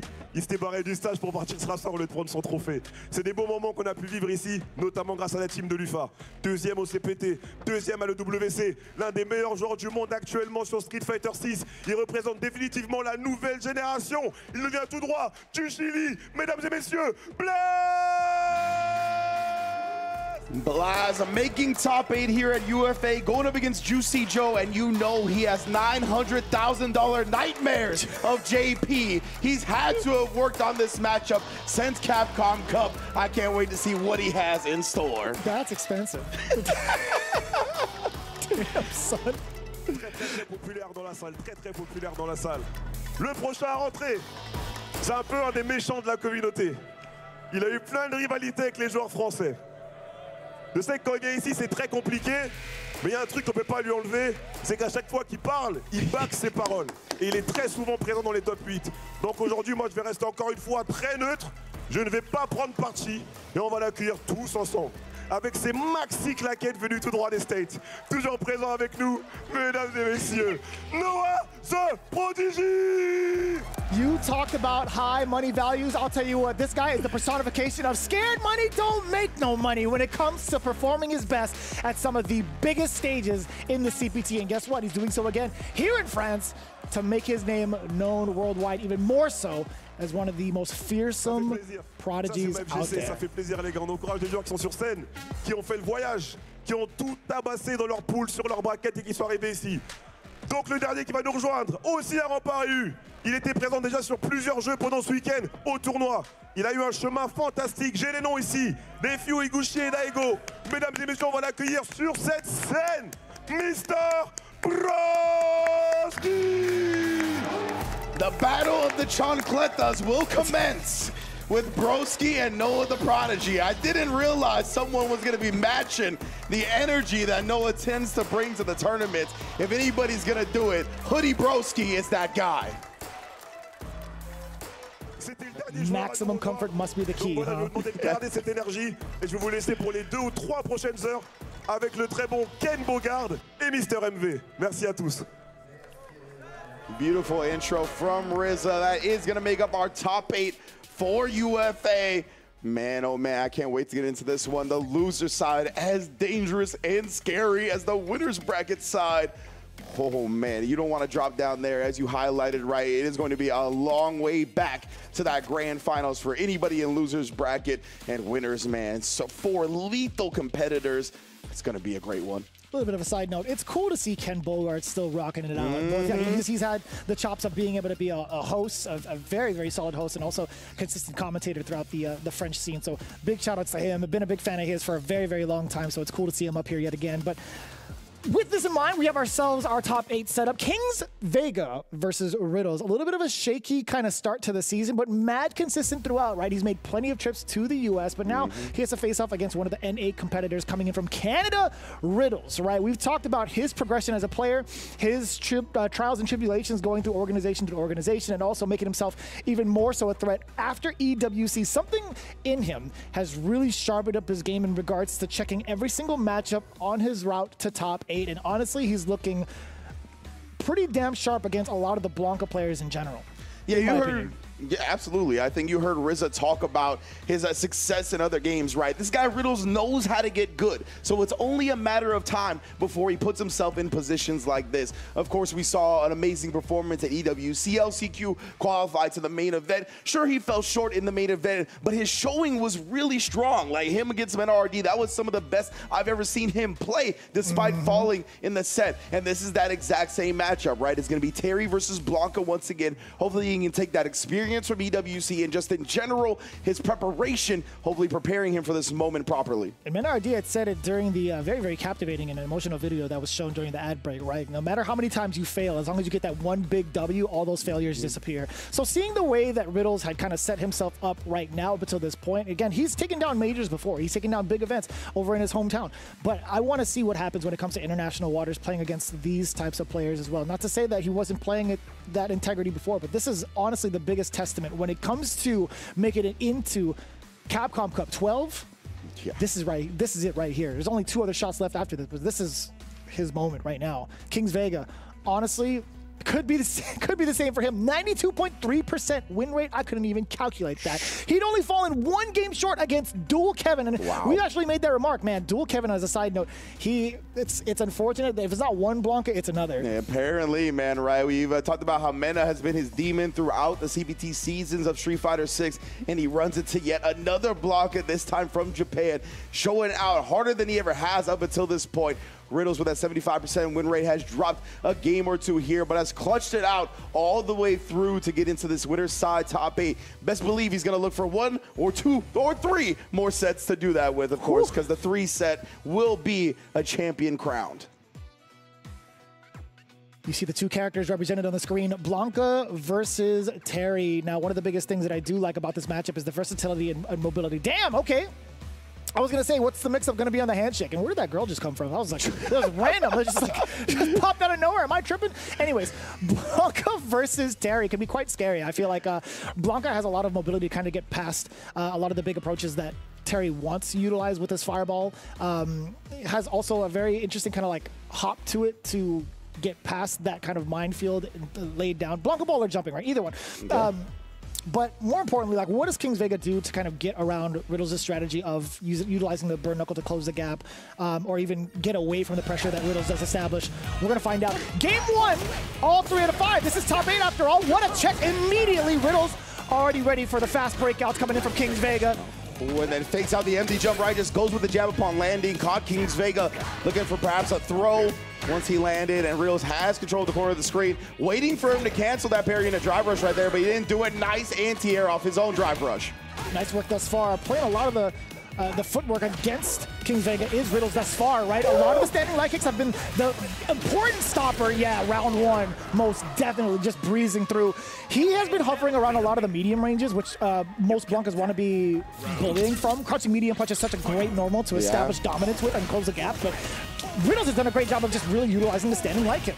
Yeah, absolutely right. That's how he checked both the drive rushes in that last round. Kings Vegas finally sneaks one in there. Didn't get too much off of it, but did land a Blanca ball and a sweep to catch Riddles walking back. Wild how that's utilized in high-level play, right? Always catching people off guard. That sweep has gotten mileage this season. Yeah, most def, right? People always want to try to get to the optimal distance. It's a great way to shut them down. And then Kings Vega dancing in and out of throw range. Finds the Blanca champ, but Nullify, he wasn't looking for the crouch light kick. You heard the imperfect parry sound. And of course, being stopped airborne as well. Riddles has been absolutely dominant when it comes to anti-airs thus far. Going right into the fireball after the target combo, catching Kings Vega off guard. Crouching medium punch, punish, counter. Can we get it started for Kings Vega? He's got 2 bars as well. Is he going to have to spend it? Yeah, not looking to go to the Lightning Beast just yet. A little surprised. He is a Lightning Beast expert, and Riddles, an expert on the Terry, playing it in multiple games, confirms the level 1. I'm just glad Blanca wasn't in that game either, though. It's facts. Oh, he was testing him. I don't care if you're locked and loaded with the meter. Let me see if you got the reactions. Riddles up 1-0. Not too bad at all to start from Riddles. And even so, let's kind of think about this, right? Kings Vega, if he busted out with level 1, is it going to be even more a threat at all, right? You're in burnout, you can't close the gap. I think Terry's going to be the one at advantage. Yeah, exactly right. I like Riddles testing him there because, as you mentioned, level 1, he still has plenty of burnout to go through. Riddles got plenty of opportunity to still control the match. And level 3, you at least get the meter, right? While Riddles is up around. Even if we go to the other one, it's all good. Oh, man. But see, Kings Vegas switching up his drive rush pressure, right? Going with the immediate light kicks because he's respecting the check ability of Riddles now. The big bust out, OD uppercut is such an important thing to know. This has changed everything against Kings Vega thus far, forcing himself backwards against a lot of the pressure that Riddles is presenting. Another important check against the drive rush. Level 1 is on deck. You know you got to spend it. Are you okay? Yes, you are, but barely. For now, of course, the air Blanca ball is going to let him escape for at least a moment. Riddles here getting bullied up, but yo, the regular uppercut. I love these players that are using the regular uppercut speed. 5 frames, has a great hitbox out in front of Terry. You want to run at me? Hold this rising tackle. My man came up to you. Came up right up to him. He's like, are you down for one more? Yeah, legit. What a sick win pose. Ooh. On the other side, counter hit, Riddle trying to press a button to throw his ear. Kings Vega does get parried, hop into the short. Riddles, yeah, exactly. Just gonna take the efficient knockdown right. Not gonna spin any meter on that. Obviously very scaled from the perfect parry.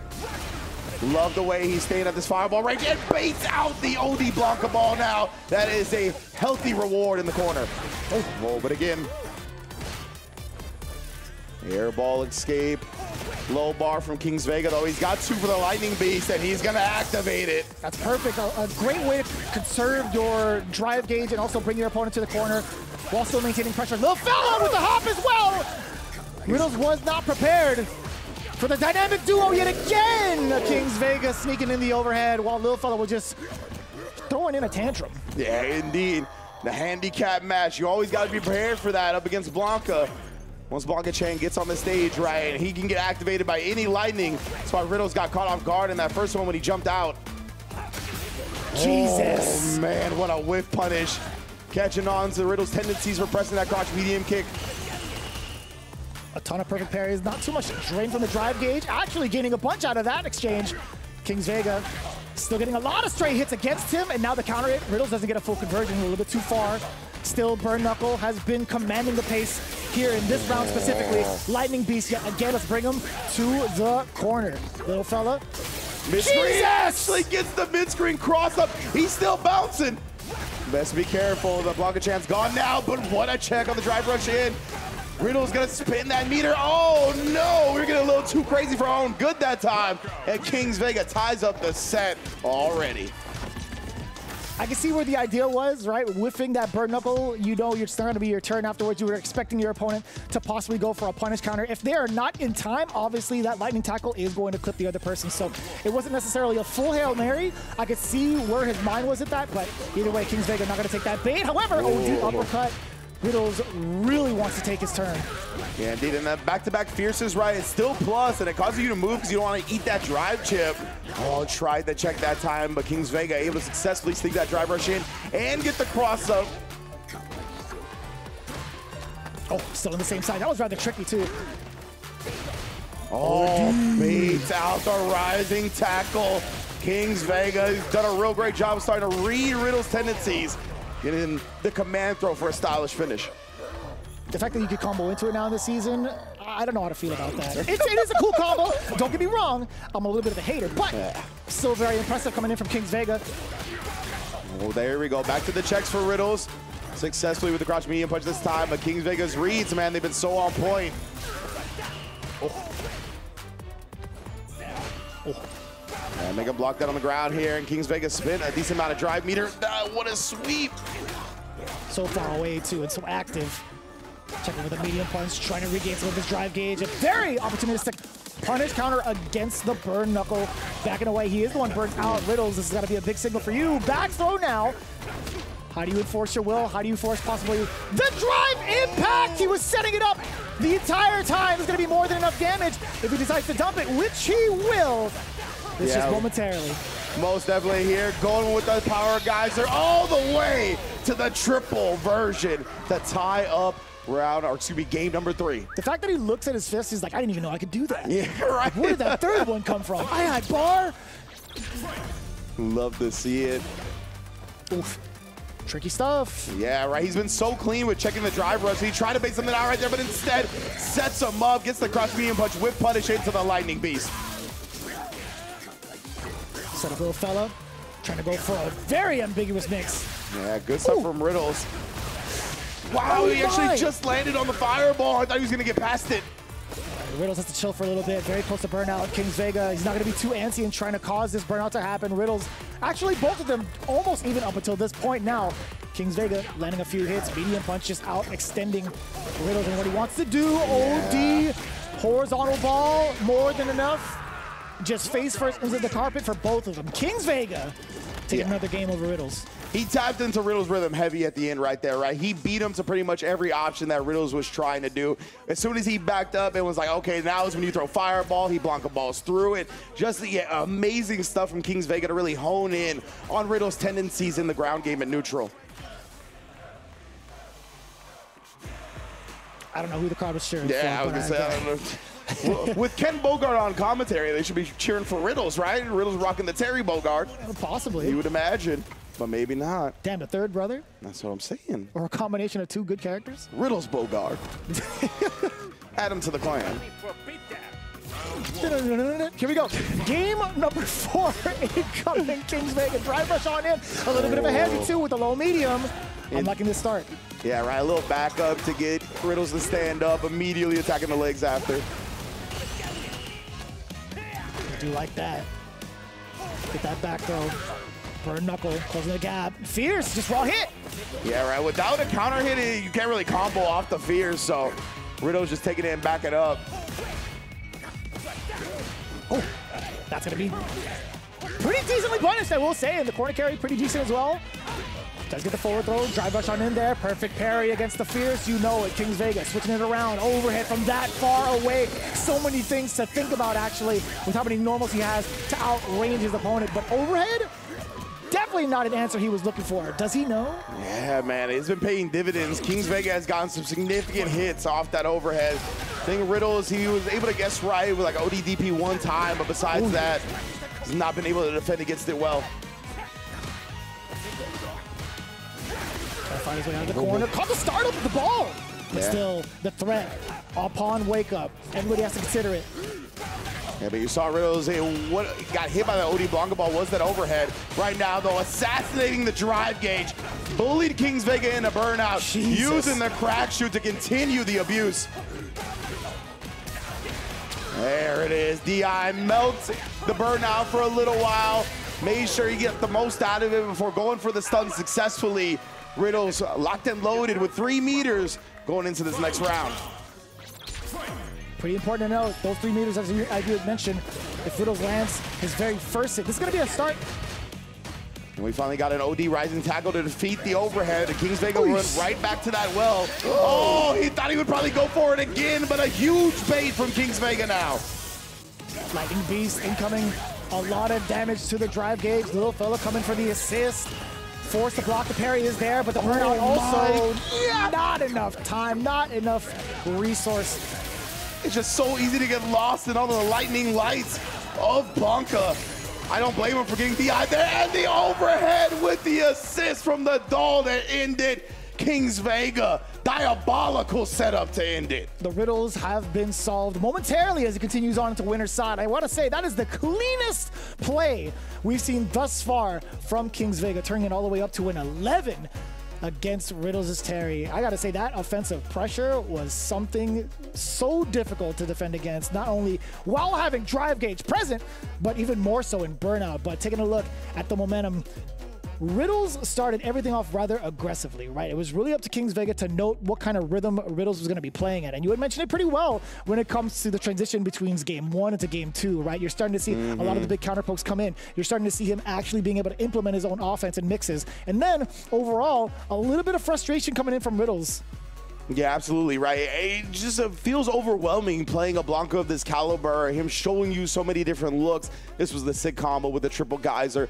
Always love seeing those. But when Kings Vega, that's one of the big abilities that Blanca has in this game, is just a smothering pressure and showing you so many different looks. It's really hard, unless you have a lot of experience against the character, to pick the points that you can actually escape the pressure, right? Like in this situation, right before this, Riddles parried the cross-up, right? He not only parried the cross-up, it protected some of his drive meter. He still got burnt out as soon as he let go of parry. That was just the overwhelming pressure that Kings Vega had set up. He wasn't going to stop anytime soon. After the DI, he then spaced himself out perfectly to get like a max range overhead. You don't expect overhead in that instance, right? We've seen so many drive rush overhead, so many point blank with that doll to convert. Instead, backed up a little bit. He attacked the moment of recognition so many times for Riddles, and like the moment Riddles realized what was going on, he was already getting hit. But that brings us into our next matchup. Sahara, his road to top 8 from the winner's side. The only loss he had experienced was against Noah the Prodigy. At least one game within top 16. Other than that, he's been looking absolutely flawless against Koji Kyoji, Just a Kid, Foulmaster, Ruzu, Notch? Question mark? John Notch. Backwards? No. Oh, that's a, wow, you cracked that code real quick. Okay, I'm impressed. Yeah. Shout outs to dyslexia sometimes. I was gonna say, have you been watching game shows since Evo Jeopardy? Been logicking it together? Trying to get your championship belt, man. That's what I'm talking about. Let's go run it back next year, Evo. But right now, Sahara and Nephew, it is going to be a great one.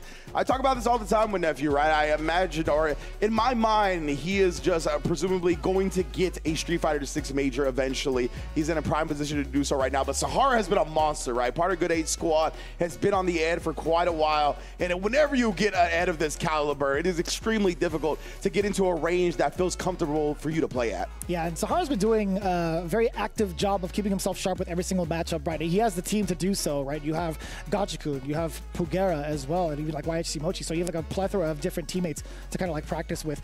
But I gotta say, man, there's a different type of playstyle to experience when it comes to playing against Nephew. Like Pugera could train you all he wants to. He's got Sagat, he's got Jury, but when it comes to the big stages, the big lights, Nephew plays something different. Indeed, man. Nephew, I feel like since he's kind of grown up under the lights too, right? We've known about this guy from very young. We saw him at the Red Bull Battlegrounds years and years and years ago at this point. True. Honing his craft in Street Fighter V, has obviously grown to be one of the premier North American players in Street Fighter, not only in 6, but obviously in 5 as well. Joined Team Liquid, went full-time esports, has been immaculate since and beforehand. And now he's looking to take that next step, right? Trying to ensure his spot at Capcom Cup 12.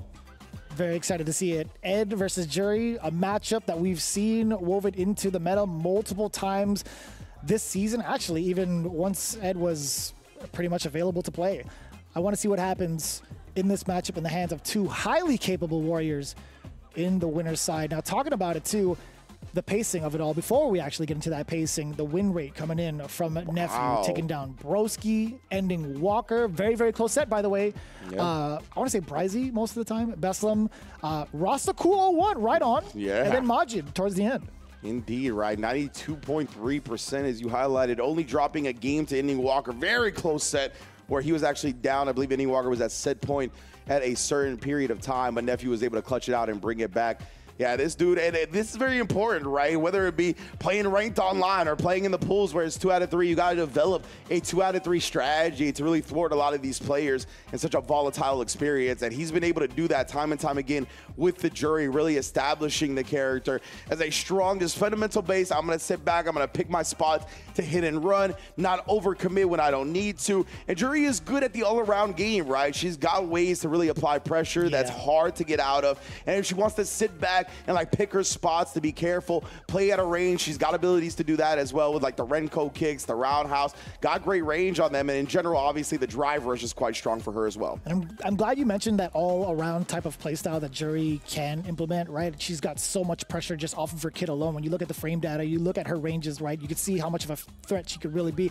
It really does depend on how often Nephew scores these knockdowns against Sahara, right? When we talk about Ed, we talk about a lot of his strengths, but let's kind of highlight one of his biggest weaknesses, right? He does not have a proper reversal that will be enough on time to stop an opponent, right? There are multiple ways to bait out the OD uppercut. It's not going to be active until like double digits, 12th or 13th frame, I forget. But either way, right? There are moments where you could bait those out. Sahara does a really great job of masking his execution when it comes to throwing out these OD uppercuts, and you see it multiple times in the sets that he does play. So the question is, how will Nephew score these knockdowns and score continuous pressure, and how will Sahara find his way out of it? Indeed, well, we're about to find out the other half of Winter Semis. Let's get into it. Sahara, Good 8 squad, Liquid Nephew for Winner's Finals berth. Damn, that was mad active. Oh. All right, look at checking through the drive rush, and look at that. Sahara trying to perfect parry the first jump in. That's gonna give Nephew some intel for sure, but speaking of which, right back at you with the punish counter throw on the perfect parry attempt. I gotta say, he's been so successful with a lot of these level 1s thus far throughout the entirety of the tournament. Yeah, we saw it plenty up against Ending Walker. We're seeing it here represented against Sahara as well. And Nephew will do that a lot when he's low on the bar, right? When he's around that 2-bar threshold, he doesn't want to spin the meter to put himself low. He'd rather spin the level 1 and then use that drive to take advantage afterwards. He scored the counter hit. It was a throw overhead. Late block from Sahara. Oh, and Nephew ends up getting the back throw right. He was being defensive about it. Baits out the ODDP. You called it to start the set, right? How is Nephew going to play around that? Because Sahara likes to represent it. There it is. And I'll tell you what, he started that comeback at the end with Sahara not showing the anti-air as well, right? Then it goes back to Nephew getting that empty jump throw on the parry punish to start the set.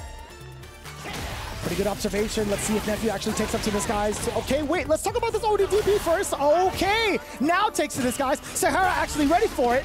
Oh man, he's been trying to check these drive rushes right. He's been trading more often than not. That time though, unsuccessful entirely. And Nephew has rode that momentum to the corner. Actually checking afterwards. Nephew was trying to move after stocking up. Going after him. He spent a whole lot of drive meter and tried to cancel to avoid the punish counter throw. Still burns out, still gets thrown, and still gets baited. Nephew gonna be going up 1-0 in Winter Semifinals. The defense looking kind of shaky for Sahara thus far. We're starting to see a little bit of panic, at least in game 1. Yeah. Nephew making the proper calls too on defense. And he feels a little nervous to me, for sure. Like, just seeing him try to parry on the very first jump in tells me that he's a little shaky. Okay. What's going to be the approach for the control against Nephew thus far? Damn! Does not exist, at least within these first couple of seconds. The Fierce connect against Sahara. Counter hits now. We're starting to see a couple of button presses where they don't belong. The backdash is here, though.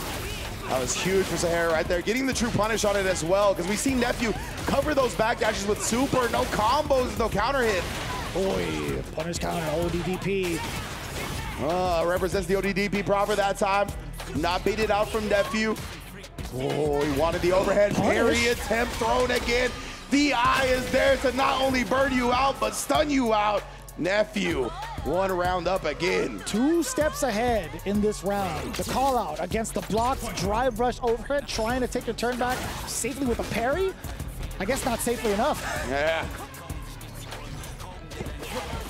Drive rush on in. Very extensive normal off that medium. Sahara not gonna bite. Yeah, just harassing with that roundhouse. We talked about it, right? One of those longer range buttons that Jury's gonna need to represent up against the Kid of Ed. On the rush now is Nephew. Plenty of medium punches and eventually gets Sahara to bait, or sorry, to fall for the bait. Exactly, that stay medium kick, right? First hit is so fast when it comes out. That's right. Oh, top of the roof with the level 2 conversion.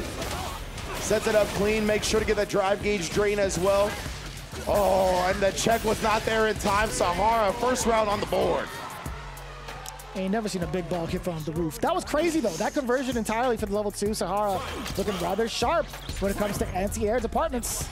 In comparison to game 1, tied up within this game. What's the approach now?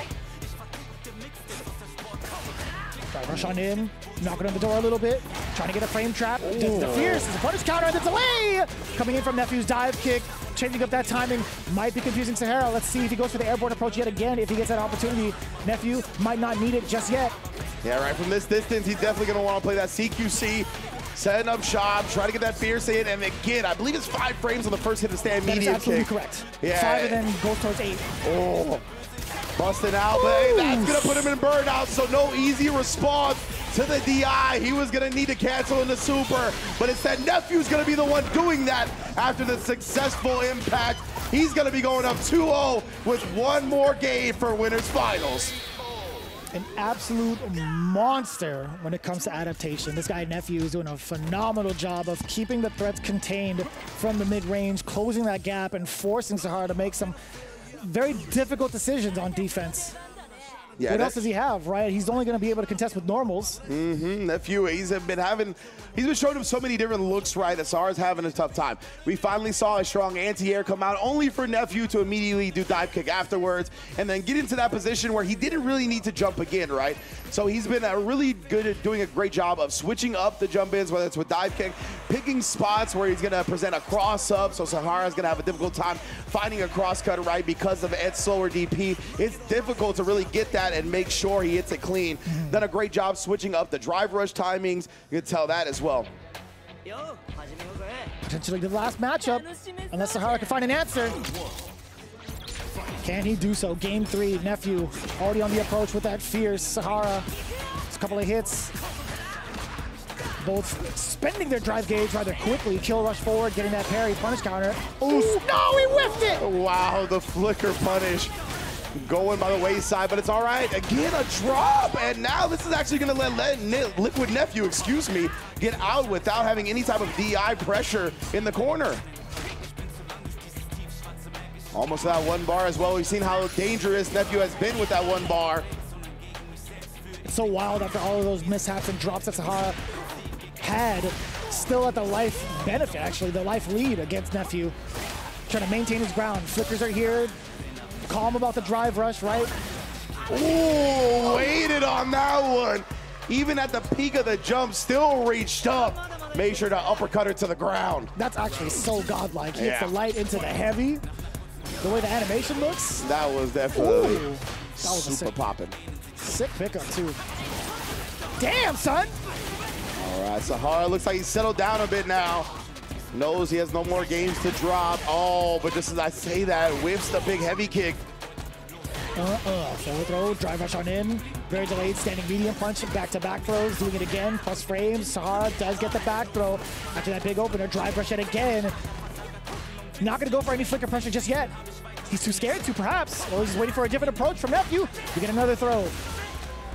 He's trying to call out something where Nephew's going to be active about it, but he just takes the throws into the grave. Good stuff from Sahara, really recognizing that Nephew was going to stay down back and for a majority of that defensive sequence. We saw it early on, right? He was waiting for him. You called it out where he wasn't trying to apply pressure, wanted to see what Nephew did, eventually honed in on the fact that Nephew was trying to block it out. Absolutely worth the meter he spent to drive rush on in and continue that pressure. Sahara, can he do that again? Drive rush on in. Off of that cancel, applying pressure with the throws. He might see this opening and take it all the way through with the throws, right? Damn, punish counter! He was charging that bad boy forever. Yeah, the flicker, he was establishing it, kind of just waiting for Nephew to do something. Speaking of waiting for Nephew, had a fierce on the other side of that drive rush. And now Sahara is rolling, bro. 1 round away from tying it up. Little side note, it's crazy that Ed was like trained under the tutelage of Balrog when Balrog doesn't ever use like a traditional boxing style. Like, where'd he learn that? Yeah, right. Balrog's coach helped you out? Like, there's definitely no way that Balrog taught you any of this. That's what I'm saying, man. Just the mindset of a boxer. Yeah, true. Many men wish death upon me, says Ed. Oh boy. He's looking great. 1, 2, 3. Sahara, kill rush forward. Oh! A little awkward of an exchange, but still the throw. And benefit of Nephew, knocking on the door yet again. One more, he'll do it, and he does get the counter hit, right? Sahara stuck in this predicament. Nephew's throwing out different looks, but it's all ending in throw, right? It was always gonna be a normal first. Then you kind of have to guess. Indeed, Nephew now on set point here. Being a winners finals, both players 3 meters to their name. It's gonna be an explosive round. Sick. Oh, and just staying tight with the compact string, right? Going with the lights, caught Liquid Nephew, trying to press buttons back. Finds the jump out, empty jump as well to ensure he doesn't get punished on the landing. Didn't even want to test the cross up. Great defense from Nephew too, not fearing the threat of the back throw from Sahara. That's not gonna happen. Uppercut not gonna be in time. Level 3, let's get a little bit of a trade-off for the gauge and also the life. Like that's a whole lot from Nephew here, right? Got to handicap Sahara a little bit by putting him below the 2-bar threshold while he's got plenty of drive meter to work with. Spin some on the driver's cancel. That delay tech though has Sahara much healthier in the drive rush. Save for Nephew now, and he baits out the throw attempt. Perfect carry of the light, still punish counterable. We do get the back throw, drive rush on in, the impact, Nephew not ready for it. CA is on deck, he's gonna have to spend it if he wants to keep moving on, which he will, very obvious, but Sahara surviving the threat. Do nothing but smile as he tested Nephew right out of the gate. He's like, I haven't been showing a lot of DI, let's do it now. It's a big opportunity if it succeeds. And Nephew, was not ready with the counter back. What a way to tie up the set here. 1 game to go into winners finals. He's got to be smiling. He's like, I guess it works against all ages outside of Japan. Right? Legit, man. It really feels like people are testing everybody more and more again. It's like, you know, that's how the game started, and then everybody was like, all right, people are getting good at counter DIing. They kind of stopped doing it a little bit, but now it feels like it's fully back. It's the classic bell curve. It happens. It is. It 100% is the classic bell curve. Oh. Trying to escape via movement. Nephew getting clipped and paying dearly for it. The frame kill and the delay. Now mixing it up. The options are so ambiguous. Perfect parry. Let me get the side switch real quick, and also let me drain your drive gauge while you're here. No! Sahara, he's so adamant about holding on to it. Will he even survive? No, he won't. At least the burnout. Yeah, I like that a lot, right, Nephew? And then take it to the skies immediately, just in case Sahara woke up with a level 1 or level 2. Very, very smart stuff from Nephew. He was going to dodge the wake-up super and then pretty much trapped him into a chip kill. In this case, Sahara tried to get out of it and got hit. Oh, a delay from Nephew actually gets himself blown up with the OD uppercut against Sahara. Deep uppercut. Indeed, catching that jump in from Nephew, who's been trying to cycle through the approach options, but Sahara, beautiful back dash into the punish on the whip throw. We got Liquid Nephew in the corner now, trapped. Word, he just charges the Fierce right in front of him. Nephew, he's opting for movement upon wake up, and he gets severely punished for it yet again. But this time, Sahara manages to score himself the round. Both now at match point. 2 bars apiece, almost dead even in regards to the resource game. Yeah, winner goes on to the finals. Of course, loser drops down. Oh, wow. The dash, medium punch. Sahara a little late on the check, gets counter hit, but another big backdash. No punish this time, but still catches Nephew trying to move, and the level 3, he throws it up, and DK Metcalf coming down with it. Oh, no! What? Looked like he dash forwarded Fierce, but that was too much startup. Allowed Sahara to get a back throw, and now Sahara, with all the meter in the world here, he's gonna be able to close it out and put himself in winners finals to face his countrymate Kings Vega for an all-Japan affair. The call out against a delay tech is all I could think about. In that exact moment where Nephew lost his turn, lost his momentum off of that delayed heavy punch right in front of Sahara, I'd imagine it was because he was trying to figure out whether or not Sahara would actually delay. Yeah, I think that is definitely the case. Oh, you can hear, the crowd chanting for Sahara, but I think that is the case, right? You slow down your button a little bit just to try to blow up that timing of the delay throw. Sahara, I believe, immediately woke up with the throw, right? He didn't delay it at all, and because of that, it was just enough frames to actually throw the button. Yeah, great call, Vicious. And overall, the back and forth, man, it's been so interesting to see some of the, I want to say, like, exploits that have occurred between both players, right? Sahara pretty much taking advantage of Nephew's, I guess, I don't want to say inconsistencies, but like kind of like a reluctancy to tech throw, right? This is that exact round, right, where it happened, getting himself another, or at least one game on the board, but then you see Nephew kind of firing right back. Sahara had some real clutch reads on the tendencies of Nephew towards the end of the set, right? Because you mentioned how he really honed in on the fact that Nephew was going to be willing to down back it out in that instance, right? And then I believe it might have been that round we saw in the corner right there. Nephew tried to be more active defensively in the corner after establishing that he was going to down back a lot of it out. And Sahara was still able to beat him to a lot of the buttons, a lot of the options that Nephew was presenting. Just honestly, great adjustment over time. Because remember, this set started 2-0 Nephew, and Sahara able to complete the 3-game comeback. Damn, I totally forgot. Yeah, right? I was talking about it in the replays. I'm like, wait, 2-0? Yeah, that makes a lot of sense. That's crazy, man. That is a lot to kind of like really digest when it comes to someone like Nephew, especially coming from like an intimidating positioning, like of being at that deficit, right? But Juicy Joe now coming up to the plate, facing off against Blaz. Like I said during the intro, right, Blaz, he has to have $900,000 nightmares of this character. The one that blocked him from the millie at Capcom Cup 11. You gotta think that he's been labbing this matchup like a madman since then. So I think Juicy Joe's got a lot in store for him. Hopefully Juicy Joe as well has something ready for Blaz, right? Blaz, I imagine gonna bring the Ryu to the table first, but he's got a healthy cycle of characters. It's wild to think of that spread that you mentioned twice over thus far. That is, whew, that's a big spread. But anyways, like, are you ever gonna lose to that character again and going through that, right? You're like, nah, bro, I could not let this happen and repeat. Wow, he had, I thought that said Tokido in round one. I was like, yo, what? But no, it was Tokoko. Excuse me. That's a pretty close name. You know Tokoko. Do I? I had something for it, but I wasn't gonna play along with it. There was a different kind of thing. Anyway, Juicy Joe. Rocking the Ninjas in Pajamas jersey as well, right? We heard at SFLU he will be part of that squad. Only him and Phenom announced so far, but that is a dangerous twosome to get into the team to start. But right now, on the other hand, Blaz, of course, has been looking extremely strong. Fell to Riddles, but that's been his only loss, only blemish on his record, and a whole lot of 2-0s to go alongside it. Yeah, and this kid is just phenomenal, right? Like every single matchup he's been a part of, it feels like he's dismantled his opponents pretty convincingly, and also just him rocking back and forth in the seat. You could see it literally on Grand Finals. If you watch carefully, like any of his matches at any big stage, he is big vibing and big chilling majority of the time. I do not know where he gets his confidence from, but he is honestly, it feels like he's got nerves of steel anytime he steps up to the plate. And it's rather impressive, right? Him being able to perform at a high level so consistently since his inception into the big leagues has been mad inspirational. Right, I think talking about like the matchup itself, like when it comes to playing against any meta threat, he finds a way around it so convincingly. But this is Juicy Joe we're talking about, right? Both Capcom Cup competitors. Yep. Let's see how much they've evolved up until this point. I love the fact that you highlight Blaz's confidence because, yeah, I don't know if it comes from how young he is, how much he's been playing fighting games since his consciousness came into being, whatever it may be, right? But it feels like he is there to just play the game. Like, nothing else is in his mind, whether it be the money that's on the line, the Capcom Cup standings that's on the line.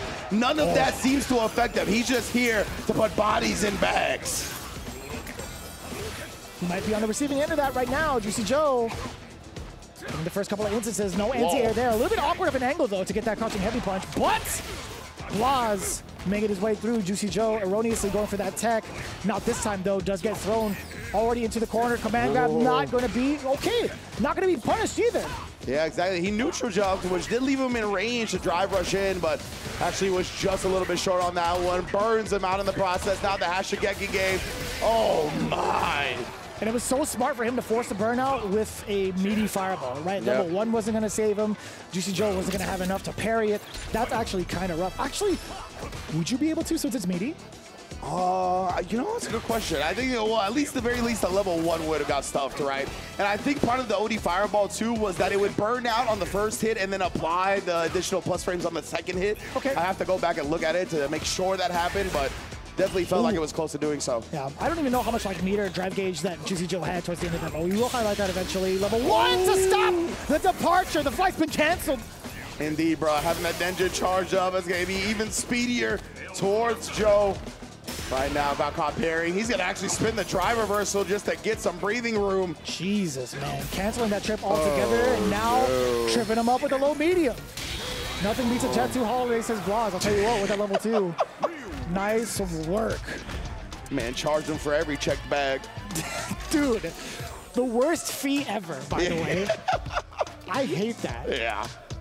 God. Right there. What a start to Blas. I feel like I'm hearing some Juicy Joe chants from the crowd here. Obviously, one of the European competitors. While Blas repping Chile. It's got to be started for Ritas, right? Like, there's no way it's not. I always blame Ritas for it. I'll tell you what. It's just solo Ritas Yeah. using the deep projection of his voice. Oh, man. Shout out to Salt Mine and Ritas as always. Love that. Oh, nice shot for preparing into the departure manual.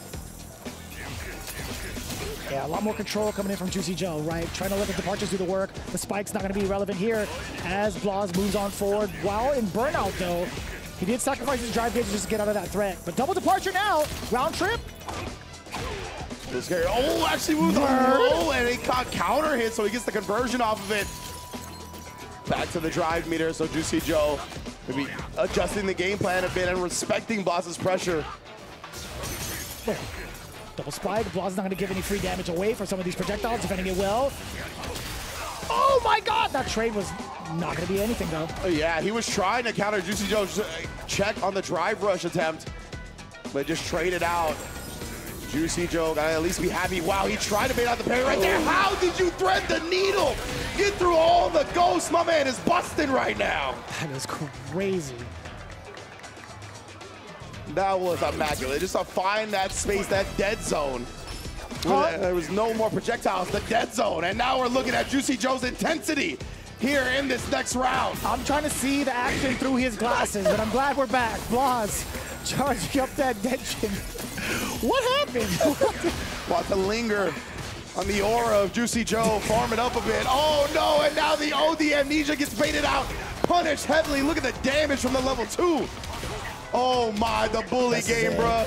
While you in Burnout, you in Ryu's world, and you just living in it. Maybe you in Red Bull's world. That's a perfect.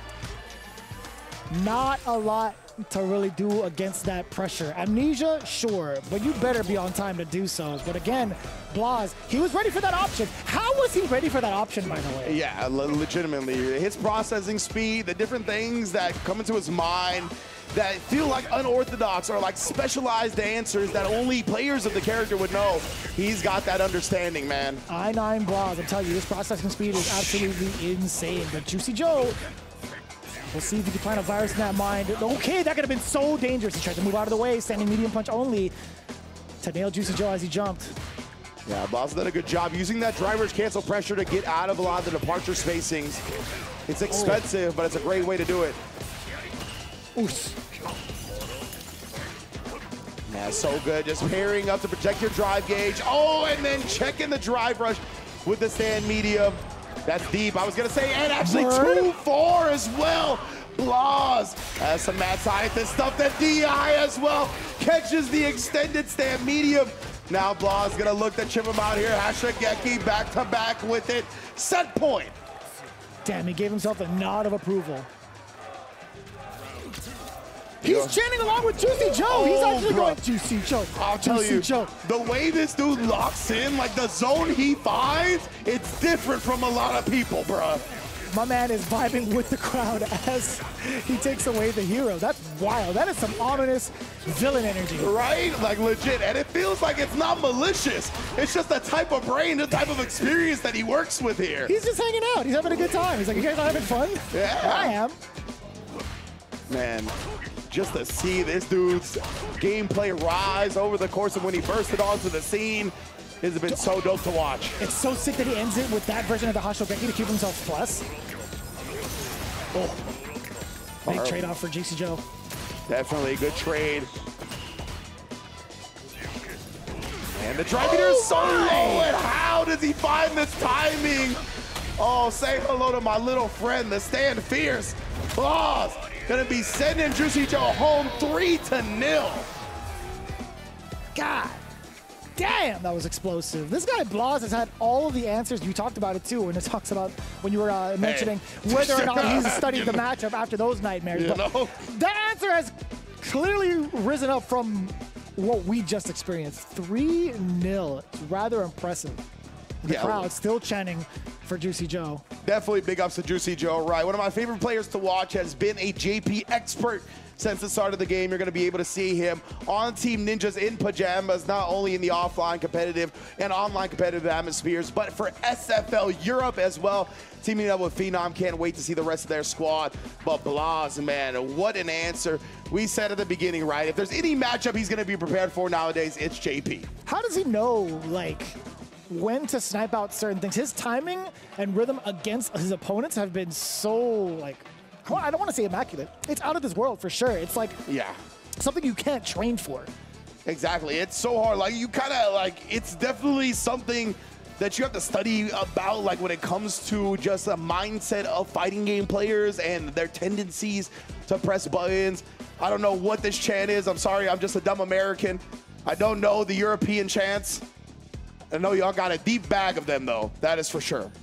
I don't even know if, I mean, they're just joining along. I don't even know if they know either. It's just... Might be a freestyle one, yeah. I got the guy on the left. He's just like, what is happening? He's just smiling along. He's like, dudes, come on, man. What is happening? Broski versus Noah the Prodigy. Battle of the chillest dudes. Well, okay, well, in terms of the vibes that they're giving right now, both in their chancletas. Yes. Here in losers side, damn. Chilling, socks out, making sure everybody sees them. Both sides. Yeah. I think it's rather brave that Noah be rocking the white socks, because like when he pops off, he'll just go right out of the slippers, just dragging along the event floor, and then right back into those slippers. It's just like, dude, bro, you're looking like Ryu right now. Yeah, he popped off at the mix-up last year, right? The mix-up, half of the tournament is outside. Like, he was legit running around on the concrete and the dirt with those socks. But that's where this man's from, right? He's from the mud. He gets it out of it. That's why he's not scared to get his hands dirty. You'll love to see it. Broski on the other end, of course, same thing, putting out that dirty bubble all the time. These two players, they grimy in and out. You already know that's why this match is going to be super intense. Damn, what a record thus far. Yo, Will Tupac was here? Right on. I mean, as he should be, to be honest with you. I love the fact that he's still very, very active. But that was the only loss he had suffered on the way over until his matchup against Nephew, where he fell short. But that one's also kind of a rough shot. This is going to be the biggest question. Is how is Noah the Prodigy going to navigate his way around an Aki of this caliber? I don't know who else he gets to practice against. I know Carson has probably met up against Noah the Prodigy like a handful of times at some of like the weekly events. But other than that, like that's the only example I could really think about. Yeah, I'm trying to think of, like, I don't know how often he's played like Flux Waves as Aki or Flux anything Waves like as well, sorry. Yeah. No, it's okay. Like it's tough to remember a lot of the time. We have so many amazing players with all kinds of different characters, and yeah, I mean those are the two that come to my head that he might have some practice against. But again, they're kind of like not in his region, right? He's from SoCal. Carson is from East Coast. I believe Flux Waves somewhere in Canada. I'm not sure which region, but nonetheless, right? I think Noah doesn't practice against Aki on the regular. So we'll see if he's ready, if he's going to try to get the overwhelming offense in, try to just frustrate Broski and hopefully change up his own game plan that way. I just laughed at that sentence, like the second to last sentence you said, because I just remembered Noah's like, I don't use training mode. Yeah, that's right, yeah. I totally forgot. I mean, apparently, according to Noah, right, he doesn't train against anybody. There's Kimberly up there posing on him. I was about to say. Oh, yeah, I forgot they have the sync up from the stage to the actual where you hover on the character select. That's super cool. Big ups to UFA on that production side of things. I want to know how they even, like, programmed that, quite honestly. But Noah the Prodigy, he's going for the Cammy immediately. Oh, okay. At least it's 3 out of 5 territory, right? So he can try the Cammy here, and if it falls and he doesn't like what he sees, go with a Luke for a 2 out of 3 set, essentially. Sure. But yeah, the Cammy, I'm a little surprised that he's going to start with it. But against the Aki, I get it a little bit right. She has some anti-airs that can actually reach really high up and kind of mess up the dive kick or the jump in. But again, that's gonna cause Broski to look for anti-airs extremely early, which might open up some other options. And if he's late at all, that's going to be big success for Noah the Prodigy. It's our last round 1 match of top 8. See who gets in the loser's quarters. Let's get it. Noah already off to a fantastic start, right? The bubble's going to be a threat from further distances, or at least as long as the knockdown is secured. Broski, however, opting to go for Oki. Noah not going to give him that satisfaction. Hovering around the ranges for the spin knuckle, right? Against the lash, against a 35-frame recovery bubble. He's in that perfect spot to nullify both options, and look at Noah go. Yeah, it could be primarily for that quick spin knuckle. A little strange that he didn't even try the punish on the drive reversal, but nonetheless, Noah closes the door on game 1, or excuse me, round 1, instantly. Okay, next. All business from Cammy. She said, who's next? Trying to be Goldberg up there. Worst wrestler. Yeah. He's the worst wrestler. Great presence, just the worst wrestler. Yeah, exactly. All aura, pure aura farm. I actually got the imperfect parry right there, but was looking for maybe the crouch medium kick, right? That's definitely a popular button Aki's approach with. Oh. Good call out too against the feint. Yeah, Broski's been looking very active on the parry. Actually uses the OD, burns himself out, but gets out of the corner. That's huge. Oh! Covers just in time, tried the roundhouse. Unfortunate timing for him because Noah got the dive kick punish yet again. Broski trying to outreach with that low roundhouse. Noah the Prodigy just 2 steps ahead. The level 3, a little bit of desperation. I don't know what he said. He said something about Broski though. He said, come on, bro, something like that, right? Yeah, but you can still see a little bit of unfamiliarity on the character from Noah, right? Because he could have jumped in and chipped him out in that sequence, but instead he just waited for the level 3. He didn't want to risk messing up his block string or anything like that. That's not something he's actively practiced. Oh, that was actually a sick conversion coming in from Broski, knowing full well that ball was going to cause that poison state to get the rest of that juggle. Yeah, and respecting the can-cans, the multi-hit of it, right? That's why we saw the perfect parry just in the DP. Didn't really want to lab out how to properly punish that. A lot of good calls from both ends, too. Really high up on the dive kick. Broski picking it apart with the crouching jabs, punish counter. We do get plus frames, stealing the turn. Drive rush on in, rather expensive, but now the control coming in from Broski. Another set of can-cans. Oh, and that's what we talked about, right? Great anti-air for Aki, and then baiting out the ODDP. Broski responding with a convincing round, as Noah had in that game 1. I'm loving these call-outs from both ends, right? Noah the Prodigy calling the level 3. Now Broski calling the OD uppercut. It's been very difficult to see when they would stop their pressure.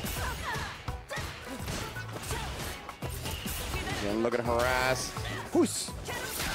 Oh, yeah. Beautiful. Yeah, that H-Lash has been going to be the primary anti-air, I imagine, for Broski in this matchup. Yep. And again, right, just shutting him down, and conversion to the level 3 means he's gonna be eating a mad damage and a burnout for that dive kick, or that jump in. Now we get to set up a bubble, or drive rush, actually, just to go right into the Oki sequence. Whoa, that's out of there. Oh, man. It doesn't matter. Broski, whatever route he was gonna choose for burnout, I don't even think that level 2 would have reached him, so nice call. Broski immediately going for the Oki. My mistake, I was thinking like, yeah, bubble into drive rush. No, just straight up drive rush to can-can. Yeah, I was gonna say, I feel like Noah is pleased with getting that 1 game on Cammy.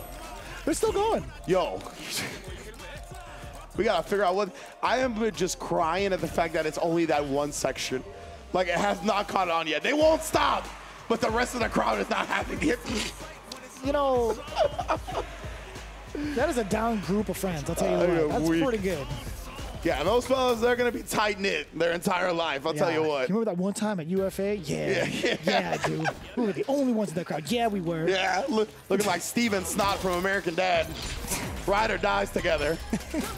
1 up, though, and that's why I said, like, Noah, I think, is going to be satisfied. Whoa. Oh, with getting the 1 victory with Cammy. Now bringing out the Luke, but you can't be satisfied with that start. Oh, what an interruption. And a delay now. Yeah, different speeds coming in from Noah. Blowing up that fuzzy timing for sure. Last now going to be a little bit more of a threat against Luke. Right, drive rush on in, looking to rather drive. Broski again, actually weaving past the string is Noah the Prodigy. Now he gets to live in burnout territory against Broski, or so we thought. Wow, You yeah. might have just powered him up, though. Indeed, right. And seeing that roundhouse in the level 1, the punish counter plus that level 1 drain. Got Noah in burnout as well, but this is where Noah thrives, right? He is the burnout king after all. Broski is gonna get his drive meter back soon, though. Oh, taking the throws here. He's got the green stuff back. Oh my DI as soon as he escaped the corner. I think Noah expected him to wake up with it. That's why we saw the neutral jump. But Broski stayed one layer ahead. Very smart. That was a pretty raw call out, by the way. Yeah. On the other side, past the neutral jump into DI. I don't think anybody expected that. The bubble just way past the body. Noah the Prodigy with an explosive start. Roundhouse yet again coming in. Wow. He tried to blow up that fuzzy timing again that time, right? Broski instead immediately pressed crouch jab. Beat Noah to the button. Oh, trying to bully that drive gauge down. That's why Broski protected it with the parry. But now, gotta deal with the loops, bro. And he tried to escape it, only to eat a fierce and an efficient kill from Noah. All 3 meters going into round 3. 2 straight counter hits, excuse me, against Broski. You could tell he really wanted to save the rest of his meter. I couldn't tell you what options he had chosen. Oh man, really delayed tech throw. And Broski baited it out perfectly. Holding on to the parry and then tried the ODDP. Noah looking to get frisky, and Broski is shutting down all options.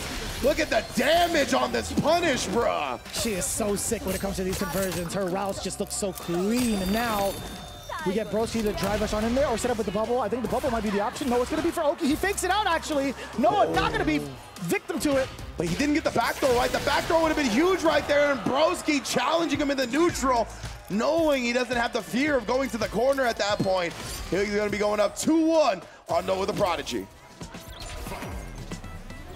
Man, that back throw with Broski having no meter, low on drive rush, that would have been a big momentum shift, but instead, Broski now a 2-1 lead here and already has Noah back towards the corner himself. Ooh. Cuts him off at the pass as well. Nice work with the feint, being able to recover in time too. OD uppercut, get off of me. Broski trying to throw in a DI. Noah the Prodigy with control, especially now.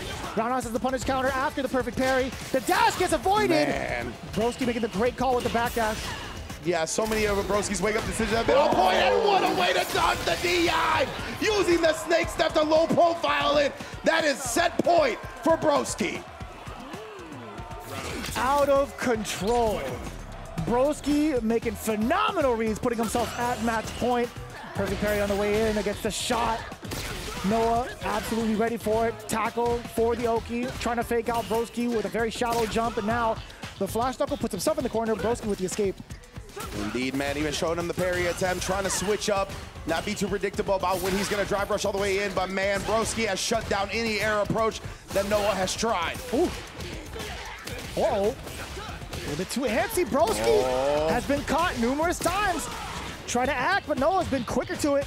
Yeah, Broski has been pretty active defensively on wake up, right? It's just the fact that he's been right so often that we've seen it pay off more often than not. Noah now starting to find his own correct decisions. Super aggressive and also ready for every interaction thus far that Broski's thrown at him in that last sequence. What a switch. I love the rhythm that Noah has presented. This is when he needs to do it the most as well. Oh my, it tried to snipe the sandblast by low profiling it first and then diving on in. Just a little bit too late. Oh yeah, Broski, he's blowing up. Noah trying to blow up his fuzzy timings now. The delayed tech, he switched it up to immediate jab. Level 3 to burn him out. He is in complete control of this round. Now, it's a beautiful call against the jump, right? A slight walk forward just for Noah to whiff that jump heavy. Drive rush on in. Noah's going to be the bubble. Different approaches, different looks. There it is. The level 3 does catch the cruel fate. No shot of that going over it. And now Noah buys himself so much time to recover from this burnout, even dashing forward to ensure that he doesn't get in range to get DI'd. Command throw, sneak in though. One more touch for Broski if he lands a counter, and it's over! 2+ because Noah was in burnout, snaps the neck, and checks himself in to the final game. A very critical error from the side of Broski, thinking he was just gonna be in time to get that throw. Yeah, I have to imagine he thought he was gonna get the drive rush back right as he had to block the stand medium punch, right? So he didn't feel like any need to delay the throw to make up for that extra plus frames. Oh, man. That's rough. Slight miscalculation, gonna force that game 5. Oh. Again, bro, these jump-ins, they just have not found the mark. The parries, though, that's what we talked about. Broski, very active defensively. He's just been so right. Oh. Trying to stave off drive gauge. Sorry, burnout, excuse me. Broski successfully done. No, he doesn't. It's a fireball. It was a sandblast startup. You're absolutely right, but the burnout is inevitable. No other. Oh my God, snapping his fingers. And yeah, I was gonna say, just set up the DI with the heavy button, unthrowable, unjumpable gap, and Noah the Prodigy is on set point. Damn, I missed the startup of that fireball too. I was thinking to myself, dude, the level 1, let's go. But it was sandblast. My man thought he was gonna get away with it. I thought it was.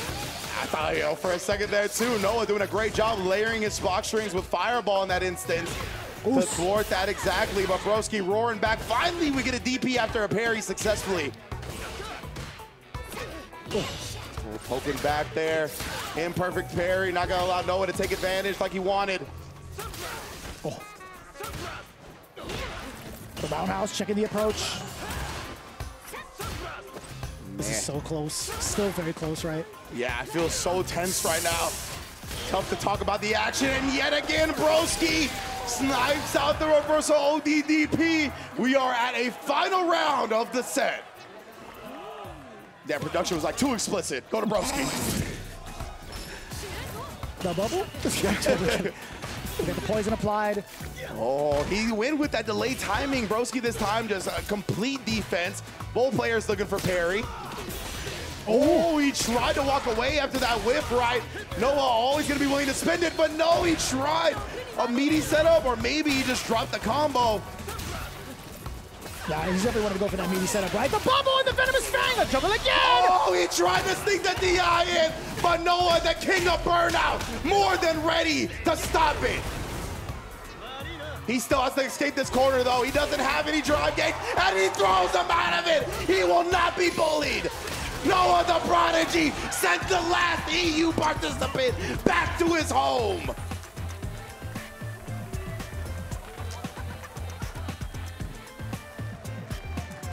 He's the one that drive impacts. He's the one that knocks. You will not bully him with some DIs in the corner. He went up to the crowd. He's like, what do you think of me? Am I in danger? No, I am the danger. In his veins. Ice. You see it. Ice in his veins, indeed. What a performance from Noah the Prodigy right there. Knowing the DIs were coming, knowing every single way to stop them, sending out the arrow of death. My goodness. He had like 4 different pop-offs, man. Yeah, literally. Right. Instead of like the emotes at the versus screen for Noah, it's just different pop-offs, man. Damn, son. And what a call out, too. I mean, like, after the level 3, it's finished, right? You don't really get Oki for dashing up. Yeah. Like, you could do a slight walk up into a normal, like, heavy punch to get the meaty, but dash up, I don't even think you get a turn, if I'm not mistaken. Man, that was such a tense set. Incredible stuff, and Noah able to clutch it out in the end, being down by Broski as well. He was 2-1 here. Sheesh. Legitimately so sick. I love that Aki has that option, and what an implementation of it by Broski to dodge the DI even while she's in burnout. Damn. So clean, bro. And the critical error, man. That's just the worst. That's when you queue in Survivalist. Heroic as a Tiger is. But Noah the Prodigy, too, man. Just having, like, the mental discipline right here, right? Look, check this out. After the level 3, yeah, counter hit, he tried to press a button, but still, Broski going for multiple things. He was trying to go for the DI. He couldn't have converted into like anything off of the lights, perhaps. Yeah. I'm not too sure. And then trying to walk up and possibly do something. That's actually kind of rough. He still got clipped by the standing light punch. Indeed, bro. That was such an intense way to close out our first round of top 8, right? But man, of course, CPT wouldn't be possible without the sponsors that help us bring you the entirety of the tour. And of course, our newest sponsor, Suzuki, coming through for the official 2025 season. Big ups to Suzuki, always holding it down with the wheels of steel. All kinds of dope bikes, including the one tuned by Jury. It is going to be the GSX-8R. Of course, it has the triple Ps, the power, the precision, and the performance that you are going to want. We got the blue edition as well. They've been touting that Jury bike as well through many, many different events, right? I saw it at Capcom Cup, Evo, all kinds of dope stuff. So if you're in a venue near you, it might be there as well. Right on. I would hope so for the last couple of events, but also they've been doing a great job of keeping themselves versatile as Suzuki's lineup goes beyond the GSX 8R, right? The DRZ4 series built for both dirt and street. Perfect for no other prodigy, I'll tell you what. Taking riders to new horizons. Wherever the road takes you, guess what? Suzuki is ready. That's definitely my favorite Suzuki plug all weekend for sure on that one. The World Warriors are still open as well. You can scan the QR code or visit the link you see on your screen right now to get all the information about your region's events. Of course, there's still a couple to several left depending on the region you live in. So make sure you find out all that info. Get connected with the Street Fighter scene. It can lead you to the offlines. It can lead you to Discord communities. It can lead you to having a friend for life. Check it out when you get the chance. World Warrior Pro Tour 2025. For life indeed. And I'll tell you what, one peripheral you do need to get your hands on, or at least a multitude of them, have to be coming in from Victrix because they will definitely set you up for life when it comes to successful ventures into the FGC. Unlock 10% off at VictrixPro.com. Check out the Pro FS, the Pro BFG, the Pro KO, and also the backpack that fits all of them. And as you already know, victory above everything. That's the motto they live by. We've talked about it plenty of times. Obviously, we've been big fans of these for a hot minute, right? They've been around in the game for a very, very long time and also ever evolving when it comes to the needs of everybody in the FGC. A really, really big fan of everything that's been going down, especially with this contraption right here, right? This has been so comfortable to play on, and also it's really snappy when it comes to the buttons, so you actually get to feel and hear your button precision when it comes to the timing and execution of your combos. Yeah, I'm a clicky button guy. These are like my ideal clickiness. So definitely big ups to Victrix for that. Always love the shade of purple they pick as well. Definitely did a great job with that one. But yeah, Victrix has been holding us down for quite some time in the FGC. So make sure you check them out, and you can have an opportunity to do so. As we take a quick break here before we continue with that top 8, check them out and be back for those Street Fighter 6 matches in no time.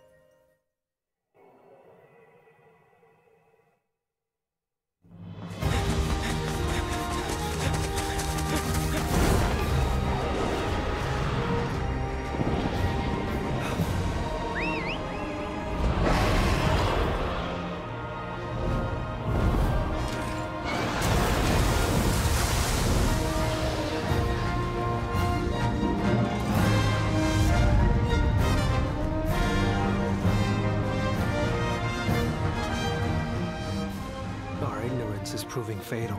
The encroachment threatens to drive our people out of house and home. But this divide has brought our two kingdoms to the brink of war. And you are the sole Rathalos rider in Azuria. My people have been driven into a corner, and the point of no return is looming before us. Can't afford not to go. I cross the meridian and keep going. Ratha! But it won't be for long.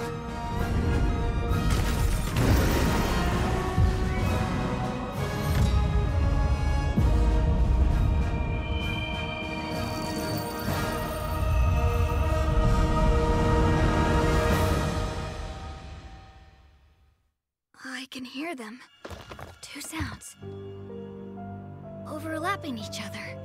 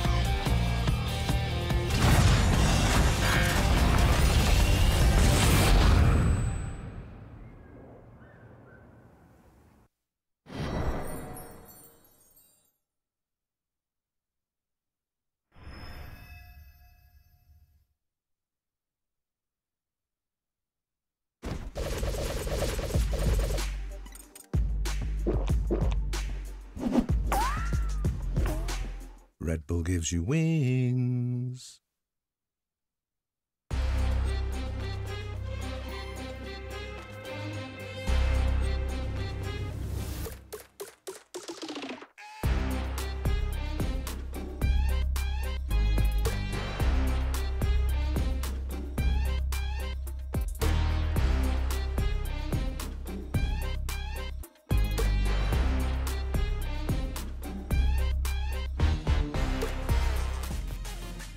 There's only a North America and Japan affair left when it comes to UFA top 8, right? Unfortunately, Juicy Joe and Broski falling to Blas and Noah the Prodigy, setting up the rest of our top 8 with Kings Vega and Sahara in winner side, and then Blas versus Nephew and Noah versus Riddles in losers. My goodness. That is quite the bill when it comes to the remaining players, right? But nothing but fine talents. Obviously, we have to bid adieu to both Juicy Joe and Broski. Very much so. Some of the most entertaining players that we could ever ask for, representing themselves pretty well in the European region. And again, we talk about this a lot when it comes to the talent pool, when it comes to like the character selection. It really is quite the treat when it comes to how the meta has developed and how these players have evolved. Despite what region they're from, they're all speaking the same language, and it's definitely a language where they really, really want to win and make it into Capcom Cup 12, obviously. So Kings Vega and Sahara, that's going to be in the rafters for just a little bit as we get ready for the quarterfinals to come. But I will say, man, as we progress through UFA, big shout out to everybody involved in the production side over in France, right? All of the commentators that are currently there holding it down in their respective languages, representing their region as well. I know some of the guys representing England as well. I mean, like, Tyrant was obviously over there. And also, they even brought Yipes over. Indeed, I to take a see spot. Yipes doing his thing.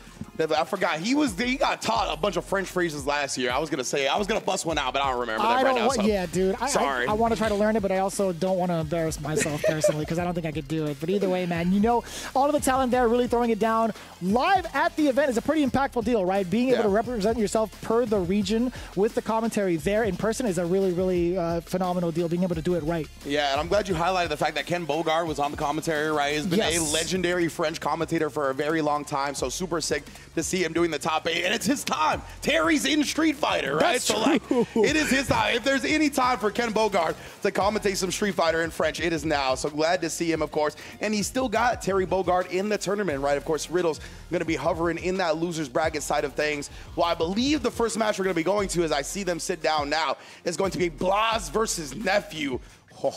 Damn, son. And Blas had a very phenomenal performance over against Juicy Joe, right? 3-0, just reading the rhythm against his opponent, mercilessly taking him down round after round. And Nephew, he's not going to be one to kind of be susceptible to that. Or so we assume, right? Yeah, that's the thing, right? We assume that we have an idea of how Nephew's going to approach the matchup, how he's going to respond to certain things.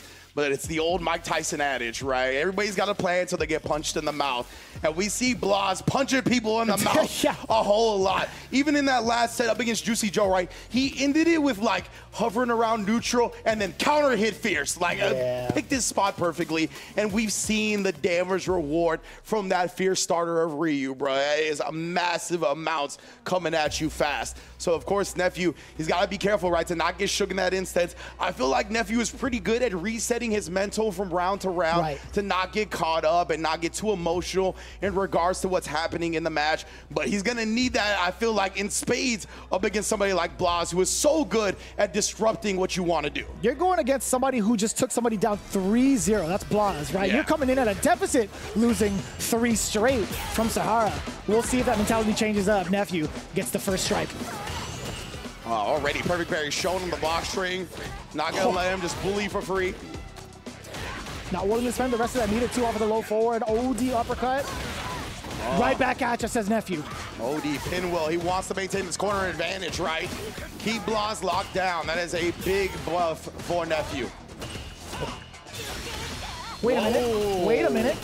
I don't know if that was supposed to punish and he just did it a little bit late because he was coming from the parry, or just expected Blas to keep doing it, or it might have been an execution error. Maybe he didn't want the level 1 at all. It could be all of the above. I couldn't tell you, but right now Blas does solidify the first round for himself. Just 2 bars to his name as well. Rather aggressive start from both. Man, I'm glad that we got the win poses for this tournament. Like, it definitely, they are on point with so many of them. Martial arts poses, I'm always a fan. Yeah, I don't even know if that's like a tournament mode feature, genuinely. I feel like it has to be just because we've seen everybody let them rock fully, which is wild. There's got to be one outlier if it wasn't, right? Mm-hmm. Oh, trying to parry in response, storing up the stock, the Fu-Ha, but again, Blaz just taking his space, even in Burnout here, gonna offer a whole lot of control via the Fireball and those 3 bars on deck. Oh, but still. A little scary. And Blaz still gonna recreate. Oh my God, off of the counter hit too. He just got his drive gauge off of that, and it's gonna be pure destruction. Now Shogeki into level 3, get the full animation just within range, and also causing death on arrival of that drive gauge. That was the micro walk combo too. He had 3 drive rush cancels in that. I can't believe Nephew died from that starter with that amount of health. This dude Blaz is a freak.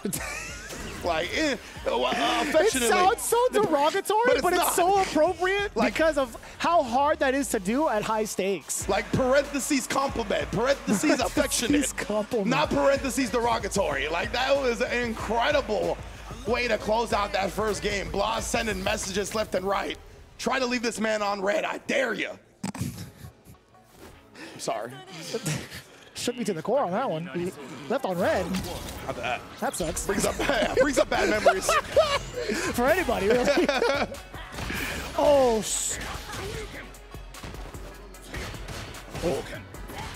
I love the inherent delay off of that background house too, to catch delayed normals or a delay tech.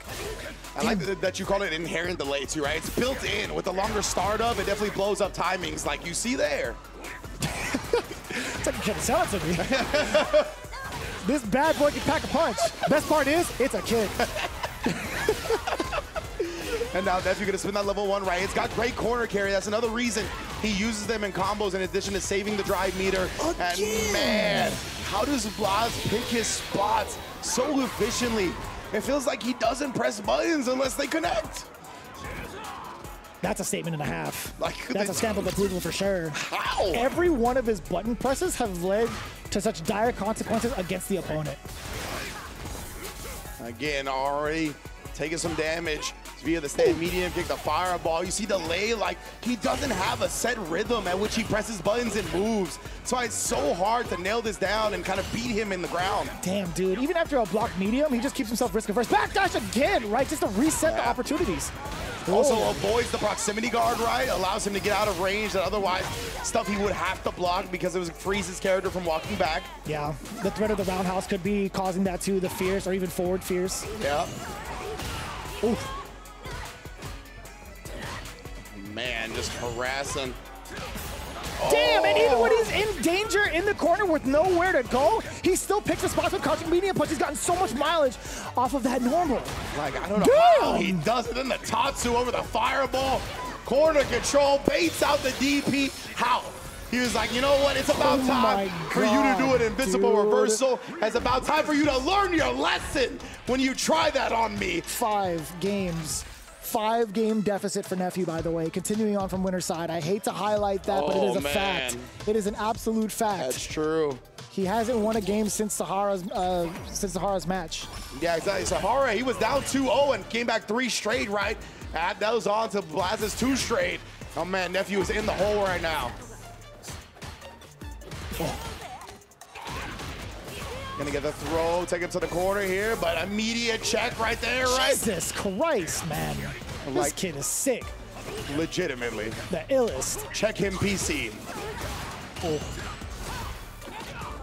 Okay. Oh. I wonder if Nephew intentionally did that to try to, oh no, I was looking at the wrong drive, never mind. Okay. To maybe cause a burnout, perhaps? Yeah, but that was Nephew's side, that was low on drive. Oh. It's so difficult to fend off against Blaz. And he does so successfully, getting the drive gauge right at the nick of time. Yeah, really rewarding him from that crotch medium kick. Oh, how are you ready? Bruh. At least the DP is there this time to thwart the pressure from Blaz. Was probably looking for an overhead, honestly. The fireballs are really dictating the pace a bunch, right? Nephew's getting a little bit impatient from it.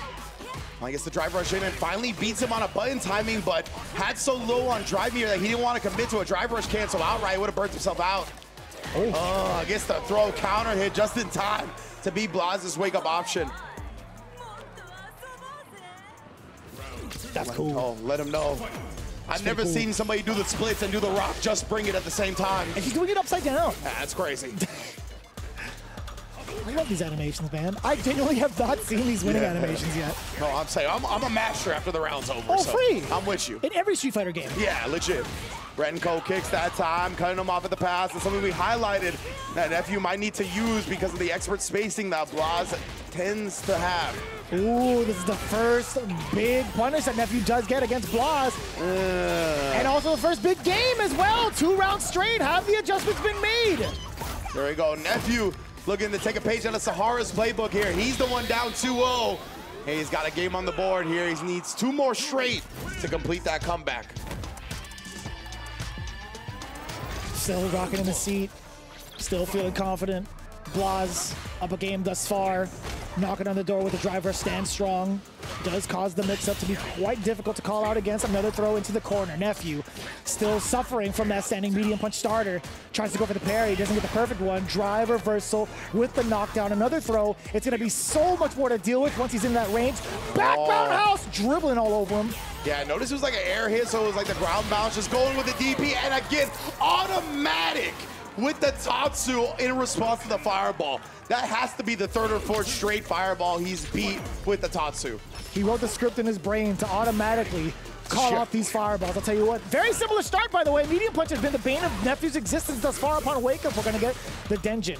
And now, Blas backing away. Even after the knockdown, he prioritized the charge up. Indeed, that time though, the sweep gets whip punish and then caught reaching on the other side.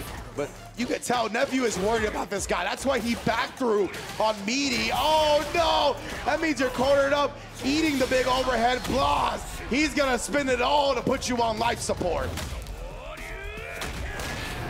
We'll see if Blas is gonna be the one to get that single hit and pull the plug on him, and it's gonna be the overhead. It trades off against Nephew. He woke up with violence, and with violence he has returned with Blas eliminating Nephew.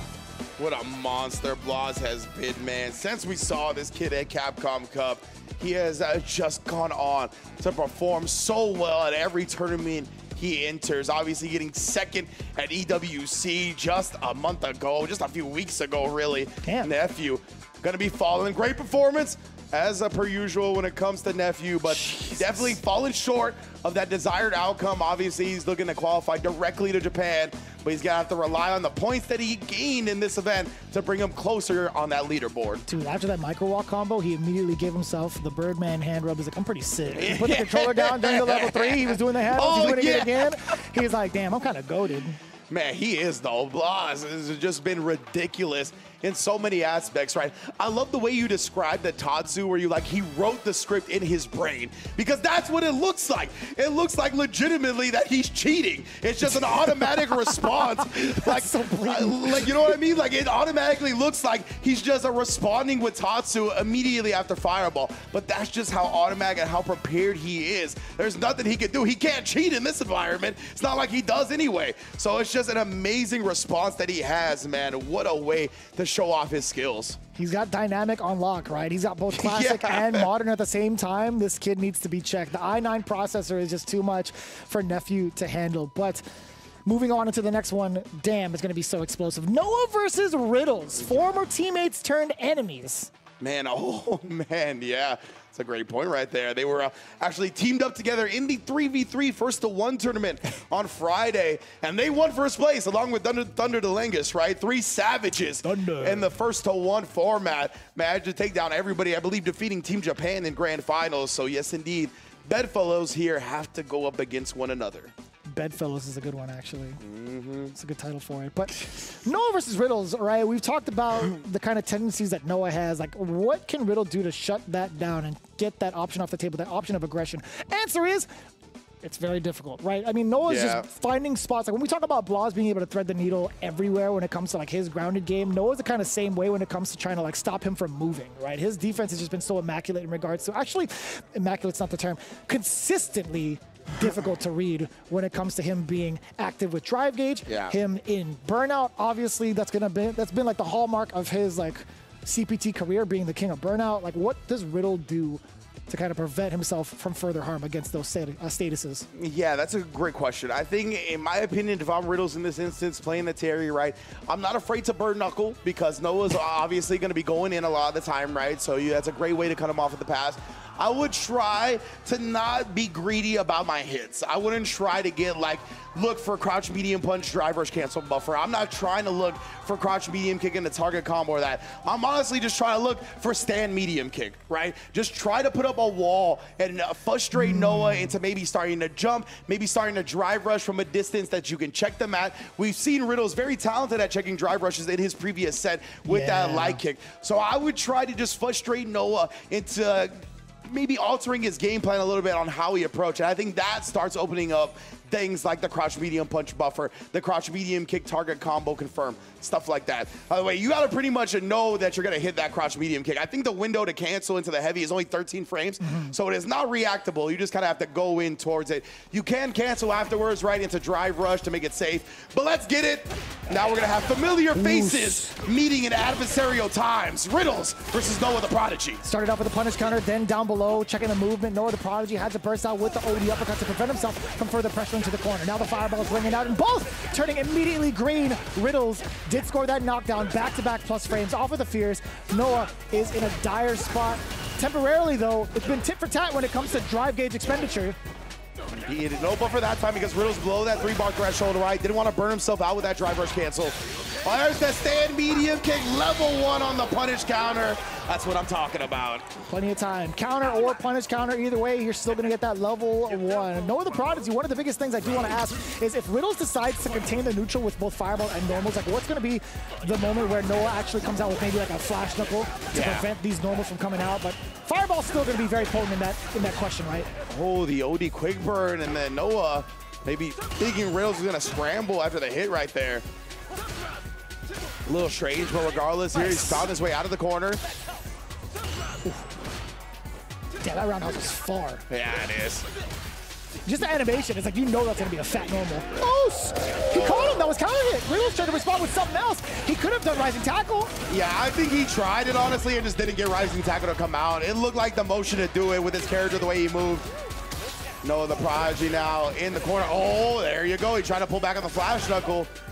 And that can dodge medium power wave, right? Because it doesn't go full screen. But of course, Noah striking back, tying up the rounds instantly. And of course, it was in burnout. Yeah, you know how he gets down. Tied up 1 round apiece.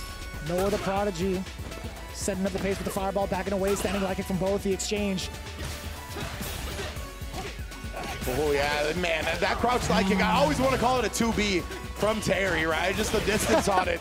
It feels truly SNK. Putting himself in a burnout, you know what?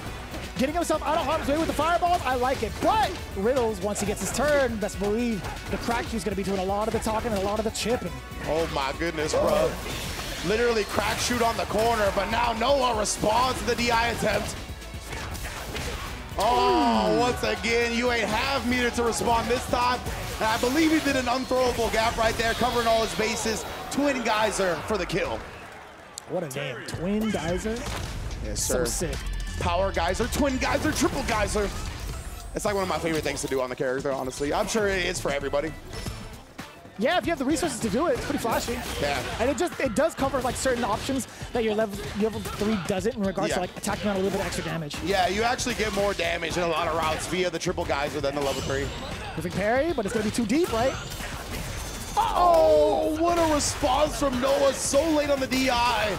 Damn, right in the jeans. Legit, this denim's fake. Oh, big jab attempt. He needed 1 more option to actually break the armor, but couldn't get there in time. Oh, and Jesus. DI 1 more again, because that was a win-win, right? Even if Riddles uses the level 1, that's not a big deal for Noah. I love him just forcing the DI there. Noah looking calm, cool, collected here. He talked about ice in his veins on that broski match. It was so close, coming down to the wire. Oh. Great fortuitous stop, too, off of that drive gauge. Riddles now being able to go in on offense, already causing the burnout. And there's only, what, that was 14, 13 seconds? Yeah. And Noah, you can see, right, he was confident, nice level 3 confirm as well in the corner, that Riddles wasn't gonna go for a DI. He was like, I already shut it down. He took that moment of hesitation to make him block the crouch medium, and now we're outside the corner, baited out the level 1 as well. Suppressor gets the drive meter back in the middle of it as well, even flow. Oof. A lot of damage on that. The jump in, and it catches the long extending normal of that medium kick. Great range on that bad boy, but the recovery on it, oof. Yep, indeed, right? That's the immediate. I talked about it. That might open up. Noah starting to jump in, looking for that. That's exactly what happened there. Like you mentioned, it is quite the recovery despite the strong aspects of it. Counter hit and punish counter linking into level 1. Great range on it in general, but that is the trade-off you pay for. I hope it doesn't discourage Riddles from utilizing that normal. Going further into the set here when it comes to the grounded approach. OD uppercut, he just knows the strings. He understands when Riddles wants to let that fireball rip. Precisely, that's why he was efficient with that routing there. Oh, he actually didn't get it in time. Going to the OD, you can still actually interrupt that OD fireball after the target combo. Okay. Oh, and he punches to the roundhouse. Noah's gotten so much mileage just in the air with neutral jumps, back jumps, and roundhouses. Oh, that's huge. Level 1 for the burnout, full conversion off of the target combo. He's hounding. Yeah, that's huge, right? Noah obviously wants to make the most out of this, but he's been putting burnout as well, but it's okay. It's where he thrives. He was honed in the burnout. I love how he gives himself daps, right? I was gonna say, did he match like the chest pound that Luke just did? I wonder if he's feeling himself like that right now. I think he definitely is, especially after this first hit coming into it. Already actually this is the first time we've seen corner control from Noah. Yeah, for real. A lot of time he's been the one cornered, and it just fought so well out of it. Oh, bang. Sneaking in. Tried the overhead. He wanted to end the game right there. He would have, too, if it landed. Oh, trying to press buttons after that fierce, and now another one coming in. Mad meaty Noah. He actually tried to move out of the way. Level 3, very expensive, albeit very worth it. All tied up, round for round, pound for pound. Yeah, great stuff from Riddles right there. I love the fact running around and spin everything to force another round. You don't want to give Noah a chance. He's so good at being explosive, taking an inch and getting a mile out of it. Just get the round any means necessary. Damn, Riddles is locked all the way in, man. Ooh, standing light kick, punish, counter. Let it hurt. OD rising tackle, just about even in the damage output. Again, Noah the Prodigy. Turning green again. Yo. These guys are slugging. Legitimately right now, neither one trying to give anything to the opponent. This is looking like, what was it, round 10 between Crawford and Canelo? Just standing and swinging against each other. Possibly, man. That's pretty accurate. Burned up this time. Oh! Drug-free corner right here, baby. We get the level 3 in response. Yeah, you heard me. Oh, that got me good. What a way to shut it down. Noah the Prodigy. That's crazy. He dared him to continue on with the string. It's wild, dude. I like that a lot. I was trying to figure out a way. Oh my God, lethal shot! Oh, no way. The level 1 ends how it began, right? Both players running at each other and blocking with their face. My goodness, Riddles. Question. That was drive rush, drive impact, right? I believe so. Would he have been able to do OD uppercut? Oh, I think that was to counter the OD uppercut, actually. Okay. I think it would have absorbed it and probably gave him a punish on the other side. I see. Damn. Rocky Balboa versus Apollo Creed. Yes, indeed. Applying that pressure here. Ooh. Frame kill, and it's perfectly placed. Hook, line, and sinker. Still back in the corner. He got his territory back. Yes, indeed. Best believe that's what he's doing right here. Giving all the fiends what they need. That's that Street Fighter. Definitely putting the street aspect, I'll tell you what. Fireball to let it ring out. Now with the punish counter upon landing, so Riddle's gonna get a ton of damage out of that. Punishing the parry attempt as well. Riddles is cooking, but an air hit and a commitment to that target combo is gonna cost him the screen check. He was plus, but Riddles went a check right there and linking, canceling into the burn knuckle. Dangerous dangerous territory. Punish counter still linking. He tried to go for the overhead for the reset. No, the Prodigy still lands a throw. He's still in dangerous waters. Oh my goodness, and he tried to parry afterwards. Riddles with the throw option, able to take Noah down. What a way to advance. And Riddles versus Blas is gonna be the run back in losers semifinals. Damn, son. I actually can't believe we're gonna get the double Jeopardy situation. Hold on. Are they saying, are you okay? Oh, yeah, you're right. Okay, nice one. I was like, I cannot make out what they're saying, but you are 100% correct. I hope so. The Terry Bogard, yeah, otherwise, might need to put the parental advisory on the stream otherwise, but either way, right there, that was definitely the are you okay from Terry. And Noah, unfortunately, is not. He's going to be happy with some of the points that he got, but obviously aiming for that direct qualification into Capcom Cup. Not going to get it this time. Riddle's hope still alive here, and what a performance he's had, man. We talked about the momentum after EWC, where I think a lot of people thought he had played his best tournament Street Fighter at that tournament so far that we've seen from him. And now carrying that towards UFA, doing an amazing job here. I think looking even better than he did at EWC. Very impressive stuff.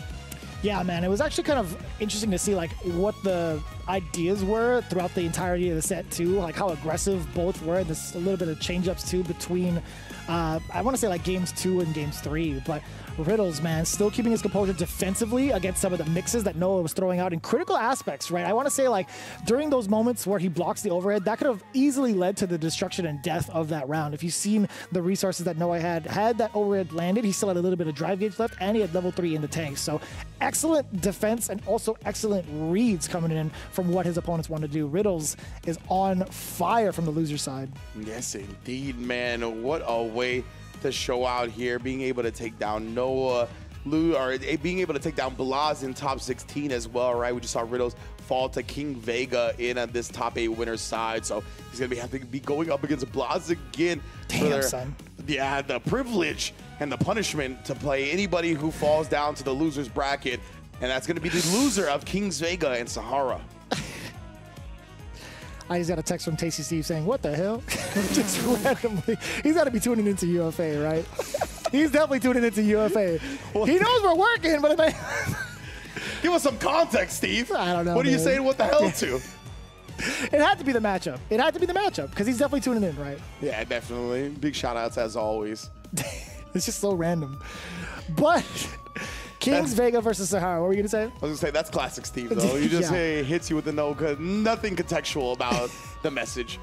But definitely, always love to see that, man. Right now, of course, I'm loving to see this winners finals. It's going to be Kings Vega versus Sahara. Again, all Japan affair here in winners finals. The winner of this is obviously going to be put in that pole position of a winner's side grand finals. You already know what's going to happen from there. Damn, this is going to be so sick. Ed versus, don't flash that Zangief towards me, brother. I saw that. That scared the hell out of me. I'm not going to lie to you, but it's going to be the Blanca pick going up against Sahara. A matchup, again, we've seen time and time throughout the entirety of the CPT, especially this season, right? Kings Vega has gotten sharper every single matchup. He had a couple of flubs towards the beginning, towards his route into top 48, and actually, no, yeah, since top 48, he's been nothing but pristine. Yeah, man, he has been looking clean as ever here. Here we go into game 1. Kings Vega, Sahara, both the masters of their domain, finding themselves at winners finals. Oh. I'm glad that it was the opposite leg, right? Not susceptible to the punish counter throw. Yeah. Very smart stuff. That's a great way to avoid the punish counter, and Sahara needs to do so. Both players, whenever you can. Ooh, the trade-off! Trade. Oh, he's ready for that too. Checking down below and low medium. That's actually such a great tool to combat against a spark. And now we're gonna get this shot. Kings Vega building slowly but surely to that level 2 as well. We've seen how potent it is, but instead, yo, this dude has been able to catch onto the rhythm of his opponents very quickly and disrupts it with that Blanca. This time, the double knees. God, what a move. Damn, down below. Oh, let's get the throw bait.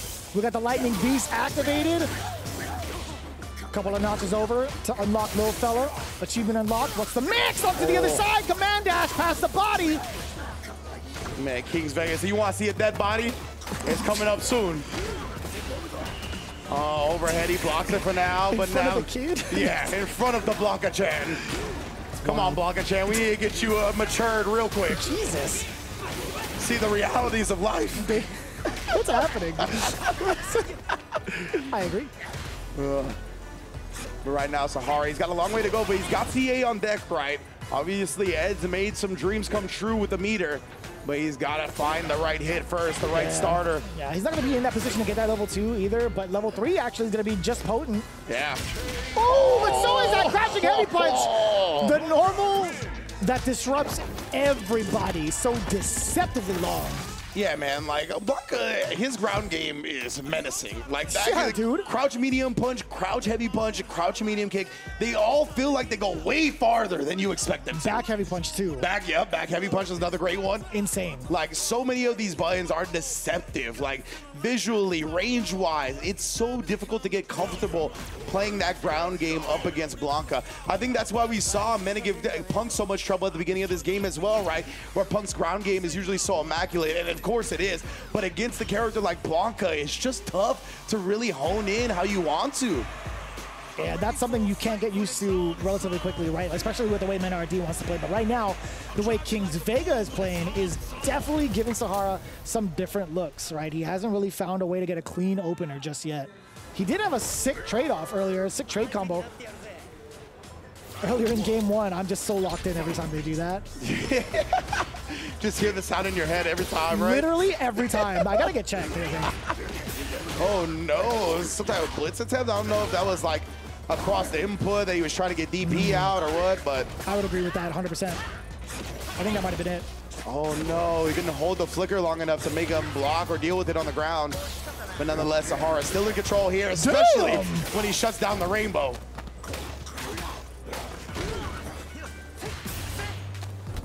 Oh, now back to the corner we go. Damn, dude. You talked about getting shut down. Sahara's been doing exactly that. Every single approach or every single escape option from Kings Vega, destroyed. Rainbow ball, jump, drive rush, everything just getting countered. He's getting outboxed. Whatever it may be, right? He's got an answer for it at every corner. That medium kick anti-air, son? Yeah, bro. I don't even want to talk about that. The medium kick anti-air, the heavy kick anti-air, like, he's got great options to shut people down. And right now, Kings Vega's looking to do just that. Actually, whoa, exactly. Like, how are you supposed to read what this guy's gonna do with a jump back into immediate jump forward once he has you cornered? You don't see players do that. Yeah, and he gets to conserve the meter as well. That is actually so difficult. Almost near perfect, too. Kings Vega. I don't like this one. Yeah, man. Don't clap at me with your feet. I don't like this one. He's spreading dirt. He is, dude. Now I'm just picturing the debris of the feet grind going everywhere. And there's rust. You know there's rust on this stage. Yeah. He's dragging it along under the tone. You know, don't worry about it. Sahara now on the offensive. Very close to level 3, by the way. A single hit can destroy Kings Vega's round. Oh, that's why he's willing. He's like, I'm going to OD Blanca ball. I think you're thirsty for that pressure. And boy, was he correct.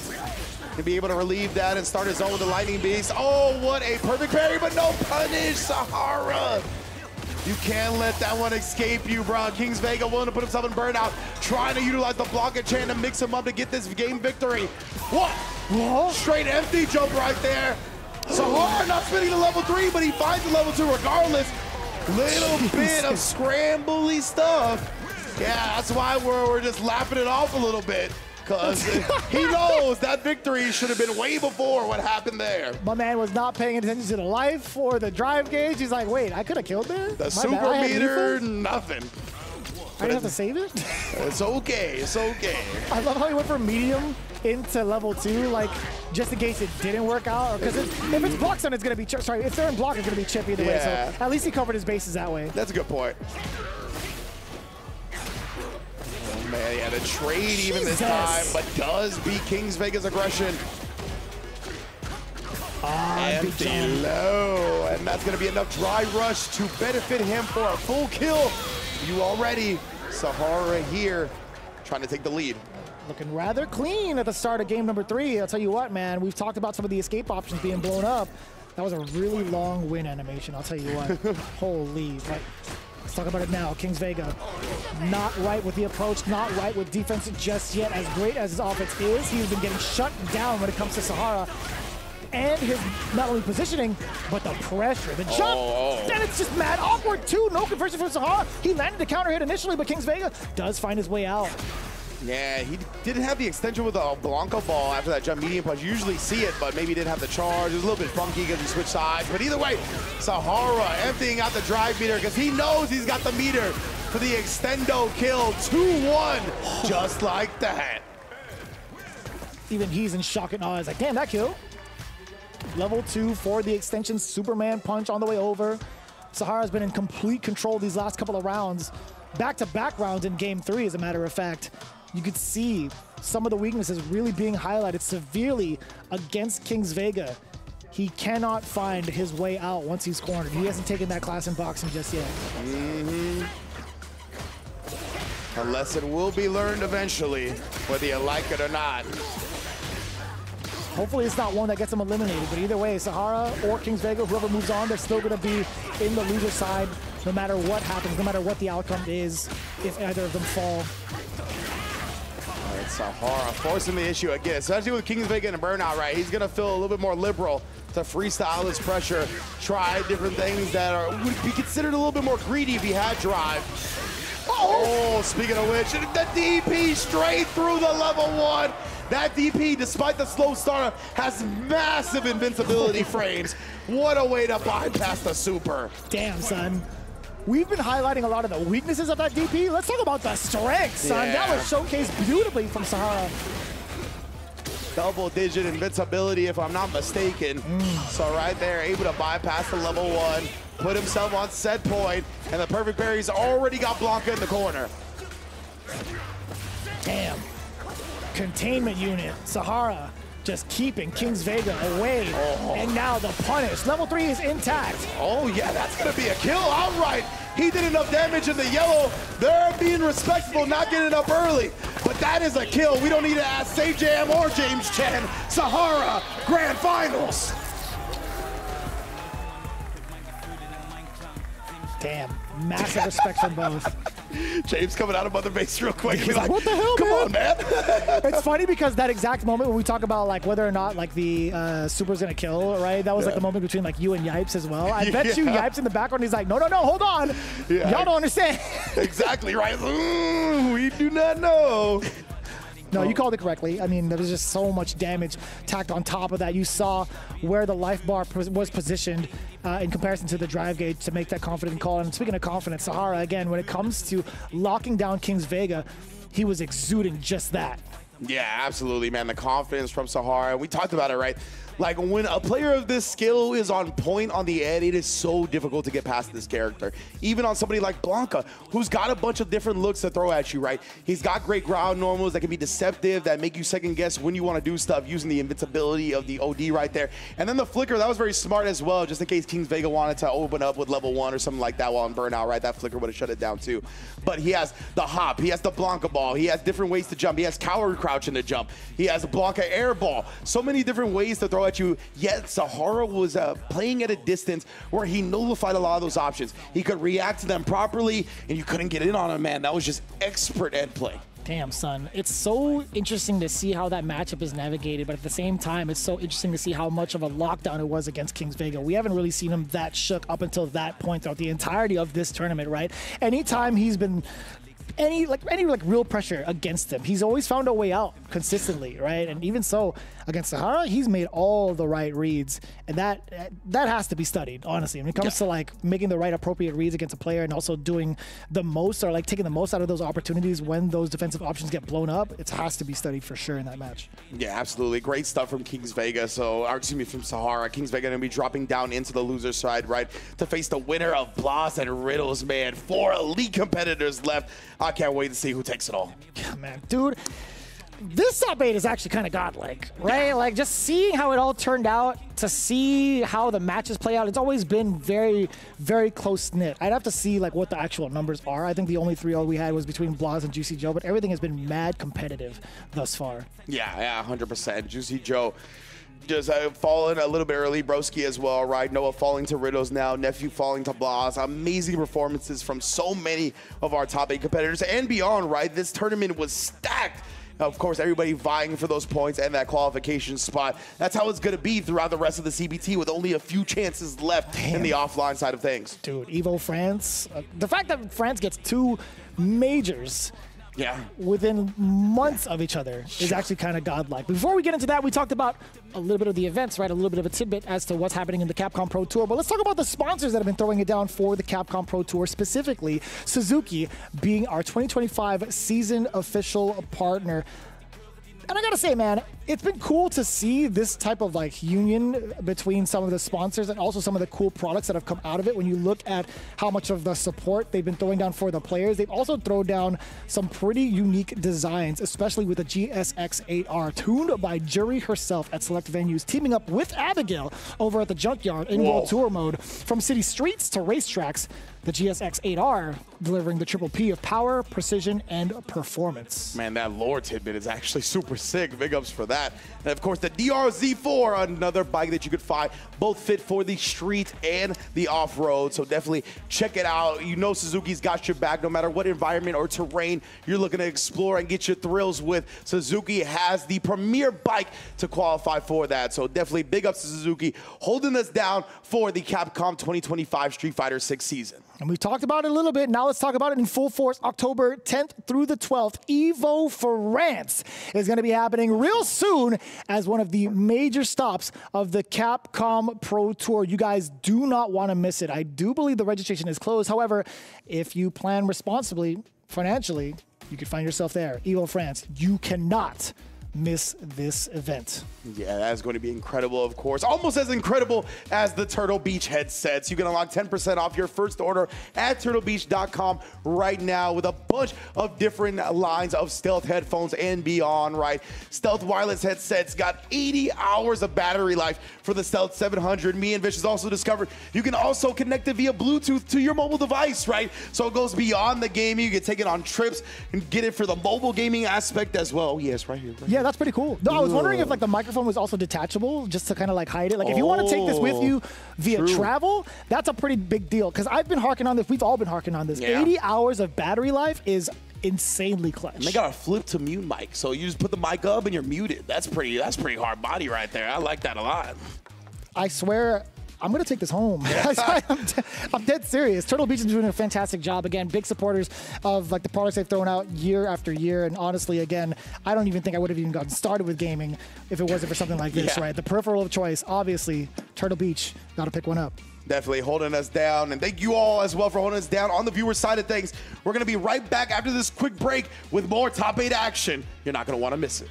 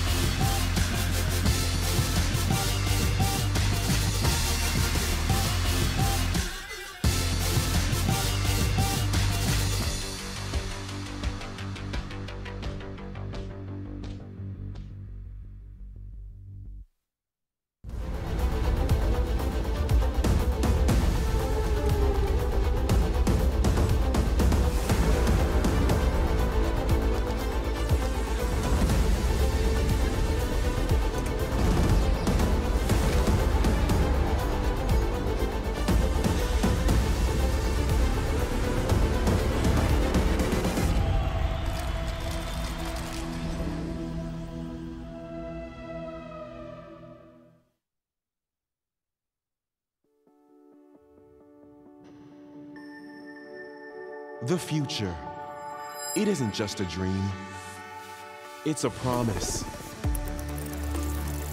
One we're turning into reality. With our 3rd generation of Luna filament and advanced generative AI,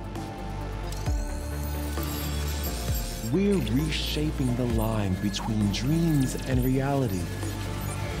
We create life for our future. Delphi Corporation.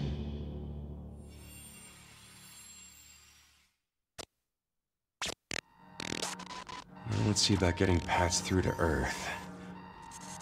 And why are these things trying to kill us?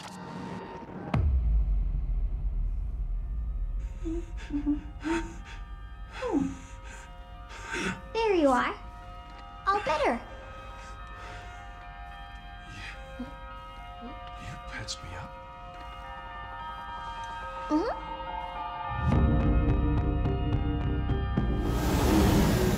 I am DI-03367. They are pragmatic Whoa, couriers. hang on a second. Don't you have a name or something? I'm good. Get behind me! I think I can help.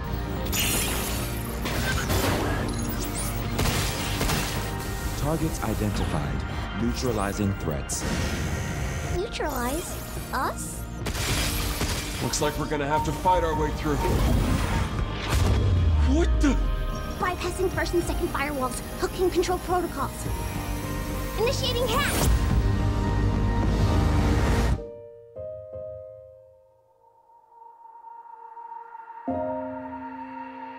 Hey, D.I. I said I am Okay. Look, how about we call you Diana? Diana?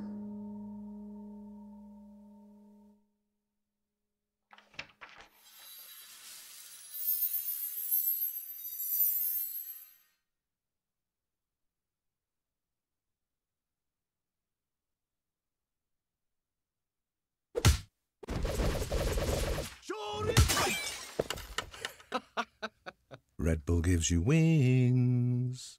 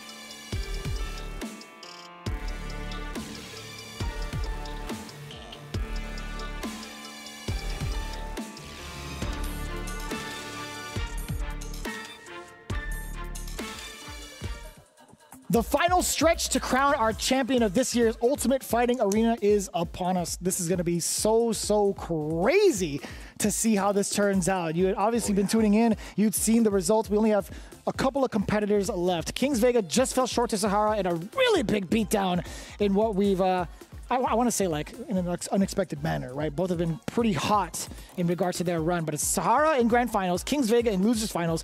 Before all that, Blas versus Riddles. Oh, man, the battle of the Americas right now. Going at it. Canada representing Riddles in North America, South America, Chile from Blas. This is going to be an amazing match to determine who gets to fight Kings Vega in that losers finals. Both of these players have been playing so well as of late, right? Blas obviously sets Capcom Cup, getting second place at EWC as well, but that first place at a major has been eluding him. That illustrious direct qualification in the Capcom Cup. To do so at this tournament, he's gonna have to come from losers, but you know he's built for stuff like that. Riddles on the other end is looking to answer that exact same call, coming off of the momentum of an amazing performance at EWC. We'll see if he can break through that plateau. I'm kind of scared, Ringe. I see my highlighted.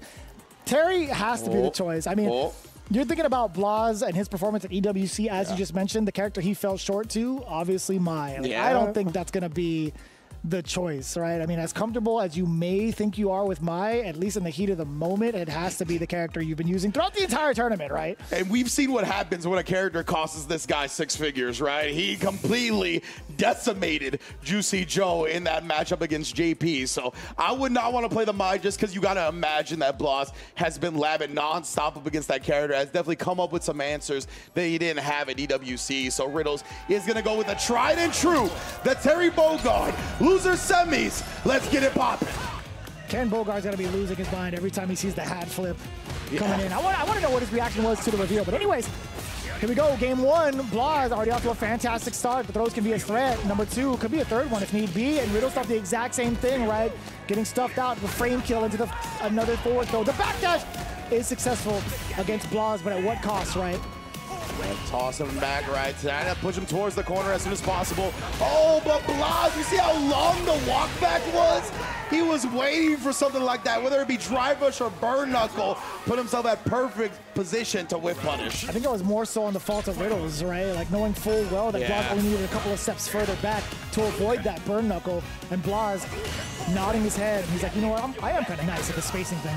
Yeah, you don't usually see people walk back for that extended time. Whoa, trying to represent the normal DP, interesting. Couldn't tell you what that was about, genuinely. But the perfect parries here, punish counter, appropriate to get the side switch is the Tatsu. It might have been like he knows like after dash there's only a certain amount. Maybe that was like a trade setup, but we'll hopefully find that out at a later date. Right now though, Riddle's trying to tie up this first game. Looking forward to the video.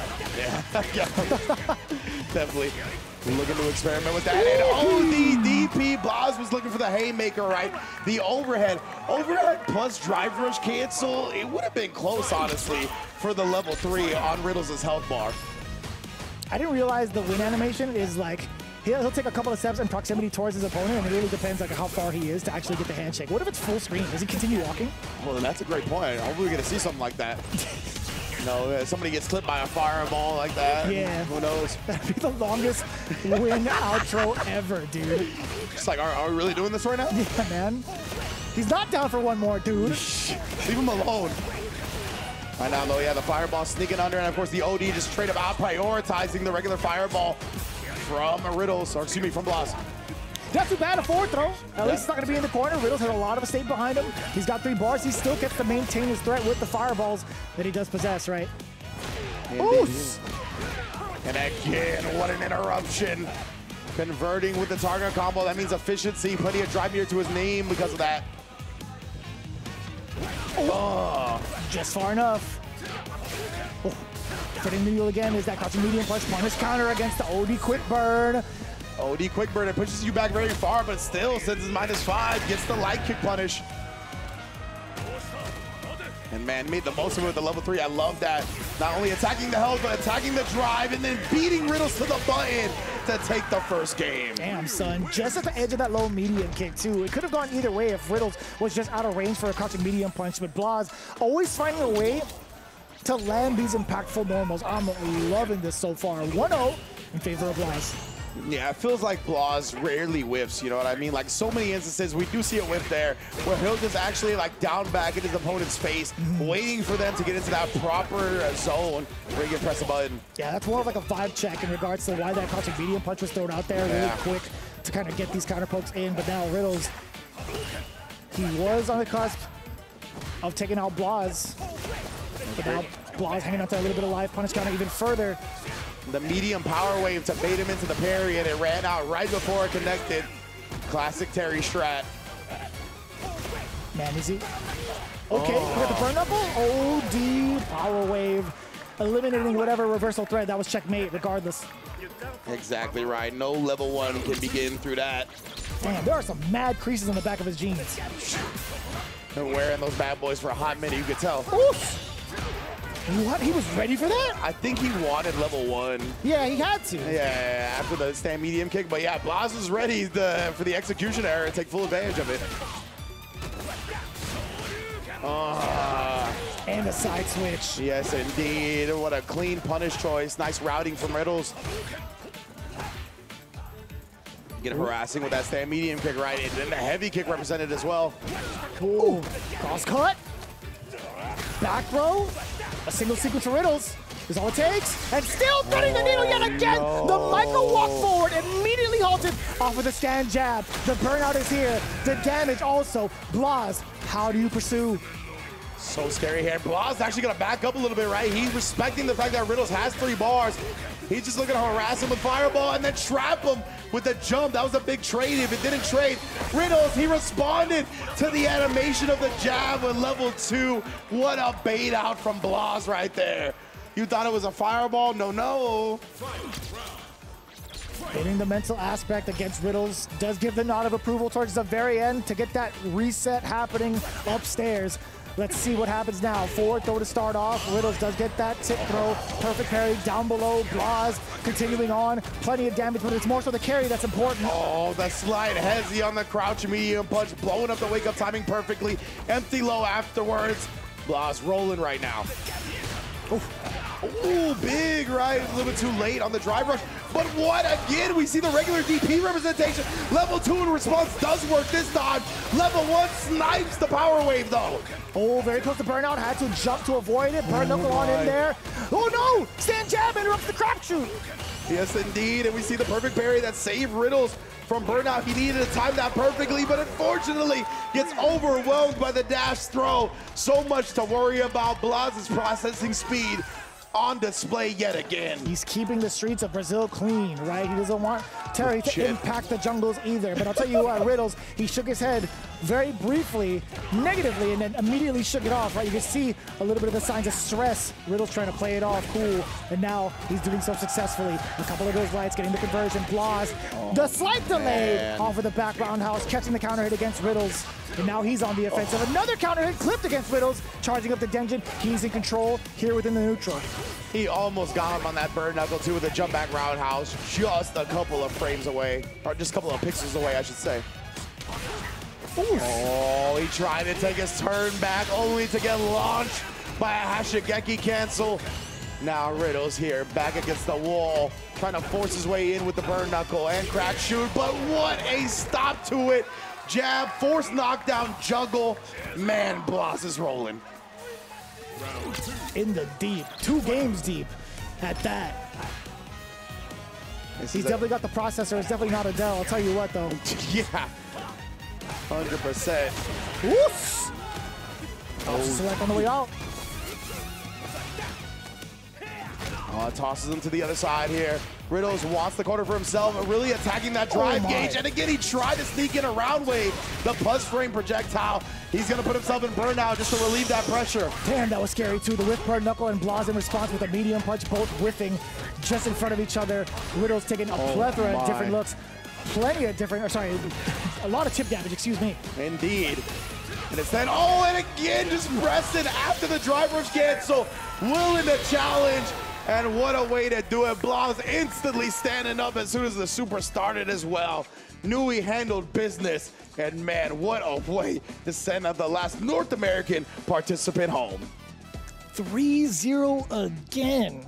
3-0 again against someone like Riddles. It is tough. It is so tough to read this young man. Did he 3-0 Nephew as well? Was that 3-1? I think it was, no, Nephew got a W. Okay, so yeah, he 3-0'd Juicy Joe, 3-0'd Riddles, convincing victory over Nephew. This loser's bracket run from Blas has been visceral, honestly. Who is that on the desk with Ken Bogard? I believe that was Damascus. He just put himself in just in time for grand finals? The sub? You know, a little bit of top 4 substitution real quick. Nice work. I like that jacket, though. That jacket looking clean. Right here, though, we see Riddles, oh my goodness, trying to close the distance, and Blas does such a good job, right? Cutting off the pass of so many of his opponents, really just stuffing anybody coming close, making sure that he stopped anybody that tried to press buttons. We saw it with Riddles, we saw it with Juicy Joe, we saw it with Nephew. He is just never gonna get out-neutraled, honestly. Mm-hmm. And that's really been like the highlight of the entirety of every single match that Blas has been playing, right? So far, we've seen Riddles take some really impactful moments against Blas and checkmate scenarios, but it's just always been so tough to even get him there in the first place, right? Even though Blas had suffered a couple of rounds in regards to like Riddles' pressure, his bounce back has been so different, like in comparison to other characters, or sorry, in comparison to other players that have been participating in this top 8, right? Like, he's just been so clean with it once he gets out of these situations, and also prevents himself even further getting into checkmate scenarios. It's so impressive. Yeah, absolutely. I mean, remember, that was the run back. Blazo got put into losers in the first place by Riddles. So you can just see how lethal his adjustments are, right? How much he can change his game plan from set to set. Blaz versus Riddles in winner side, very intense. Riddles was able to take it. In losers, it was just a Blaz 3-0 beatdown. Like, that's the testament to what you're talking about and the way he's been able to bounce back and adjust his game plan once he sees something not working. So incredible stuff from him. And now he's going to get a chance at Kings Vega on the Blanca to face Sahara in grand finals. Man, yeah, the crowd showing love to Kings Vega, right, with the Blanca. Has been very entertaining so far. Gotta show love to Blas, though, as well. Oh, I thought they were about to chant his name as well. I was hoping for it because you're about to experience like some pretty high-end Street Fighter, right? I mean, like, it's been that way from top 8, but it's been exponentially growing in terms of the talent pool here with Kings Vega now against Blanca. Sorry, Kings Vega's Blanca going up against Blas's Ryu. Yes, indeed. Blas, Blanca, you know, we got the first 3 letters the same. It's easy tongue twister Blaska. action right there. Blaska, ooh. Would not want him to play. I'm so sorry. Would not want him to play Blanca. I'll tell you what, I'd be terrified. I hope not. I'd be hiding under my bed. I'd be like, nope, that's a monster out there. I'm not looking to interact with that. Dude, Monsters University got to pick him up if he does. I'll tell you what. Here we go. Losers finals. Kings Vega versus Blas. Let's get into it right now. Game number 1. Indeed here. Man, we settle it in. You can feel the tense atmosphere between these two. Again, winner qualifies directly to the Ryu Goku Kokugikan. I'll never say that correctly. It's all right. That's what they got me. Yeah, man. They're just like, this guy knows how to pronounce it. I like that. Oh, damn! The damage on the drive gauge is so worth it. I can't believe he's in burnout. I understand that he drive reversal to get there, but like, he deleted so much of his drive meter. Oh, still in time to check the recovery of that command dash past the body. Blas in full control, gets some drive rush on in, and still in that capacity to launch these throws multiple times over. That crouching medium punches to counter it, nothing of it. Forcing the air against Kings Vega to jump. Air ball this time. Shut the gym doors, the wind is drafty. Oh, like the way this is affecting my shots. Right now, though, Blas, I'm a little surprised he didn't send it on that driver rush or on that medium punch that we saw in the corner. He had so much drive meter. Would have been the end of the round, too, but he's been playing this nice and patiently. Oh, yeah, a little drive rush, back hop action, trying to bait Blas into a DP. Trying to force a glitch in the system. Damn, crouching heavy punch. Got the firewall. Time is winding down, though. We're sub 20 seconds now. Word! And he caught him! This is huge for Kings Vega into the Lightning Beast. Think he might be able to just kill outright. Oh, yes, indeed. One of the last Lightning Beast extensions available. Does the job he needs it to do. I was hoping he would go all the way to the top of the stage. Right? Yeah, I love when they do that. Take him up to the rafters. Oof. Ooh, a little sweep knockdown. Okay, we got setups with the hop afterwards. I like that. Oh, I'm gonna like this even more. The damage output coming on in. Kings Vega. Rainbow ball up. Sets up little fella. Oh my God! Wow. Blas, I like that. I'm the same way. You block my ODDP, how about a CA after? You will not trade me, no conditioning, but look at that. He committed to the Hashigeki. What a call out from Kings Vega, knowing he's been trying to attack his drive meter. Man, that was so smart. That round was everything to shake up Blas, but you can't even see it. No. It's not even going to be shown. I don't even know if it actually has done any sort of significant damage. The Blanca ball to start off, highly punishable at that too. Was it the heavy? I think so. Now able to throw in time for the parry to get the punish. Apply this pressure. Look at that. That drive gauge gets shaved off again just from that sequence as well. The back heavy kick into the fears. Oh, goodbye to your drive. Burns out. DI immediately because if he level ones, that's a win for Blas. You still got a whole lot of burnout to go through. I just drained your meter for the next round. Damn. Yeah, good stuff from Kings Vega, honestly. Not even trying the level 1 in that instance. Sometimes you just got to hold the L. Absolutely wild in terms of like how fast the drive gauge has been draining against Kings Vega, both defensively and offensively, right? Defensively, he's been using a lot of the drive reversals and sometimes OD up ball, but still Blas is the one that puts him in these positions. And now, looking to do so again. We get the down kick. We get the charge up on Denjin. It looked like he tried to hop through him. And I think he interrupted the hop. That's why you saw like that weird animation for a second. The fact that he was ready for that is what surprises me the most. Yeah, legit. Like, I always get got by the hop. So, again, Blas, so automatic with his processing speed. Oh, it does get caught low that time, though, right? Instead of Kings Vega going to the overhead layer 2 with it. Speaking of layer 2, he tried to blow up the wake-up throw attempt. Instead, still finds the hit regardless. Level 1 to tie up game number 2. That is a wild sequence. No pun intended towards Blanca's beastly nature. But I'm really enjoying this pressure. Blas has been caught off guard a couple of times over under this pressure. Oh. Try to take advantage, ended up running into the crouch medium kick.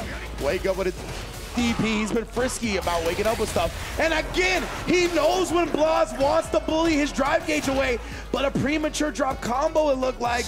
Yeah. Unfortunate. I really love the DI up against these Hashigeki burnout sequences, though. Yeah, missed an opportunity to go into the target combo, right? Yeah, that's what it was. Oh, jump back. Oh, a little bit of a fadeaway. Fakes him out with the jab. Trying to base something out when he saw no cinematic, just right into the DI. Say goodbye to game 2, Kings Vega. Tied upset. We're starting to see the themes pretty consistently. Blas has really prioritized the draining of the drive gauge against Kings Vega. Now, Kings Vega has actually had some pretty appropriate responses, but he hasn't been able to hold on to any of these openings, right? It was a slight mishap off of that target combo that led to his demise. That's how it all started going downward. Yeah, it's a real smart idea, right? So when you know you're about to get burnt out and the player's really going to commit to something, DI, get that big reward, but you got to really make sure you follow it up properly because you got a whole lot of burnouts to go through and you cannot afford to be defensive that whole time. Blas will get to you eventually. Blas not able to initiate his game plan. He is rather dry after all, so Fireball's going to be doing a lot of the talking. Kings Vega is not in a far enough range to react with a slide, so Blas, he's definitely going to take advantage of that positioning. And again, just harassing the big super kick, but Kings Vega here finds his way in, gets knocked down. Oh, man. Blas just trying to throw after the minus frames, right? A very popular strat. Oh my goodness, I thought he was buffering something that he was going to react to with the solar plexus, but keeps it holstered for now. And the back medium kick. Get off of me. And Blas, of course, below the 2-bar threshold, right? So he didn't want to use the OD DP, able to burn him out. That's why we see the level 1 on Wake Up. Yeah, even on defense earlier, right? He was opting to go for movement or a button press, but Kings Vega going to be able to close out this round so long as he doesn't drop. I lied to you, excuse me. It wasn't going to be enough damage, but that was going to be tricky regardless, right? Blas trying to go for the parry, the jab ball, catching you with the punish counter. Deep breaths from Kings Vega. Cool, calm, collected, honestly. Yeah, I thought that whip push was going to come in hot and heavy presenting. Uh-oh, too far? Damn! Back, yeah, that crouch heavy, it's great, but it also is extremely whip punishable. Oh, and opened up as well. OD up ball. Ashogeki, plenty of drive gauge built back for Kings Vega. And Blas just about even, temporarily at least. The way Kings Vega has like played around Hashigeki has been extremely impressive, right? I feel like one of the most complained about moves in the game. And he's been shutting them down left, right, and center. This time with a fireball block string as well, draining the drive with another DI. Really prioritizing keeping Blas low, but that time he flew too close to the sun. Blas punishing him out right into the fireball. He is so effective with his kills, his meter management, and just overall game sense and awareness. That was sick. To go for that specific route to set yourself up for chip full screen, so you don't have to spend level 3, or at least to add in like a super. Brilliant stuff, man. Yeah, that was efficiency personified by Blas right there. We shouldn't be surprised anymore. He's actually a computer. Legitimately, like the way he kind of optimizes certain things, though, is extremely impressive and unique to him and probably players that play alongside him. Activation. There is a parry from the set of Blas. Willing to let go of his turn. I actually love that from Kings Vega. The burnout is here. So is Little Fella. We get the throw. Do it again if need be. And again, oh, the level 3, he baits it out. And again, this all started with him interrupting the Hashigeki. Kings Vega has done such a good job playing around that option and is now up 2-1 because of it. It's the first time we've seen Blas at a pretty big deficit thus far here, at least, well, within top 8, right? Let me be specific. He did fall short. That's why he's in losers in the first place, right? But yeah, since we've been exposed to him in that loser side of top 8, right, he has been dominant in every set that he's shown up to, including against the person that put him in losers in the first place. Took it right from me brain, Ringe. Indeed. Oh, and then the hezzy right there on the jab. Oos! Like that. Start repping that option, but the roll, excuse me, the hop through, punished yet again. Yeah, man, he understands Kings Vega's trying to prioritize some of the positioning too, right? There's certain things that he's really looking out for, and Blas being able to check on the anti-air. Oh, the up ball, didn't see that coming. Not whatsoever. Trying to sneak in closer and closer. Oh. Oh! Finally get the hop off right here. Blas tries to wake up with a jab. Quick whiff punish from Kings Vega. Puts him at grand finals point. Damn, he's still popping off? Yeah, that was off a hit too, so that's actually rather sneaky to go for that reset. Yeah. Normal into hop, and it was a counter hit. Plenty of extra frames to recover and get a frame trap. Damn, son! Oh, he's getting demolished with the drive gauge. And the lightning beast is gonna burn him out as well. Oh! Oh, there it is. Yeah, second extension. It took a minute, but we are there. And now immediate DI as well. Blas, no response necessary. Oh, no. Kings Vega builds to that level 1, but he can't combo off of it from there. Uh-oh. Not like this, right? A single hit for Kings Vega to secure a spot. He walks up. Oh, and Blas, he wanted that haymaker. He couldn't find it. Kings Vega with the perfect to send him home and get his run back against Sahara in grand finals. The immediate pop off towards the crowd. Subtle, but well deserving, right? That's got to be the biggest sigh of relief getting back into the grand final spot. Like when you get sent into losers and you realize you have to play against someone like Blas, you're like, uh-oh. Yeah. I'm actually kind of terrified. But it was pretty short-lived, right? He understood the mission. He knew exactly what Blas was going for and played around it so well. He was so well prepared for that exact routing or that exact objective that Blas was going for around the drive gauge. Very, very impressive. Right on.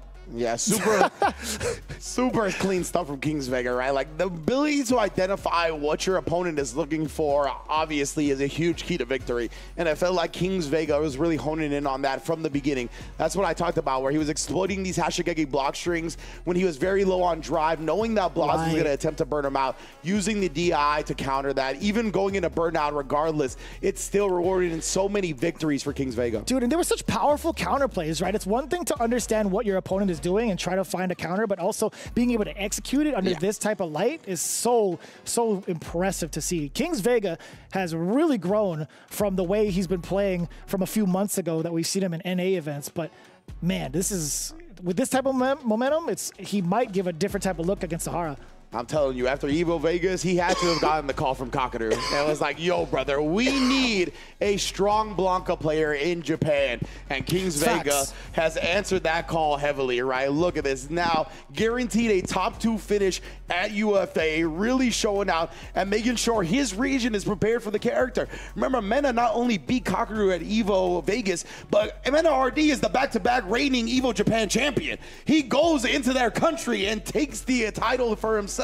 So they really need preparation for that character, right? And Kings Vega is stepping up and making sure everybody knows how to fight Blanca.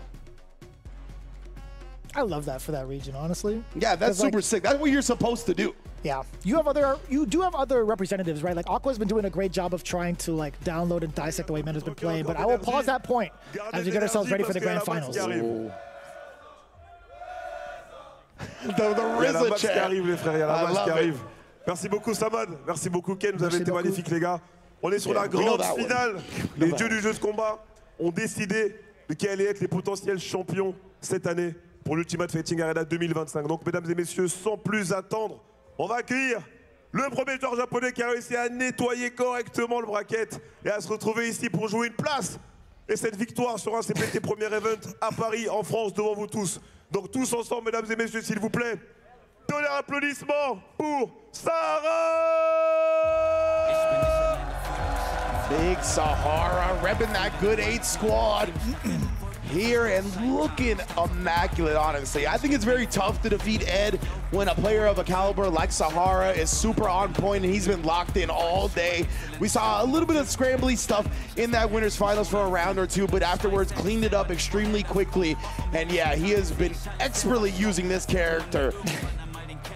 And he is eating up the crowd, right? He is making sure to give that energy right back. Très bien installé, les gars. On va accueillir le deuxième joueur qui lui aussi nous vient tout droit du Japon. En plus, il est venu avec une magnifique tenue aujourd'hui. Je l'aurais bien vu dans le Fashion Week hier. Hein, on embrasse Oed et la prochaine fois, on les fera aussi participer. Allez, les frères, un peu d'ambiance pour le deuxième joueur participant à cette grande finale, Kings Vega!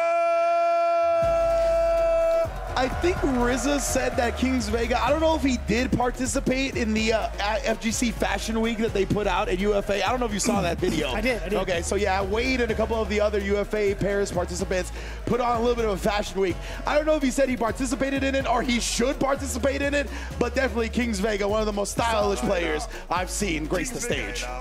C'est l'heure de la grande finale. Damascus Ken, est-ce que vous êtes chauds, les frères? You took French in high school, didn't you? No, but I did go with the French class to Paris in high school, funny enough. Like, my 2 best friends took French, I didn't, and they kind of got me on the trip, so big ups. So big ups. That's kind of godlike. Big ups to Lauren and Josh. I still talk to him to this day. Well, let's go Lauren and Josh. Yes, indeed, bro. That's a sick trip. It was really affordable, too, for the time. Like, that's kind of why I couldn't pass it up. So, yeah, that was my first experience outside of North America. Shout out to Paris, bro. Yeah, it's got to be a trip for a lot of people to make that pilgrimage, especially if you're a competitor, right? But even so, if you're just a fan of like fighting games, right? Like UFA has been throwing it down for a bunch of different games. Obviously, Street Fighter 6 being the main headliner right now is such an important part towards everybody's journey in regards to being a competitor. But eventually, I got to find myself over at UFA. But I'll hold it down here for now. Yeah, it is definitely a super dope tournament with the vibes are immaculate. I got to go out there last year. Definitely couldn't recommend it more if you're in the area or if you're looking to visit Paris. But right now, ooh. Oh, I thought they were going to have another one to go. I was giving them space. I was giving the crowd space to perhaps continue the chant. But right now, we're giving our players space. They're getting the walkout going. Grand Finals is imminent, brother. Sahara versus Kings Vega, all Japan affair. 2 players that have been on the rise for the region as well. Here, one of them is qualifying directly to the Ryukoku Goku Geekon for Capcom Cup 12. Let's find out who it's going to be. I mean, with the amount of points you get, too, that's actually kind of sick, too. The Electric Fist. Pretty godlike. Man, oh man, UFA bringing it when it comes to the production side of things, of course. We talked about Ken Bogart and Damascus on the French call as well, holding it down as they always do. I think Damascus got flown in from like a Rocket League event. I know he was there holding it down. I think made it for the last day of UFA. So definitely cool to see him show up. Make sure that he gets his time on the spotlight.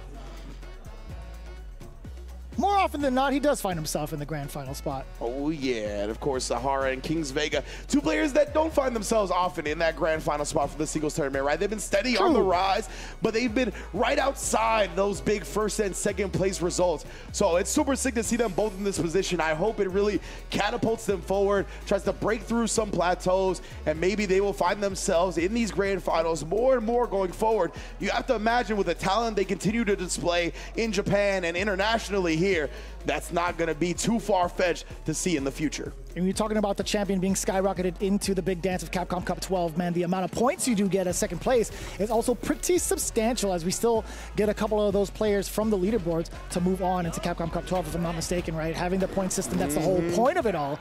And this is a very, very significant amount of points, to be quite honest. Game number 1 of Grand Finals, here we go. Sahara getting the first hit of exposure down below against Kings Vega. Hopefully we don't see another 3-0 from the way we saw it in winners finals, but damn, it might just be both the burnout and the punish counter. Here comes the threat of Sahara off of the drive rush. Arms down for Blanca, he's exhausted. Yeah, it looks like Kings Vega, he tried a lot of aggressive gambits in this round, trying to overwhelm Sahara a little bit, but again, the jump in this time, perfect parry. It's not catching Sahara off guard at all. He is definitely weathering this tempo and then meeting him with the same type of pace. What a neutral jump bait, man. You could tell Kings Vega, he's antsy to get a lead. He's antsy to get some W's on the board and try to put Sahara on the back foot. I thought you were going to say weathering the storm, because it makes sense, man. Typhoon season in Japan, they've definitely been born in that. Forward throw now. Already off to another similar start from the previous round. Sahara locking Kings Vega down again. Very similar to Winners Finals. Kings Vega has not found a way out back then, and he continues to be slaughtered in his corner here in the second run back. Yeah, it's not looking good for Kings Vega at all here in game one. Back to the wall here, try to make something out, even the kill rush forward, dodges the jump in. Sahara beats him to the button and drive rush 1-0 already in grand finals.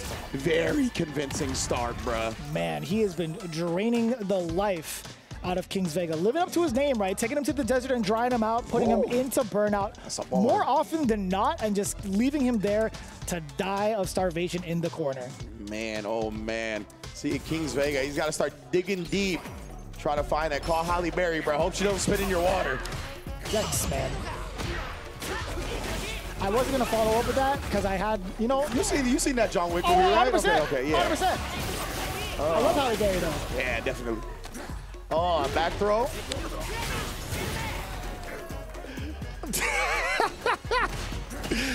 Oh, man. And then the throw in the corner as well. Kings Vega finally starting to establish the throws, got them successfully, but Sahara, he's done a great job not eating big damage, right?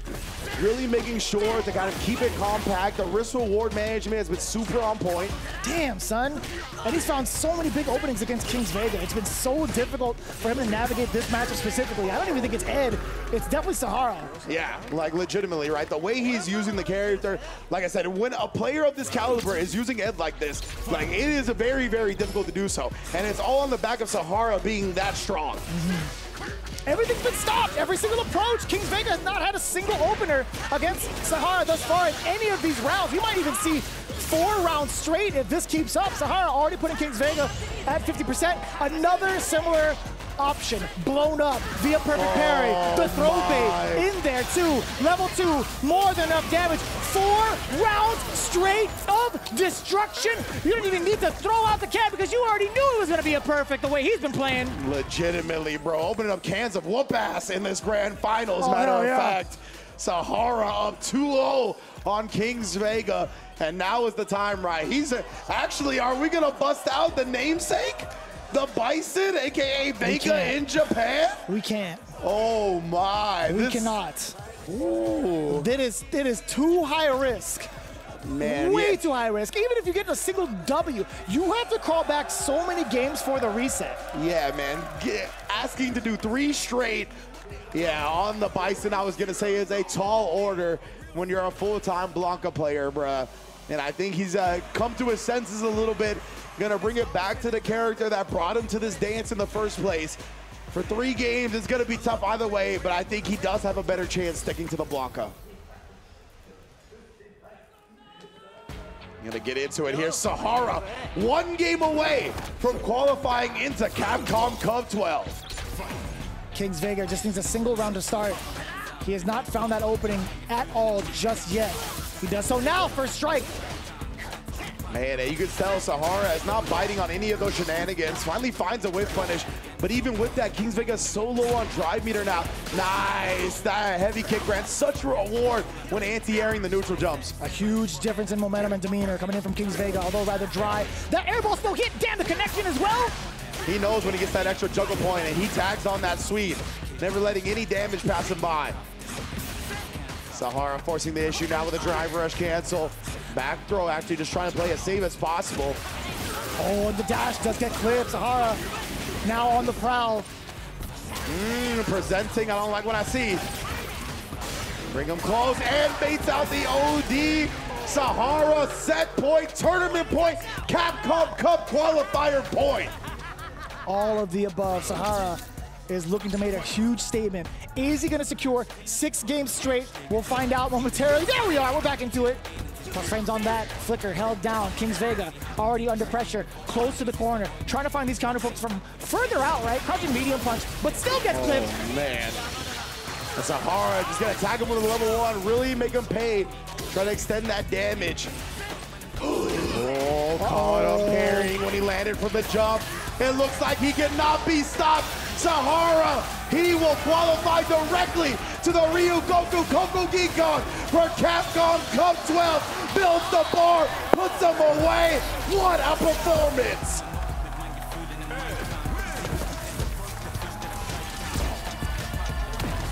A well-deserved victory for Sahara, going through the gauntlet and leaving a giant trail of bodies. It just so happens to catch the same one from winners finals into grand finals. 6 games straight. Wow, man, that is convincing. Over Kings Vega. It's just immaculate to see the way. What's up? 6 rounds straight, actually. Oh, straight up 2 and 2 and 2 in that grand final. Didn't mean to interrupt you, but hot damn, 2 perfects on the way out too. Yo, like after what we just saw Kings Vega do to Blas, right? Like that convincing of a victory over somebody like Blas, second at Capcom Cup, second at DWC, one of the most explosive players in the business. He comes off that momentum and gets completely shut down by Sahara. Like that is just a testament to when this dude is on point, ain't nobody touching him. Absolutely wild to see it play out in this fashion, all right? I don't think there's ever really been this type of run going into like a winners finals, into like a losers finals, into this, right? Like seeing such night and day differences in regards to results from the person that gets sent down into losers, at least in the CPT realm, right? Maybe that could have happened in like a World Warrior, perhaps, maybe in like a Street Fighter League, but never under these circumstances, right? Yeah, exactly. And at this level, offline competition, elite level, like CPT qualification on the line, like definitely you don't see it happen this often in Sahara. What a way to shut down so many options of what Kings Vega wanted to do. And some of it was just raw reads like that, right? He knew when Kings Vega wanted to squirm out of the pressure, and he just called them out for it time and time again. Right there, knew that he would try the parry when he landed. So many options, just shutting them down continuously. And look at this extendo right here, bro. Jesus. All the banana clips in Ed's pocket. That is crazy to keep one stored in the tank as well towards the end of it. But I gotta say too, now that I think about it, it could have been like very reminiscent of Evo in regards to like how MNRD took Kakeru down to losers, Kakeru coming back to grand finals and him getting shut down 3-0. So I guess it does happen. And you know, and with the same character too, right? That's true. Or I guess not the same character, but Blanca did show up to grand finals with both. Yes, indeed. Oh, Rizza, take it to the stage. Talk to me, Rizza. Il y a encore des gens chauds ce soir. Oui. Ça c'est la FGC. Ça c'est la FGC les gars. Vous avez été magnifiques. Vous avez plus tenu que moi les gars. C'est vous les champions. C'est vous les champions. C'est vous ce soir les mecs qui avez mis la max. Et ça les gars, merci en tout cas pour ça. On va passer à la cérémonie de remise des médailles avec Abou et Pimous. Pour commencer avec le premier joueur à la 7e place, joueur européen de Suède, Juicy Joe! Your top 8 finalist, Assault Mine League, making it to UFA. Juicy Joe, I love Reedus. I had to do it. I was holding it. Grand finals. Grand finals. I love Reedus, bro. I know he hates me when I do this. He's gonna body slam me the next time he sees me. He'll lift me off the ground, but man, I love Il a him. plusieurs tournois ce week-end à l'UFA, il a été très magnifique. Il termine sur une très belle note, 7e place sur Street Fighter 6 au CPT première. Mesdames et messieurs, Broski! Broski, immaculate performance as well. 7th place finish here, showing out the Aki, obviously one of the fan favorites, always. He's just taking it in stride. He's like, yeah, thanks, man. Ils sont trop chauds. Ils sont beaucoup trop chauds. On va enchaîner les frères. S'il vous plaît, 5e place, venu tout droit des États-Unis, Nephew! I want to see if they do the chant for Nephew. They got to do it, right? You would think. Okay. Nice. I mean, it's the same amount of syllables. I was hoping for Nephew. Oh, true, right? Yeah, you would think that, but no. They Americanized up this chant. This is going to be hard. We got a lot of syllables coming up. Son compatriote qui s'est aussi incliné en loser side, malheureusement, c'est une très belle 5e place. Noah the Prodigy! Noah's easy, right? Noah with a big pop as well. No chant. Oh, there we go. There's the chant. That's godlike. Okay, cool. Right on. Let's go. Let's go. France showing out. Loving the way to see the crowd showing everybody love. I hope he was recording because it looked like his screen was Dans le locked. top 4, bien évidemment, les meilleurs joueurs du tournoi. La place qui fait mal aussi parce que c'est avant le podium. Mais il n'en démérite pas moins, car il nous vient tout droit du Canada. Le voyage a été express jusqu'à Paname. On va l'accueillir. Il est passé de Smash Bros à Street Fighter. Et rien que pour ça, c'est un immense champion. Mesdames et messieurs, Riddles! Riddles, I think with his best performance to date at an offline event, getting 4th place here at UFA, it's going to be a nice chunk of points. And just in general, I love seeing him continue to grow in Street Fighter 6. I agree with you. At least within the CPT, easily one of his best performances. La nouvelle mascotte de la communauté, le chouchou, la jeunesse qui vient tout droit du Chili, on le disait, vice-champion du monde, vice-champion de WC, et aujourd'hui une 3e place à l'Ultimate Fighting Arena. Blaze! And man, the resume for this guy is building so quickly, bro. 2nd Capcom Cup, 2nd at EWC, 3rd here at UFA. That 1st place is coming, bro. You don't need years of experience for him. He's automatically Et pour les qualified. 2 premières places, on va rester au Japon, qui avait déjà remporté l'exhibition le vendredi d'ailleurs pour la team contre la France, l'Allemagne et les États-Unis. Il a fait une très belle grande finale, même si c'était très dur face à Ed dans le corner. Mais on va être avec lui, les gars, parce qu'il y a des points qui passent. Et il montre que c'est l'un des meilleurs joueurs du monde aujourd'hui. Donc, s'il vous plaît, Kings Vega! Backing onto the point you had made previously, right, in terms of their best performances, easily for Kings Vega getting 2nd place here at UFA. I've loved seeing him play over in the NA regions, seeing him grow here and where he's at right now makes me very confident in how he's going to perform in these next 2 events. Love seeing the fans and make him crack a smile as well. You can tell he was still wrestling a little bit going into Pour this. son premier titre majeur en Europe, son premier titre de l'Ultimate Fighting Arena. Il vient aussi, lui, tout le droit du Japon. Les gars, ça And then the grand champion who we will see in Tokyo, Japan for Capcom Cup 12, Sahara holding up the fist, not only qualifying in the Capcom Cup, but also now your new reigning, defending Ultimate Fighting Arena champion.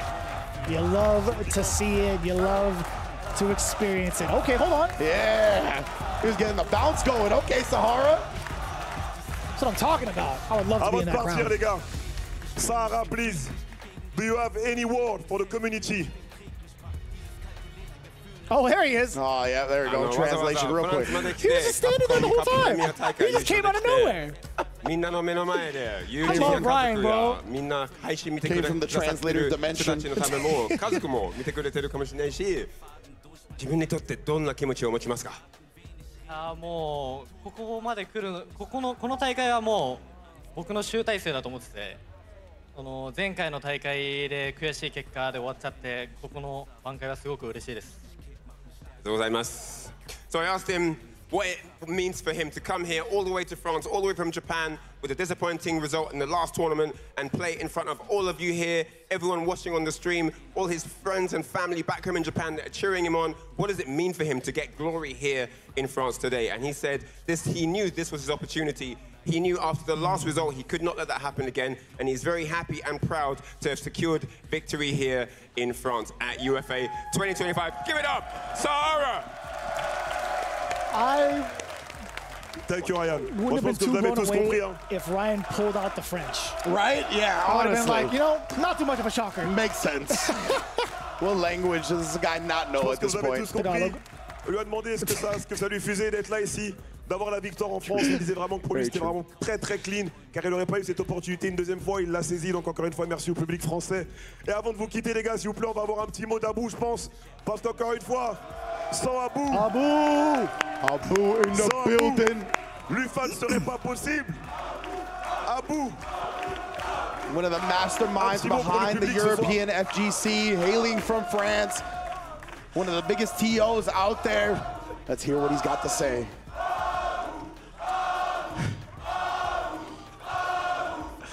Merci. Non, merci. J'ai pas de mots. C'est ouf. C'est ouf. Oui, rendez-vous à Nice. Mais ici, on est à l'UFA. Et déjà, merci à tous. Merci à tous. Franchement, j'ai pas de mots. Pour moi, c'est pas qu'un tournoi, c'est vraiment un rendez-vous. C'est un rendez-vous avec une famille, la vôtre, la FGC. Et je peux vous dire que merci. Merci à toutes les équipes de Gozulting. Un gros applaudissement. Ça fait 5 jours qu'on vous prépare tout ça. 5 jours, en régie, ils en peuvent plus.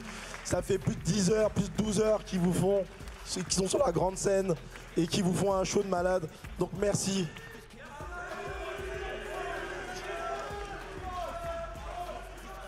Yeah.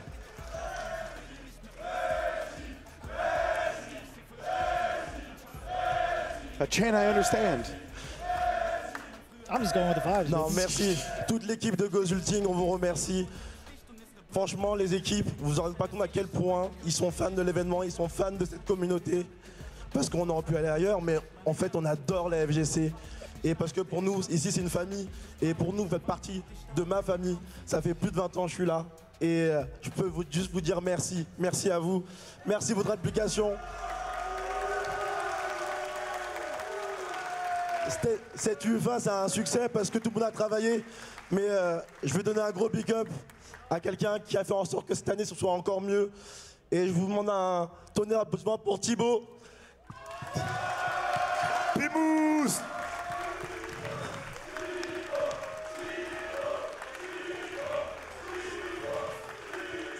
Let's go, production! Yeah! Love the behind the scenes focus, love. Il y a toutes les équipes, il y a Davy, il y a Lison, il y a Juliette, il y a Victor, il y a Maxime, il y a Philo, il y a Anaïs, il y a toutes les équipes de l'UFA ont travaillé à fond pour fournir cet événement. Et je suis vraiment heureux d'être là, heureux d'être avec vous. Et je vous dis à la prochaine. Merci encore.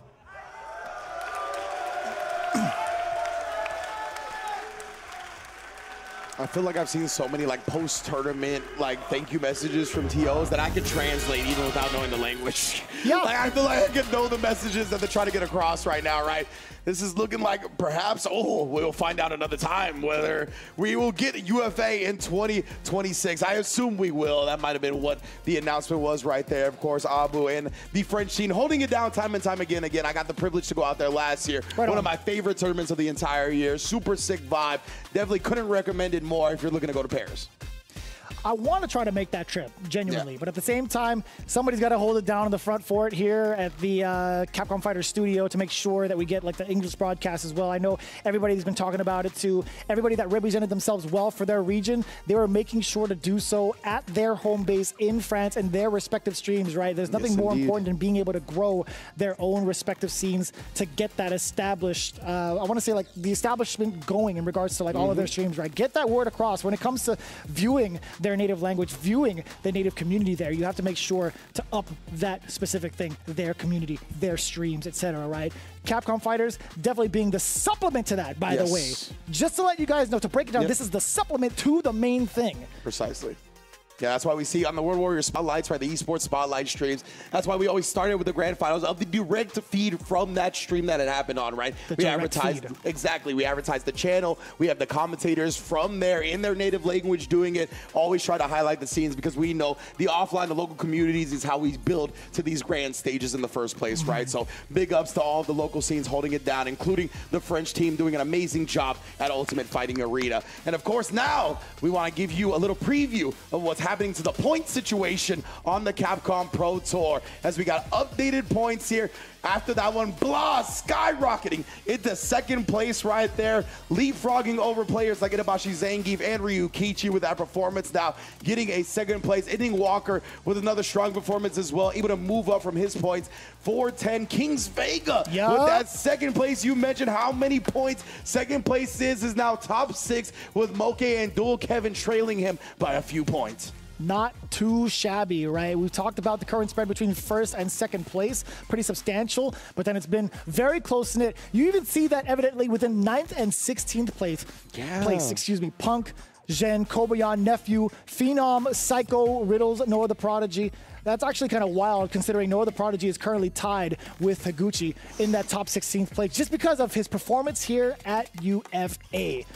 Man, oh man, it is getting down to the wire here. We have some players like Momochi, like Blas, who are kind of a little bit ahead of the pack, but there's still so many spots wide open to qualify in. And there's only 2 offline events left to get those points, right? Evo France and the Chengdu Major.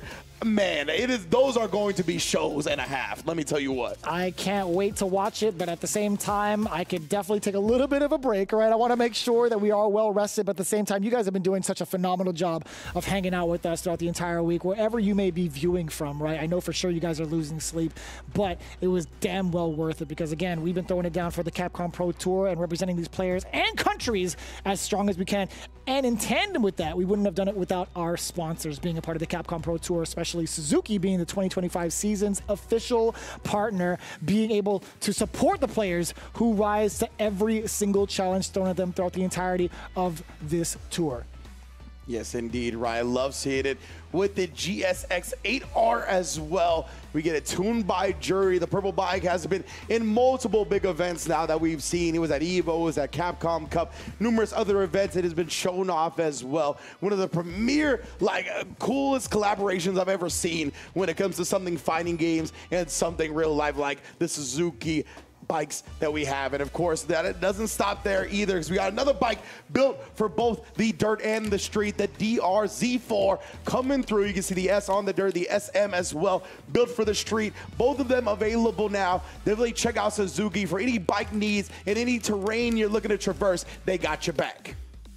Speaking of getting your backs, they're definitely going to be doing so throughout the entirety of the Capcom Pro Tour. And I'm talking about Victrix, right? They've got you covered for every single peripheral needed to find success within the FGC and also overall gaming, right? I do appreciate the Pro BFG being able to utilize that in any game possible. Pro FS and the Pro KO, best believe I'm using that for every single fighting game I get my hands on. And what better way to pack them all up in that very convenient backpack. And as the motto goes, victory above everything, Victrix being able to supply just that. Unlock 10% off at victrixpro.com. And you heard it here first. Well, guess what? You can hear it even clearer with the Turtle Beach headset, being able to raise your rank with all of the stealth wireless, I repeat, wireless headset. You see the full lineup from the 500 all the way to the Pro. You can also unlock 10% off your first order at turtlebeach.com. We couldn't hark on so many of the positives enough when it comes to all of these peripherals, right? Starting things off, obviously, the Victrix